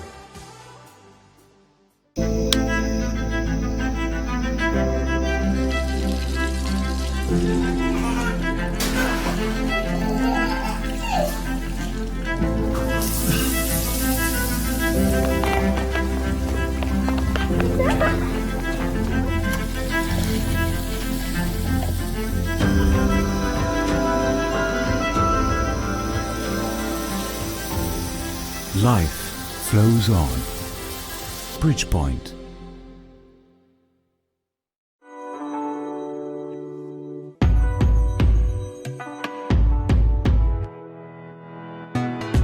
Bodo Electric Vehicles, Minan Spiteri Autos, Nashar Road Birkirkara, faċċata tal-Smart. Bodo, l-orħos karozza fis-suq tal-karozzi elettriċi.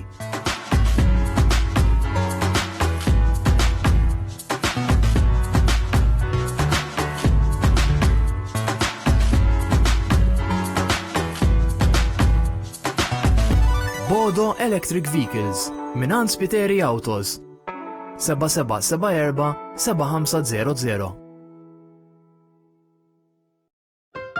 Underarms. They're not always at the center of your thoughts. But you wax them, you shave them, you pluck them. What they need is something that takes care of them. Introducing our most caring formula for softer, smoother underarms. New Dove Antiperspirant cares for your underarm skin like never before. Gorinje washing machines and dryer for best washing and drying performances. Energy efficient, economical, easy to use with super silent operations. Gorinje, life simplified, exclusively from Centro Casalinga.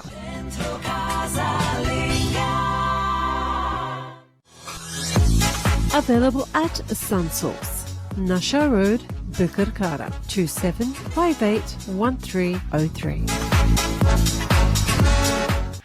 Galletta Construction Limited joffru servizz ta' demolition u excavation fuq kull tip ta' bini. Galletta Construction joffru l-aqwa prezzijiet fis-suq. Għal aktar informazzjoni ċemplu fuq 9943 Jamie Callef Service Station, għal dak kollu li jirrikjedja l-karozza tiegħek. Mhux biss, iżda fil-ħanut issib għażla kbira ta' prodotti rinomati minn fejn tażel. Jamie Callef Service Station issa joffru wkoll is-servizz ta' Ampex Color Matching Points b'aktar minn 100,000 kulur differenti sabiex tqabbel il-kulur mal-karozza tiegħek. Ampex Color Point jiġi magħmul fi 3 tipi differenti: Touch-up Brush, Touch-up Bottle, kif ukoll Aerosol Spray. Jamie Callef f'tal-Barrani iż-Żejtun, kif ukoll f'Tabuqana ir-Rabat. Għandek bżonn tbiddel tirranġa jew issebbaħ id-dar tiegħek? Jekk bħali u Zeppi ma jrid jagħmel xejn, hawnhekk tidu tiġu il-Home of Color u jagħmlulkom ix-xogħol huma.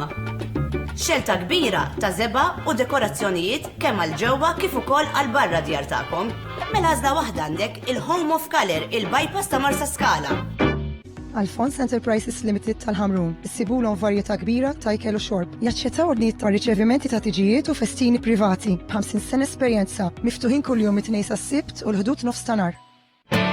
Jekk qed tfittex biex tagħti der isbaħ lid-dar tiegħek, Big Ben Interiors għandhom għażla vasta ta' twapet, portieri, fitted carpet, laminate parke u drappijiet tal-aqwa kwalità. It-tim ta' Big Ben joffru wkoll installazzjoni ta' parke, jagħti tal-portieri u kif ukoll konsultazzjoni professjonali. Interiors, the heart of your home. Immaġina post fejn moħħok jista' jimraħ bla xkiel, bejta minsuġa b'leżes tifkiriet. Stajjel bennina ta' ħolm, ħelu sabiħ, fejn ħsibijietek u l-elementi jinaqdu b'mod sħiħ. Timtela bl-enerġija li għandek bżonn għal-jum li jmiss, post li fit-ċokon tiegħu iwellet l-akbar idejat. Falsons Bathrooms and Ceramics, Psala Street, Santa Venera.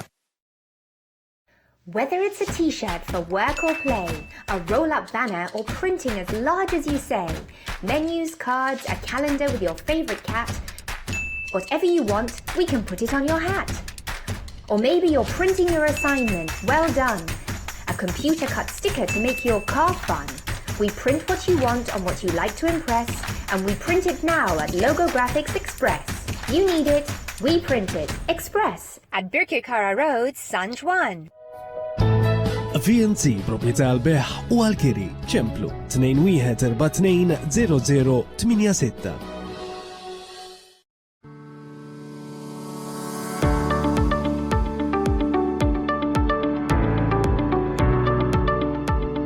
Ixtri l-amara kollha l-darek banqas minn 8,000 euro.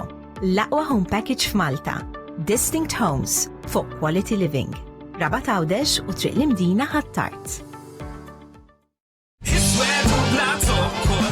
Lejla ta' divertiment mill-aqwa mimli daħ u mużika flimkien ma' Ray Kalleja, Daniel Kauki u l-Big Band Brothers u mistieden speċjali mill-Awstralja Paul Capsis. Is-Swetu bla Zokkor, il-kunċert il-ġdid dan is-sajf fit-Teatru Grieg ta' Ali. Biljetti online minn www.ticketline.com.mt. Is-Swetu bla Zokkor. U wild, kif tgħidu? Is-Swetu bla Zokkor qed jiġi mwassal lilkom bix-xewqa tajba ta' The Box. 1. U Kini.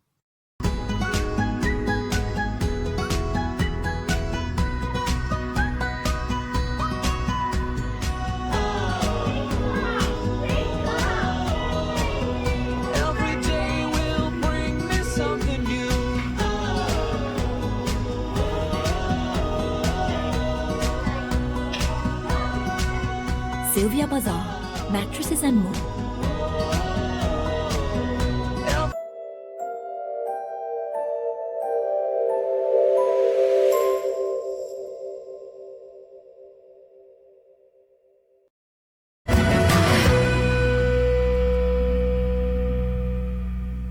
Il-kumplament ta' wara nofsinhar tajjeb eżis telespettaturi, aħna nibqgħu għaddejna hawnhekk b'din it-trasmissjoni live li bdiet propju minn kmieni dalgħodu fis-6:30 ta' filgħodu u rrid nagħti ħajr lit-tekniċi u l-ħaddiema kollha ta' dan l-istazzjon li għaddejn maratona ta' xandir propju anka il-bieraħ il-jum tal-votazzjoni kellna ġurnata ta' xandiru anka illum fil-jum ta' r-riżultat ta' l-elezzjoni tal-Parlament Ewropew nsellem ukoll mhux biss il-ħaddiema li jinsabu hawnhekk fil-Marsa u dawk li anka xandrunna iċ-ċelebrazzjoni ta' poplu maqut mill-Ħamrun imma anka il-ħaddiema ta' dan l-istazzjon li anka qed jaħdmu fis-sala tal-voti li qed iwaslunna b'mod dirett dak li qed jiġri anka fis-sala tal-voti. U kif qed insemmu s-sala tal-voti għaliex tkellimna fuq ħafna storja, ir-riżultat huwa storiku.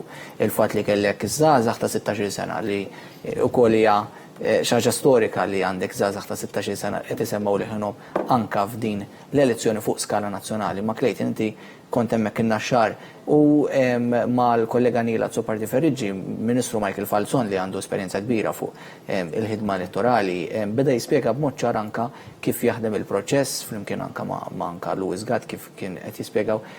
Din kienet ċaġa ġdida anka il-proċess elettorali kif qed jingħad grazzi għall-investiment li sar u frankajna biex ngħidu hekk ċertu żmien anka għaliex it-tul tiegħu il-proċess ta' twil li kien ju ħafna speċjalment fejn jidħol wirt. Qabel konna ndumu kważi jekk illum bdejna llum il-ħadd konna ndumu sa tlieta jekk mhux sbieħ l-erba'. Eżatt, jiġifieri ħalli ngħidu ftit kien isir qabel. Qabel li kien jiġri huwa li l-ewwel ma kien jiġri kien li jiġu s-sortjati il-voti kaxxa u ssir reconciliation u l-voti jsiru pakketti ta' 50. Mbagħad minn hemmhekk kienu jitniżlu l-ewwel 50 minn kull kaxxa u bekk konna nieħdu dak li konna ngħidu l-ewwel sample. U minn dak l-ewwel sample kienet toħroġ trend indikattiva tajba ħafna ta' fejn ħajjieħu r-riżultat. Illum il-ġurnata għandna proċess li huwa kemm xejn differenti. Fis-sens li l-ewwel ma qed isir huwa li qegħdin jinfetħu il-ballot papers kollha wiċċhom l-isfel, però din id-darba kaxxa sħiħa partikolari, u mbagħad dik il-kaxxa tiġi u nibdew narawha biex nanalizzaw ftit il-vot nara hux validu jew le. Din kienet xi ħaġa li talbuha tal-Partit Nazzjonalista, jiġifieri li kieku il-qbil sar fuq dak li kien ġie propost min-naħa tal-Gvern, kieku il-ħin kien ikun ferm u ferm iqsar għaliex kien ikollna sistema ħafna iktar effiċjenti. Però ir-rappreżentant tal-Partit Nazzjonalista fil-bidu jisom dew jaqblu magħha. Mbagħad għamlu xi sitt ġimgħat ma rrispondewx għall-proposti, u mbagħad fl-aħħar indunaw li kien wasal iż-żmien u ddeċidew li jmorru għal din it-tip ta' sistema. U as a sign of goodwill kien hemm qbil biex is-sistema ssirek biex illum għandna sistema nsejħula hybrid bejn parti manwali u parti li hija elettronika. Jiġifieri hekk kif wieħed ikun rada u l-voti daw jitpoġġew fl-iskener u jibdew jiġu skenjati wieħed fil-waqt li dawk li jkunu invalidi immorru għand l-adjudicators biex dawk minn hemmhekk imbagħad jaraw huma jekk humiex verament invalidi jew inkella jekk għandhom xierġgħu jidħlu fil-proċess tal-vot bħala voti validi. La darba jkunu skenjati u daħlu fis-sistema, imbagħad il-wirt jibda jinħadem b'mod awtomatiku. Jirfej qabel kontu it-telespettaturi kienu jaraw ħafna nies ifittxu l-1, mbagħad it-2, mbagħad it-3, dak illum il-ġurnata ħajsir b'mod awtomatiku. U dak huwa s-sabiħ tat-teknoloġija, illi għandek it-teknoloġija li qed taħdem dak kollox li qabel kien jieħu ħafna sigħat, issa jista' jsir the click of a button, ġifieri li kieku jrid la darba jkunu skenjati il-voti kollha, tista' taf buttuna u tkun taf kollox ir-riżultat aħħari kollu kemm hu.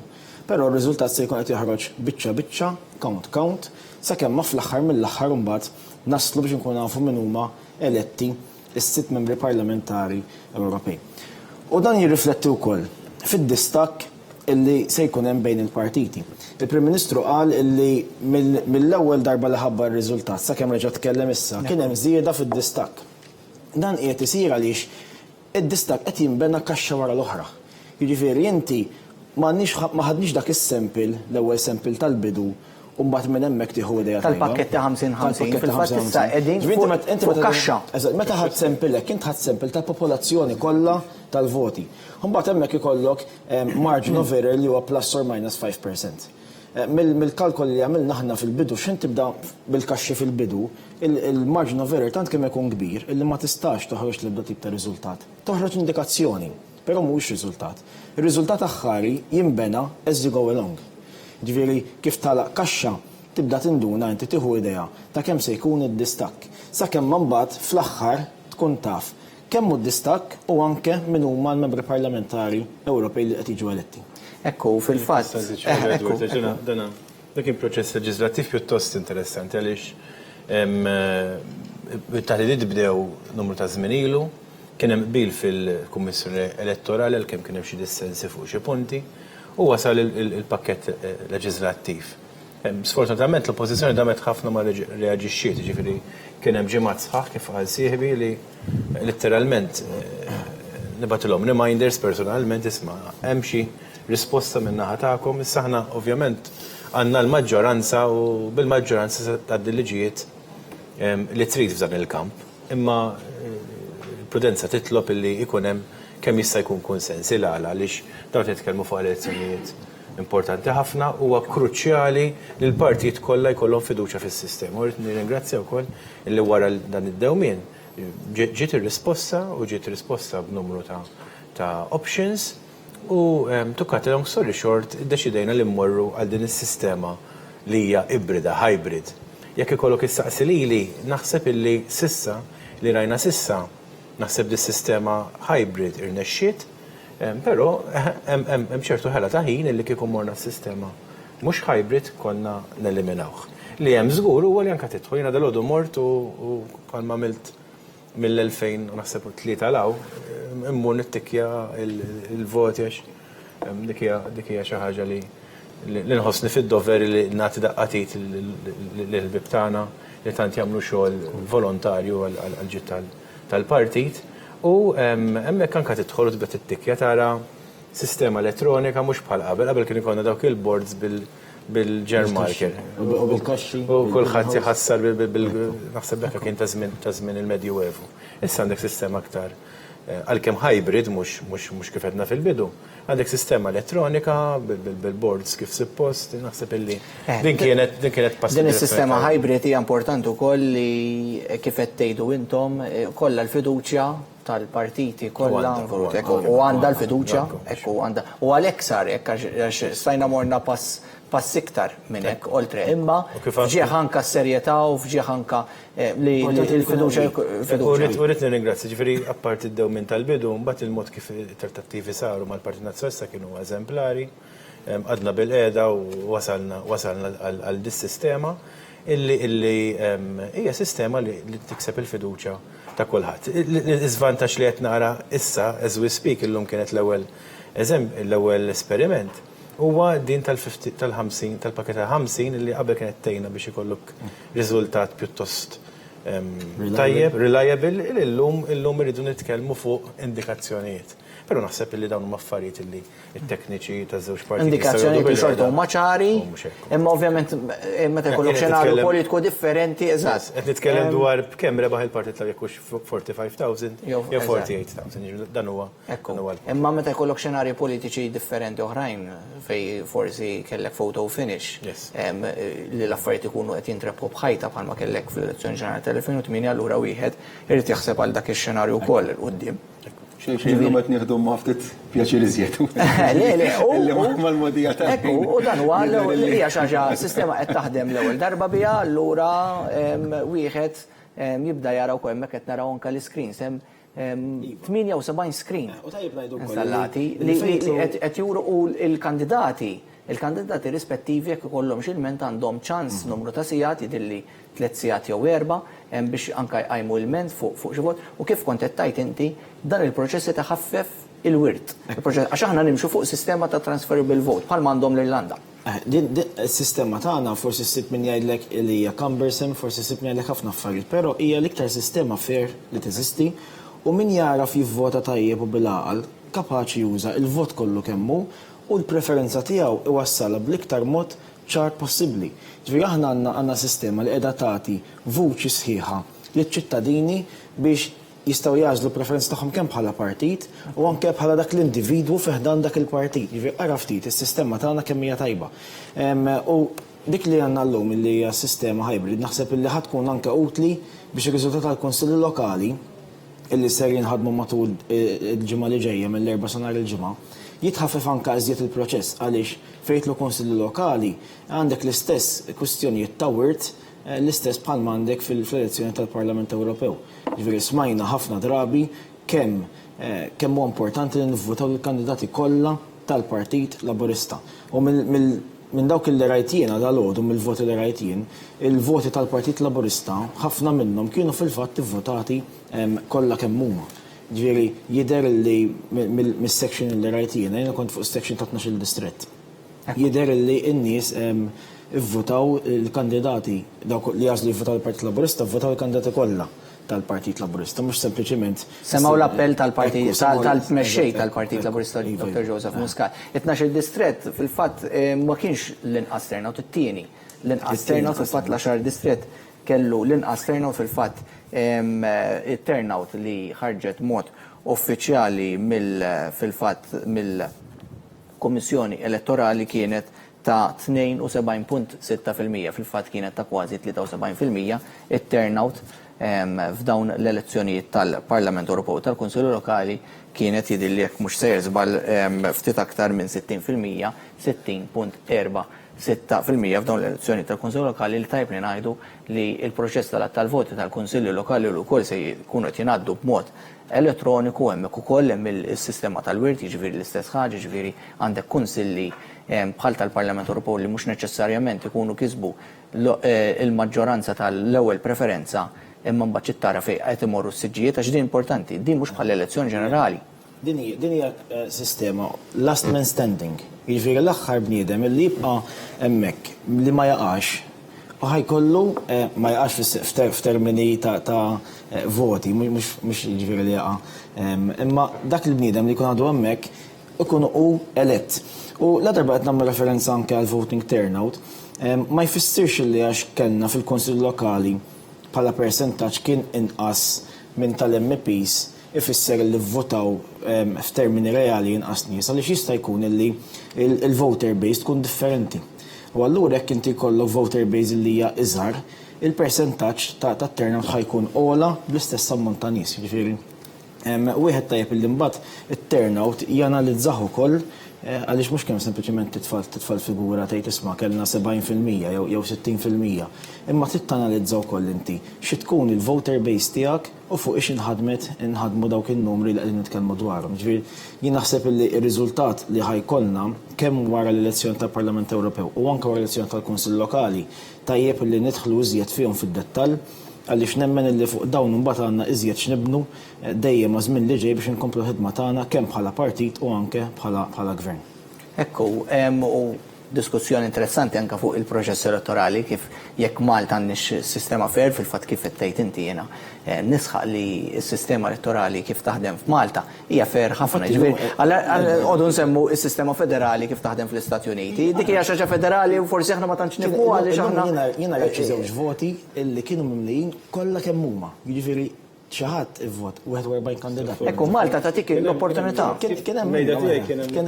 Għal tajjeb plejti aħna nas-sistema elettorali tagħna rappreżentattiva ħafna tax-xewqat tal-poplu. L-vot huwa b'saħħtu. Jiġifieri kull votant il-vot tiegħu jista' jutilizzah fis-saħħa kollha tiegħu. U kif semma wkoll il-Ministru, fil-proċess li fih konna din niddiskutu daw l-emendi fil-liġi elettorali u hawnhekk nixtieq insellimlu lil Owen għall-ħidma tiegħu mhux biss fil-qafas ta' din il-liġi, tal-emendi fil-liġi, imma wkoll mod ġenerali għaliex Owen għandu emendi leġislattivi li huma mibsin li għamilhom tant tajjeb fosthom l-emendi fil-riforma tas-sistema ġudizzjarja tagħna huma sfidi mhumiex faċli. U għalhekk sinċerament insellimlu għaliex ħobb nitkellem ħafna miegħu wkoll huma emendi li ħadd ieħor beża jagħmilhom, ħadd ieħor kien jaf li rridu jsiru fi żmien qatt ma rid jagħmilhom għax kien komdu bihom, illum qegħdin nagħmluhom. U naħseb qegħdin nagħmluhom b'mod tajjeb ħafna minkejja il-daqqiet li kellna minn barra, daqqiet li kellna minn barra però kienu ġejjin minn ġewwa. U għalhekk naħseb l-importanza li fejn jidħlu suġġetti sensittivi konna 6 membri parlamentari Ewropej illi jkunu on board u niġbdu ħabel wieħed għax għandna issues sensittivi fosthom. It-tkomplija tal-emendi fis-sistema ġudizzjarja, sfidi bħal kwistjonijiet ta' tassazzjoni li rridu nkunu pon wieħed fihom. U għalhekk l-importanza jiena anzjuż biex nara min ġej elett min-naħa tal-Partit Nazzjonalista. Għaliex naħseb hemmhekk se nkunu qed naraw u x'ħamorru fid-direzzjoni tas-suġġeriment nagħmel il-Prim Ministru.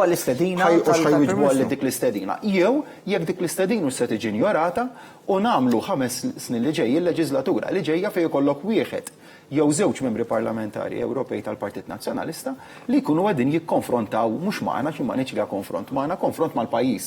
Għax fil-verità mhux qed jikkonfrontaw mal-Partit Laburista ma qed jikkonfrontaw mal-interess nazzjonali. Qed naraw ritratti qabel tkompli inti Ministru, ritratti verament sbieħ mill-ajru meħuda permezz ta' drone, il-famużi drone cameras li jaqbdulek kollox, il-folla sabiħa li f'temp ta' ftit ħin, f'temp ta' ftit minuti, literalment kważi sija, jekk mhux inqas. Inġabret il-folla sabiħa li wieġbet għas-sejħa tal-moviment immexxi minn Dr. Joseph Muscat, inġabret barra ċ-Ċentru Nazzjonali Laburista fil-Ħamrun biex semet il-messaġġ mhux twil għax nafu kemm il-Prim Ministru Dr. Joseph Muscat mhux magħruf kemm itawwal anke fid-diskorsi tiegħu anke meta jindirizza attivitajiet politiċi u mass meetings, imma letteralment il-Prim Ministru għamel 10 minuti, 12 minuta jitkellem u fil-messaġġ tiegħu imma jgħaddi ħafna stediniet ta' għaqda, jgħaddi wkoll messaġġi importanti biex dan il-moviment jibqa' aċċan biex iwettaq il-bidla, biex iwettaq aktar miżuri ta' ġid għal pajjiżna u hemmhekk rajna dawk ir-ritratti qed narawhom ir-ritratti verament sbieħ mill-ajru tal-folla sabiħa jispikkaw ukoll jekk toqgħod tarhom literalment l-abjad u l-aħmar, il-bandiera Maltija, il-bandiera li hija parti mill-identità ta' pajjiżna. Ministru. Iva, fil-fatt waqt li kienu qed jitkellem il-Prim Ministru kien hemm il-folla bdiet sejra Viva Labour, semmu right. Mbagħad dik lajta saret Viva Malta. U naħseb dik kienet l-iktar ħaġa li laqtitni għaliex wara li semgħu li Dr. Muscat jitkellem, in-nies irrealizzaw li Dr. Muscat kien jibgħat messaġġ ta' għaqda nazzjonali. Fehmu l-opportunità f'dak il-mument ukoll. Ekku, fehmu illi dak li kienet jitlob minn għandhom il-Prim Ministru kien illi jiftħu idejhom u jixtiequ l-għaqda nazzjonali. U li kont qed naħseb waqt li kienet jitkellem Dr. Abela kienet illi jiena kif taf responsabbli wkoll flimkien ma' sieħbi l-Onorevoli Silvio Parnis mill-Kunsill Lokali. U naf Kunsill Lokali illi hemm armonija straordinarja bejn iż-żewġ partiti. Ġifieri hemm lokalitajiet fejn jidħol il-lokal m'hemmx Labour u PN, ġifieri hemm il-lokal jiġi l-ewwel jekk hemm bżonn jiftehmu favur il-lokal. Nasib il-meliħ kontu kol klejtin intomu. Ma jħodux vot ħafna drabi. Jiftemu ħafna drabi. Snin fil-Konsill, jekk ħadna vot wieħed jew tnejn ħafna naħseb. U ġifieri dieħu gost, titax tmur f'lokalitajiet jgħidu lek aħna insejna l-aħħar darba li ħadna vot. Jew aħna fejn jidħol ir-raħal ġbin, m'hemmx la Lejba qas Nazzjonalisti, aħna r-raħal l-ewwel. U allura il-Partit Nazzjonalista fejn irid jikkollabora. Dan għandu jkun is-sentiment espress anke dil-istituzzjoni Ewropea. Jien nappella, u issa naf li forsi minn għandi mhux se jisimgħu, imma jien nappella ħafna li bħalma fil-livell lokali il-Kunsilli Nazzjonalisti f'ħafna fil-maġġoranza tal-każi jiftehmu mal-Partit Laburista għal ġid tal-lokal għaliex fuq livell internazzjonali lil Malta noqogħdu nitfgħu l-attajn. Mala, ġifri, għaliex għall-lokalitajiet tagħna niftehmu biex niġbdu ħabel wieħed, imma mbagħad meta mmorru barra minn Malta jisu naf x'jiġri u jisu nieħdu pjaċir inkasbru lill-pajjiż.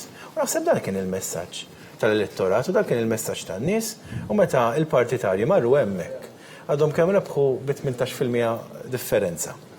U l-għajta li jgħidu kienet Viva Malta, hemmhekk qed turi li l-poplu jrid l-għada. Fl-aħħar ġurament tal-ħatra li ħal Prim Ministru f'Ġunju tal-2017 meta qabel eżatt ħajoħroġ jixref mill-gallerija tal-Palazz wara li dan ftit sekondi, qas ftit minuti, ftit sekondi wara li ħal ġurament fit-triqtu lejn il-gallerija niftakar kont qed nippreżenta l-programm u l-għajta tal-Maltin li kien ċana l-bidla wara kampanja diviżiva li kellna fl-aħħar elezzjoni ġenerali u jkanta strofi mill-innu Malti.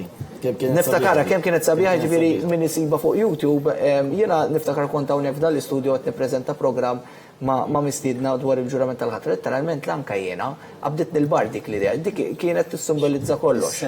Is-sentiment tal-poplu naħseb huwa wieħed ċaru meta qed ngħid poplu, mhux qed ngħid poplu ta' twem il-Laburista, naħseb is-sentiment across the board, dan kalda f'dawk li l-bieraħ ivvotaw lill-Partit Nazzjonalista. Huwa wieħed ta' qda nazzjonali. Minn hemmhekk qed nitilqu.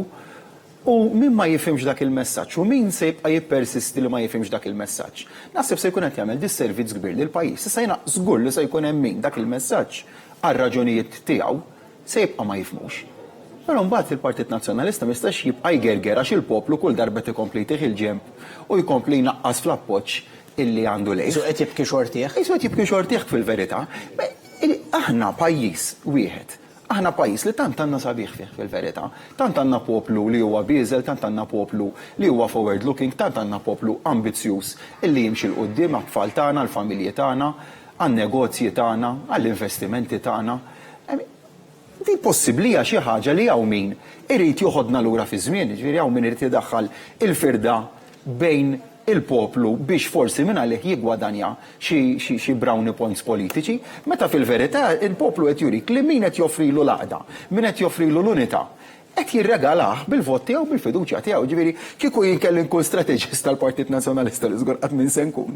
Imma il-messaġġ li nibgħat ikun wieħed illi irridu nibdew naħdmu u naħsbu f'livell li ndaħlu l-għaqda l-ewwel tibda billi ddaħħal għaqda fil-partit u mbagħad tintroduċi dik l-għaqda fuq livell nazzjonali. Ġifieri min qed jaħdem fid-direzzjoni bil-kontra u l-Partit Nazzjonalist huwa ċar li nħakem minn din il-marda li jridu jattakkaw, ikissru, jfarku, jkissru lil pajjiż, ikissru lilhom infushom bejniethom. Naħseb mhux qed jirrealizzaw l-iktar ħaġa bażika u importanti li l-poplu hemm barra fehma kollu kemm hu. L-ewwel tingħaqad il-partit. Ċertament qabel ma morru għal reklami biex anke jkollna gruppi ieħor ta' mistiedna sal-aħħar aħna għandna magħkom sal-ħin għall-ħabta ta' l-4 ta' nofsinhar. Ċertament rimarki konklusivi tagħkom kontu nnaxxar għextu forsi anke it-tħabbira ta' l-ikbar rebħa storika f'Malta tal-Partit Laburista.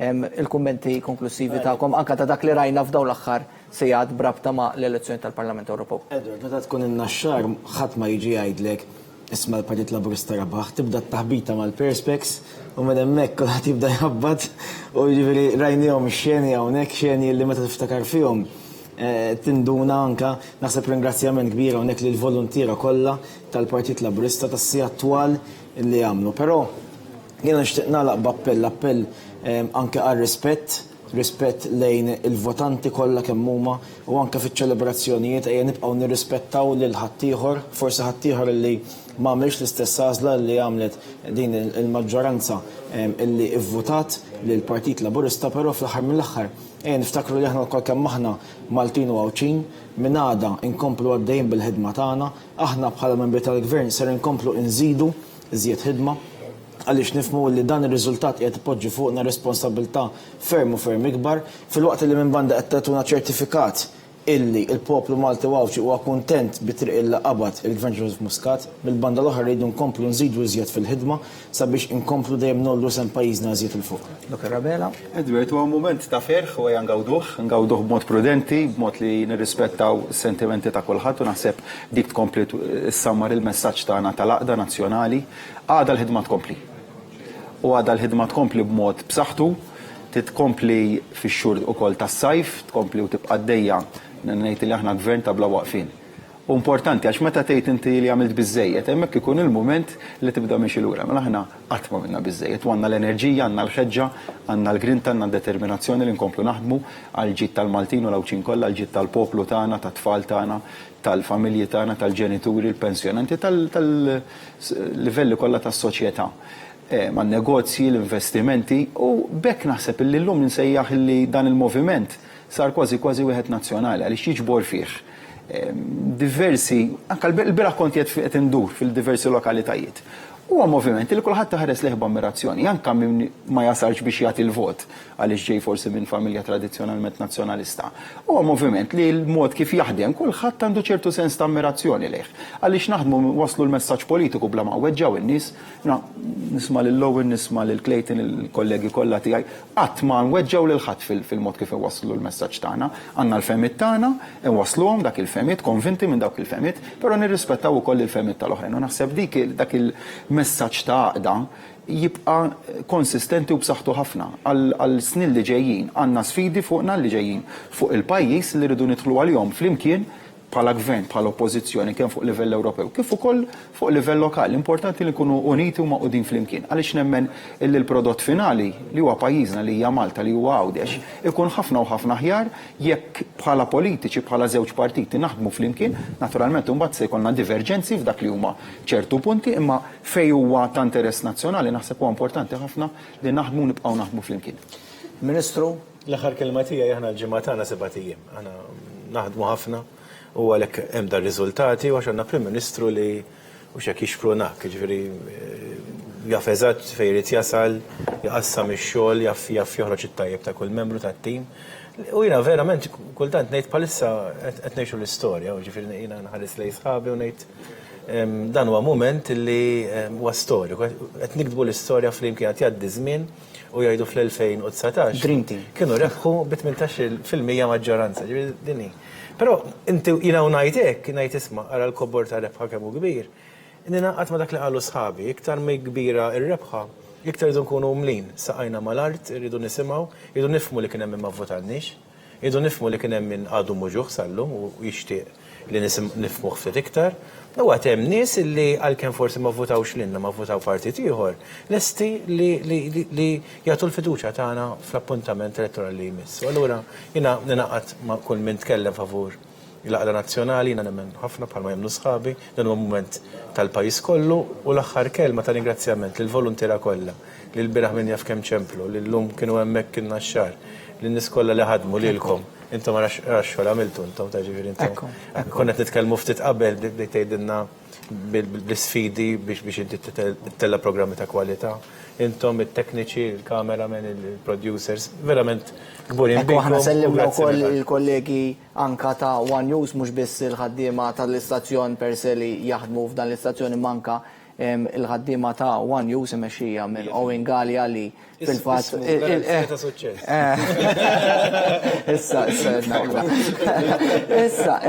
il-fatt li anka il-ħidma ma taqtax u l-ħidma tkompli għaliex ovvjament il-lejla fil-bulettin tal-aħbarijiet tas-7 tkunu tistgħu issegwu dak kollu li għexna matul din il-ġurnata storika fejn il-Partit Laburista irreġistra l-ikbar rebħa elettorali fl-istorja elettorali ta' pajjiżna. Semmurru ftit momenti ta' reklamina, nirringrazzjakom ħafna, nerġgħu niġu lura għal aktar diskussjoni u żviluppi mis-sala tal-voti n-naxxar ibqgħu magħna.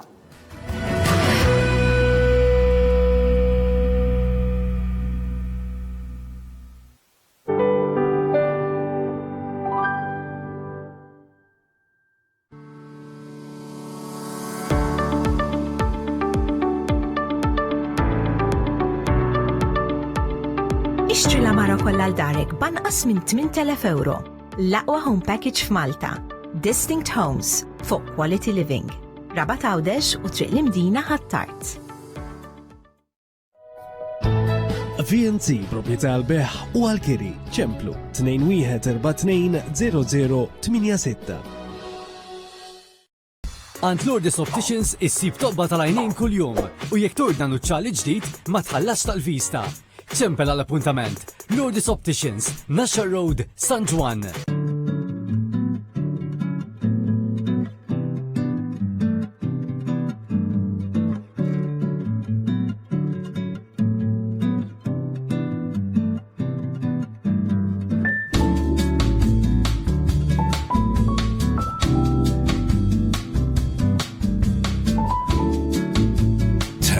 Place into a home with ESS.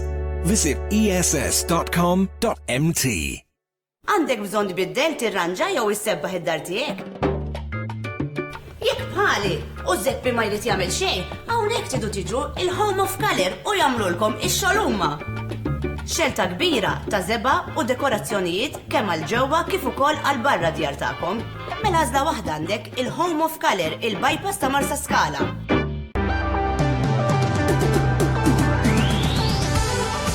Qed tfittex kumpanija biex tixtri bib ta' garaġ ġdid, mela ċempen l-FGP, the Garage Door People, li huma magħrufin għal kwalità tagħhom kemm f'sigurtà, kemm f'kumdità u anke f'istil. FGP, b'aktar minn 55 sena ta' esperjenza, ċempel issa fuq 2167-3627. Hydroplast, tankijiet tal-ilma bl-aqwa kwalità bl-orħos prezzijiet u bi 15-il sena garanzija. Nagħmlu wkoll traffic barriers, cones, xibka serer u għaddell, kif ukoll xibka l-scaffolding. ċemplu issa lill-Hydroplast fuq 2165-0127. Għandek xi okkażjoni? Waslet il-ġurnata tal-proġett? Se toqgħod parina ta' xi mamudija jew griżma? Jew forsi xi tieġ tal-familja jew ħbieb tidher l-aħjar? Asal wasla Sandy Club ta' 21st September Avenue Naxxar. Tieħu l-aħjar servizz bl-aqwa prezzijiet.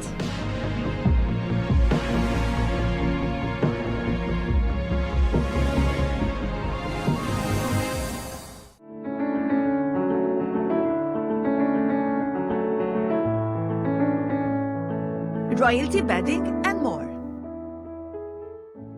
Lights, carrots, apricot, kale, strawberry, banana, pumpkin. Sugar? No sugar. Vitamins, fresh milk.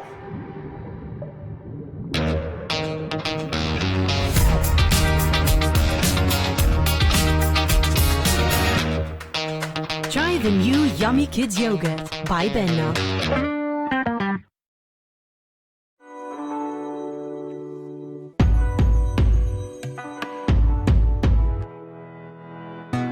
Bodo Electric Vehicles, Minan Spiteri Autos, Nasher Road Birkirkara, faċċata tal-Smart. Bodo, l-orħos karozza fis-suq tal-karozzi elettriċi.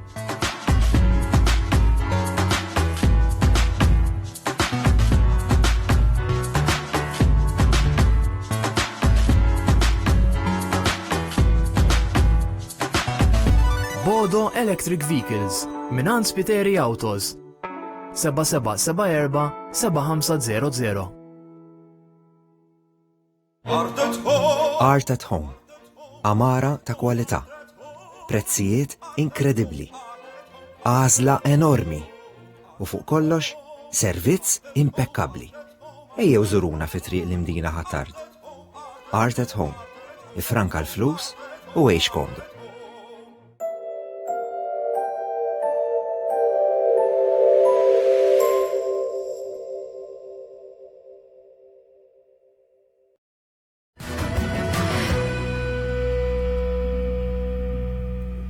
Il-komplement ta' wara nofsenari tajjeb ninsabu hawnhekk fl-studios fil-Marsa fit-trasmissjoni b'mod dirett għal l-jum ta' riżultat ta' l-elezzjoni tal-Parlament Ewropew fejn il-Partit Laburista kiseb maġġoranza assoluta rekord biex ngħidu hekk hija fil-fatt l-ikbar maġġoranza fl-istorja elettorali ta' pajjiżna mhux biss mill-indipendenza l-hawn kif kienet jgħid anke l-Prim Ministru iżda issa l-Partit Laburista kiseb aktar minn dak li kiseb it-tabib Paolo Boffa fl-elezzjoni ġenerali ta' wara t-tieni gwerra dinjija fl-1947 hemmhekk ukoll il-Partit Laburista sa qabel propju il-biera dak kien l-akbar riżultat li qatt inkiseb minn partit politiku fl-istorja elettorali ta' pajjiżna. Issa għandna dan ir-riżultat elettorali fl-elezzjoni tal-Parlament Ewropew fejn l-indikazzjonijiet juru li għandna fil-fatt distak fil-fatt ta' 48,000 vot. Ħammorru innaxxar mill-ewwel qabel ma inkompli mal-tim ta' mistiedna ġodda li għandna hawnhekk fl-istudio fejn fin-naxxar għandna aktar żviluppi nħalli fidejkom.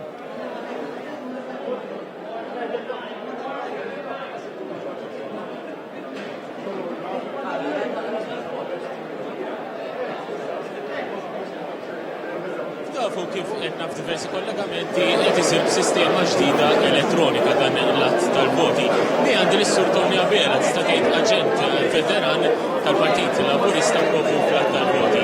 Sur Abela qed nagħmlu din is-sistema l-ewwel darba flok il-garżelli għandna dawn il-monitors.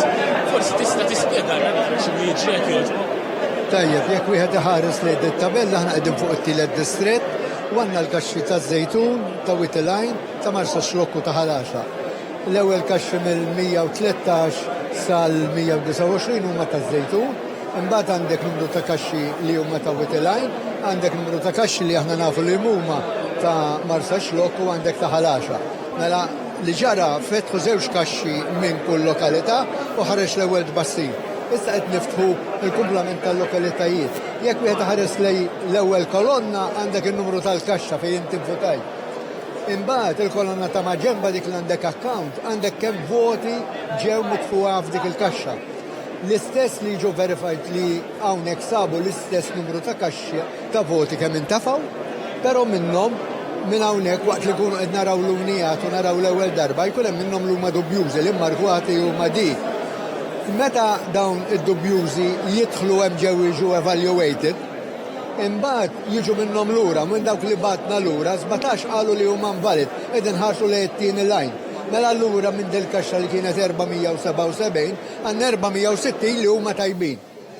U l-istess qed jiġu dupplikati għall-oħrajn.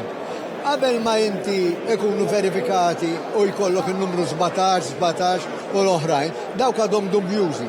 Jekk wieħed iħares lil headings ta' fuq, għandek 63 kaxxa li hawn fuq hawn. Li minnhom 47 huma tal-lokal. L-oħrajn huma voters, dar tal-anzjani, daw li qegħdin bin-numri 803. L-isfel dar tal-anzjani, voters u l-affarijiet hekk, dawk ikunu kaxxi binqas. L-oħrajn għandhom bej wieħed u ieħor kollha fuq 550 kull wieħed. Allura fuq dan id-distrett ħatara t-tielet heading li huwa kemm numru ta' voti ntafgħu. Sissa verifikajna minn dawk li ġew lura u nafu kemm huma d-dubjużi, 9,109 li hija r-raba kolonna.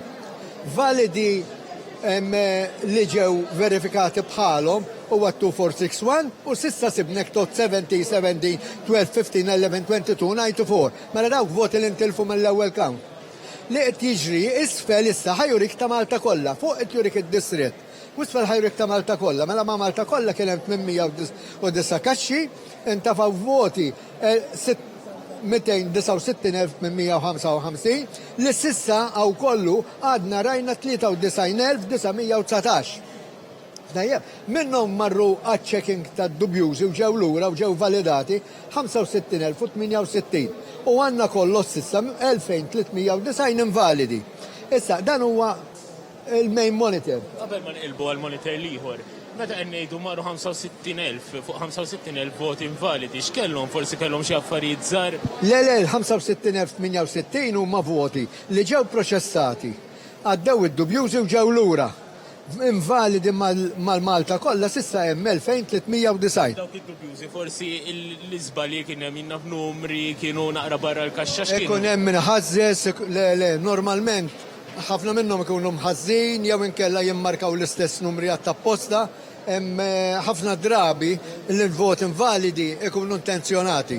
ma jkunx hemm dawk l-iżbalji noqogħdu ngħidu għax 1 was 7 u hekk, dawk fl-evaluation jiġġudikaw hemm ġew, tajjeb, u dawk naqblu fuqhom bħalma kien qabel dejjem. Barra minn hekk, wara li jiġu verifikati minn hemm, tajjeb, imbagħad jiġu lura u qed jurjonna fuq dak il-monitor.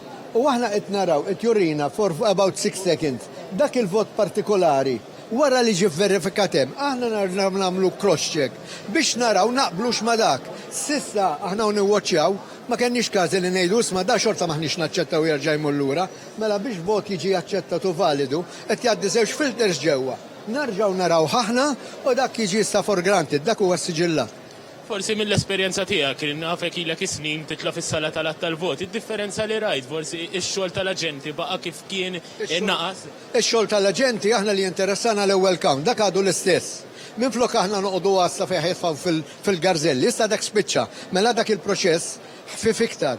Però hawn problema għal kandidati fej qabel dak li jkun konna nitfgħu ġal garzella u aħna konna noqogħdu attenti li qed jitfaħħa ġal garzella ta' vera dak il-vot. U l-kandidat li qiegħu jibda jara kif inhu sejjer mal-oħrajn jgħid għandi iktar għandi inqas, issa bħalissa qiegħed fil-għama. Weħda dawn iż-żewġ monitors l-oħra at one stage il-kummissjoni ħadd titfa' kull kandidat kemm kellu dak il-ħin. Jiena ġa għamilt is-suġġeriment tiegħi illi nħabba kandidati huma nies umani li jridu jġawraw għandhom attention, qed kellhom ibdew tallaw graf barr. Illi daw il-voti li qed jiġu validi li għandi juru kif tqasmu li kandidati kollha u inti jkollok bar chart u inti tibda tara kull nofsija tiġi updated. U tgħid tajjeb, dan huwa l-ewwel count. Fuq il-wirt mbagħad ħajsir iktar tard.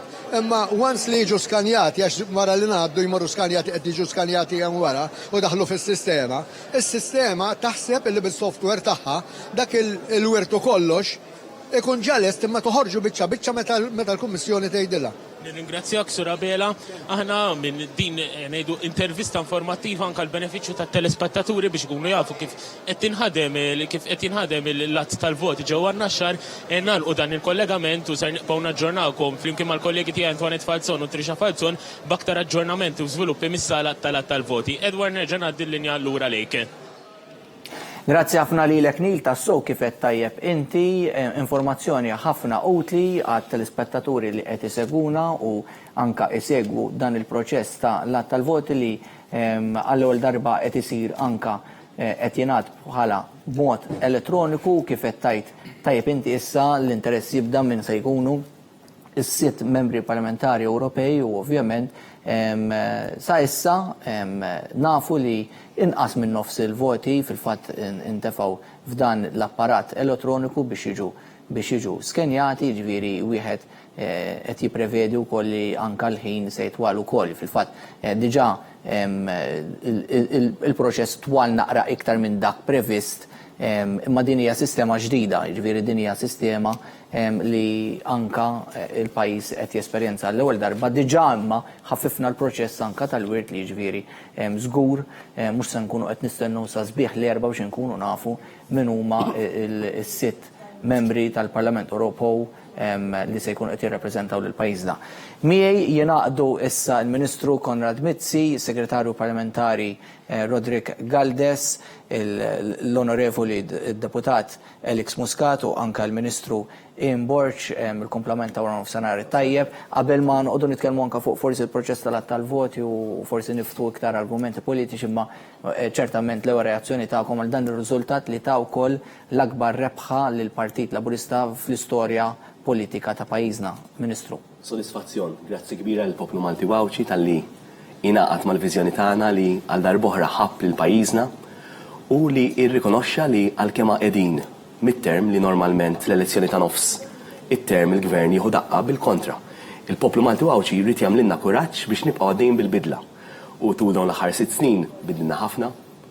Raħħasna l-kontijiet, talaqna l-power stations, ridna l-out of stock medicine, bdejna nindirizzaw l-issue tal-female participation permezz tal-free childcare, zidna l-pensjonijiet, tajna l-free transport għat-tfal. Il-poplu Malti Wawċi rikonoxxa li aħna il-partit tal-bidla u rrid iktar minn għandna u aħna ksentuh. Aħna mimlijin enerġija, il-prioritajiet huwa ċari, għandna l-infrastruttura, għandna l-akkomodazzjoni soċjali, l-housing, għandna l-open spaces u l-ambjent, għandna l-pensjonijiet, il-pagi aħjar għal-ħaddiema, s-sigurtà fil-komunitajiet, dawn huma l-prijoritajiet tagħna, dawn huma l-prijoritajiet tal-poplu Malti Wawċi. U aħna ninaqdu mal-poplu Malti Wawċi biex nwettquhom u minn għada jiena u sħabi u l-Prim Ministru għada nibdew bil-kabinet se nkunu ċarġjati biex nibqgħu nwettqu għandna enerġija kbira u din il-boost mid-term żgur se tagħmlilna l-għalmu biex nibqgħu nwettqu u nindirizzaw l-ħtiġijiet tal-poplu Malti Wawċi. Lil minn hemm nispera ovvjament li se jkollna minn ħadd il-Partit Nazzjonalista rappreżentanti wkoll li lesti jikkollaboraw magħna, il-Prim Ministru wera wkoll lead l-Olive Branch li tal-solidarjetà magħhom ukoll. Issa naraw min se jitla, ovvjament il-Labour Party representative se jkunu hemmhekk jiġbdu ħabel wieħed ma' pajjiżna u nisperaw li l-Partit Nazzjonalista u l-MPs tagħhom jagħmlu l-istess għax immaġna kemm wettaqna ftul dawn l-aħħar 6 snin. Immaġna kieku kellna l-oppożizzjoni magħna wkoll li kienet tagħti l-ideat. Kieku dak li qed nagħmlu bħalissa nistgħu nżiduh ukoll. U l-futur ta' pajjiżna waħed sabiħ jiena mimli konfidenza l-futur tagħna. Ekku, Onorevoli Galdes, anka dak li qed jgħid forsi l-Ministru Mizzi dwar l-enerġija li qatt għandu dan il-moviment li mhux ħajstrieħ fuq dan ir-riżultat, imma għada qisu mhux ma ġara xejn, imma ovvjament għal xi sodisfazzjoni, imma hemm laċċ it-triq il-qudiem. Hemm kontinwazzjoni, Edward, però hemm turija ta' apprezzament. Naħseb jiena l-poplu Malti tkellem mod ċar din l-elezzjoni ta' turija ta' apprezzament ta' xogħol li sar. Jiena jkolli nqabbel bejn il-leġislatura li għaddiet u din il-leġislatura, l-ewwel leġislatura kienet ukoll diffiċli għalina li nġibu kollox fis-sod. Il-finanzi fis-sod, il-problemi ekonomiċi li britna, però daw il-5 snin din leġislatura f'da sentej qegħdin inkattru l-frott ta' l-ewwel leġislatura permezz tax-xogħol. U mhux biss fqajna lil Malta bil-ġid, imma l-ġid qed jinħass. U naħseb jiena meta wieħed jara il-messaġġ negattiv li wassal il-Partit Nazzjonalista f'din l-elezzjoni u l-messaġġ pożittivi li tajna u l-qawwa tama li tajna lill-poplu Malti, illum għandna riżultat ieħor pożittiv ħafna, riżultat storiku għalina, però jemlina bil-kuraġġ biex inkomplu naħdmu. Naħseb bħala tim ta' kabinet qegħdin tim tajjeb ħafna, mhux biss nikkoordinaw bejnietna, imma għandna proġetti maġġuri li se jbidlu wiċċ Malta f'dan 5 snin li ġejjin u rridu naraw li nibqgħu għaddejjin ukoll b'dik il-ħeġġa l-grin tal-inizjattiva u issa ovvjament inkomplu nitkellmu wkoll ma' Joseph biex Joseph jibqa' magħna wkoll ħalli jgawdi dan il-frott għas-snin li ġejjin ukoll. L-Onorevoli Muscat, forsi anka ir-rimarki tiegħek, reazzjoni għal din tista' tgħid rebħa, imma mhux rebħa ta' moviment biss, imma rebħa anka ta' poplu li għażel reġa' għażel positività, reġa' għażel l-għaqda, reġa' għażel lil min sinċerament u b'sens ta' rieda tajba jaħdem favur l-interess nazzjonali. Ninaqat ma dak li qalu sħabi naħseb qatt daqs illum fl-istorja ta' pajjiżna il-poplu ma bagħat messaġġ b'saħħtu il-faxxa kollha politika ngħid jien, kemm il-gvern kemm l-oppożizzjoni. Il-poplu ġie mitlub jażel stil ta' politika, ġie mitlub jiddeċiedi jekk id-direzzjoni li pajjiżna miexi fih. Il-poplu x'kuntent. U l-poplu mhux iġġudika, l-poplu ħareġ jgħajjat biħġaru li jisma'. Aħna rridu il-pajjiż jibqa' miexi full force f'din id-direzzjoni. Qed jibgħat messaġġ l-oppożizzjoni, tibgħat messaġġ b'saħħtu. Il-oppożizzjoni li l-politika tal-passat qatt ma tista' tindirizza l-problemi tal-futur. U naħseb dan il-messaġġ il-poplu bagħtu b'mod b'saħħtu ħafna fl-2013, fl-2017 u issa iktar saħħa minn qatt qabel. Il-poplu ġeba sal-punt ta' mnieħru bil-politika ta' distruzzjoni u tan-negattività illi l-Partit Nazzjonalista għadu merraq fiha. Fl-istess ħin qed jabbina kif qal tajjeb il-Prim Ministru iktar kmien illum, qed jabbi lilna u l-isħabi kollha b'iktar responsabilità li qbadna direzzjoni ambizzjuża immens. Ambizzjuża ħafna. Għandna riżultati li ksibna flimkien. L-aħwa dawn f'6 snin. F'6 snin biss ksibna riżultati li l-poplu kuntent ħafna bihom. Però tgħidilna isma' ibqgħu mixin hekk u ibqgħu tuna iktar. Ibqgħu irranġaw il-ħafna ħsara illi għamlu ta' qabilkom. Dak li qed jgħidilna l-poplu, jiġifieri l-poplu qed jabbina b'iktar responsabilità biex nibqgħu mal-art, nibqgħu naħdmu ta' kuljum inxammru iktar il-tmiem li għamilna s'issa u nibqgħu niddeliverjaw dak li l-poplu jrid. Jiġifieri jiena ngħid li finalment wara llum iva jkun hemm il-momenti fejn tieħu pjaċir u kważi tħossok humbled minn dan ir-riżultati ma fl-istess ħin il-poplu tgħidilna isma' lilkom qed nabbikom b'iktar responsabilità. Ministru, anka il-poplu ddeċieda bejn Joseph Muscat u Adrian Delija propju. Il-bieraħ iddeċieda u llum qed naraw il-frott ta' dik id-deċiżjoni. Ekku, Edward, għax propju dik kienet l-għażla kienet jekk Joseph Muscat jew Adrian Delia.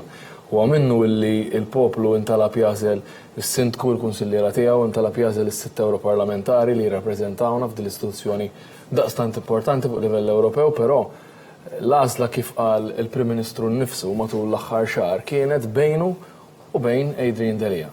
Naħseb illi l-poplu ma setax jibgħat messaġġ iżjed b'saħħtu minn dan, huwa fatt illi kien hemm stħarriġ minn żmien għal ieħor, però naħseb ħadd ma kien qed jistenna illi fil-verità il-poplu jagħti dan il-vot ta' fiduċja daqstant b'saħħtu lil Joseph Muscat u l-gvern tiegħu. U kif qal il-Prim Ministru nnifsu wara nofsinhar, din hija kisba ta' tim illi dak li jiddistingwih minn ħadd ieħor hija l-għaqda. Aħna partit maqut, aħna grupp parlamentari maqut, kabinett maqut, tmexxija maquda, illi meta tħares lejn in-naħa l-oħra tara asma fuq kull livell. Asma fit-tmexxija tal-Partit Nazzjonalista, asma fil-grupp parlamentari tal-Partit Nazzjonalista u asma anke fuq livell ta' kandidatura u fuq livelli lokali. Jinaqdu fuq biss kif se jimminaw lill-pajjiż. Akkost li anke jipperkolaw il-postijiet tax-xogħol dak li bena l-pajjiż mhux biss gvern laburista issa, ġifieri s-servizzi finanzjari ma bnihomx biss il-Partit Laburista fil-Gvern, ma ġifieri dan huwa u l-Prim Ministru jimmarka għat-tajjeb ukoll li ħallew gvernijiet nazzjonalisti ta' qabel. Imma akkosta da anke jkissru dawn l-affarijiet fuq dik biss jingħaqdu dawn. Aħna ġejjin minn postijiet differenti madwar il-pajjiż u kulħadd jaf fil-lokalità tiegħu, fid-distrett tiegħu kif huma tal-Partit Nazzjonalista. Maqsumin, jiena matul l-aħħar xahar dort il-lokalitajiet kollha, ħafna drabi tiltaq anke ma' kandidati tal-Partit Nazzjonalista u kważi tibda tistħi minn flokhom. Illi jgħidulek isma' jiena ta' Delija, jiena ta' Simon Busuttil, jiena minix qiegħed sewwa mal-partit imma ħriġ ta' ġinħobb ir-raħal. Tibda tistħi. Fazzjonijiet. U din il-qasma, in-nies ma tridix. In-nies trid partit maqut.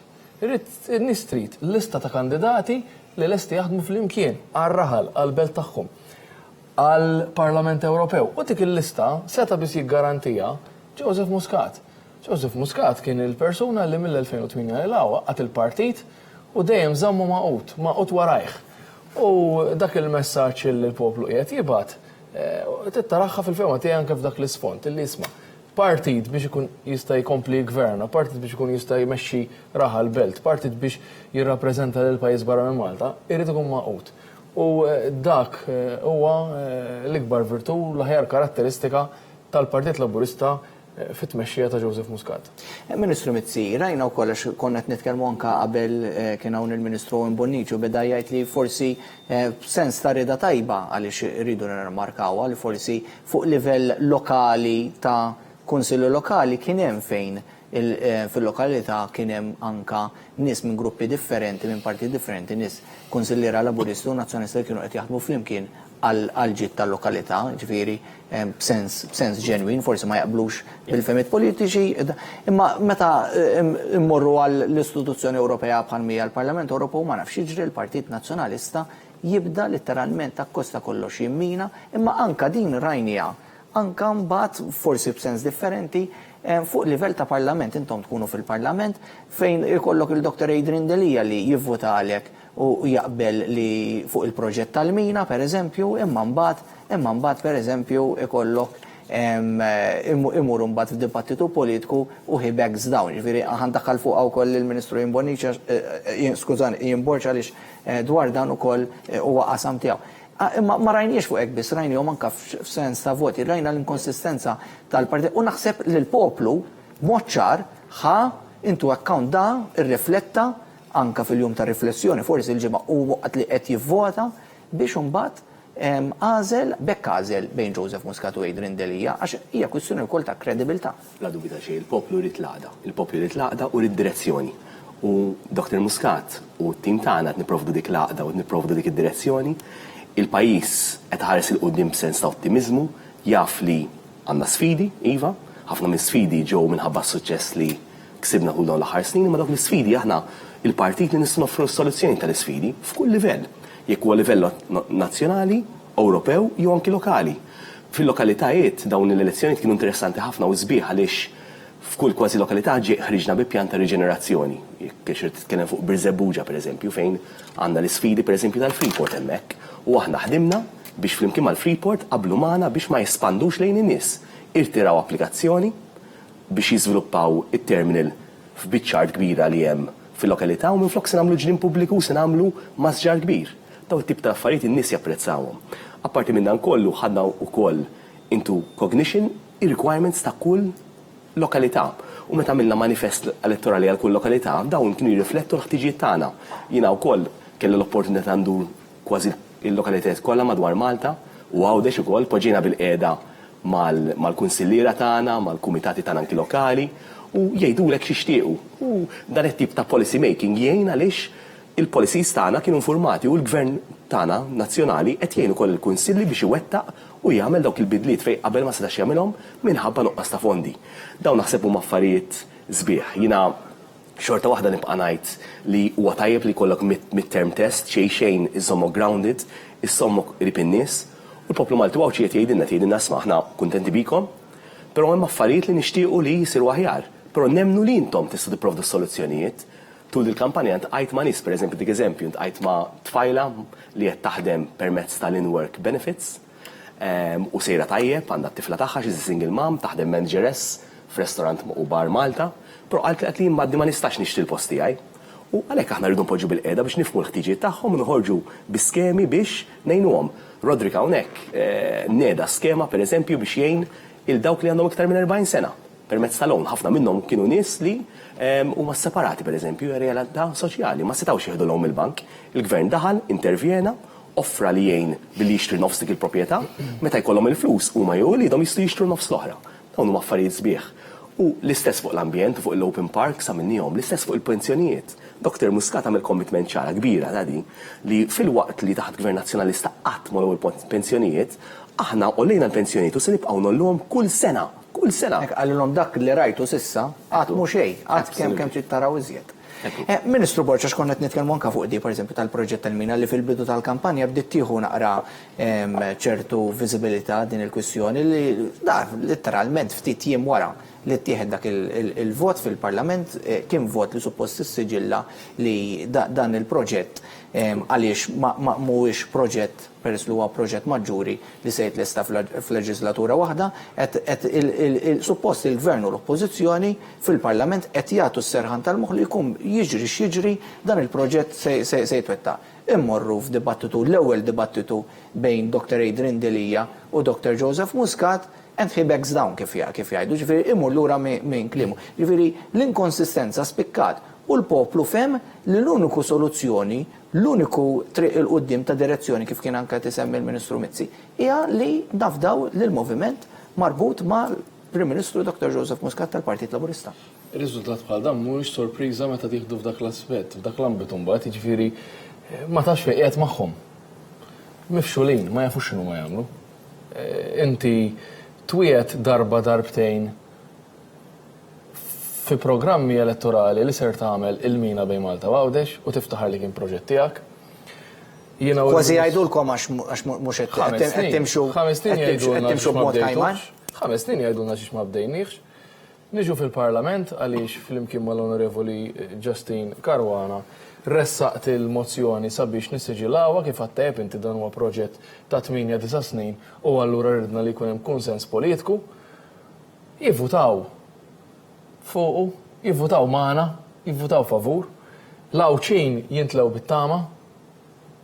Imbagħad fl-ewwel okkażjoni jiena kelli. Sansittra kien hemm ċertu emendi li tressqu minn naħa tal-Oppożizzjoni li b'sens ta' rida tajba ħadtuhom on board intom. Imbagħad kellek l-ewwel il-Perittoni Bezzina li waqt id-dibattitu miegħu kien litteralment tkellem totalment l-oppost ta' dak li qal fil-Parlament. U jiena niftakar għamilt kuntat dak il-ħin stess wara l-programm mal-Prim Ministru u għatlu isma' kemm ikellim tal-Oppożizzjoni. Ma nafx bħalli ma xorta kien qed jitkellem fuq il-proġett tal-mina u għedna forsi l-pożizzjoni tiegħu. 3-4 tiem wara jkun hemm id-dibattitu li semmejt inti bejn Adrian Delia u l-Prim Ministru Joseph Muscat fejn reġa' rrepeta dak li kien qal Tony Bezzina 3-4 tiem qabel. U allura hemmhekk tibda tgħid imma dawn meta tista' tħodhom bis-serjetà. U għalhekk anke lil Lawċin batnilhom konna l-messaġġ isma' l-unika partit li jieħu bis-serjetà lil Lawdex huwa l-Partit Laburista u l-unika partit li Lawċin jistgħu jieħdu bis-serjetà huwa l-Partit Laburista. Naħseb illi din hija across the board, ġifieri mela inti ma trix tkun qed tgħix f'dinja oħra toħroġ tajt illi m'hawnx ħofor fil-pajjiż u m'għandniex bżonn nagħmlu toroq. Jew jiġi jgħid illi m'aħniex qed nagħmlu toroq, jien għandi kritika li qlajt kull imkien. Mhux illi mhux qed isiru t-toroq. U din naħseb kienet punt ieħor importanti f'din il-kampanja fejn aħna l-Kunsill Lokali għall-ewwel darba dnielhom isma' il-pis li jabbewkom fid-disajnijiet law għal 25 sena sħaħ illi intom tridu iġġemmaw sena sħiħa biex tagħmlu triq waħda, aħna nagħmlu t-toroq kollha. U intom komplu investu. Għandik eżempju, pereżempju jien mort niftaħ proġett relatat mal-annimali, Dog Park ħażabbar, fejn is-sindku għal ċaroton tisma' jien kieku intom ma ħadtux il-pista t-toroq, qatt ma kont se ninvesti l-flus biex in-nies iġibu l-klieb u jieħdu pjaċir bil-pets tagħhom f'dan il-park u tista' tirrepetija fuq kull proġett ieħor illi rajna jew inizjattiva mhux bil-fors proġett infrastrutturali għax in-nies ma tgħix biss bl-infrastruttura, imma il-kunsilli kienu u iżjed se jkunu jistgħu jagħmlu dawn tip ta' proġetti u inizjattivi għax qegħdin neħħulhom il-pis illi huma kellhom bit-toroq u għaliex nistgħu illi intafulhom dak il-pis. Għaliex għandna 700 miljun, għandna 700 miljun mhux għax kienu fil-kexxu nħallewhomna tal-Partit Nazzjonalista. Irridu niftakru minn fejn tlaqna. 700 miljun għaliex kabbarna l-ekonomija, konna bil-aqab bil-finanzi u għaliex allura issa jippermettu irridu naraw li dak il-ġid jasal għand in-nies. Bħalma kellek il-kwistjoni qed insemmu l-flus, l-argument fil-kampanja tas-surplus. Tistaqsi fejn hu s-surplus. Semma l-Ministru Mizzi fejn hu surplus u nistgħu sejrin bil-lista. Sirna ninsew aħna x'għamilna u daf 6 snin biss. Ħansaqsi fuq għadin lill-Onorevoli imma nies ma jinsewx Edward, jiġifieri min ikun ġie affettwat b'mod pożittiv, tiltaqgħu magħhom intom bħalma niltaqgħu jiena Konrad Rodriguez Elix, jiġifieri n-nies jiġbduh fil-folla jgħidulek grazzi. Ta' xiex. U jfakruk f'dik l-inizjattiva li l-lot kien bidlet ħajtu dak li jkun. Ovvjament, miżura li forsi ftit żgħira. Imma tiskanta kemm in-nies japprezzaw. U dak l-apprezzament kif qal Rodrik xeħtuh fil-kaxxa, bil-qalb. Ekku, kif qed jgħid il-Ministru Borx, ġifieri s-surplus fejn qed jasal għaliex anke Dr. Adrian Delia semma din u naħseb il-poplu tagħ ir-risposta fejn qed imur is-surplus anka permezz ta' fiduċja f'dan il-moviment minkejja li ovvjament l-istess moviment jirrikonoxxi li qatt hemm fejn irridu nirranġaw u partikolarment f'dak li għandu x'aqsam mal-akkomodazzjoni soċjali ninsabu naħseb issa qed naqtfu mhux ħażin għaliex qed inwieġbu u nindirizzaw l-isfidi ta' dawn in-nies li ġenwinament għaliex tajb li ngħidu li r-ruħ soċjali ta' dan il-moviment qed hemmhekk għal min ġenwinament għandu bżonn. Bil-mija Edward, naħseb jiena wkoll id-diskors li għamel il-Prim Ministru wara nofsinhar għal ċaru tont li dan ir-riżultat jitfa' aktar pis fuqna. Pis fuqna li nkomplu nindirizzaw dak li għamilna anke f'dan l-aħħar snin li anke minn qed ibati u sfortunatament il-batija tiegħu mhux ġejja minħabba l-Partit Laburista għax dawn ħallewhom ibatu għal 20 ta' snin. Jekk inti semmejt il-qasam tal-housing soċjali, rridu infakru minn xiex bdejna li aħna letteralment sibna kważi 3,000 ruħ jistennew fuq il-housing soċjali fuq il-waiting list. Li il-pajjiż kien prattikament għaddej minn sitwazzjoni finanzjarja laqqas biss kien jazzarda l-Prim Ministru ta' dak iż-żmien jaħseb li jibni appartament wieħed għaliex inkien l-Ewropa tgħidlek isma' id-deficit l-ewwel tittara kif ħadd naqsu u mbagħad toqgħod tinvesti fil-proġetti kapitali li ridna dak iż-żmien ukoll naħsbu fuq kif ħanġibu s-sorsi finanzjarji. Issa ma ninsewx minn fejn tlaqna li kellek ukoll madwar 45,000 ruħ li qegħdin ukoll fuq il-periklu tal-faqar. Li dawk illum il-ġurnata 2 minnhom minn kull 3 ġibnihom fil-livelli aċċettabbli. Allura dawn illum il-ġurnata m'għadhomx fil-periklu tal-faqar. Imma l-Prim Ministru mar oltre. Għaliex ma jistrieħx sakemm jibqa' anke persuna waħda. Hemmhekk toħroġ l-istatura ta' dan. Hawn hija l-kredibilità bejn żewġ partiti. Min huwa l-iktar persuna idonja li jista' jindirizza dawn il-problemi? Dawn l-issues li ilhom hemm ikarkru għal snin twal. Ħaddieħor kien jgħidu Joseph Muscat jew nkella Adrian Delia. Adrian Delia ħareġ proposta waħda għal fil-housing li il-kulħadd ħajteħsaq fuq rasu. Ma qalilniex kif. Ma qalilniex se jagħmel. Ġifieri min allura issalla bil-lons ukoll ġifieri qed ngħidu l mela tibqax tmur taħdem il ħaddieħor ħalli nagħmilek appartament, jaf kemm jiswa appartament għax illum biex inti tibni appartament trid rib 70 għal 90,000 għal kull persuna. U dan qed nagħmluh għax għandna surplus kif semma jien. Jekk inti ma jkollokx finanzi fis-sod, jekk inti ma ġibx sorsi ta' finanzjarjament, ejja niftakru daw il-kruċjata li għaddewna minnu. Meta minna l-programm ta' ċittadinanza, li wkoll marru fil-livell Ewropew, x'ma qalulniex, x'ma kritikawx. 3 snin, 4 snin saħ, dak illum il-ġit li qed nieħdu minnu qed nikkreaw stok ġdid dak li ħabbar il-Prim Ministru ta' f'appartament u beda x-xogħol fuqu biex aħna daw insibuhom mhux issa għal futuri ġenerazzjonijiet tagħna. U għaw id-differenza l-sfortuna li naħseb il-Partit Nazzjonalista m'għandunax kienet li ħaseb li l-politika ta' snin 80 ta' żmien Fenek Adami li kienu jmorru l-Ġermanja daw jattakkaw il-Partit Laburista dak iż-żmien. Tax m'għandunawx biss li nbidlu żminijiet, illum għandna dinja teknoloġika, ġifieri inti jekk tmur kontra pajjiżek ħadd inqabad mill-ewwel bil-social media b'kollox, allura inti ovvjament il-Malti jiddejjaq li jara jiġi attakkat pajjiżu, dak iż-żmien kien żmien it-telefon kien għadu dieħel bil-mod il-mod, dik id-differenza. U naħseb jien f'dal 4 snin 5 snin strateġija fil-fema tiegħi ġejja mill-politika tal-amministrazzjoni preżenti tal-Partit Nazzjonalista mhux biss dardret lil ħafna nies, dardret anke nazzjonalisti ġenwini ma felħux jaraw x'jien tkellimt magħhom li swing li kien hemm ta' nazzjonalisti li vvutaw l-ewwel darba Labour ejja ma ninsewx li dawn ma felħux jaraw il-pajjiż huma attakkat għax hemm il-business tagħhom. Hemm daw qed iħaddmu n-nies, dawn qegħdin jaħdmu kontinwament. U inti meta tara dan ir-riżultat, mhux biss qiegħed jibgħat messaġġ lill-Partit Nazzjonalista, qed jibgħat messaġġ ta' apprezzament ukoll lil Joseph Muscat.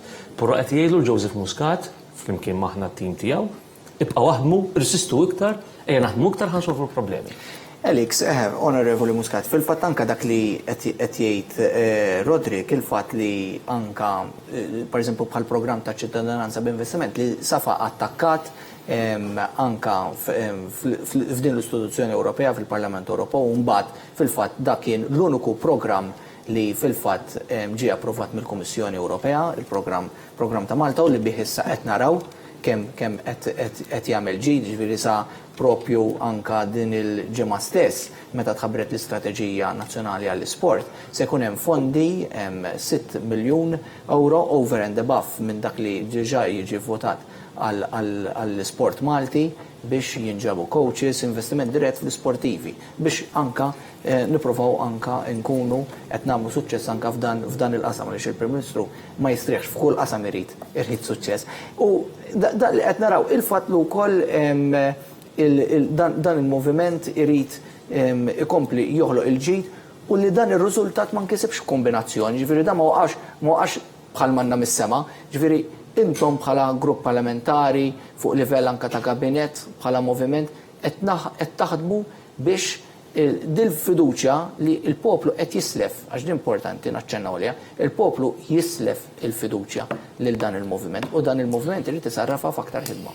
Edward, ħanejdlek, nispjegalek, billi qiegħda bisħabi li dawn hawnhekk, kemm dan ir-riżultat ma waqax minn xejn. Ħanuża lilhom biex nagħti eżempju fuq xiex il-poplu iddeċida l-bieraħ. Konna l-admizzi l-politika fil-passat fuq l-Ermalta, daħlet l-Ermalta fil-ħajt. Illum l-Ermalta reġgħet qamet fuq saqajja u għandna rekord ta' turizmu. Fuq hekk ivvutaw il-bieraħ in-nies, sieħbi Rodrik Galdes. Politika fejn għalkemm snin twal sħaħ ma bnewx unit wieħed li hu wieħed għal social housing ma bnewx. Gvern Laburista ġdid fl-2013 ma sabx unit wieħed xi qassam il min għandu bżonn. Għal politika l-lum qed nibnu iktar minn 1700 unit ġdid biex ngħinu il min għandu bżonn. Sieħbi jinborġ politika illi ma kellhomx viżjoni fil-bot fuq it-trasport għall-Ministru li f'tem ta' sentejn diġà qed ibiddel l-infrastruttura kollha ta' pajjiżna u f'tem ta' 7 snin ħajkun qed jibdel l-infrastruttura kompletament. Dik hija d-differenza qed nuża biss il dawn it-tliet teħbieb tiegħi hawnhekk. Dik hija fuq xiex il-bieraħ ivvota l-poplu Malti. Qed nuża dawn it-tliet dekasteri biss biex tara x'differenza fit-tliet oqsma biss. Kompletament direzzjoni opposta. U dik hija d-deċiżjoni li l-bieraħ il-poplu marru ġudika fuqha, jiena rid Malta ġol ħajt, jew Malta fuq saqja. jien irrid traffiku flowing, infrastruttura ferm aħjar, jien irrid li kolli social housing meta għandi bżonn. Fuq hekk iddeċida l-bieraħ il-poplu. Daw kienu d-deċiżjoni li l-bieraħ tlabni jagħmel il-poplu Malti u l-poplu Malti iddeċieda. Iva l-politika li bija miexi dan il-gvern hija dik li rrid jien. Hija kompletament l-oppost ta' kif kien miexi il-Partit Nazzjonalista fil-passat u dak huwa li jrid il-poplu. Nirrikonoxxu li qed fadal sfidi, nirrikonoxxu li qed min għadna malħaqniex jew malħaqniex biżejjed, ejja nkunu ġenwini, solvejna problemi kollha marbuta mal-infrastruttura u żgur li le. Solvejna problemi kollha marbuta ma' social housing u żgur li le. Solvejna li xus kollha marbuta mal-Air Malta għadna le. Imma mixin fid-direzzjoni biex iva f'temp ta' ftit snin, palma diġà solvejna ħafna problemi li uritna, nkunu solvejna dan ukoll. U dik id-deċiżjoni li bieraħ il-poplu ġie mitlub jagħti. Inti fuq livell lokali, nazzjonali u Ewropew, x'direzzjoni trid illi pajjiżna jimxi, jaqbad. U l-poplu iddeċida b'mod ħieles illi forsi ħafna nies din jieħdu għalajt li meta l-Prim Ministru għal isma' dawn huma elezzjonijiet diffiċli. Li ma' gvern li jkun midterm, li ma' gvern ikun midterm u normalment il-poplu ma jiġbidlux widneħ. Li ma' gvern ġal-Ewropa. Hawnhekk l-oppost.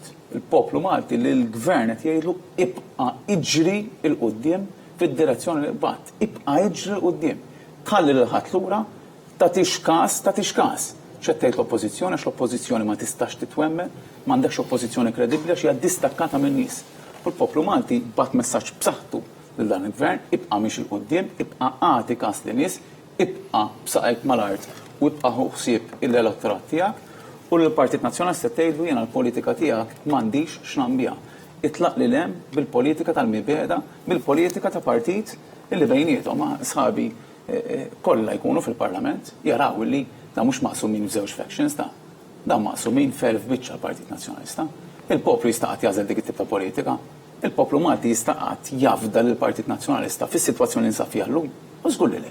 Il-poplu Malti jrid partit maqut li qed jikseb ir-riżultati. U fuq hekk iddeċida l-bieraħ il-poplu Malti. Ekku, qabel ma nitlob għal rimarki konklusivi tagħkom intellaw dik il-grafika ta' sissa 9 elezzjonijiet ta' Dr. Joseph Muscat u se nħallilkom eventwalment tikkommentaw dwarha. Fil-fatt kollox Joseph Muscat għamel 10 elezzjonijiet sa issa, imma sa issa għandna 9 lesti għaliex l-10 waħda ovvjament nkunu nafu wara nhar l-erba' li ġej dik tal-Kunsillu Lokali se tkun qed ingħadda. Fil-fatt l-ewwel elezzjoni ta' Joseph Muscat kienet letteralment sena wara li inħatar mix-xejn tal-Partit Laburista li fiha sissa żamm kemmtu ħalef li ma jinkitibx rapport tat-telfa ieħor sakemm idum u mexxej tal-Partit Laburista propju fl-2009 fl-elezzjoni tal-Kunsillu Lokali hemmhekk il-Partit Laburista kellu distak ta' 10.4% fuq il-Partit Nazzjonalista kiseb hemmhekk 54.6% għal kontra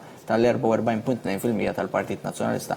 Fl-istess ġurnata kienet saret l-elezzjoni tal-Parlament Ewropew li kienet it-tieni waħda għal pajjiż u l-Partit Laburista wkoll reġa' rebaħ x'tajb ngħidu l-Partit Laburista l-erba' elezzjoni tal-Parlament Ewropew rebaħhom kollha waħda taħt it-tmexxija ta' Dr. Alfred Santu, tlieta l-oħra taħt it-tmexxija ta' Dr. Joseph Muscat, 54.8% għall-Partit Laburista, kważi riżultat identiku għal-percentaġġ li kiseb il-Partit Laburista kemm fil-Kunsill Lokali fil-Parlament Ewropew fl-2009 iżda l-Partit Nazzjonalista hemmhekk ġab 40.5% hemmhekk id-distakk kien ta' 14.3%.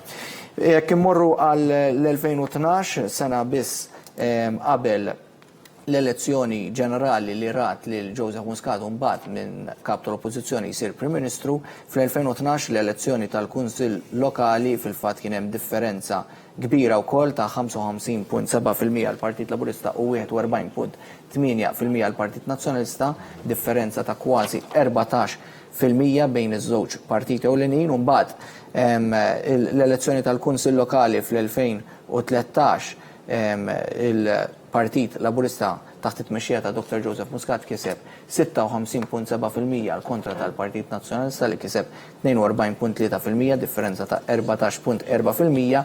L-elezzjoni ġenerali li kellna kampanja wkoll ħafna nies jiftakruha Malta tagħna il-koll Joseph Muscat isir Prim Ministru għall-ewwel darba 54.8% u 43.3% għall-Partit Nazzjonalista, differenza ta' 11.5% hemmhekk kellna differenza ta' voti bejn wieħed u ieħor ta' 36,000 vot. U mbagħad Literalment, sena wara li Joseph Muscat inħatar Prim Ministru l-ewwel elezzjoni għal Parlament Ewropew tal-Partit Laburista li kienet fil-Gvern, il-Partit Laburista hemmhekk kien fil-Gvern, l-aħħar elezzjoni qabel din tal-Parlament Ewropew kiseb 53.4%, il-Partit Laburista u 40%, il-Partit Nazzjonalista differenza ta' 13.4%.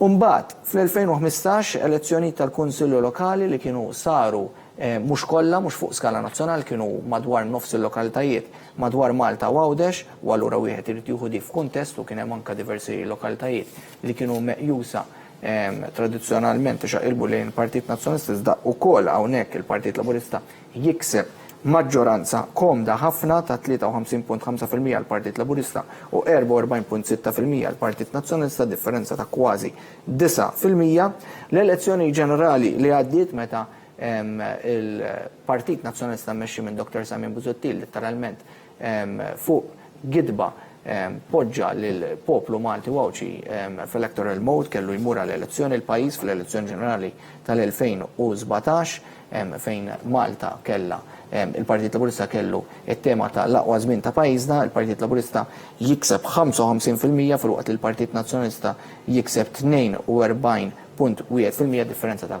kważi 13% hemmhekk il-Partit Laburista rebaħ maġġoranza ta' kważi 40,000 vot u issa propju dinja id-disa elezzjoni l-iktar waħda storika biex ngħidu hekk għaliex dinja l-ikbar rebħa fl-istorja politika ta' pajjiżna, il-Partit Laburista mmexxi minn Dr. Joseph Muscat jikseb 55.1% fil-waqt li il-Partit Nazzjonalista din id-darba mmexxi minn Dr. Adrian Delia jikseb 36.8%, differenza id-distak huwa ikbar ta' 18.3%. Dak huma d-disa elezzjonijiet jekk alla jrid forsi fil-jiem li ġejjin nkunu qed nitkellmu fuq l-10 elezzjoni ta' Dr. Joseph Muscat bħala mexxej tal-Partit Laburista, ir-riżultat tiegħu għaliex ovvjament il-poplu ddeċida. Ekku, jiġifieri, ekku, jiena meta taraw dawn il-figuri, wieħed jiċċekken ukoll ta' mhux hemm sodisfazzjon u sens ta' kburija, ma anka il-fatt li l-poplu għal kważi 10 darbit konsekuttivi qed jislef il-fiduċja lil dan il-moviment li qed imexxi r-rimarki tagħkom, Ministru. Grazzi tal-li il-poplu Malti Wawċi tal-li kontu ma' Joseph Muscat, tal-li kontu ma' t-tim tagħna f'din ir-rebħa sabiħa, rebħa li timlina kuraġġ għall-futur. It-tim huwa tim maqut hawnhekk għandna 3 minn sħabi oħrajn, Roderick Elix, Ian, ħbieb li naħdmu lkoll fil-kabinett u fil-Parliamentary Group.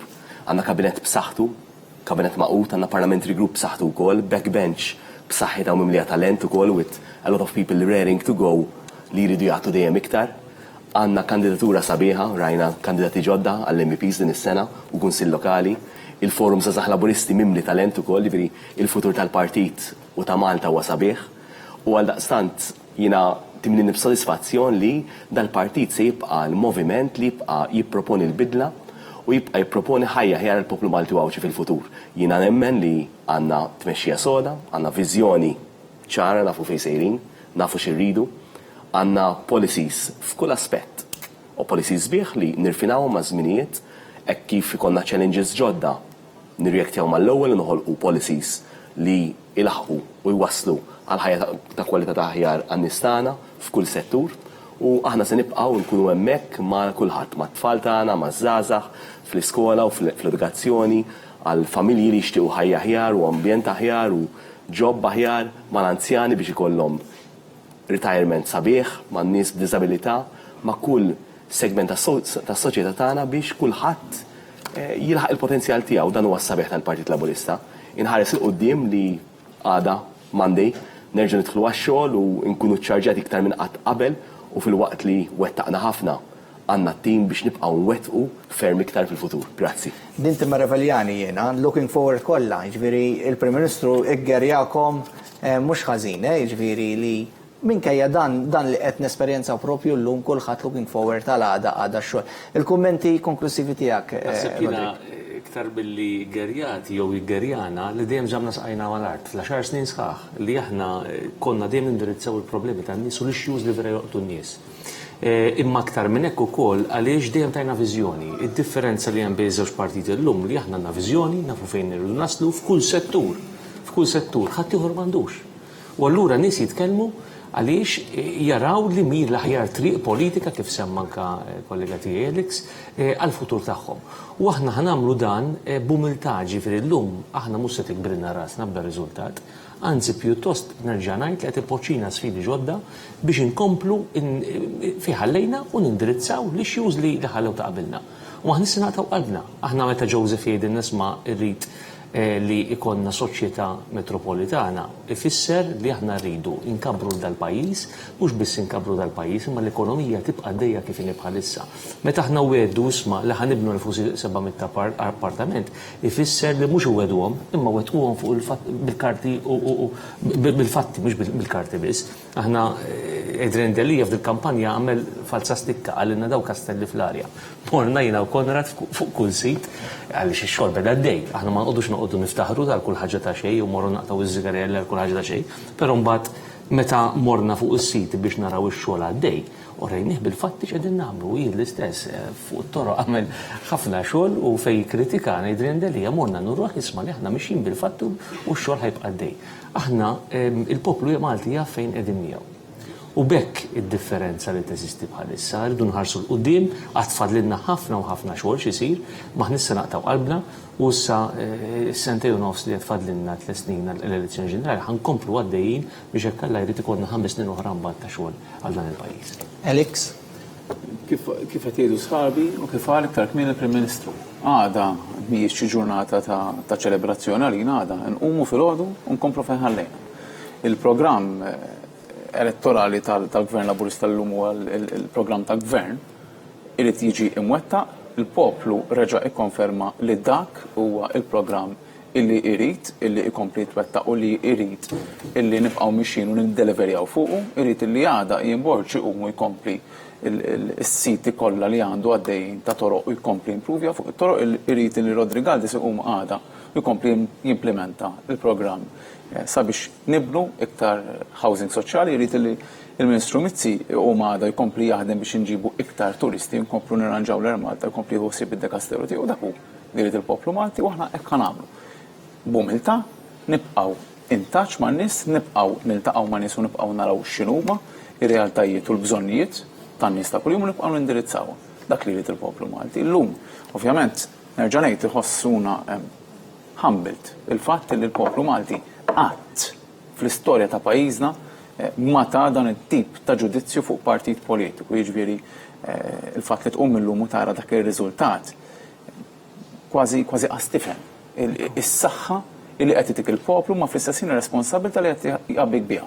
Aħna dik ir-responsabilità mhux ħanibżgħu minnha, ħanerfawha u ħankomplu wettqu il-bidla li l-poplu Malti jrid nkomplu wettqu. Ian? Minn dik it-tabella kollha naħseb illi l-isbaħ waħda ta' din id-darba mhux biss għandha l-ikbar distakk imma hija elezzjoni li donnu kulħadd kuntent. Il-Partit Nazzjonalista wkoll kuntent b'din l-ikbar telfa elettorali għaliex fil-fatt ħarġu jgħidulna li isma' ħasbu illi kienu se jitilfu b'ikbar. Jiena ma nistax nifhem x'wiċċ irid ikollok tmur titkellem b'dan il-mod quddiem il-poplu illi għadu jaftak ukoll is-support illi għadu jirċievi għal-kemm huwa dejjem nieqes. Naħseb illi apparti illi tirresponsabilizza ħafna iżjed lilna għaliex il-mandat, il-vot huwa ħafna iżjed b'saħħtu, tirresponsabilizza wkoll l-oppożizzjoni. Aħna nixtiequ l-oppożizzjoni titgħallem minn din it-kaxkira oħra, titgħallem illi il-poplu jixtieq li fuq kull livell, jekkux fuq kunsilli lokali, jekkux fuq Parlament Nazzjonali u jekkux fuq Parlament Ewropew, il-Partit Nazzjonalista jaħdem jitfit mal-Gvern sabiex inġibu riżultati aħjar saħansitra minn dak li diġà qed niksbu għall-poplu tagħna. U dan ukoll jidher fl-ewwel appelli li qed naraw l-oppożizzjoni fejn anke rajna xi kartelluni muħlin mal-gażini tal-Partit Nazzjonalista fejn qed jgħidulhom aħna jixraqilna aħjar. Naħseb li Malta jixraqilha aħjar. Ħarsu l-qudiem u lqgħu l-istedina li għamilkom il-Prim Ministru. Il-Prim Ministru qalilkom ejjew ħanaħdmu flimkien. Ejjew ħanaħdmu flimkien għal pajjiżna, ejjew ħanaħdmu flimkien għal lokalitajiet tagħna, ejjew ħanaħdmu flimkien għal familji Maltin u Għawċin. Ekku, grazzi ħafna lilkom u fil-fatt qabel ma ntemmu dan il-programm se nkunu qed intellaw grafika literalment din għadha kemm ħarġet issa fil-fatt hija breaking fil-fatt hemmhekk qed naraw lill-Partit Laburista li kiseb kważi 56%, 55.9%, ġifieri dawn huma indikazzjonijiet li qed jiżviluppaw iżjed. Il-Partit Nazzjonalista 36.2%, ġifieri issa d-differenza hija kważi ta' 20% mhux ċajt, ġifieri 17.7%. Id-distak jidher li issa qabes il-50,000, ġifieri 51,000 u 600 vot, ġifieri qudiem dan mhux qegħdin parlamentaw, Ekku. Hemmhekk rajna differenza ta' kważi 20% bejn il-Partit Laburista nerġgħu narawha bejn il-Partit Laburista u l-Partit Nazzjonalista. Il-Partit Laburista 55.9% kważi 56% fil-waqt li l-Partit Nazzjonalista 36.2% ferm inqas mill-40% li konna qed nitkellmu dwar differenza ta' kważi 20%, 17.7%, ġifieri id-distak huwa ta' aktar minn 50,000 vot, ġifieri 51,600 vot. Dik wassanilkom dik il-grafika breaking li għadu kemm ħarġetilna propju issa infakkarkom li One News fil-bulettin tal-aħbarijiet ta' 7:30 se tkunu qed terġgħu tgħixu dawn il-mumenti storiċi għaliex tassew assistejna għal xi ħaġa storika l-ikbar rebħa ta' bilħaq fl-istorja ta' pajjiżna kon qed nitkellmu dwar l-ikbar rebħa kon qed ninsemmu 45,000, 48,000, issa qed insemmu iktar fuq il-50,000 u nfakkarkom nistedinkom biex tidħlu anke fuq is-sit one.com.mt fejn hemmhekk fuq il-news portal tagħna nkunu qed intellaw dawn l-aħħar żviluppi anke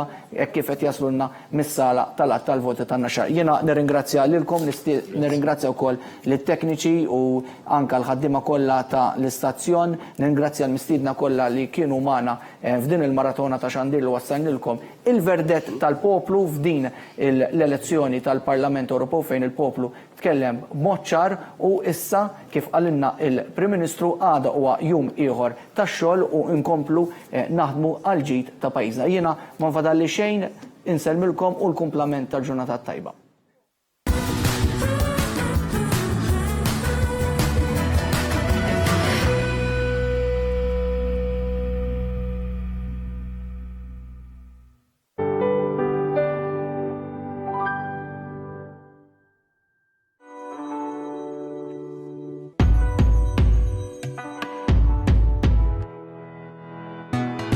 Bodo Electric Vehicles, Minan Spiteri Autos, Nashar Road Birkirkara, faċċata tal-Smart.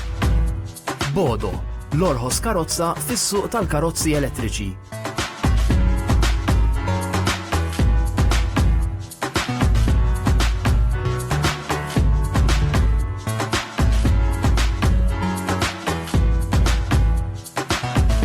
Bodo Electric Vehicles, Minan Spiteri Autos, 7774-7500. VNC proprjetà għal-beħ u għal-kiri ċemplu 2142-0086. Available at Sunsource, Nasha Road, Birkirkara, 27581303. Immaġina post fejn moħħok jista' jimraħ bla xkiel, bejta minn suġa bleżes tifkiriet. Stħajjel benjina ta' ħolm, ħelu sabiħ, fejn ħsibijietek u l-elementi jinaqdu b'mod sħiħ. Timtela bl-enerġija li għandek bżonn għal-jum li jmiss, post li fit-ċokon tiegħu iwellet l-akbar idejat. Falsons Bathrooms and Ceramics, Psala Street, Santa Venera. Ipproteġi l-klieb u l-qtates tiegħek minn parassiti bħal brijat u urdien, fleas and ticks, kif ukoll mis-sandflies. Seresto huwa kollar li joffri protezzjoni u prevenzjoni sa 8 xhur sħaħ. Jiswik biss 10 ċentesmi kuljum. Seresto. Kif għalilkom tad-dawl? ċempel issa lill-IMS ħalli twaħħal dawk is-solar panels. Dawl b'xejn ix-xemx u l-gvern ħallaslek sa 2300 euro minnhom. Xi trid iktar? Issa jafqajtew qed jibgħatu liċ-ċikkijat! It's been a long week. Clients, emails, payments, deadlines. Perhaps that's enough. Ah, that feeling when you have somewhere else to escape to. Time to unwind and and relax. Yes, time to be home. Carcania, your home away from home. Idroplast, tankijiet tal-ilma bl-aqwa kwalità bl-orħos prezzijiet u bi 15-il sena garanzija. Nagħmlu wkoll traffic barriers, cones, xibka s-serer u għaddell, kif ukoll xibka l-scaffolding. ċemplu issa lill-Idroplast fuq 2165 0127. Whether it's a t-shirt for work or play, a roll-up banner or printing as large as you say, menus, cards, a calendar with your favorite cat, whatever you want, we can put it on your hat. Or maybe you're printing your assignment, well done. A computer-cut sticker to make your car fun. We print what you want on what you like to impress, and we print it now at Logo Graphics Express. You need it, we print it. Express at Birkirkara Road, San Juan. Alphonse Enterprises Limited tal-Ħamrun. Issibulhom varjetà kbira ta' ikel u xorb. Jaċċettaw ordnijiet ta' riċevimenti ta' tiġijiet u festini privati. b'50 sena esperjenza. Miftuħin kuljum it-tnejn sas-sibt u l-ħdud nofs ta' nar. Gourinia washing machines and dryer for best washing and drying performances. Energy efficient, economical, easy to use, with super silent operations. Gourinia, life simplified, exclusively from Centro Casalinga.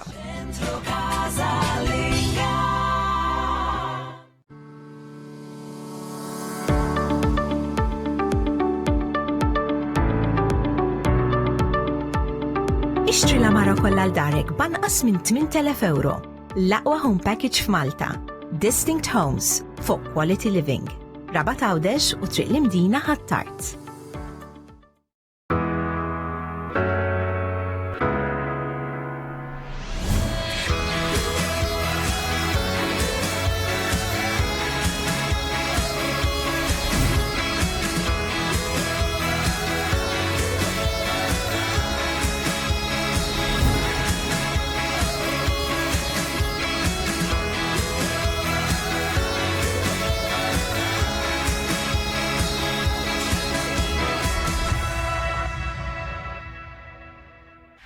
Galletta Construction Limited joffru servizz ta' demolition u excavation fuq kull tip ta' bini. Galletta Construction joffru l-aqwa prezzijiet fis-suq. Għal aktar informazzjoni ċemplu fuq 9943 1234.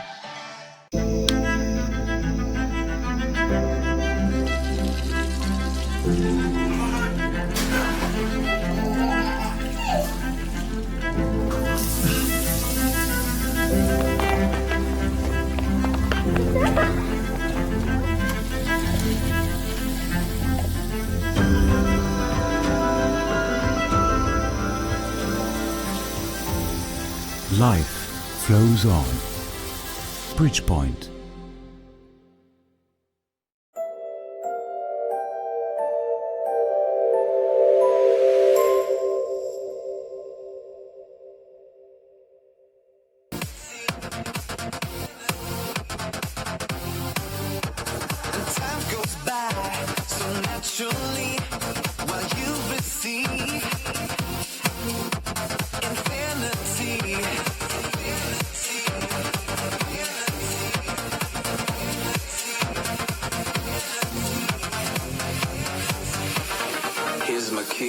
Kemm il-darba ntqajna u kemm il-darba. Like me, just needs infinity. Kemm il-darba Ryan Clint, kemm il-darba ntqajna 10 darbit. Ma noddux. Kemm aħna familja b'saħħitha. Grazzi. Juri kunu preparati biex ngħidulkom ħarsu l-fuq. Għalix jinsabbana il-Prim Ministru u meċċej tal-Partit Laburista Joseph Muscat. Dal-waqt. Trust in me, and you will find infinity. Għad fadal wahda.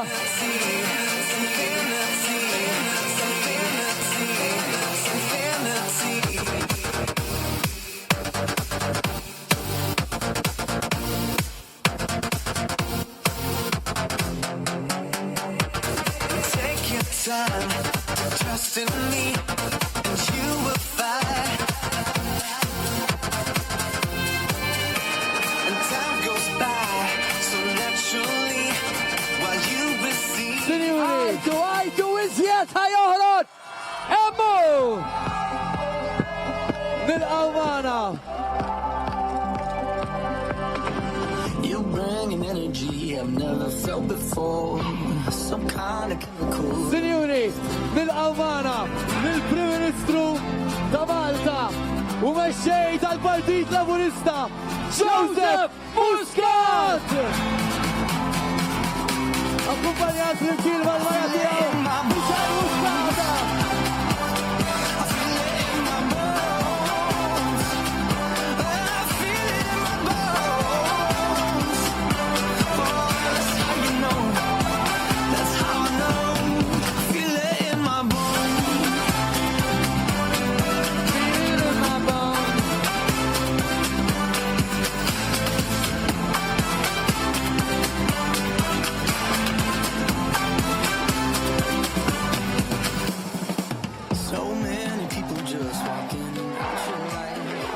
Maltin u għawċin!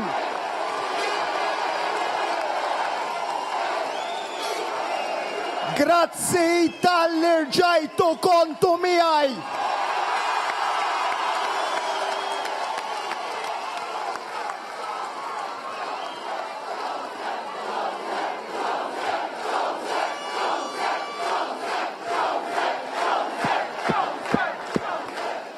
U rejna bħala pajis illi dak illi jaqadna huwa ferm ikbar milli dak li jifredna.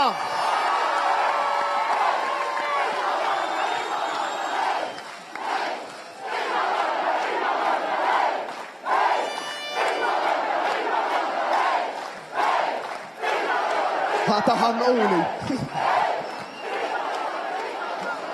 U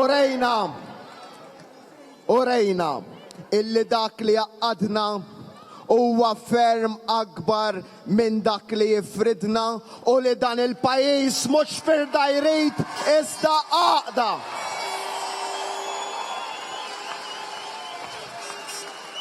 Nixtieq nirringrazzjakom minn qalbi talli għall-10 darba wara l-oħra tajtu l-fiduċja lil dan il-moviment.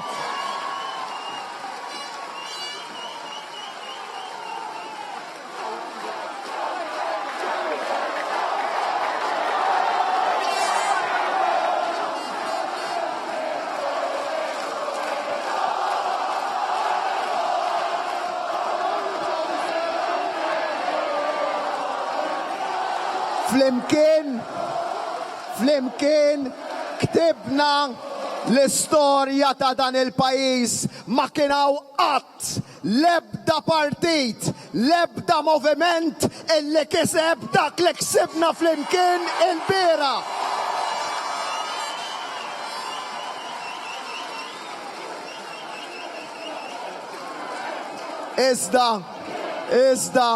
Iżda, irrid nammetti ma'kom li kelli żball. Kelli żball għax iktar kmien illum war nofsinhar qed illi irbaħna bl-istess maġġoranza tal-elezzjoni ġenerali. Kelli żball, irbaħna ferm aktar minn hekk.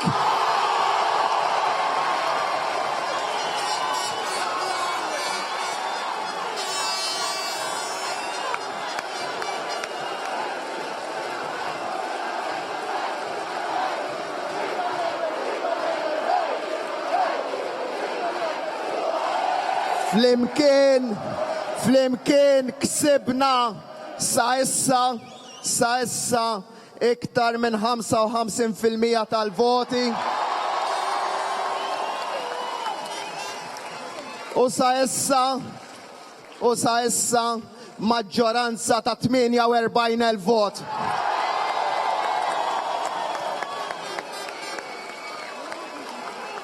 Dan kollu għamilnieh bis-saħħa tal-għaqda li żrajna.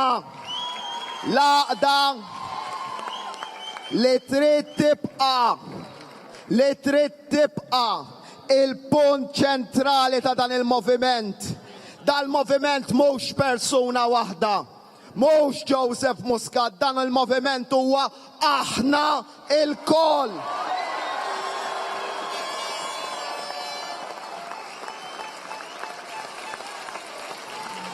U dan ir-riżultat l-ikbar wieħed fl-istorja tal-pajjiż jitfalna peace ferm akbar fuqna.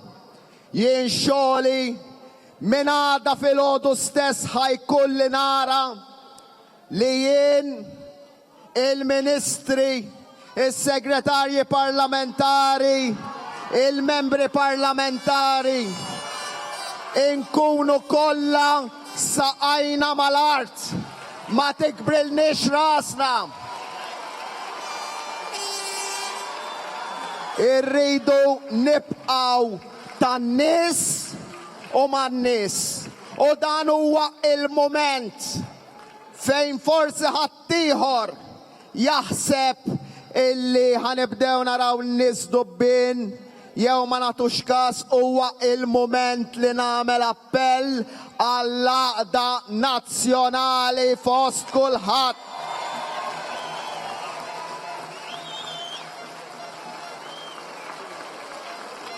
Jien napprezza dak li għamiltu intom il-bieraħ ma' dan il-moviment u anka miej ma' Michelle ma' uliedi personalment magħna. Din hija xi ħaġa li aħna ħanozzu f'qalbna għal ħajjitna kollha. Imma biex nagħmlu hekk nitlobkom issa l-mument illi noħorġu idejna għal ħaddieħor mill-ġdid. Dan huwa l-moviment mhux tal-firda, dan huwa l-moviment tal-għaqda.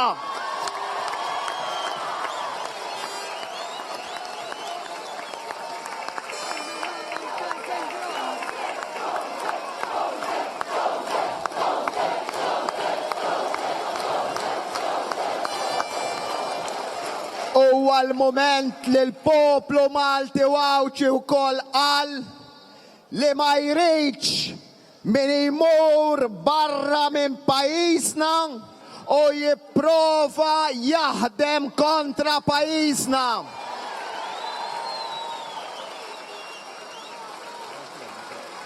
U għalhekk nawgura minn qalbi lill-4 membri parlamentari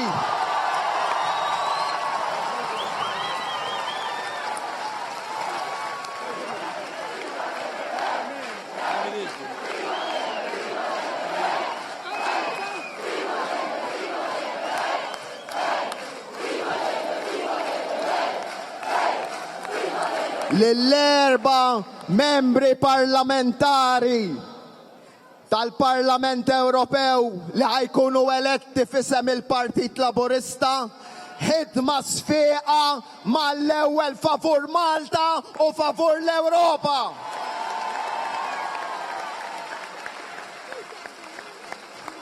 Iżda nixtieqkom tismawni.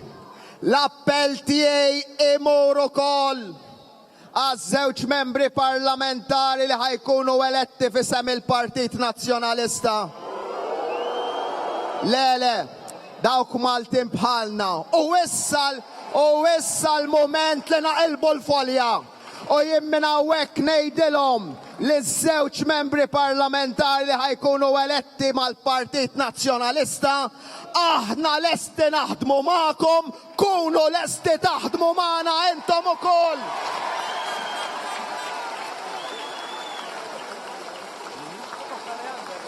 U għalhekk bib tiegħi ejja nifirħu, ejja nieħdu pjaċir, mhux billi inħarsu bl-ikra li ħaddieħor, imma billi niftħu idejna għal ħaddieħor bid-bissima immorru għax-xogħol għada, nuru kemm dan il-pajjiż u sabiħ, kemm dan il-pajjiż wasal, kemm dan il-pajjiż qatt irid jasal. U lil kull min jarana nfakruh illi aħna dejjem Malta f'qalbna.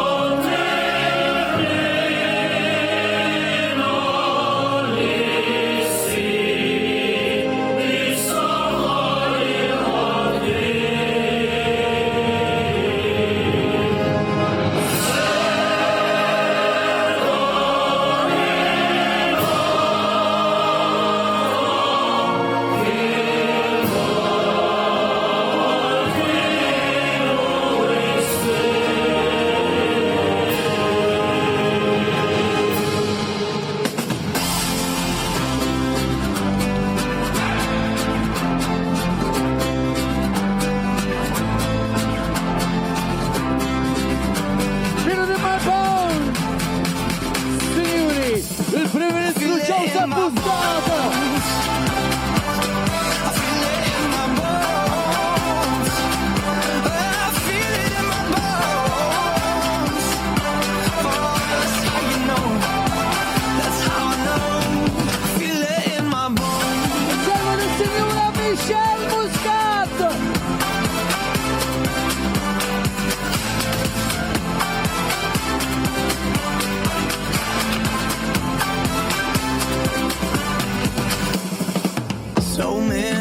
Just walk in and out your life. I'd trade a couple hundred just to get some time back, that's right. Cause for you and me, I got no alibi. You feel like home. Oh, so if you're asking me, saying, oh, how do you know? I don't just feel it in my heart. Don't just feel it in my heart. I feel it in my bones. I feel it in my bones. Yeah. And I know when it cuts deep down through your chest and through your soul, that's how you know. That's how I know. I feel it in my bones. I feel it in my bones. I feel it in my bones. Oh, that's how you know.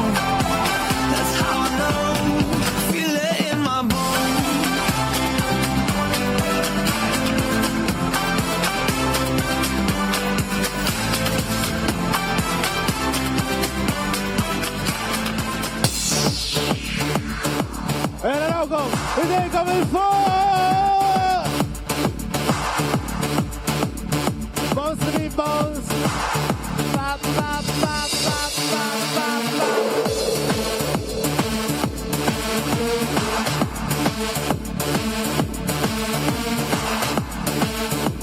Il-punk il-ġeronit! Marta!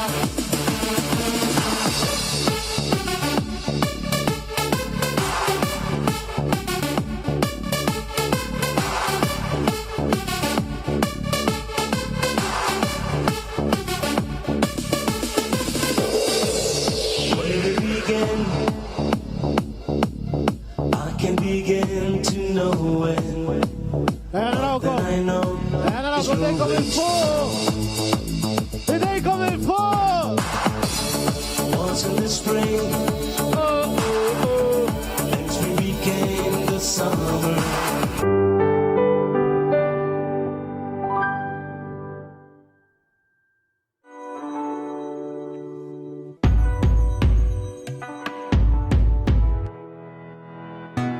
Bodo Electric Vehicles, minant Spiteri Autos, Nashar Road Birkirkara, faċċata tal-Smart.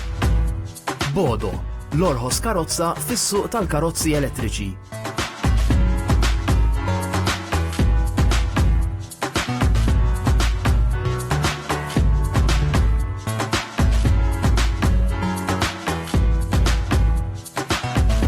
Bodo Electric Vehicles, minant Spiteri Autos.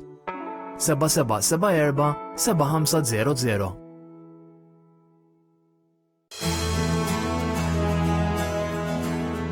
Accomodel Sofa, sofanijiet Spanjoli tal-aqwa kwalità li jistgħu jiġu ta' kull qis u jinħadmu minn ġilda, microfiber jew għażla ta' drappijiet. Kull mudell jista' jiġi ordnat full electric recliner u storage jew sofa bed. Għal aktar modelli mill-aħħar kollezzjoni l-aqwa prezzijiet b'offerti rikorru fix-showrooms tagħna ġewwa Mosta Road Lija. Issa b'estensjoni ta' showroom akbar u b'għażla ta' aktar minn 40 mudell ta' sofan minn fejn wieħed jista' jagħżel. Accomodel Sofa, Mosta Road Lija. Alphonse Enterprises Limited tal-Ħamrun. Issibulhom varjetà kbira ta' ikel u xorb. Jaċċettaw ordnijiet ta' riċevimenti ta' tiġijiet u festini privati. b'50 sena esperjenza. Miftuħin kuljum it-tnejn sas-sibt u l-ħdud nofs ta' nar.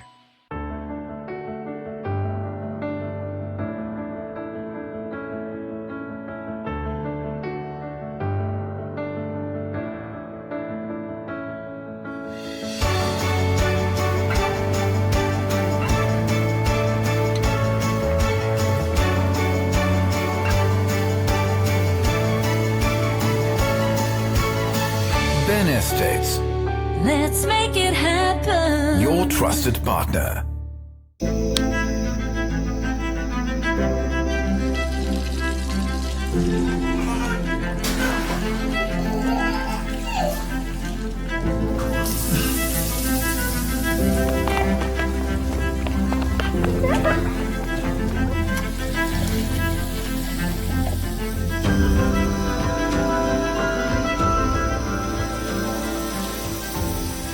Life flows on. Bridgepoint. Art at Home. Amara ta' kwalità. Prezzijiet inkredibbli. Għażla enormi. U fuq kollox, servizz impeccabbli. Ejjew żuruna fi triq l-imdina ħattard. Art at Home. Ifranka l-flus u għejx komdu. Galletta Construction Limited joffru servizz ta' demolition u excavation fuq kull tip ta' bini. Galletta Construction joffru l-aqwa prezzijiet fis-suq. Għal aktar informazzjoni ċemplu fuq 9943 1234. Jamie Callef Service Station. Għal dak kollu li jirrikjedja l-karozza tiegħek. Fuel, gas, car wash, polish, mhux biss, iżda fil-ħanut issib għażla kbira ta' prodotti rinnomati minn fejn tagħżel. Tapiti ta' kull qies, hubcaps, odda, flimkien ma' prodotti tal-baħar. Jamie Callef Service Station joffru wkoll is-servizz tal-arja kondizjonata għal vettura tiegħek. Jamie Callef f'tal-Barrani iż-Żejtun, kif ukoll f'Tabuqana ir-Rabat.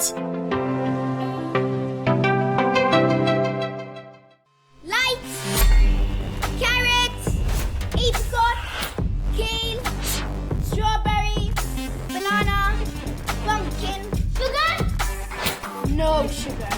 Vitamins. Fresh milk.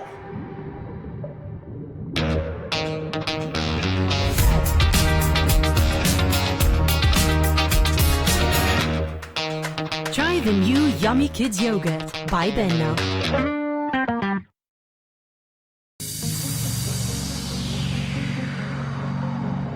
Għandek xi okkażjoni? Waslet il-ġurnata tal-proġett? Se toqgħod parina ta' xi mamudija jew griżma? Jew forsi xi tieġ tal-familja jew ħbieb tidher l-aħjar? Asal wasla Sandy Club ta' 21 September Avenue Naxxar. Tieħu l-aħjar servizz bl-aqwa prezzijiet.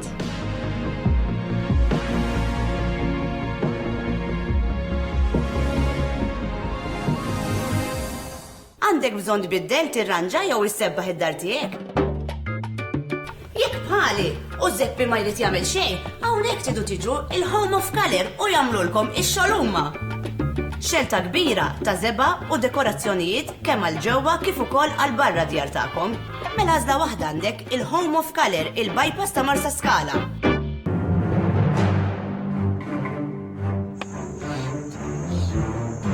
Jiena ġa smajtu hemm għal votatli, ma nafx għal min beda jgħid u qed lu waqqafaw.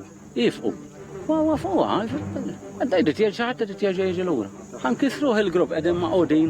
Jekk jogħġobkom qed nitlobkom l-aħħar ħaj. Le, mhux naf, ifqu biss, ifqu.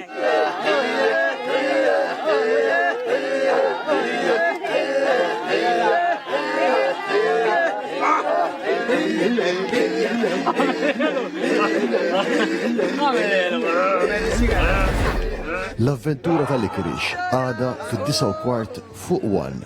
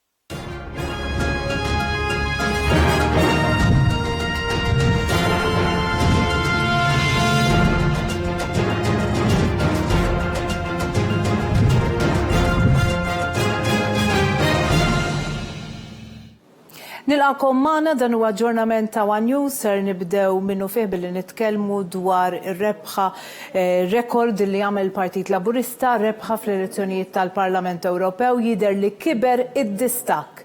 Il-Partit Laburista b'distakk fuq il-Partit Nazzjonalista ta' 51,600 vot. Dan ifisser li fl-elezzjonijiet tal-Parlament Ewropew tas-Sibt li għadda il-Partit Laburista kiseb 55.9% tal-voti, waqt li l-Partit Nazzjonalista kiseb 36.2% tal-voti. Hemmhekk qegħdin naraw il-grafika, però issa tajjeb li nisimgħu lill-Prim Ministru Joseph Muscat fir-reazzjoni dwar ir-riżultat tat-tħabbira tar-rebħa.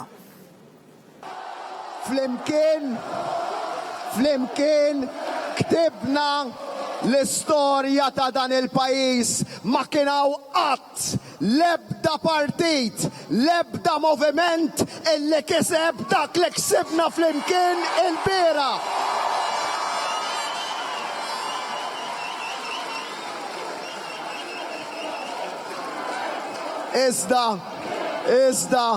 Iżda, irrid nammetti magħkom li kelli żball. Kelli żball għax iktar kmien illum wara nofsinhar qed illi irbaħna bl-istess maġġoranza tal-elezzjoni ġenerali. Kelli żball, irbaħna ferm aktar minn hekk. Mela hemmhekk smajna li l-Prim Ministru propju l-Partit Laburista b'distakk fuq il-Partit Nazzjonalista ta' 51,600 vot. Hawnhekk qegħdin nitkellmu tal-perċentwal li kiber fil-ftit tal-ħin ilu konna qegħdin ngħidu li kien ta' 17%, però issa huwa ta' 19.7%. Bekk meta wieħed isarraf dan kollu f'persentaġġi naraw li l-Partit Laburista kiseb 55.9%. Fil-waqt li l-Partit Nazzjonalista kiseb 36.2% tal-voti. Però issa wasal il-ħin sabiex ninnaqdu mal-kollega Antoinette Falzon li tinsab fiċ-ċentru tal-att tal-voti sabiex taġġornana dwar l-aħħar żviluppi. Nsellimlek Antoinette.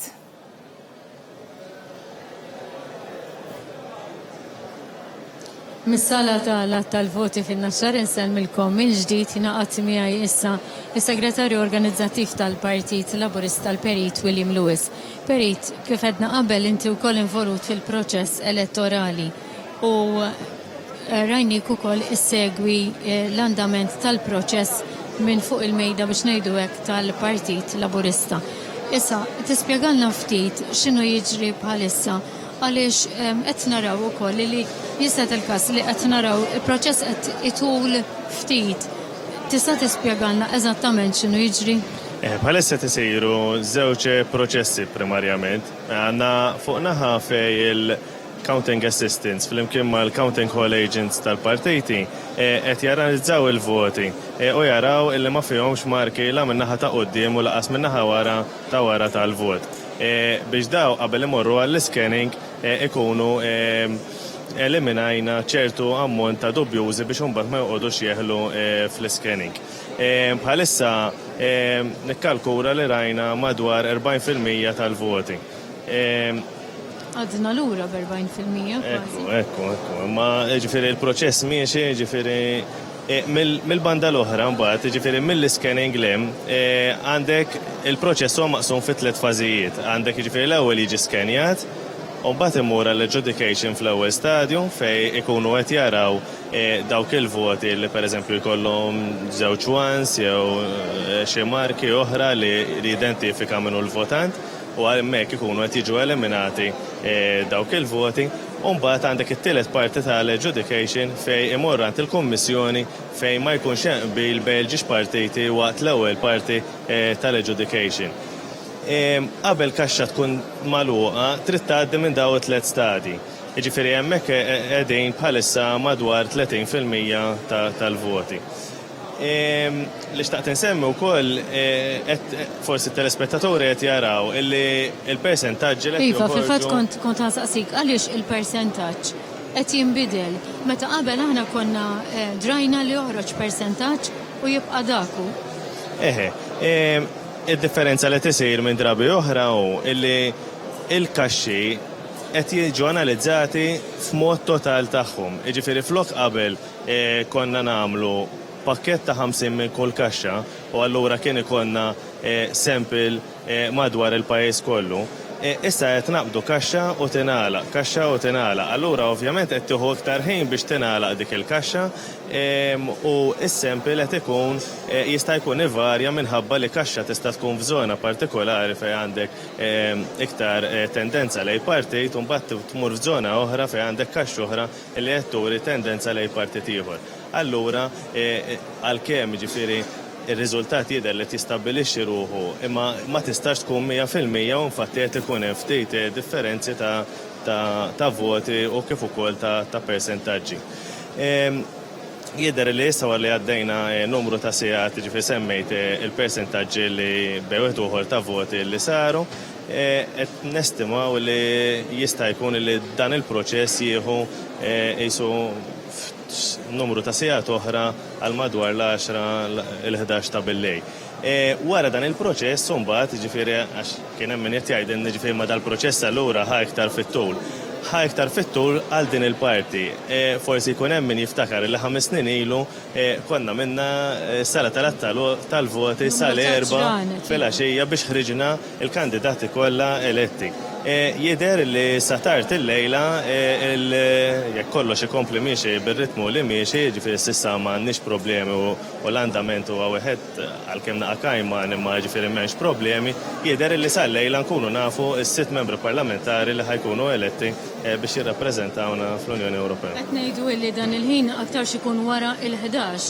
Ekku. U allura dik li għalina sa ma ġietx tot meta konna qegħdin ngħidu illi ir-riżultat irid jitħabbar uffiċjalment wara l-11 ta' billejl se niġu wkoll biex ngħidlek in-line magħha l-ħaġa għaliex kif joħroġ ir-riżultat ikun il-ħin. Hekk jidher li r-riżultat uffiċjali ħajkun qed joħroġ wara 11 ta' billejl. Grazzi ħafna l-kompliment tal-ħidma it-tajba lilek. Jiena intemm hawnhekk dan il-kollegament aktar tard il-kollegi tiegħi Nila Toppardi Ferriġġi u Trisha Falzon jagħmlu aktar kollegamenti magħkom b'aktar mistednin u anke b'iktar analiżi dwar il-proċess kif inhu għaddej hawnhekk fis-sala tal-voti in-Naxxar. Insemmilkom. Rat il-ħajr lilek, Antoinette, u nawguralek il-ħidma tajba flimkien mal-kollegi kollha ta' One News u nisoktaw baktar aħbarijiet propju brabta ma' din il-ġurnata.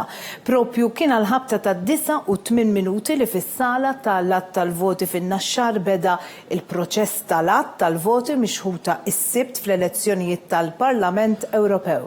Għal-ewwel darba l-proċess tal-att tal-voti sar b'sistema elettronika ġdida madwar satejn wara li beda l-att tal-voti fil-kurutur tas-sala tal-att tal-voti fin-Naxxar. Tittiġri l-aħbar li l-Partit Laburista kiseb maġġoranza b'saħħitha f'dawn l-elezzjonijiet tal-Parlament Ewropew. Infakkarkom distak fuq il-Partit Nazzjonalista hemmhekk qegħdin naraw ma tħabbira li kienem rebħa għal-Partit Laburista, id-distak jidher li ju ta' 51,600 vot. Edin jekk wieħed isarrafhom f'persentaġġi qegħdin nitkellmu għal 55.9%. Hemmhekk qegħdin naraw iċ-ċelebrazzjonijiet mal-mument li der illi l-Partit Laburista kien vantaġġ u mhux vantaġġ żgħir għaliex din kienet rebħa storika li qatt ma rajna bħala. Hemmhekk tajjeb li qegħdin naraw. Il-kummenti huma ta' ringrazzjament daw kollha li esprimew il-fiduċja f'dan il-partit għal darb'oħra. Id-distak jidher wieħed notevoli kif semmejt inti huwa distak bla preċedent. Bħala partit aħna kommessi li millum inkomplu normali bil-ħidma tagħna politika, nistennew istampa ir-riżultati finali.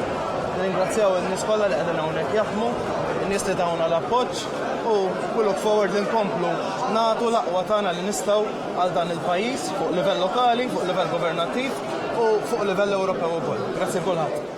Però qabel kollox, il-konferma ingħatat minn Dr. Joseph Muscat it-tħabbira propju tar-rebħa nisimgħuha flimkien. L-indikazzjonijiet tagħna huma korretti il-Partit Laburista kiseb ukoll ir-raba' siġġu fil-Parlament Ewropew. U għalina din hija xi ħaġa li kienet target fil-bot ħafna u ninsab grat ħafna kważi speechless illi. U propju hemmhekk dak kien il-kumment waqt li propju tħabbira li tal-Prim Ministru Joseph Muscat dwar ir-rebħa storika u fil-fatt din kienet rebħa kbira ħafna fejn il-Prim Ministru stess iddikjara li jinsab speechless. Dak il-mument kien għadu qed hemm indikazzjoni approssimattiva ta' 48,000. Però issa kellna il-distak jidher li kiber u kiber sew u distak huwa dak ta' 51,600 vot. Wara illi kien hemm it-ħabbira u ċ-ċelebrazzjonijiet fiċ-ċentru tal-att tal-voti, wara nofsinhar kmieni wara nofsinhar kien hemm rally fejn in-nies ħarġu jiċċelebraw dan il-moment storiku flimkien mal-Partit Laburista, flimkien mal-Prim Ministru Dr. Joseph Muscat. U propju ejja nisimgħu spunt ta' dak li qal il-Prim Ministru. Dan kollu għamilnieh bis-saħħa tal-għaqda li żrajna. L-għaqda li trid tibqa' il-punt ċentrali ta' dan il-moviment. Dal-moviment mhux persuna waħda, mhux Joseph Muscat, dan il-moviment huwa aħna il-koll.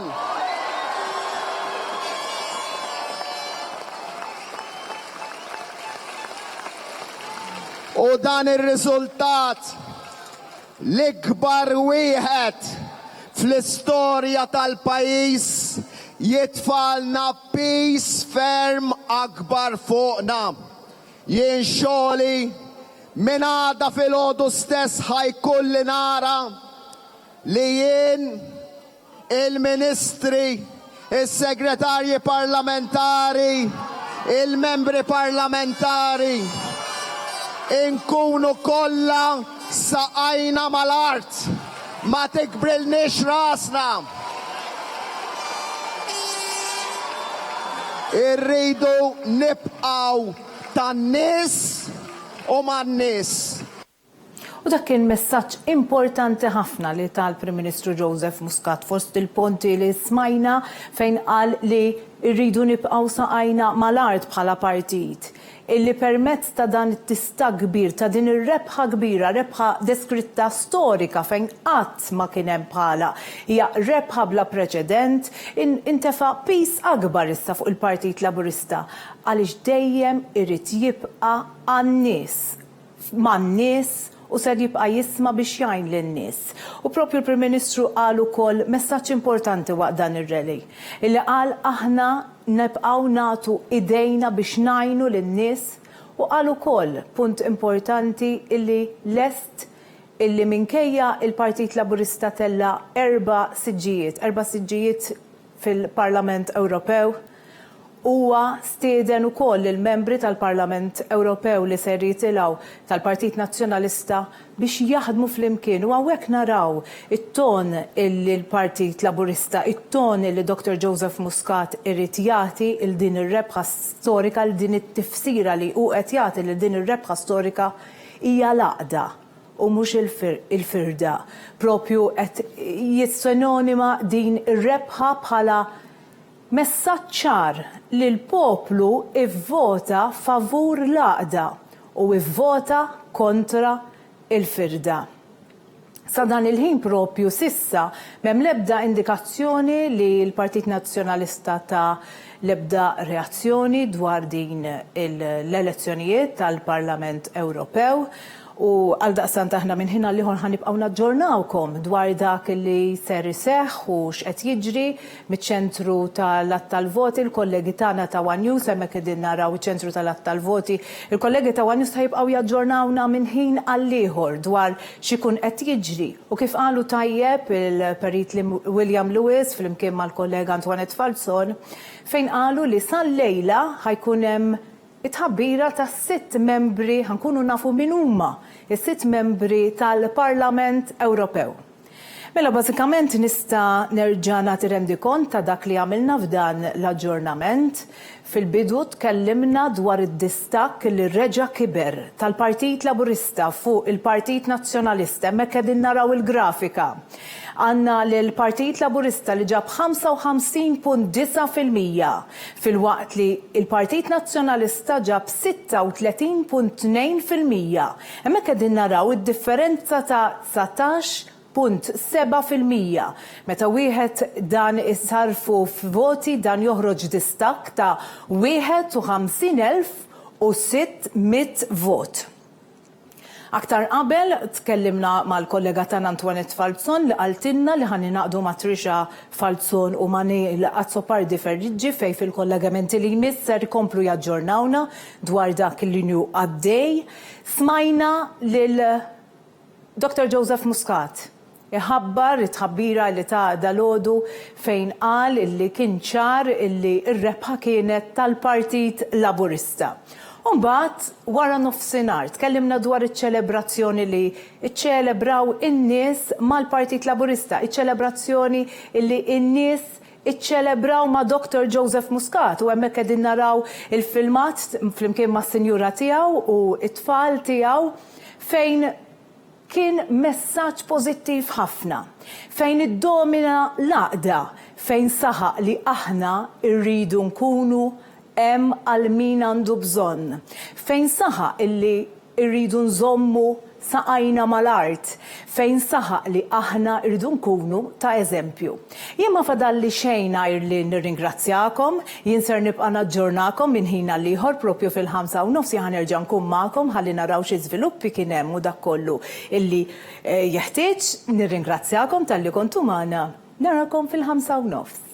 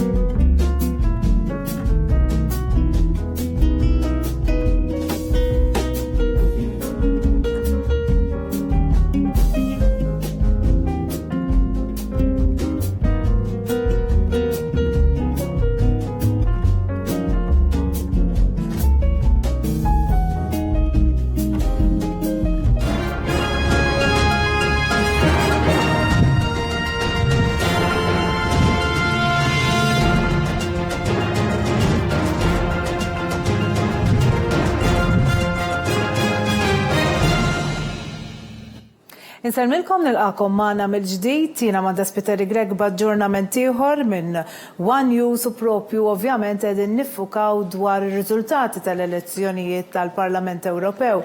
Minnu fih naraw il-grafika, naraw id-distakk li hemm bejn il-Partit Laburista u l-Partit Nazzjonalista. Hemmhekk fil-grafika qegħdin naraw li għall-elezzjonijiet tal-Parlament Ewropew 2019 il-Partit Laburista kiseb 55.9%. Fil-waqt li l-Partit Nazzjonalista kiseb 36.2%, dan ifisser f'differenza ta' 19.7%. Distakk li wieħed isarrafhom voti ta' 51,600 vot. Tajjeb illi nisimgħu il-mexxej Laburista li l-Prim Ministru Joseph Muscat fuq kollox jitkellem dwar dan. Flimkien ktibna l-istorja ta' dan il-pajjiż ma kien hawn qatt l-ebda partit, l-ebda moviment illi kiseb dak li ksibna flimkien il-biera.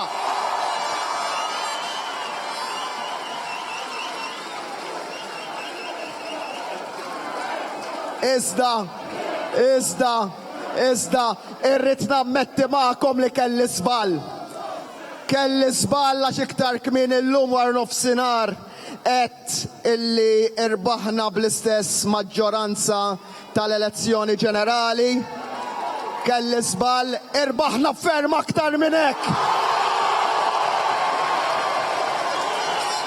Mela nfakkarkom li r-rebħa kienet ta' 55.9% għal Partit Laburista, għal Partit Nazzjonalista 36.2%, differenza ta' 19.7%.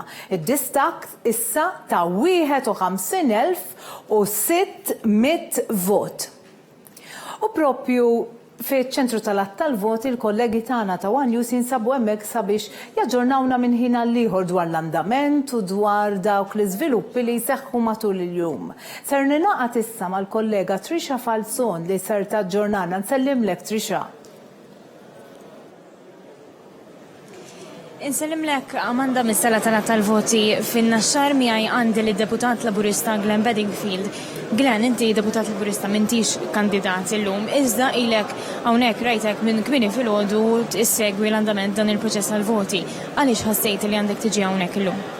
Aħna mhux illum qed insegwu tal-voti biss. Ma matul din il-kampanja kollha, kulħadd ta' semu aħna l-Partit Laburista isu it-tieni familja tagħna u naħseb illi bħala familja ħdimna tajjeb konna tim maqut matul din il-kampanja kollha u llum rajna r-riżultat tal-ħidma tagħna li il-poplu rrisponda għas-sejħa tal-Partit Laburista, sejħa li kienet biex nivvotaw għallum għax-xogħol li qed nagħmlu fil-preżent u anke nibdu naħsbu għal-ġejni. Hawnhekk ikun hawn ammont ta' nies il-volontira kollha tal-Partit Laburista ħafna ħbib tiegħi jien ili niġi hawnhekk minn 1992 fil-att tal-voti.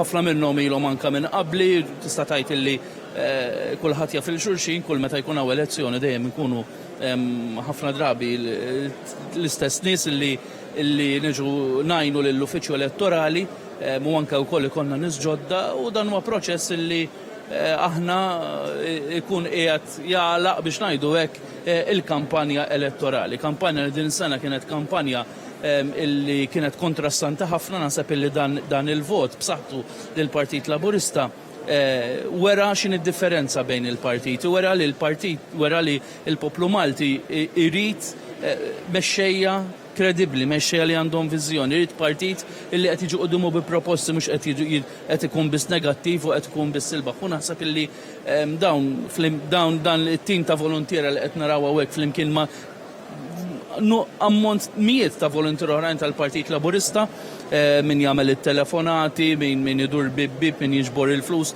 nagħmlu dan it-tim kbir biex nkunu qegħdin naħdmu għall-partit u allura qegħdin naħdmu għall-partit, nkunu qegħdin naħdmu għal pajjiżna u għal dak illi nkunu qiegħed iħejji għaliex il-Partit Laburista llum huwa l-għanet l-għażla naturali tal-Maltin fejn jidħol il-partiti politiċi huwa l-uniku partit illi għandu viżjoni għal pajjiżna. Il-Prim Ministru Joseph Muscat kemm il-darba saħa illi naħseb minn kemm ilu mexxej fil-verità bażikament ibbaża l-kampanji tiegħu anke l-Partit Laburista fuq l-għaqda u llum anki l-ewwel diskors li għamel wara din ir-rebħa storika kien propju bbażat fuq l-għaqda. Fil-fatt kienet rebħa storika kif diġà ġifieri ftit anki tal-ħin ilu sirna nafu li hemm iktar minn 50,000 maġġoranza ta' vot. Stennej dan ir-riżultat?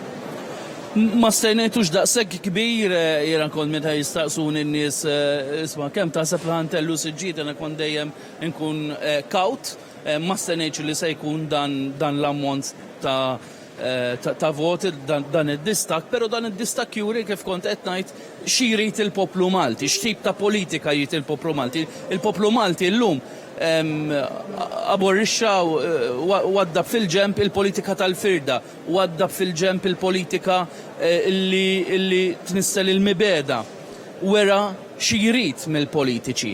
L-importanti huwa li issa ħna għandna 10 snin naħseb nilbħu l-elezzjonijiet. Joseph Muscat ilu ftit iktar minn 10 snin f'Ġunju li ġej ikun 11-il sena mexxej tal-partit u naħseb illi f'11-il sena irbaħna kull elezzjoni u kull elezzjoni żidna l-maġġoranza. Ma rridux li dan is-suċċess wieħed wara li ħorit l-għandna l-ras, naħseb irridu nibqgħu b'saqajna mal-art, naqraw tajjeb dan ir-riżultat għax huwa riżultat li l-poplu Malti qed jibgħat messaġġ. F'kull elezzjoni l-poplu Malti jkun sovran. Hemmhekk ma jistax ifalli l-poplu Malti, dejjem għandu raġun, f'kull elezzjoni l-poplu Malti dejjem ikollu raġun. U dan huwa riżultat irridu naqrawh bil-kwitt, naqrawh bil-mod once li jintemm dal-proċess nittama li ma jdumx ħafna iktar għax kulħadd tajjin hawnhekk. Fiex wasal il-proċess naf li qed insegwih mill-qrib. Jiena qed insegwi l-proċess tal-5 distretti, ġifieri naħseb illi bħalissa qegħdin fil-fażi fejn għadna qegħdin naraw manwalment vot. Per eżempju fil-5 distrett għad baqa xi 5 kaxxi biex jingħalqu u mbagħad żewġ kaxxi oħrajn illi ikunu ta' dawk illi tal-AECs u dawk illi nies tal-5 distrett illi votaw barra mid-distrett once illi bħalissa nkunu qegħdin narawhom wieħed u jkunu qed jiġu skanned ukoll waqt illi qed isir. Dan huwa essenzjalment dak li għaddej bħalissa meta jintemmu dan il-proċess fid-distretti kollha imbagħad ikun jista' joħroġ ir-riżultat finali l-lejla. Taqsidx fixin però ma nafx. Ħadd ma jaf bħalissa fixin ġifieri. Aħna nkunu qegħdin fuq id-distrett partikolari ġifieri hawn jiena hawn kollega tiegħi u tim ta' 8 minn nies jew iktar li nkunu qegħdin insegwu kull counter, però ma jkollix viżjoni x'kun qed jiġri fl-oħra, x'kun ikkonċentrat fuq id-distrett tiegħek. Glenn, grazzi ħafna, ovvjament aħna qed insegwu mhux jiena biss imma anke kollegi ġurnalisti tiegħi qed insegwu il-proċess hawnhekk tal-voti fin-naxxar. Iktar tard ukoll se nkomplu naġġornawkom b'aktar kollegamenti u ovvjament anki fil-bulettin ewlieni tagħna tal-lejla tas-7:30. Dak kollox għalissa minnati għajna d-linja lura lilkom fl-istudju. Rati l-ħaj li electrician auguralek il-ħidma tajba u kif smajna li għal sew il-deputat Glenn Bedingfield propju tkellem dwar meta Joseph Muscat kien laħaq mexxej tal-Partit Laburista kien eżatt is-6 ta' Ġunju tas-sena 2008 u mbagħad il-kisba storika li kien għamel bir-rebħa Laburista fl-2013 u propju qal illi minn mindu ilu hemm Prim Ministru Joseph Muscat, in-numri baqgħu jitilgħu però hemm rebħa kbira illi kiseb il-Partit Laburista 10 rebħiet u din kienet waħda mill-akbar, mhux waħda mill-akbar, anzi kienet rebħa bla preċedent. Hemmhekk qegħdin naraw il-grafika fejn qegħdin naraw iċ-ċifri mill-2009 sal-2019 l-10 snin li qegħdin insemmu aħna għaliex kif qedtilkom Joseph Muscat kien laħaq mexxej tal-Partit Laburista f'Ġunju tal-2008, hemmhekk qegħdin naraw li fl-2009 fil-elezzjonijiet tal-Kunsilli Lokali il-Partit Laburista kien kiseb 54.6% fil-waqt li l-Partit Nazzjonalista kien kiseb 44.2%. Meta wieħed jara d-differenza din hija ta' 10.4%. Fil-Parlament Ewropew, fl-elezzjonijiet tal-Parlament Ewropew tal-istess sena, naraw illi perċentwal ta' 0.2% differenza bejn il-Kunsill Lokali u l-elezzjonijiet tal-Parlament Ewropew fil-waqt li għall-Partit Nazzjonalista il-Partit Nazzjonalista fl-elezzjonijiet tal-Parlament Ewropew kiseb 40.5%. Bekk qegħdin naraw differenza ta' 14.3%. Imbagħad fis-sena 2013 kien hemm l-elezzjonijiet tal-Kunsilli Lokali fejn il-Partit Laburista kien kiseb 55.7%. Fl-2013 il-Kunsilli Lokali ġar il-Partit Laburista kiseb 56.7%. Fl-elezzjoni ġenerali tal-2013 il-Partit Laburista kiseb 54.8% fil-waqt li l-Partit Nazzjonalista kiseb 43.3% b'differenza ta' 11.5%. Fl-2014, fl-elezzjonijiet tal-Parlament Ewropew, il-Partit Laburista kiseb 53.4% fil-waqt li l-Partit Nazzjonalista kiseb 40%, mek differenza ta' 13.4%. Fl-elezzjonijiet tal-Konsilli Lokali tal-2015, propju naraw il-Partit Laburista b'kisba ta' 53.5% fil-waqt li fl-elezzjoni ġenerali tal-2017 kien hemm kisba ta' 55% fil-waqt li għall-Partit Nazzjonalista 42.1%, distak ta' 12.9%. U mbagħad l-akbar rebħa storika. Qed nirreferi għal din il-rebħa propju li kiseb il-Partit Laburista permezz tal-Prim Ministru Joseph Muscat fit-tmexxija tiegħu qed ngħidu li l-Partit Laburista kiseb 55.9% fil-waqt li l-Partit Nazzjonalista kiseb 36.2%. Qed nirreferu għal differenza ta' 19.7%. Meta wieħed isarraf dawn il-persentaġġi f'voti qegħdin ngħidu li hemm distakk ta' 51,600 vot. U propju madwar satejn wara li beda l-att tal-voti fil-kuruturi tas-sala tal-att tal-voti fin-naxar bdiet tiġri l-aħbar illi l-Partit Laburista kiseb il-maġġoranza b'saħħitha f'dawn l-elezzjonijiet tal-Parlament Ewropew.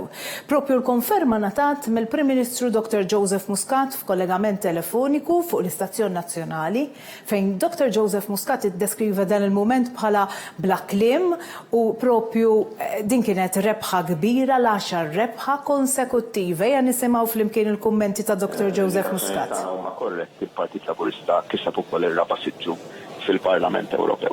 U għalina din hija xi ħaġa li kienet target fil-bot ħafna u ninsab grat ħafna kważi speechless illi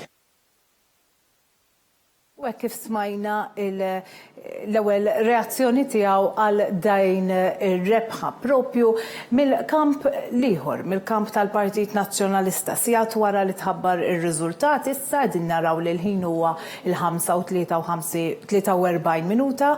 Allura sissa wara li tħabbar ir-riżultat tal-elezzjoni tal-Parlament Ewropew, il-kap tal-Oppożizzjoni u tal-Partit Nazzjonalista Adrian Delija baqa' ma ta' l-ebda reazzjoni uffiċjali għal-riżultat. Intant, reazzjoni għal din l-akbar telfa elettorali li ġarrab il-Partit Nazzjonalista waslet mis-Segretarju Ġenerali tal-Partit Nazzjonalista. Jien nisimgħu flimkien. Il-Partit Nazzjonalista wara t-taqlib kbar li kellu beda jistabilizza ruħu. Dawk kien ir-reazzjoni tal-Segretarju Ġenerali tal-Partit Nazzjonalista Clyde Puli dwar din ir-rebħa li kiseb il-Partit Laburista. Infakkarkom li di kienet rebħa storika li qatt ma rajna bħala propju kienet rebħa bla preċedent. Nerġgħu naraw il-grafika, naraw il-distak kien ta' 51,600 vot. Il-Partit Laburista b'55.9%, il-Partit Nazzjonalista b'36.2%, differenza ta' 19.7%, distak ta' 51,600 vot. Issa, tajb li nifukaw dwar dak li seħ wara nofsinhar kmieni wara nofsinhar fejn wara illi tħabbret ir-rebħa kien hemm rally indirizzata mill-Prim Ministru Joseph Muscat waqt quddiem iċ-Ċentru Nazzjonali Laburista fil-Ħamrun. Ejja naraw x'qal il-Prim Ministru hemmhekk. Dan kollu għamilnieh bis-saħħa tal-għaqda li żrajna. L-għaqda li trid tibqa' il-punt ċentrali ta' dan il-moviment. Dal-moviment mhux persuna waħda, mhux Joseph Muscat, dan il-moviment huwa aħna il-koll.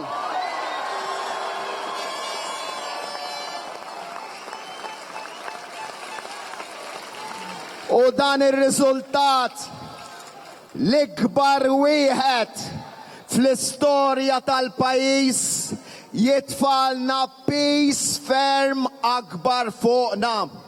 Jien xogħli minn għada fil-ħodu stess ħajkulli nara li jien il-ministri, il-segretarji parlamentari, il-membri parlamentari inkunu kollha saqajna mal-art, ma tikbrilniex rasna. Irridu nibqgħu tan-nies u man-nies. L-appell ewlieni kien nibqgħu man-nies u tan-nies.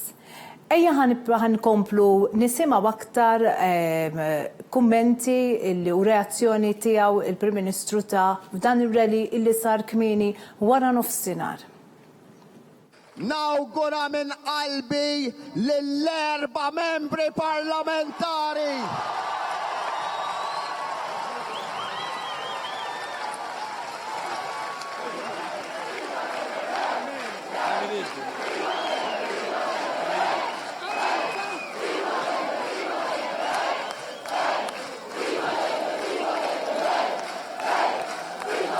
Lill-4 membri parlamentari tal-Parlament Ewropew li ħajkunu eletti fisem il-Partit Laburista, ħidma sfiqa mal-ewwel favur Malta u favur l-Ewropa.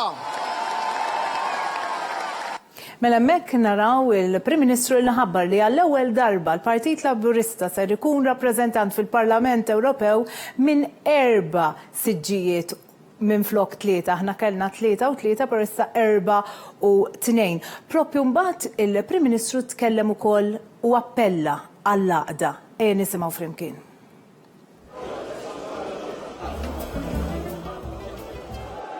Dan huwa il-moment fejn forsi ħaddieħor jaħseb illi ħanibdew naraw n-nies dubbin jew ma nagħtux każ, huwa il-moment li nagħmel appell għall-għaqda nazzjonali fost kulħadd. Appell għall-għaqda nazzjonali, però fuq kollox kien hemm mument nistgħu ngħidu personali f'dan ir-rally fejn il-Prim Ministru wera l-apprezzament tiegħu dak li għamel il-poplu mal-moviment, però fuq kollox mal-familja tiegħu. U semma b'mod dirett lill-mara tiegħu is-Sinjura Michelle Muscat u lil-uliedu. Jien napprezza dak li għamiltu intom il-bieraħ ma' dan il-moviment u anka miej ma' Michelle ma' uliedi personalment magħna. Din hija xi ħaġa li aħna ħanozzu f'qalbna għal ħajjitna kollha. Imma biex nagħmlu hekk nitlobkom issa l-mument illi noħorġu idejna għal ħaddieħor mill-ġdid. Dan huwa l-moviment mhux tal-firda, dan huwa l-moviment tal-għaqda.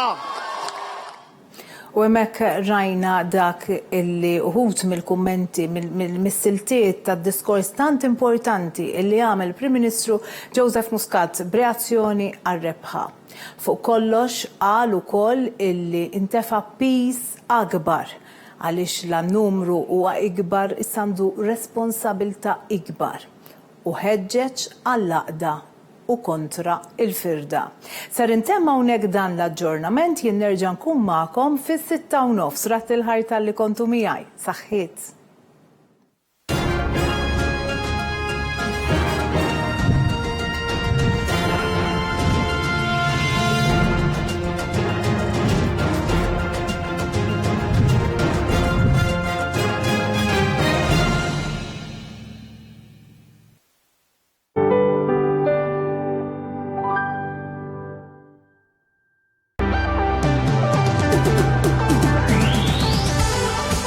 Qed tfittex kumpanija biex tixtri bib ta' garaġ ġdid, mela ċempen l-FGP, the Garage Door People, li huma magħrufin għal kwalità tagħhom kemm f'sigurtà, kemm f'kumdità u anke fi-stil.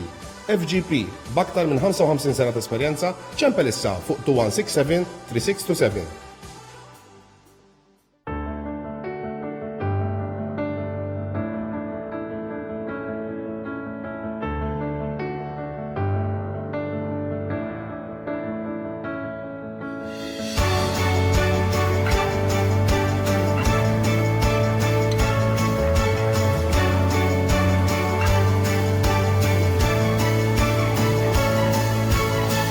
Ben Estates, Let's make it happen. your trusted partner.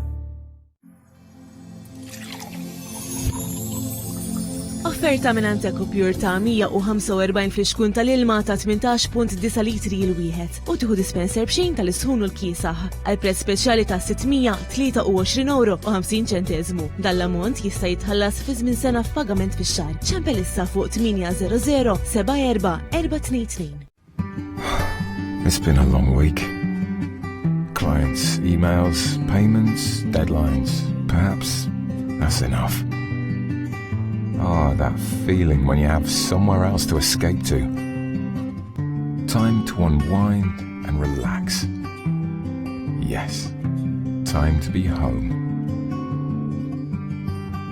Carcania, your home away from home. Available at Sunsource, Nasha Road, Birkirkara, 27581303.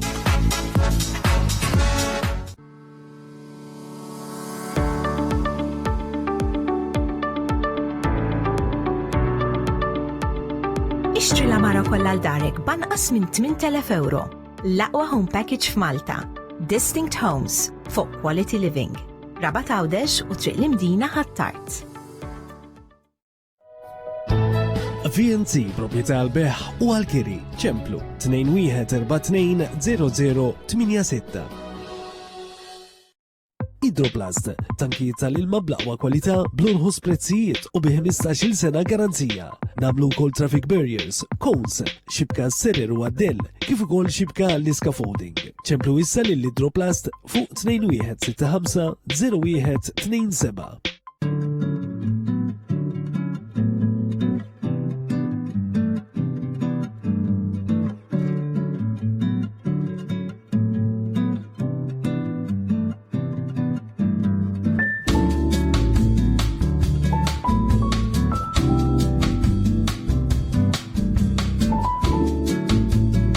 Great place into a home with ESS.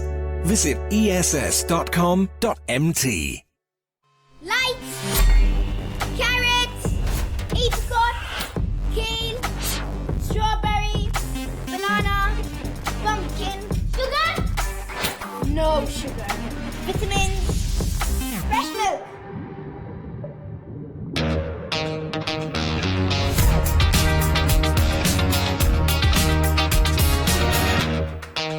Try the new Yummy Kids Yogurt by Benna.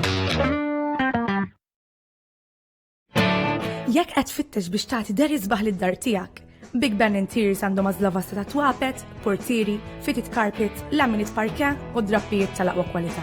It-tim ta' Big Ben joffri wkoll installazzjoni ta' parke, jagħti tal-portieri u kif ukoll konsultazzjoni professjonali. Big Ben Interiors, the heart of your home. Ant Lourdes Opticians issib toqba tal-għajnejn kull-jum u jekk tordna nuċċali ġdid ma tħallax tal-vista. ċempel għall-appuntament. Lourdes Opticians, Nasha Road, San Juan. Whether it's a t-shirt for work or play, a roll-up banner or printing as large as you say, menus, cards, a calendar with your favorite cat, whatever you want, we can put it on your hat. Or maybe you're printing your assignment, well done. A computer-cut sticker to make your car fun. We print what you want on what you like to impress, and we print it now at Logo Graphics Express. You need it, we print it. Express at Birkirkara Road, San Juan.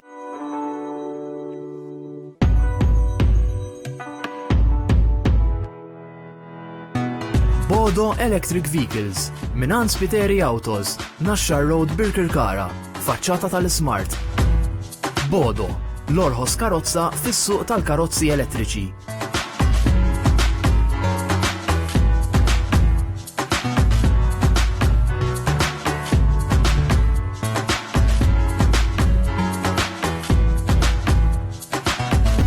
Bodo Electric Vehicles minant Spiteri Autos 7774 7500.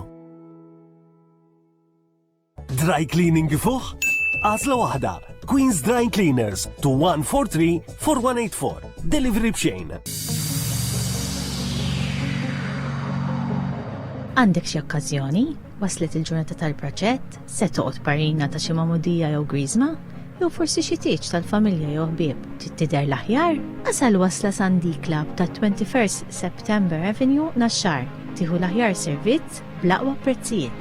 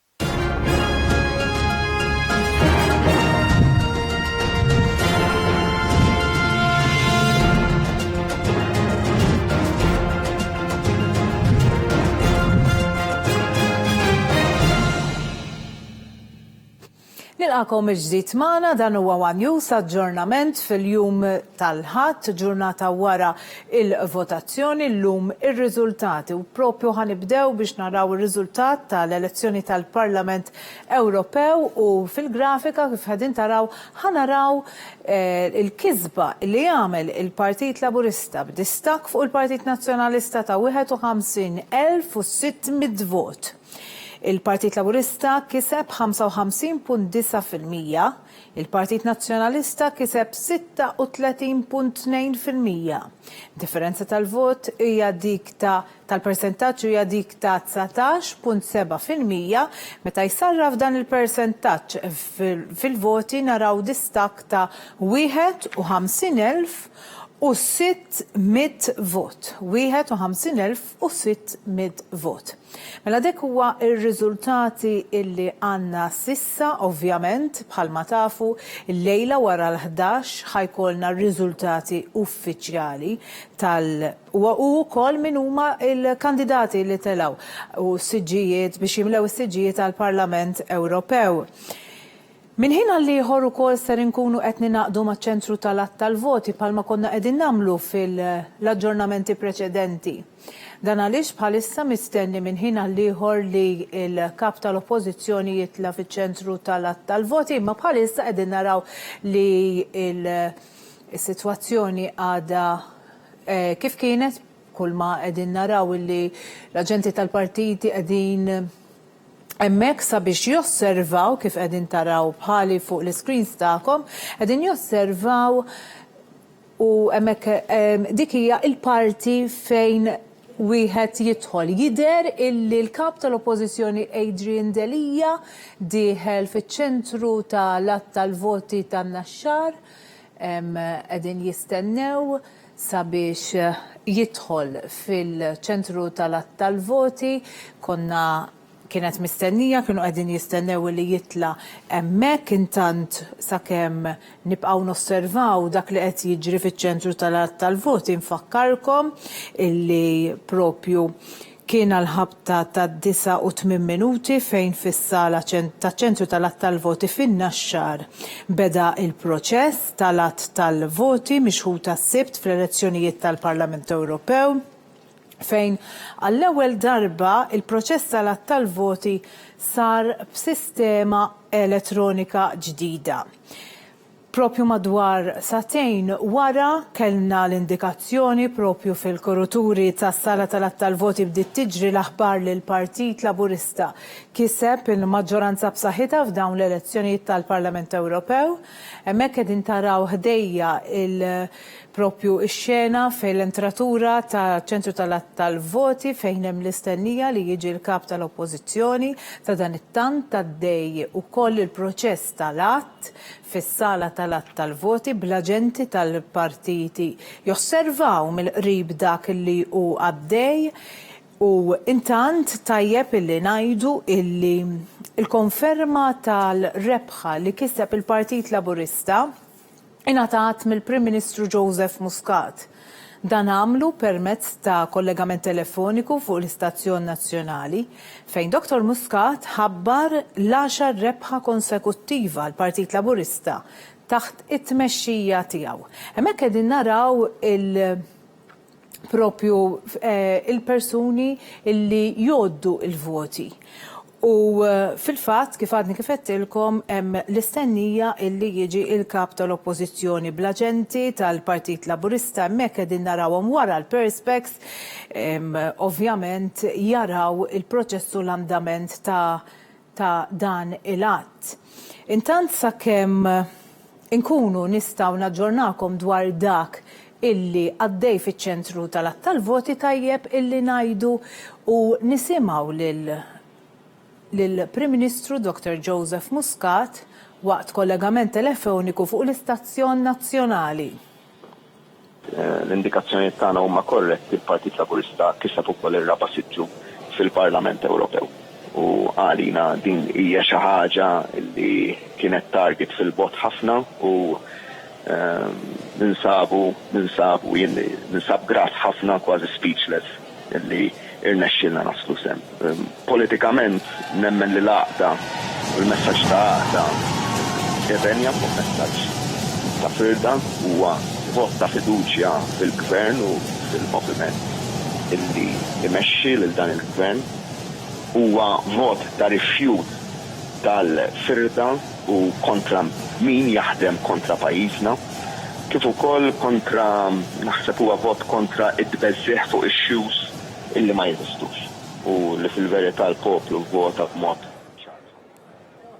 U minnu fih ser ninaqdu fiċ-ċentru tal-voti hemmhekk qegħdin naraw il-wasla tal-kap tal-Oppożizzjoni Adrian Delija fejn hu mistenni apparti li diġà ta' reazzjoni tiegħu f'konferenza li ħanitkellmu aktar tard dwarha propju qegħdin naraw il-wasla tiegħu. Qegħdin naraw issa il-wasla tal-kap tal-Oppożizzjoni Dr. Adrian Delija fil-sala prinċipali fiċ-ċentru tal-att tal-voti ġewwa in-Naxxar.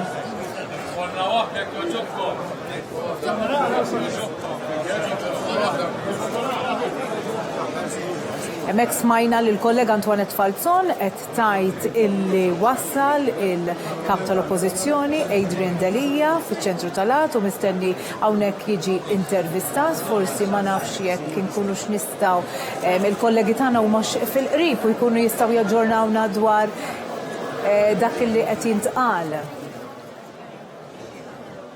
Jider illi aħna kunu nistaw naġġornawkom dwar dak il intqal minn momenti għall-ieħor, però nissoktaw baktar aħbarijiet u propju ma' dan ħanitkellmu dwar ir-reazzjoni illi uffiċjali illi ta' il-kap tal-Oppożizzjoni fejn Adrian Delija qal illi bil-passi li kienu qegħdin jagħmlu flimkien fil-Partit Nazzjonalista beda jirnexxielhom. Delija reġistra 7 sigħat wara li sar magħruf li l-Partit Nazzjonalista ġarrab l-akbar telfa fl-istorja politika u tilef it-tielet siġġu. Nitlob il-direzzjoni tinformani jekk hemmx il-kummenti ta' Delija waqt din il-konferenza stampa u nistgħu ngħaddu għalihom. Nifmu ir-raġunijiet illi waslu illi għadna maħniex l-għażla tan-nies. U dan irrid nagħmluh bitranquillità u mhux baġla, b'rispett, imma wkoll billi. U dik kienet l-ewwel reazzjoni ta' Adrian Delija, però id-direzzjoni tinformani jekk hemmx xi ħaġa oħra ħalli fil-każ ngħaddu iva ħanaraw jekk hemmx reazzjoni oħra ta' Adrian Delija. Maħniex ħanitilqu u nabbandonaw it-triq li ħadna. U naraw ukoll illi qabel sigħat wara li tħabbar riżultat kif edna ma kien hemm l-ebda reazzjoni mill-Kamp Nazzjonalista għar-riżultant, imma intant ir-reazzjoni għal din l-akbar telfa elettorali li ġarrab il-Partit Nazzjonalista waslet mis-Segretarju Ġenerali tal-Partit Nazzjonalista Clyde Pooley. Il-Partit Nazzjonalista wara t-taqlibit kbar li kellu beda jistabilizza ruħu. U dik kienet ir-reazzjoni tal-Partit Nazzjonalista. Nerġa' nfakkarkom x'kienet il-kisba storika tal-lum. Il-Partit Laburista b'distak b'riżultat bla preċedent, distakk enormi bejn il-Partit Laburista u l-Partit Nazzjonalista. Partit Laburista 55.9%, il-Partit Nazzjonalista 36.2%, differenza ta' 19.7% b'distakk ta' 51,600 vot. Tajjeb illi nitkellmu issa dwar dak illi ġara wara nofsinhar wara li tħabbret ir-rebħa mill-Prim Ministru Dr. Joseph Muscat li kellu 10 rebħiet kbar. 10 rebħiet kbar kemm ilu hu kap tal-Partit Laburista, forsi d-direzzjoni tkun tista' turina wkoll il-grafika ħalli nqabblu minn meta laħaq il-Prim Ministru Joseph Muscat u kellu fidu it-tmum tal-Partit Laburista. Infakkarkom illi bħala mexxej Joseph Muscat kien inħatar fis-6 ta' Ġunju tal-2008. Hemmhekk qegħdin naraw grafika interessanti ħafna fejn naraw kisbiet kbar illi kiseb il-Partit Laburista f'dawn l-aħħar 10 snin. Fejn naraw li fil-Parlament Ewropew, fl-elezzjonijiet tal-Parlament Ewropew tal-2009, il-Partit Laburista kien kiseb 54.8%. Il-Partit Nazzjonalista 40.5%, differenza ta' 14.3%. Meta mbagħad naraw fl-2013 l-elezzjoni ġenerali, il-Partit Laburista kiseb 54.8%, il-Partit Nazzjonalista kiseb 43.3%, differenza ta' 11.5%. Mbagħad fl-2014 fil-elezzjonijiet tal-Parlament Ewropew 53.4% għall-Partit Laburista, 40 għall-Partit Nazzjonalista, 40% għall-Partit Nazzjonalista, hemmhekk rajna naraw distak ta' differenza ta' 13.4%. Fl-2017 elezzjoni ġenerali 55% fil-waqt li għal-Partit Nazzjonalista 42.1%. Hemmhekk ukoll fil-grafika qegħdin naraw 4 elezzjonijiet tal-kunsilli lokali li wkoll jiġdu persentaġġi għoljin ħafna għall-Partit Laburista. Però l-akbar rebħa li qatt kiseb il-Partit Laburista kienet dik tal-lum 2019 l-elezzjonijiet tal-Parlament Ewropew, Partit Laburista 55.9%. Partit Nazzjonalista 36.2%. U kif qedna hemm differenza ta' 19.7%, 51,000 vot u 51,600 vot. Din kienet rebħa, l-akbar rebħa għal Partit Laburista. Però wara nofsinhar il-Prim Ministru Joseph Muscat flimkien mal-familja tiegħu iltaqgħu man-nies jiċċelebraw ir-rebħa freli quddiem iċ-Ċentru Nazzjonali Laburista. U tajjeb li nisimgħu x'qal. Flimkien ktibna l-istorja ta' dan il-pajjiż, ma kien hawn qatt l-ebda partit, l-ebda moviment illi kiseb dak li ksibna flimkien il-biera.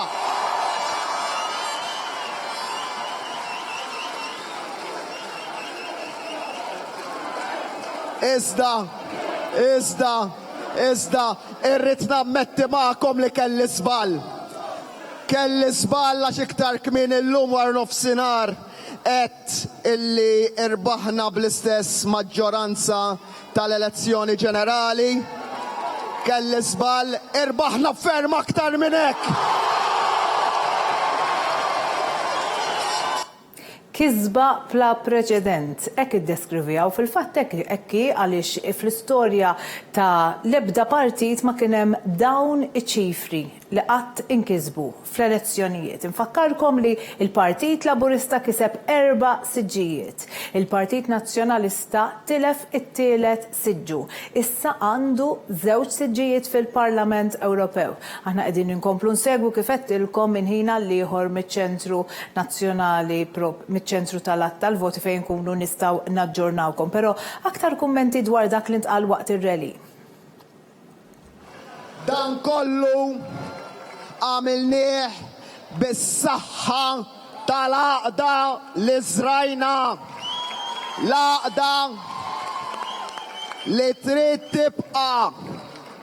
trid tibqa' il-punt ċentrali ta' dan il-moviment. Dal-moviment mhux persuna waħda, mhux Joseph Muscat, dan il-moviment huwa aħna il-koll.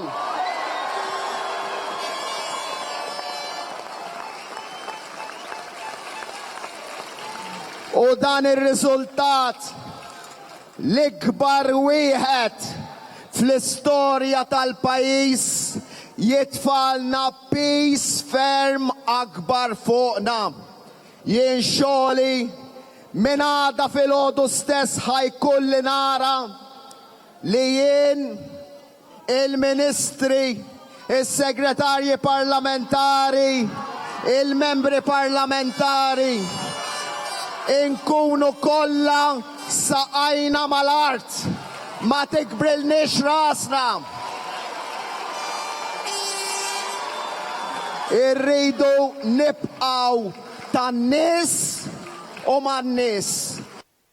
U dawn huma dikjarazzjonijiet importanti ħafna fejn Dr. Joseph Muscat saħaq li l-pis ta' responsabilità issa kiber, però saqajna trid tibqa' mal-art. U wiegħed lil dawk kollha preżenti illi l-ħidma se tkompli. Għada ħammurru għax-xogħol u ħanaħdmu aktar. Però fuq kollox Joseph Muscat għamel appell importanti ħafna, appella għall-għaqda nazzjonali. Nawgura minn qalbi lill-4 membri parlamentari.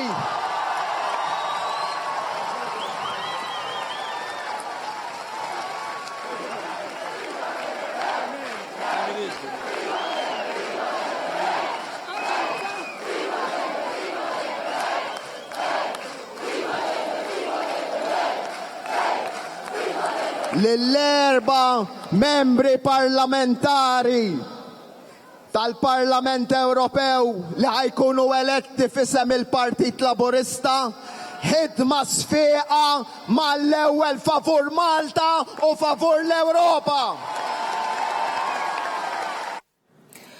U hemmhekk rajna lil Dr. Joseph Muscat propju ngħidilkom illi bħalissa Adrian Delija jinsab fiċ-ċentru tal-voti propju qiegħed fil-kuruturi fejn qed isir lat biex tkunu tistgħu taraw ma nafx jekk il-kollegi tagħna ta' One News mhux fil-qrib u jkunu jistgħu jieħdu ir-reazzjoni tagħhom jekk le nissoktaw b'aktar aħbarijiet mela hemmhekk qegħdin naraw lil kap tal-Oppożizzjoni illi tela fiċ-ċentru tal-voti qiegħed hemmhekk fil-kurituri fejn hemm l-aġenti tal-partiti.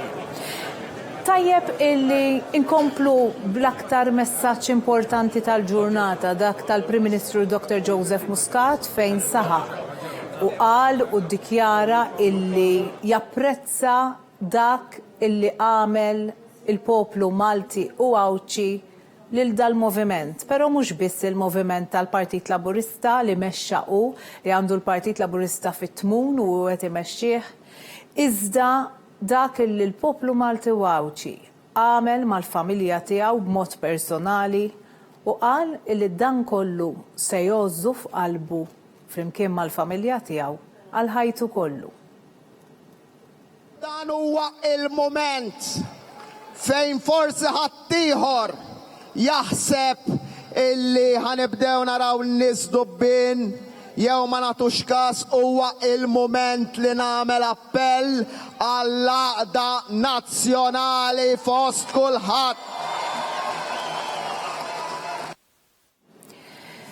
U propju nitlob li d-direzzjoni jekk hemm xi kollega tagħna fuq One News li forsi issa tkun tista' tagħtina xi informazzjoni bħalma tafu meta inti ikollok moviment bħal dan ikun hemm rassa nistgħu ngħidu, rassa fil-kuruturi huwa kważi jkun impossibbli li nieħdu reazzjoni immedjata tal-ġurnalisti tagħna, però sa dan it-tant nerġgħu naraw il-grafika flimkien illi ħarġet aktar tard wara nofsinhar fejn uriet id-distakk enormi fil-bidu konna din nitkellmu dwar ċifri differenti, ċifri inqas li wkoll kienu urew distakk, però mbagħad għal wara nofsinhar aktar tard il-Partit Laburista qal illi hemm distakk akbar. Fil-fatt kien ħareġ illi hemm distakk ta' 51,600 vot fejn naraw li l-Partit Laburista kiseb 55.9%.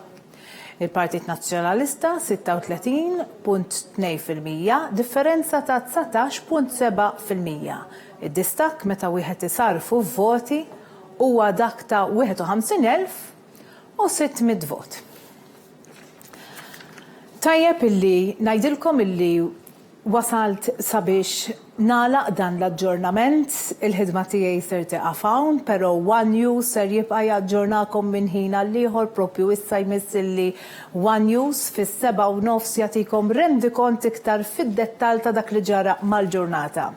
Jien min-naħa tiegħi nirringrazzjakom talli kontu magħna, nirringrazzja lid diriġenti kollha, lil ħaddiema kollha ta' One News, dawk li jinsabu wkoll fiċ-ċentru tal-voti li bħalissa għaddejja ħidma sfiqa bla qiegħda sabiex iwasslulna l-aħħar mumenti u l-aħħar aġġornamenti. Grazzi l-ħajr mill-ġdid talli kontu magħna, nawguralkom saħħa.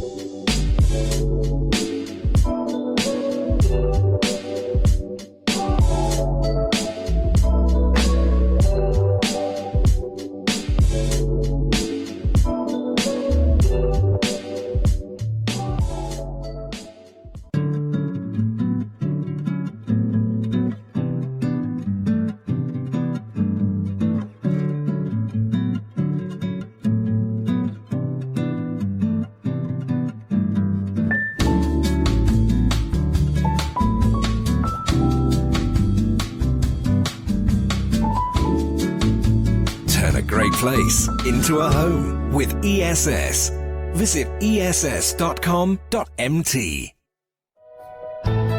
VNC proprjetà għal-beħ u għal-kiri ċemplu 21420086.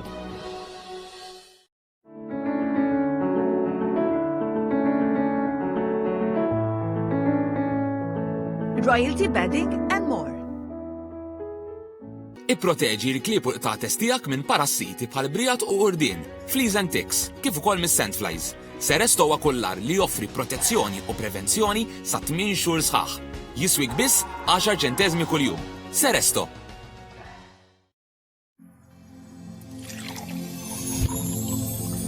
Offerta minn Anteco Pure ta' 145 fl-xkun tal-ilma ta' 18.9 litri il-wieħed u tieħu dispenser b'xejn tal-isħun u l-kiesaħ għal prezz speċjali ta' €623.50. Dan l-ammont jista' jitħallas fi żmien sena f'pagament fix-xahar. ċempel issa fuq 800 74 422.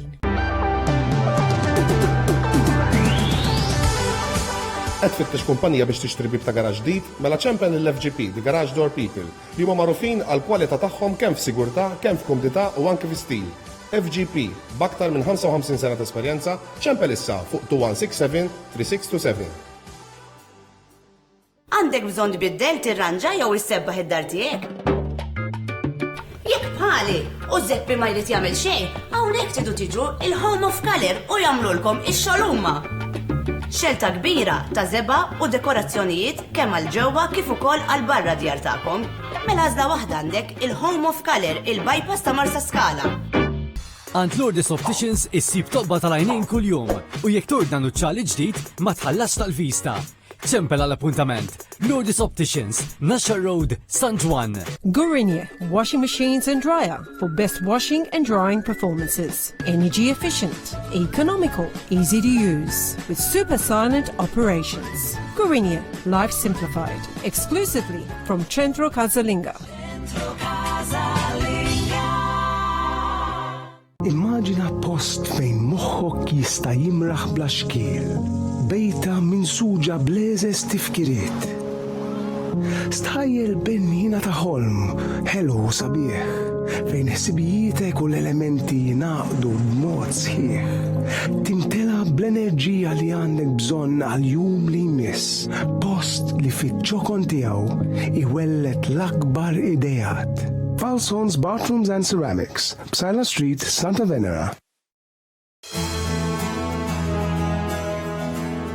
Accomodel Sofa, sofanijiet Spanjoli tal-aqwa kwalità li jistgħu jiġu ta' kull qis u jinħadmu minn ġilda, microfiber jew għażla ta' drappijiet. Kull mudell jista' jiġi ordnat full electric recliner u storage jew sofa bed. Għal aktar modelli mill-aħħar kollezzjoni l-aqwa prezzijiet b'offerti rikorru fix-showrooms tagħna ġewwa Mosta Road Lija. Issa b'estensjoni ta' showroom akbar u b'għażla ta' aktar minn 40 mudell ta' sofan minn fejn wieħed jista' jagħżel. Accomodel Sofa, Mosta Road Lija.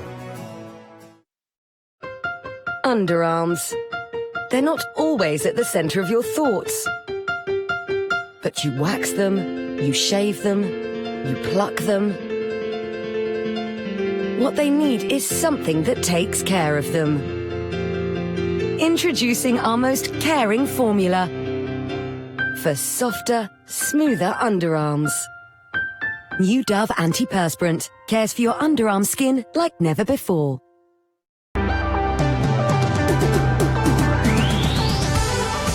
Qed tfittex kumpanija biex tixtri bib ta' garaġ ġdid, mela ċempen l-FGP, the Garage Door People, li huma magħrufin għal kwalità tagħhom kemm f'sigurtà, kemm f'kumdità u anke fi-stil. FGP, b'aktar minn 55 sena ta' esperjenza, ċempel issa fuq 2167 3627. VNC proprjetà għal-beħ u għal-kiri ċemplu 2142 0086.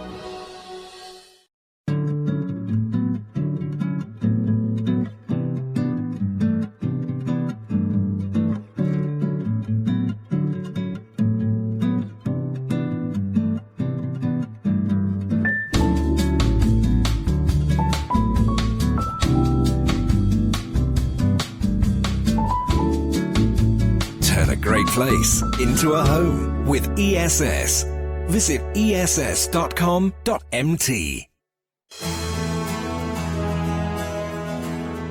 Accomodel Sofa, sufanijiet Spanjoli tal-aqwa kwalità li jistgħu jiġu ta' kull qis u jinħadmu minn ġilda, microfiber jew għażla ta' drappijiet. Kull mudell jista' jiġi ordnat full electric recliner u storage jew sofa bed. Għal aktar modelli mill-aħħar kollezzjoni l-aqwa prezzijiet b'offerti rikorru fix-showrooms tagħna ġewwa Mosta Road Lija. Issa b'estensjoni ta' showroom akbar u b'għażla ta' aktar minn 40 mudell ta' sofan minn fejn wieħed jista' jagħżel. Accomodel Sofa, Mosta Road Lija. Bdiet ix-xemx b'kemm saħħa kellha tiddi titħak u sħana tella, sħana tilħaq stat ta' ġenn iżda ġewwa baqa' fil-ken. L-isħab għala maltempata xita beraq dan ġurnata, iżda dan kollu għal xejn, ħadd ma daħal tgħid għalfejn. Issa r-riħa nifsil ġewwa beda jonfoħ u jonfoħ sewwa, grigal, ponent u majistral, ħadd ma rebaħ mal-finestral. Finestral, aperturi resistenti għal kull temp. Brickstone, only for men.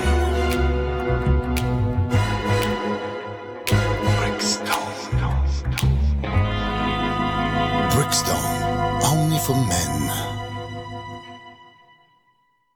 Jamie Callef Service Station, għal dak kollu li jirrikjedja l-karozza tiegħek. Fuel, gas, car wash, polish, mhux biss, iżda fil-ħanut issib għażla kbira ta' prodotti rinomati minn fejn tagħżel. Tapiti ta' kull qies, hubcaps, odda, flimkien ma' prodotti tal-baħar. Jamie Callef Service Station joffru wkoll is-servizz tal-arja kundizzjonata għal vettura tiegħek. Jamie Callef f'tal-Barrani iż-Żejtun, kif ukoll f'Tabuqana ir-Rabat.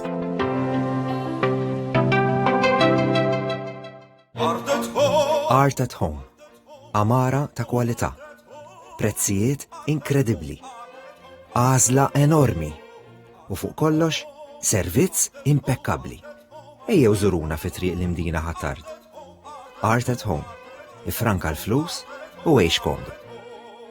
Ipproteġi l-klieb u l-qtates tiegħek minn parassiti bħal brijat u urdien, fleas and ticks, kif ukoll mis-sandflies. Seresto huwa kullar li joffri protezzjoni u prevenzjoni sa 8 xhur sħaħ.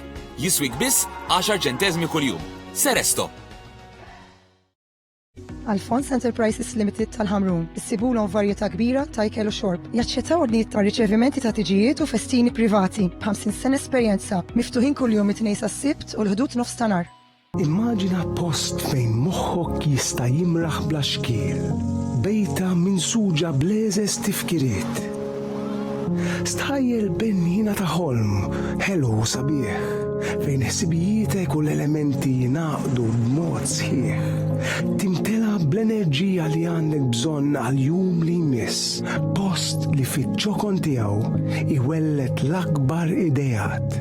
Falsons Bathrooms and Ceramics, Psala Street, Santa Venera.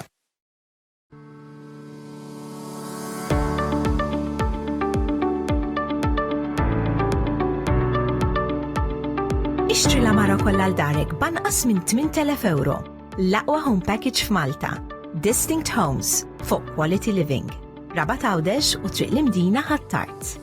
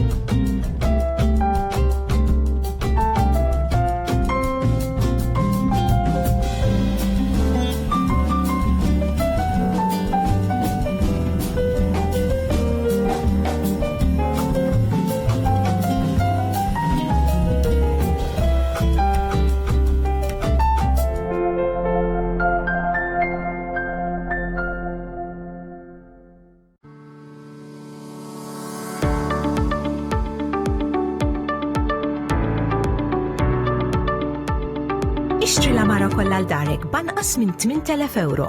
L-aqwa home package f'Malta. Distinct Homes fuq Quality Living. Rabat Għawdex u Triq l-Imdina Ħattart. Jamie Callef Service Station, għal dak kollu li jirrikjedja l-karozza tiegħek. Mhux biss, iżda fil-ħanut issib għażla kbira ta' prodotti rinomati minn fejn tażel. Jamie Callef Service Station issa joffru wkoll is-servizz ta' Ampex Color Matching Points b'aktar minn 100,000 kulur differenti sabiex taqabbel il-kulur mal-karozza tiegħek. Ampex Color Point jiġi magħmul fi 3 tipi differenti: Touch-up Brush, Touch-up Bottle, kif ukoll Aerosol Spray. Jamie Callef f'tal-Barrani iż-Żejtun, kif ukoll f'Tabuqana ir-Rabat. Kif qal il-kun tad-dawl? ċempel issa lill-IMS ħalli twaħħal dawk is-solar panels. Dawl b'xejn ix-xemx u l-gvern ħallaslek sa 2,300 euro minnhom. Xi trid iktar? Issa jifqajdew qed jibgħatu liċ-ċikkijat. Art at Home. Amara ta' kwalità. Prezzijiet inkredibbli. Għażla enormi. U fuq kollox, servizz impeccabli. Ejjew żuruna fi Triq l-Imdina Ħattart. Art at Home. Ifranka l-flus u għejx komdu. Gawdi mal-Melita Flexi Bundle bl-aħjar konnessjoni id-dar. U kull imkien mal-Flexi Bundle.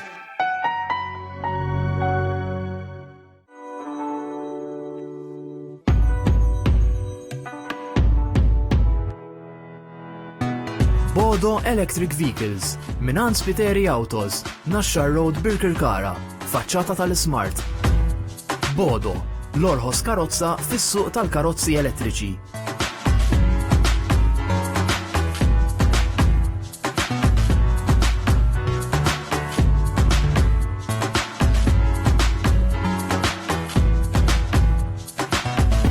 Bodo Electric Vehicles, Minan Spiteri Autos, 7774-7500.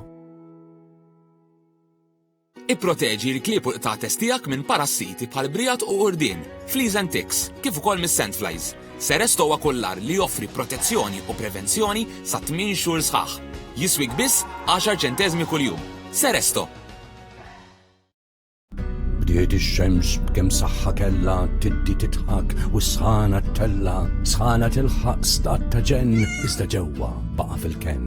L-isħab għala mal-tempata xita beraq dam ġurnata, iżda dan kollu għal xejn, ħadd ma daħal tgħid għalfejn. Issa r-riħa nifs il-ġewwa beda jonfoħ u jonfoħ sewwa, grigal ponent u majistral, ħadd ma rebaħ mal-finestral. Finestral, aperturi resistenti għal kull temp. It's been a long week. Clients, emails, payments, deadlines. Perhaps that's enough. Ah, that feeling when you have somewhere else to escape to. Time to unwind and relax. Yes, time to be home. Carcania, your home away from home.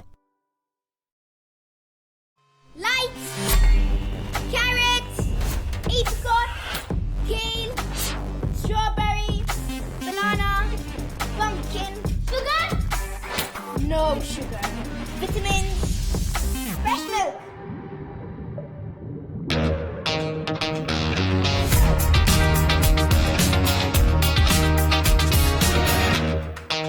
Try the new Yummy Kids Yogurt by Benna. Ant Lourdes Opticians issib toqba tal-għajnejn kuljum u jekk tordna nuċċali ġdid ma tħallax tal-vista. ċempel għall-appuntament. Lourdes Opticians, Nashar Road, San Juan. VNC proprjetà għal-beħ u għal-kiri. ċemplu 21420086.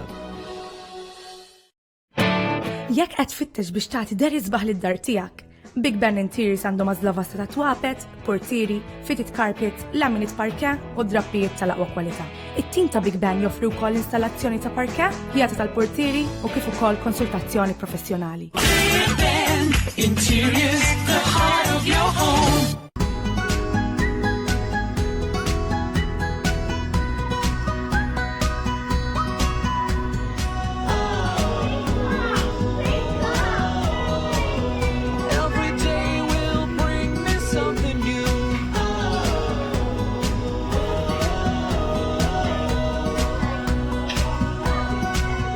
Sylvia Bazaar, mattresses and more.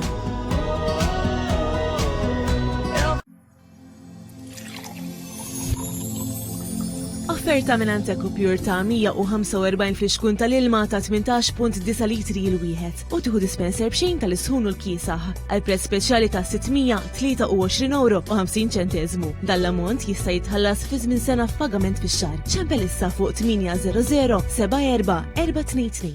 Gorinja washing machines and dryer for best washing and drying performances. Energy efficient, economical, easy to use with super silent operations. Gorinja, life simplified, exclusively from Centro Casalinga.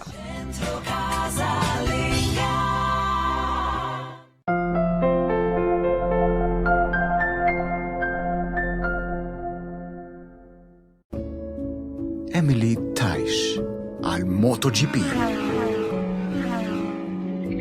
Marki ħobb jara skullidu.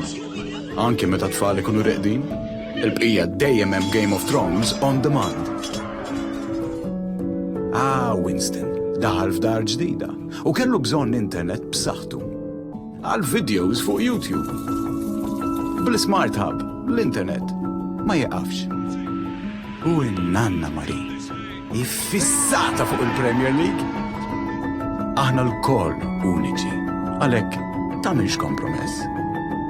Bil-Home Pack il-ġdid tażel li trid.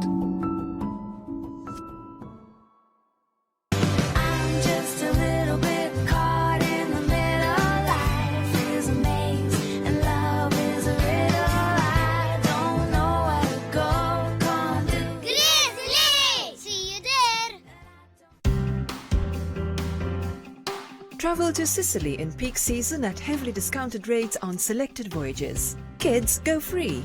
Terms and conditions apply. Glide over the seas. Glide over the seas with Virtu Ferries.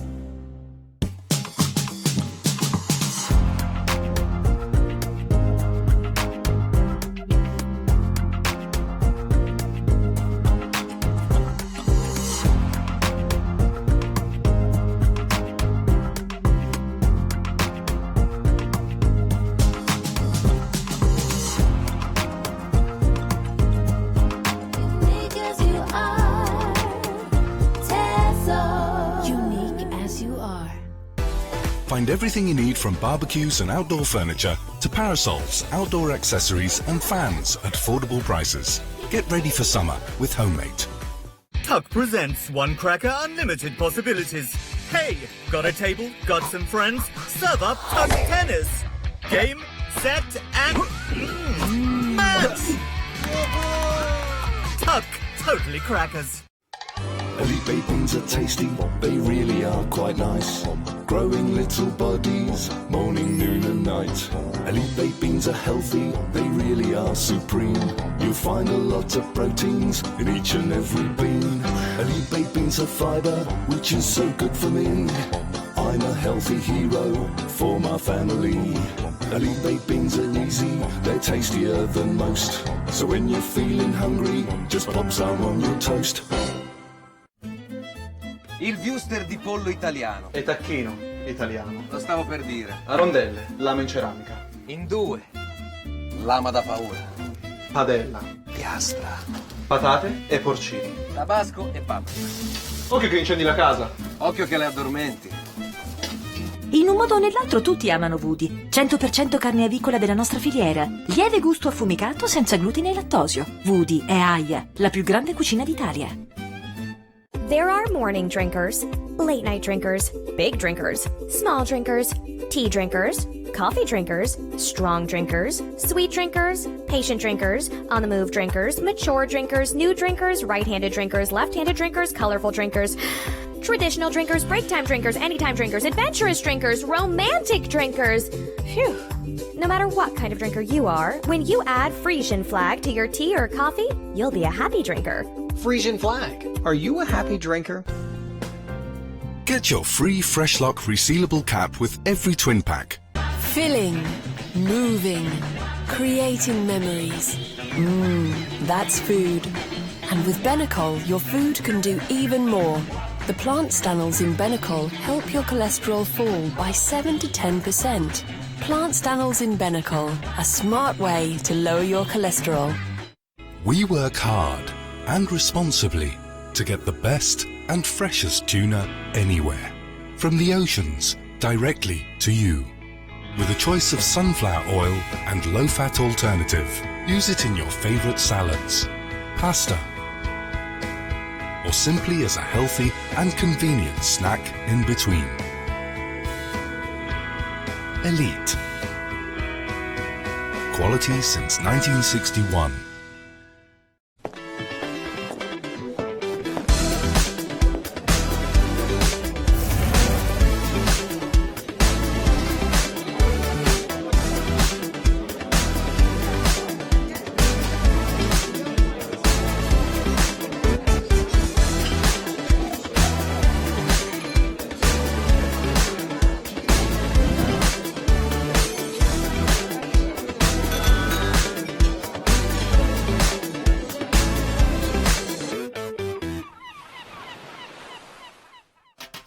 Yep, this is an ad.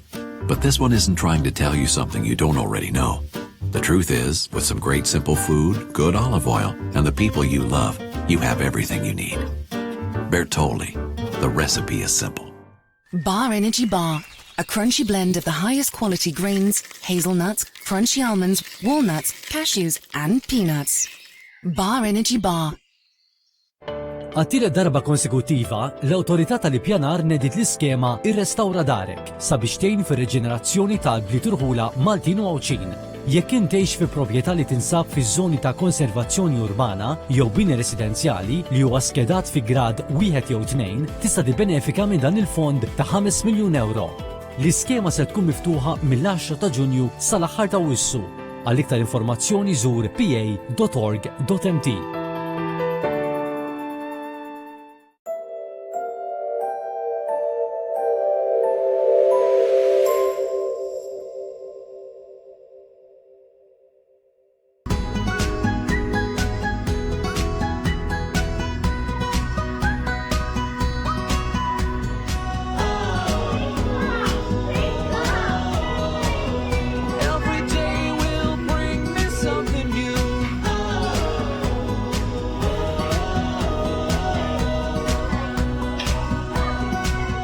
Sylvia Bazaar, Mattresses and More.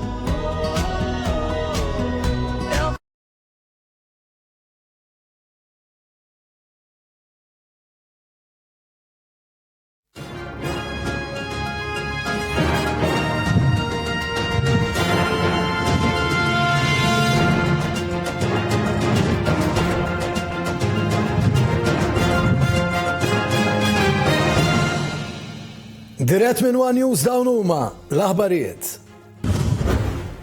Il-Partit Laburista jikseb l-ikbar rebħa elettorali fl-istorja politika ta' pajjiżna. Fl-elezzjoni tal-Parlament Ewropew, il-Partit Laburista jikseb għall-ewwel darba 4 siġġijiet.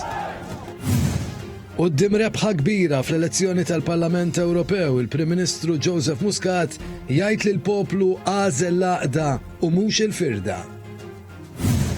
Il-Maltemp li momentarjament laqat il-Gżer Maltin ma jaqtax qalb il-Maltin li ċelebraw l-għaqda wara dan ir-riżultat massiġġ. Il-Partit Laburista jikseb 10 rebħiet elettorali bin 10 taħt it-tmexxija tal-Prim Ministru mexxej Laburista Joseph Muscat. Fl-ewwel reazzjoni għat-telfa kbira li ġarrab il-Partit Nazzjonalista, il-kap Adrian Delija jgħid li se jibqa' jagħmel dak li kienet jagħmel fl-aħħar xhur. Inselmilkom jien Anton Falzon nagħtikom merħba u nilqakom għal dan is-servizz ewlieni ta' aħbarijiet fuq One, dawn huma id-dettalji. Il-Partit Laburista mmexxi mill-Prim Ministru Joseph Muscat kiseb l-ikbar maġġoranza fl-istorja politika Maltija fl-elezzjonijiet tal-Parlament Ewropej b'aktar minn 55.9% tal-voti mixħuta.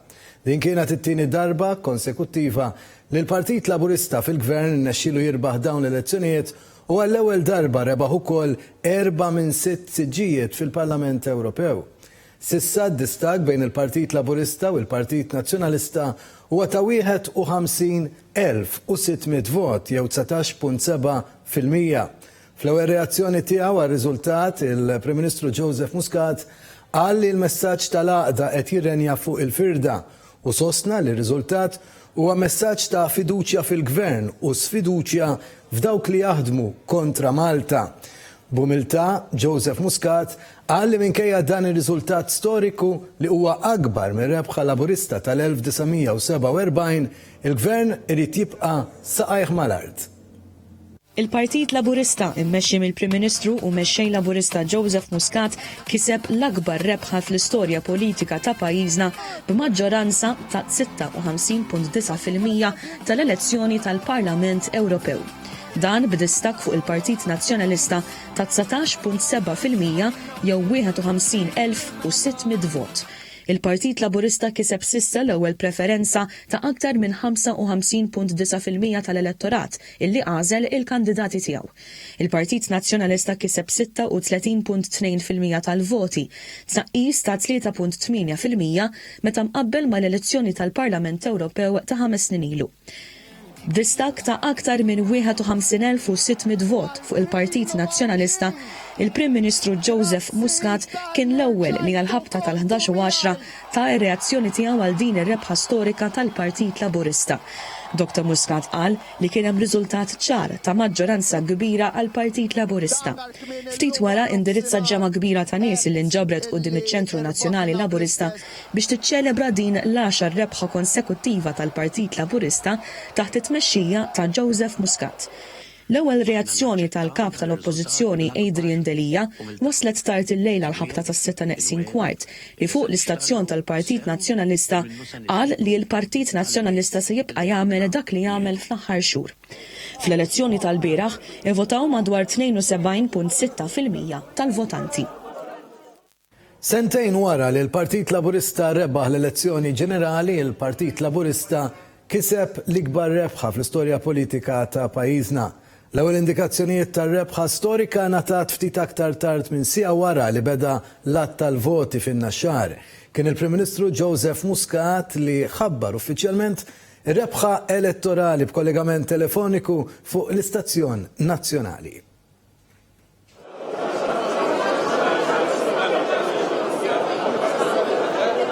Kienu għal-ħabta ta' 89 minuti li fis-sala tal-att tal-voti fin-naxxar beda l-proċess tal-att tal-voti mixħuta s-sibt fl-elezzjonijiet tal-Parlament Ewropew. Għall-ewwel darba l-proċess tal-att tal-voti sar b'sistema elettronika ġdida.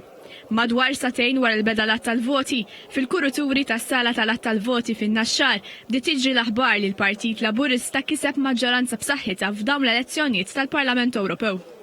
Il-konferma ngħatat mill-Prim Ministru Joseph Muscat f'kollegament telefoniku fuq l-Istazzjon Nazzjonali. Dottor Muscat ħabbar l-10 rebħa konseguttiva għal Partit Laburista taħt it-tmexxija tiegħu. Hemm riżultat ċar ħafna ta' maġġoranza kbira sewa l-Partit Laburista. Bl-aġenti tal-Partit Laburista ma li semmu l-Prim Ministru jħabbar din l-aħbar tant mistennija min bitbissima fuq fomu mim xidema frott tal-ħidma tul din il-kampanja irreaġixxew bajta waħda.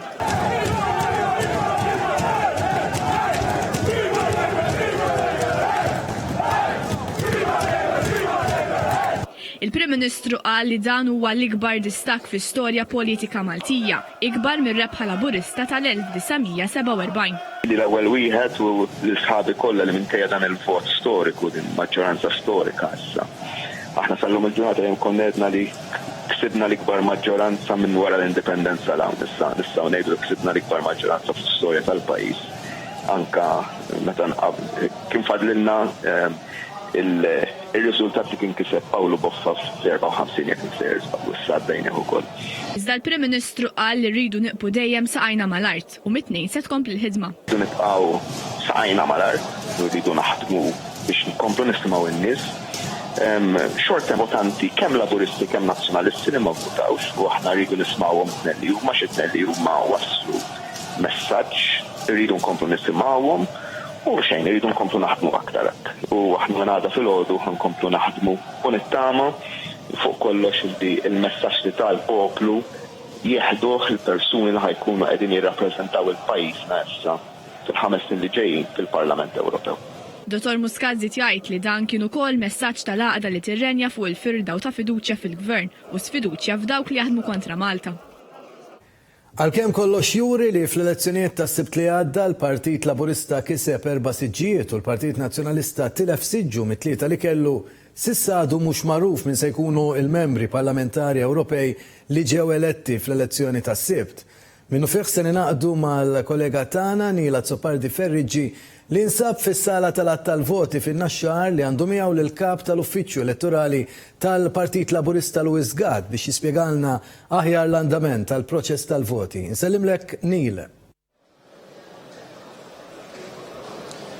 Insellimlek Anton propju nerġgħu ninsabu fis-sala tal-att tal-voti fin-Naxxar fejn l-andament issa mhix ġmielu sew bdew jingħalqu numru ta' mwejjed mill-att tal-voti iżda l-attività għadha waħda kontinwa. Nistgħu ninutaw ukoll li l-attività iktar ħajja propju fl-intier tas-sala tal-att tal-voti jiġifieri mill-perspex il ġewwa l-kontrarju ta' dak li jiġri li kien jiġri bis-sistema l-antika.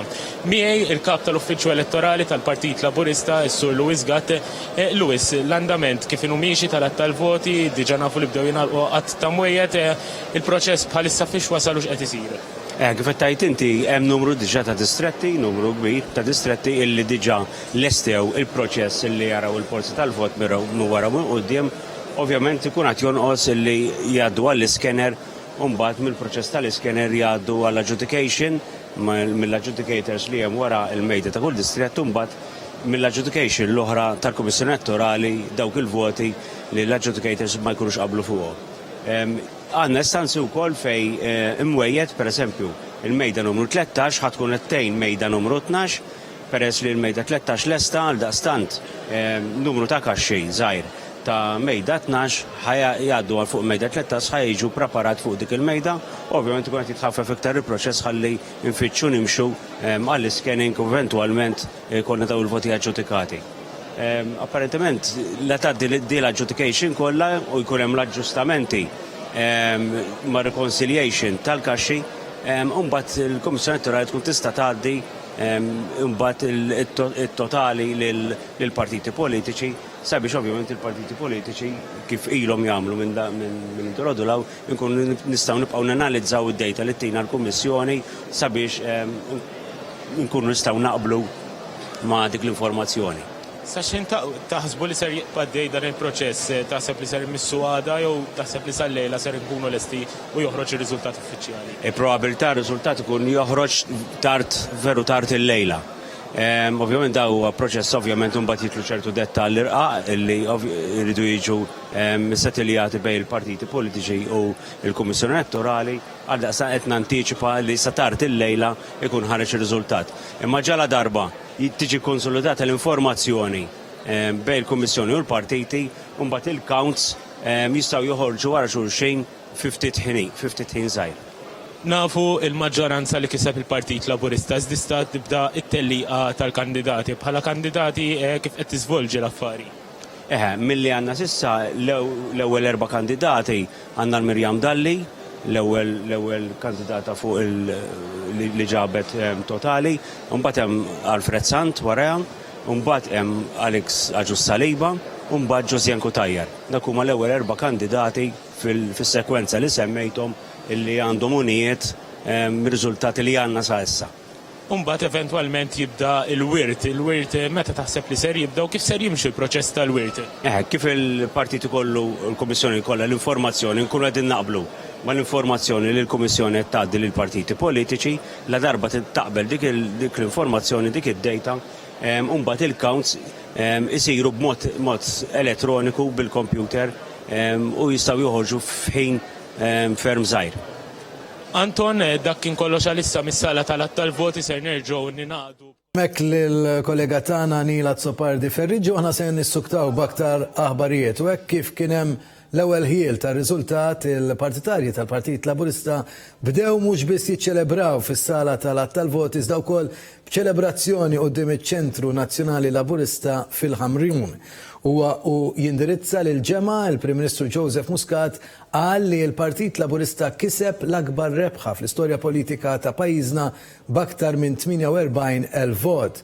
Hawnhekk ikkonferma wkoll li għall-ewwel darba il-Partit Laburista kiseb ir-raba' siġġu minn 6 fil-Parlament Ewropew. Dr. Muscat appella li żewġ membri parlamentari Ewropej li se jiġu eletti f'isem il-Partit Nazzjonalista biex jaqilbu il-folja u jaħdmu id fit mal-membri parlamentari Ewropej tal-Partit Laburista. Nsegu. F'ċelebrazzjoni tar-rebħa quddiem iċ-Ċentru Nazzjonali Laburista fil-Ħamrun, il-Prim Ministru u mexxej Laburista Joseph Muscat ħabbar li l-Partit Laburista kiseb maġġoranza storika ta' aktar minn 48,000 vot fl-elezzjoni tal-Parlament Ewropew. Dr. Muscat qal li b'dan ir-riżultat il-Partit Laburista kiseb għall-ewwel darba 4 siġġijiet fil-Parlament Ewropew.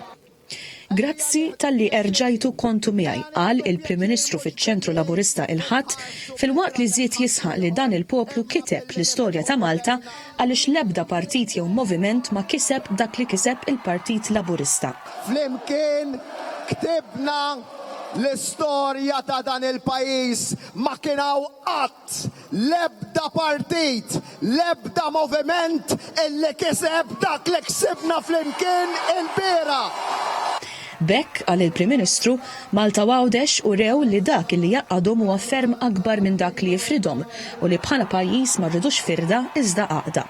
Dan fil-waqt li ta' ħajr lil poplu Malti Wawċi li għall-10 darba konsekuttiva ta' il-fiduċja tiegħu lil Partit Laburista. U dan ir-riżultat l-ikbar wieħed fl-istorja tal-pajjiż jitfalna peace ferm akbar fuqna.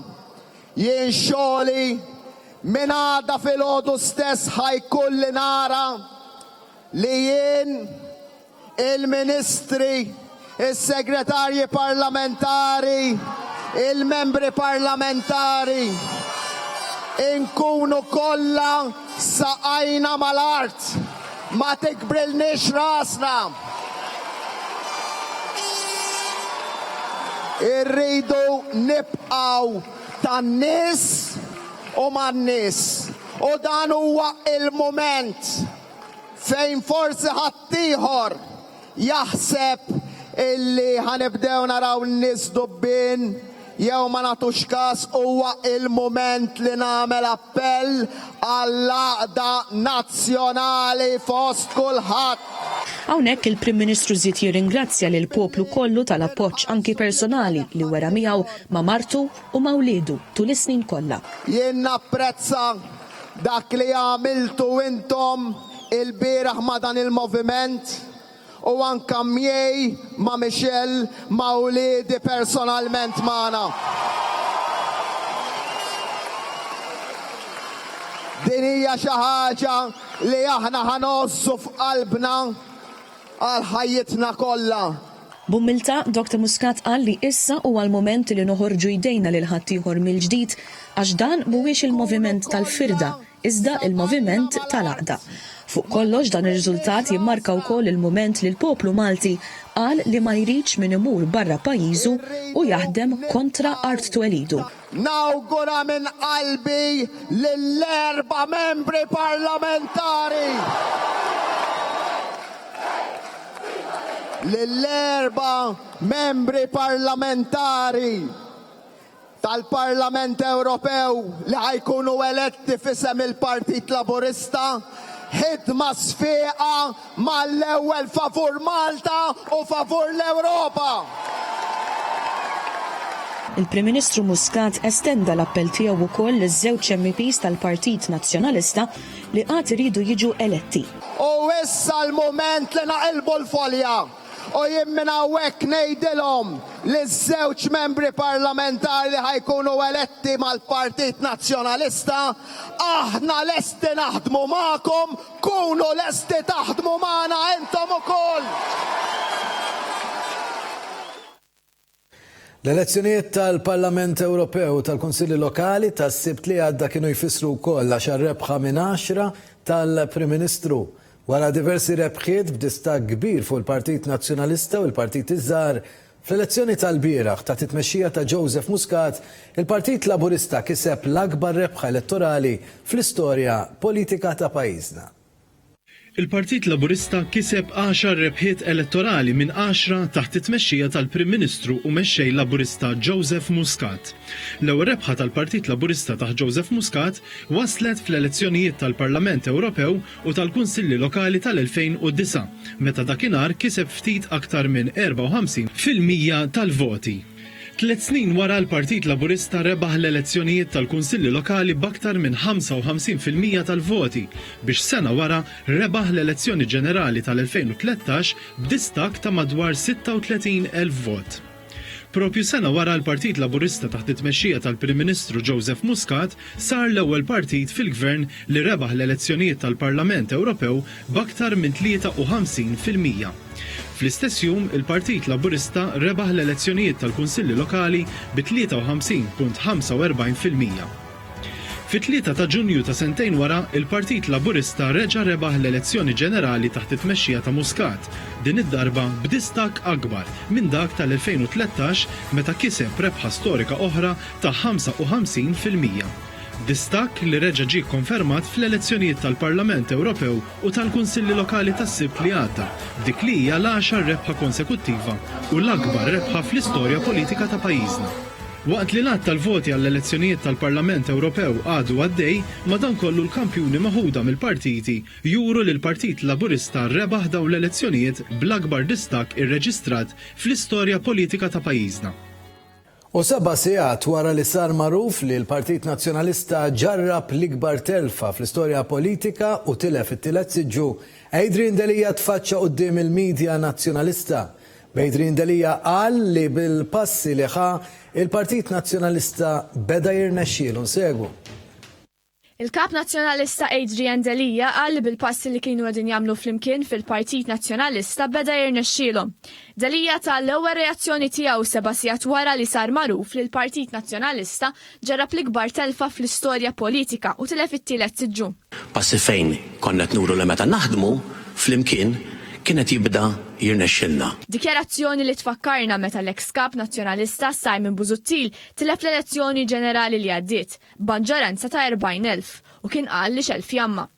Delija qal li kien hemm deficit ta' voti. Kien hemm deficit ta' voti li għatem u dan kiber. Il-kap nazzjonalista Adrian Delija konferma li se jibqa' jmexxi l-Partit Nazzjonalista, anke jekk kienu li wassal il-Partit Nazzjonalista l-ikbar telfa fl-istorja politika tal-Partit Nazzjonalista, li qal li minkejja t-telfa baqa' tieni l-ikbar partit. Nibqgħu nagħmlu dak li konna qed nagħmlu fl-aħħar xhur. Maħniex ħanitilqu u nabbandonaw. Wara l-kap nazzjonalista Adrian Delija għamel bħalma għamel Simon Busuttil 5 snin ilu u mar is-sala tal-att tal-voti fin-Naxxar fejn hemmhekk reġgħetenna l mhux se reżenja. Jixraqilna aħjar nazzjonalisti. Din hija l-għajta tal-fazzjoni tal-eks kap nazzjonalista Simon Busuttil.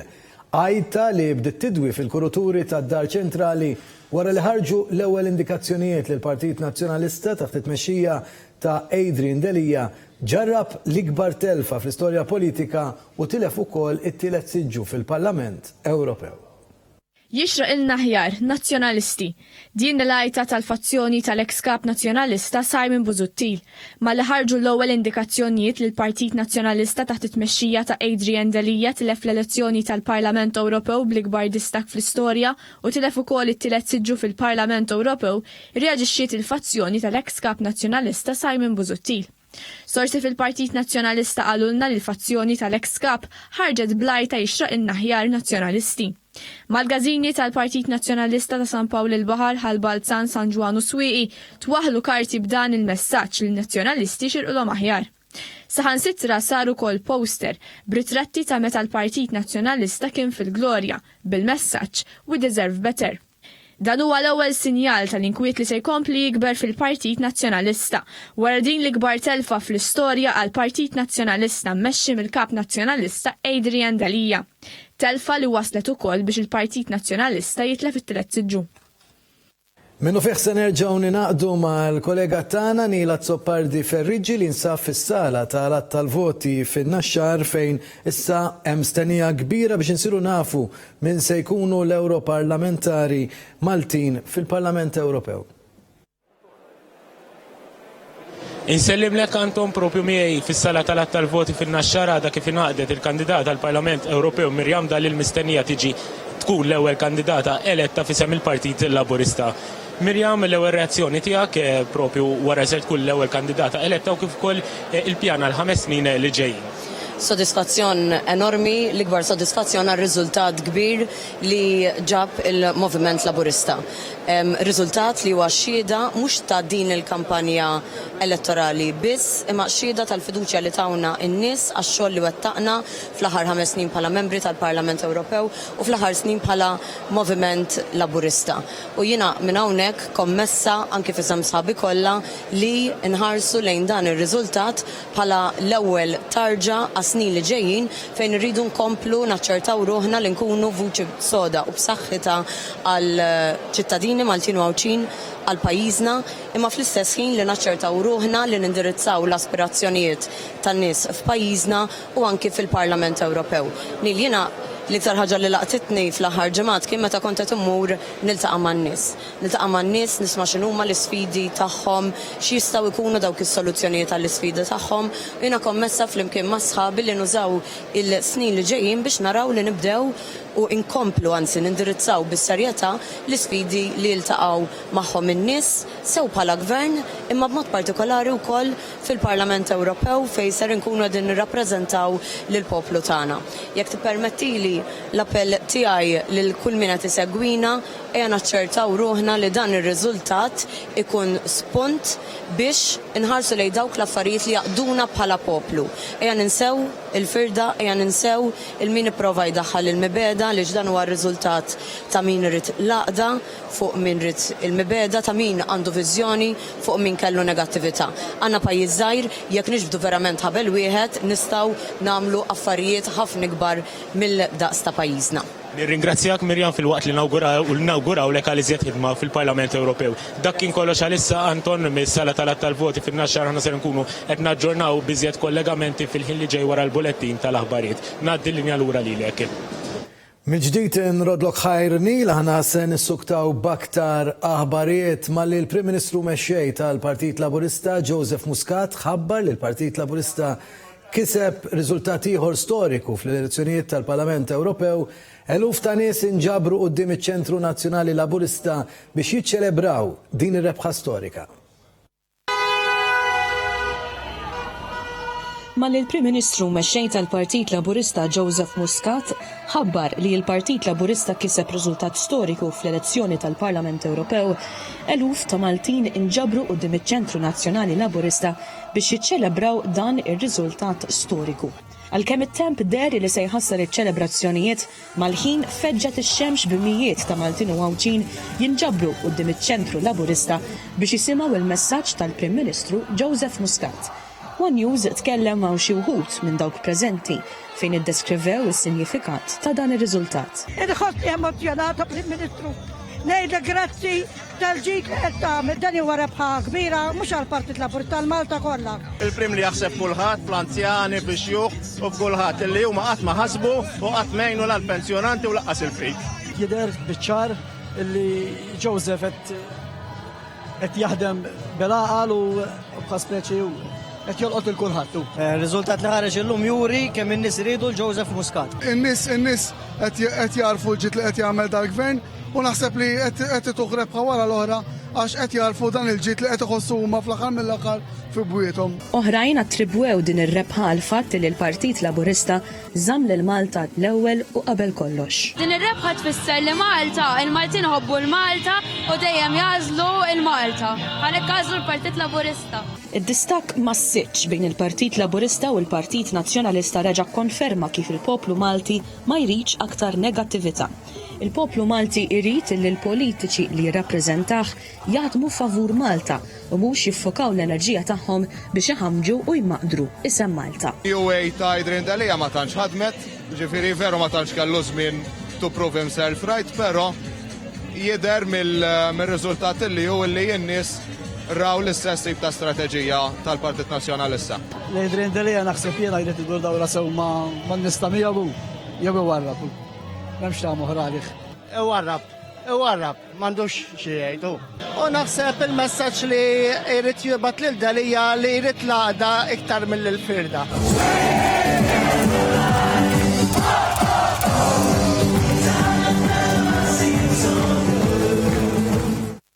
Se nkomplu b'aktar aħbarijiet eżatt wara dan għal-mument qasir ta' reklami jekk jogħġobkom ibqgħu magħna.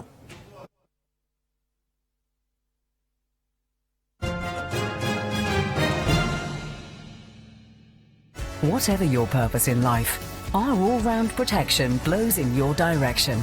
Citadel Insurance, your secure option. Citadel is regulated by the MFSA. If you could taste America, what would it be like? RC Cola, American taste since 1905. Kulħadd huwa friskju, imma trabi, tfal żgħar u adolescenti huma l-aktar vulnerabbli. Il-konsegwenzi ta' din il-marda jistgħu jkunu gravi u permanenti u jistgħu iwasslu għal mewt fi żmien 24 siegħa. Din hija Amy, meta kellha 21 sena, qabdiet tal-marda magħrufa bħala l-meningite tal-meningococcus. Tħallix il-meningite tħarbat ħajjet uliedek. Jeżisti tilqim kontra din il-marda. Tkellem għat-tabib tiegħek għal aktar informazzjoni. Dan l-avviż ġie miġġub lilkom minn GlaxoSmithKline.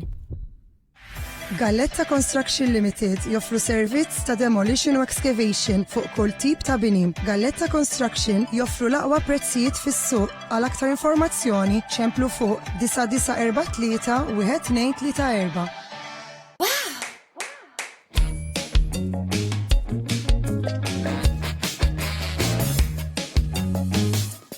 Construct Furniture. F'San Pawl il-Baħar insibu l-Mekka ta' Dajes Malta. Sitt-solari ta' Dajes, dinghies, muturi u aċċessorji. Nippreżentalkom Bayliner Boats u Cabin Cruisers, il-kol mamra b'muturi Mercury. VR4 Bowrider, 20 pit Mercury 115 horsepower u karru għal prezz ta' 31,900 euro. VR5 Bowrider 22 pit Mercury 150 horsepower u karru għal prezz ta' 38,900 euro. Mekka, 55 sena ta' servizz u kwalità. Int taf li magħna tirranġa żgur. ċemplu 7973-2783. Issibuna Facebook jew mekkamarine.com. After losing my own son in a tragic accident, I dedicated my life to poor teen mums and their babies. It's demanding and it isn't easy on my back or joints. Panadol Extra Advance fights 5 types of pain fast.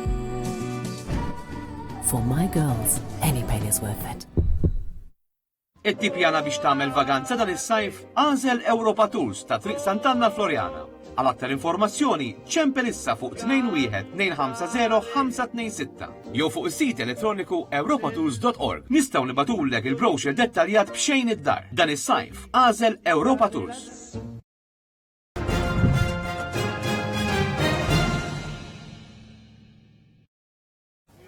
Dawn huma l-aħbarijiet fuq wan, insemmulkom il-ġdid se nissuktaw. Il-Partit Nazzjonalista jeħtieġ bidla radikali, dan kien il-klim ċar u skiet ta' l-editur maniġerjali tal-ġurnal Malta Today, Xavier Balzan, reazzjoni għal rebħa storika tal-Partit Laburista dan hekk kif iktar kmieni llum tħabba l-Partit Laburista rebaħ l-elezzjoni tal-Parlament Ewropew b'distak ta' aktar minn 51,000 vot u maġġoranza ta' 55%.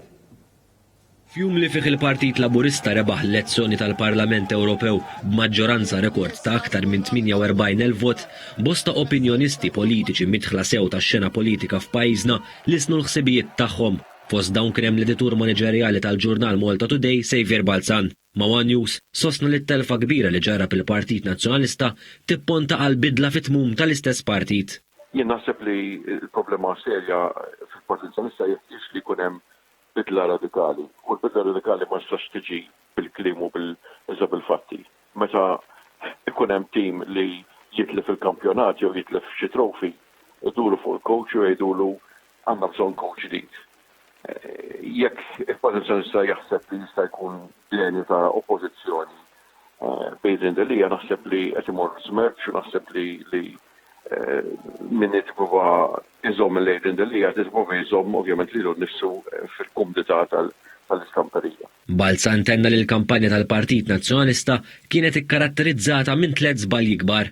Waħda kienet il-kwistjoni tal-abort, jiena ngħid is-servizz lejn is-soċjetà ċivili u l diskuni fuq l-abort. It-tieni waħda fuq il-kwistjoni tal-barranin li kien argument pjuttost puerili, pjuttost redikolu bil-ħaġa tal-ekonomija, popolazzjoni u barranin u kważi xenofoba u tielet punt naħseb kienet il-kwistjoni li min kienet qed jirrappreżenta l-Partit Nazzjonalista kien hemm ċertu link mal-fatt li xogħolhom kien dominat minn letteralment kampanja kontra Malta. Stqar li fejn is-soltu f'nofs leġislatura l-elettorat iħoss li għandu jagħti twiddiba lill-gvern din id-darba ġara l-oppost.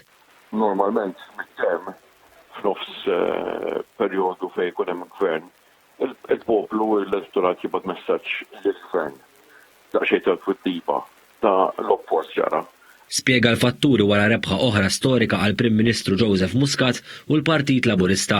Tkun dwar l-ambjent, naħseb li hemm bżonn nitkellmu aktar dwar l-ambjent, naħseb li għandna ħafna problemi li nsolvu, u tkellem dwar il-barranin. Mar kontra l-kurrent, kellem mod naħseb jena importanti fuq il-ħtieġa li nifhmu xi tfisser is-solidarjetà u li ma nibżawx minn realtajiet ġodda. L-elezzjoni tas-Sibt li għadda kienet ukoll diżappuntanti mhux biss għall-Partit Nazzjonalista iżda wkoll għall-partiti żgħar li bejniethom ġabu inqas minn 8% tal-voti mixħuta. Iċ-chairperson tal-Alternattiva Demokratika Carmel Cacopardo qal fi stqarrija li meta kienu għadhom ingħaddu kwart tal-kaxxi tal-voti kien għadu kmieni biex inġibdu l-konklużjonijiet dwar il-prestazzjoni tal-Alternattiva Demokratika. Madanakollu nnota li hemm iktar votanti mis-soltu li qegħdin jassoċjaw ruħhom mal-politika tal-mibeda. Intant il-partit tal-Lemin Estrem, Imperium Ewropa, jidher li kien l-aktar partit fost iż-żgħar li kiseb voti. Il-kap tal-Partit Demokratiku, Godfrey Farrugia, qal li se jkompli l-vjaġġ li beda 3 snin ilu. Intant il-proċess elettorali jissokta bejn l-4 u l-ġimgħa li ġej meta isir l-att tal-voti tal-kunsilli lokali. Il-jum tal-ħadd kien l-aħħar jum li fih ċittadini minn 28 stat membru tal-Unjoni Ewropea ivvutaw biex jeleġu lill-membri parlamentari li jixtiequ jirrappreżentawhom fil-Parlament Ewropew. Matul il-jum tal-ħadd 21 stat membru tal-Unjoni Ewropea ivvutaw biex jeleġġu l-Europarlamentari li se jirrappreżentaw lil pajjiżhom fil-Parlament Ewropew. Dan wara li nhar il-ħamis li għadda vvutaw l-ewwel l-Olanda u r-Renju Unit illi ħassem f'dawn l-elezzjonijiet e kif Brexit ġie postpost. Wara jom il-ġimgħa ivvutaw l-Irlanda u r-Repubblika Ċeka fil-waqt li s-Sibt ivvutaw is-Slovakkja, il-Latvja u Malta. B'kollox 400 miljun persuna fl-Unjoni Ewropea kienu eleġibbli biex jivvutaw biex b'kollox fl-Unjoni Ewropea jeleġġu 751 membru parlamentari Ewropew li jirrappreżentaw mal-510 miljun ċittadin. Wara li jinħatru l-membri parlamentari Ewropej ikun imiss li fl-ewwel sessjoni plenarja jinħatar President ġdid tal-Parlament Ewropew. Il-Parlament il-ġdid imbagħad jeleġġi President ġdid tal-Kummissjoni Ewropea u jeżamina u japprova l-membri tal-Kummissjoni Ewropea tiegħu. Ir-riżultati tal-elezzjonijiet fil-pajjiżi Ewropej jitħabbru għal ħabta tal-10 tal-lejla wara li jgħalqu l-postijiet tal-votazzjoni. Żewġ Ingliżi ndarbu gravi wara li għal-ħabta tal-11:15 filgħodu ndarbu bil-quad bikes f'inċident ta' traffiku fi triq is-Salina n-Naxxar. Min investigazzjonijiet li saru riżulta li raġel Ingliż ta' 38 sena li kien qed isuq quad bike u kellu tfajla Ingliża ta' 39 sena bħala passiġġiera għal xi raġuni kellhom impatt ma' vettura tal-għamla Mini Cooper li kienet qed tinstaq minn mara ta' 45 sena residenti n-Naxxar. Fuq il-post issejħet ambulanza li ħadet lil persuni Ingliżi l-isptar Mater Dei għall-kura fejn iktar tard it-tnejn ġew iċċertifikati li qed isofru minn ġrieħi gravi. L-investigazzjoni tal-Pulizija dwar dan l-inċident għadha għaddejja. Se nkomplu dan il-bulettin tal-aħbarijiet b'xi aħbarijiet ta' barra.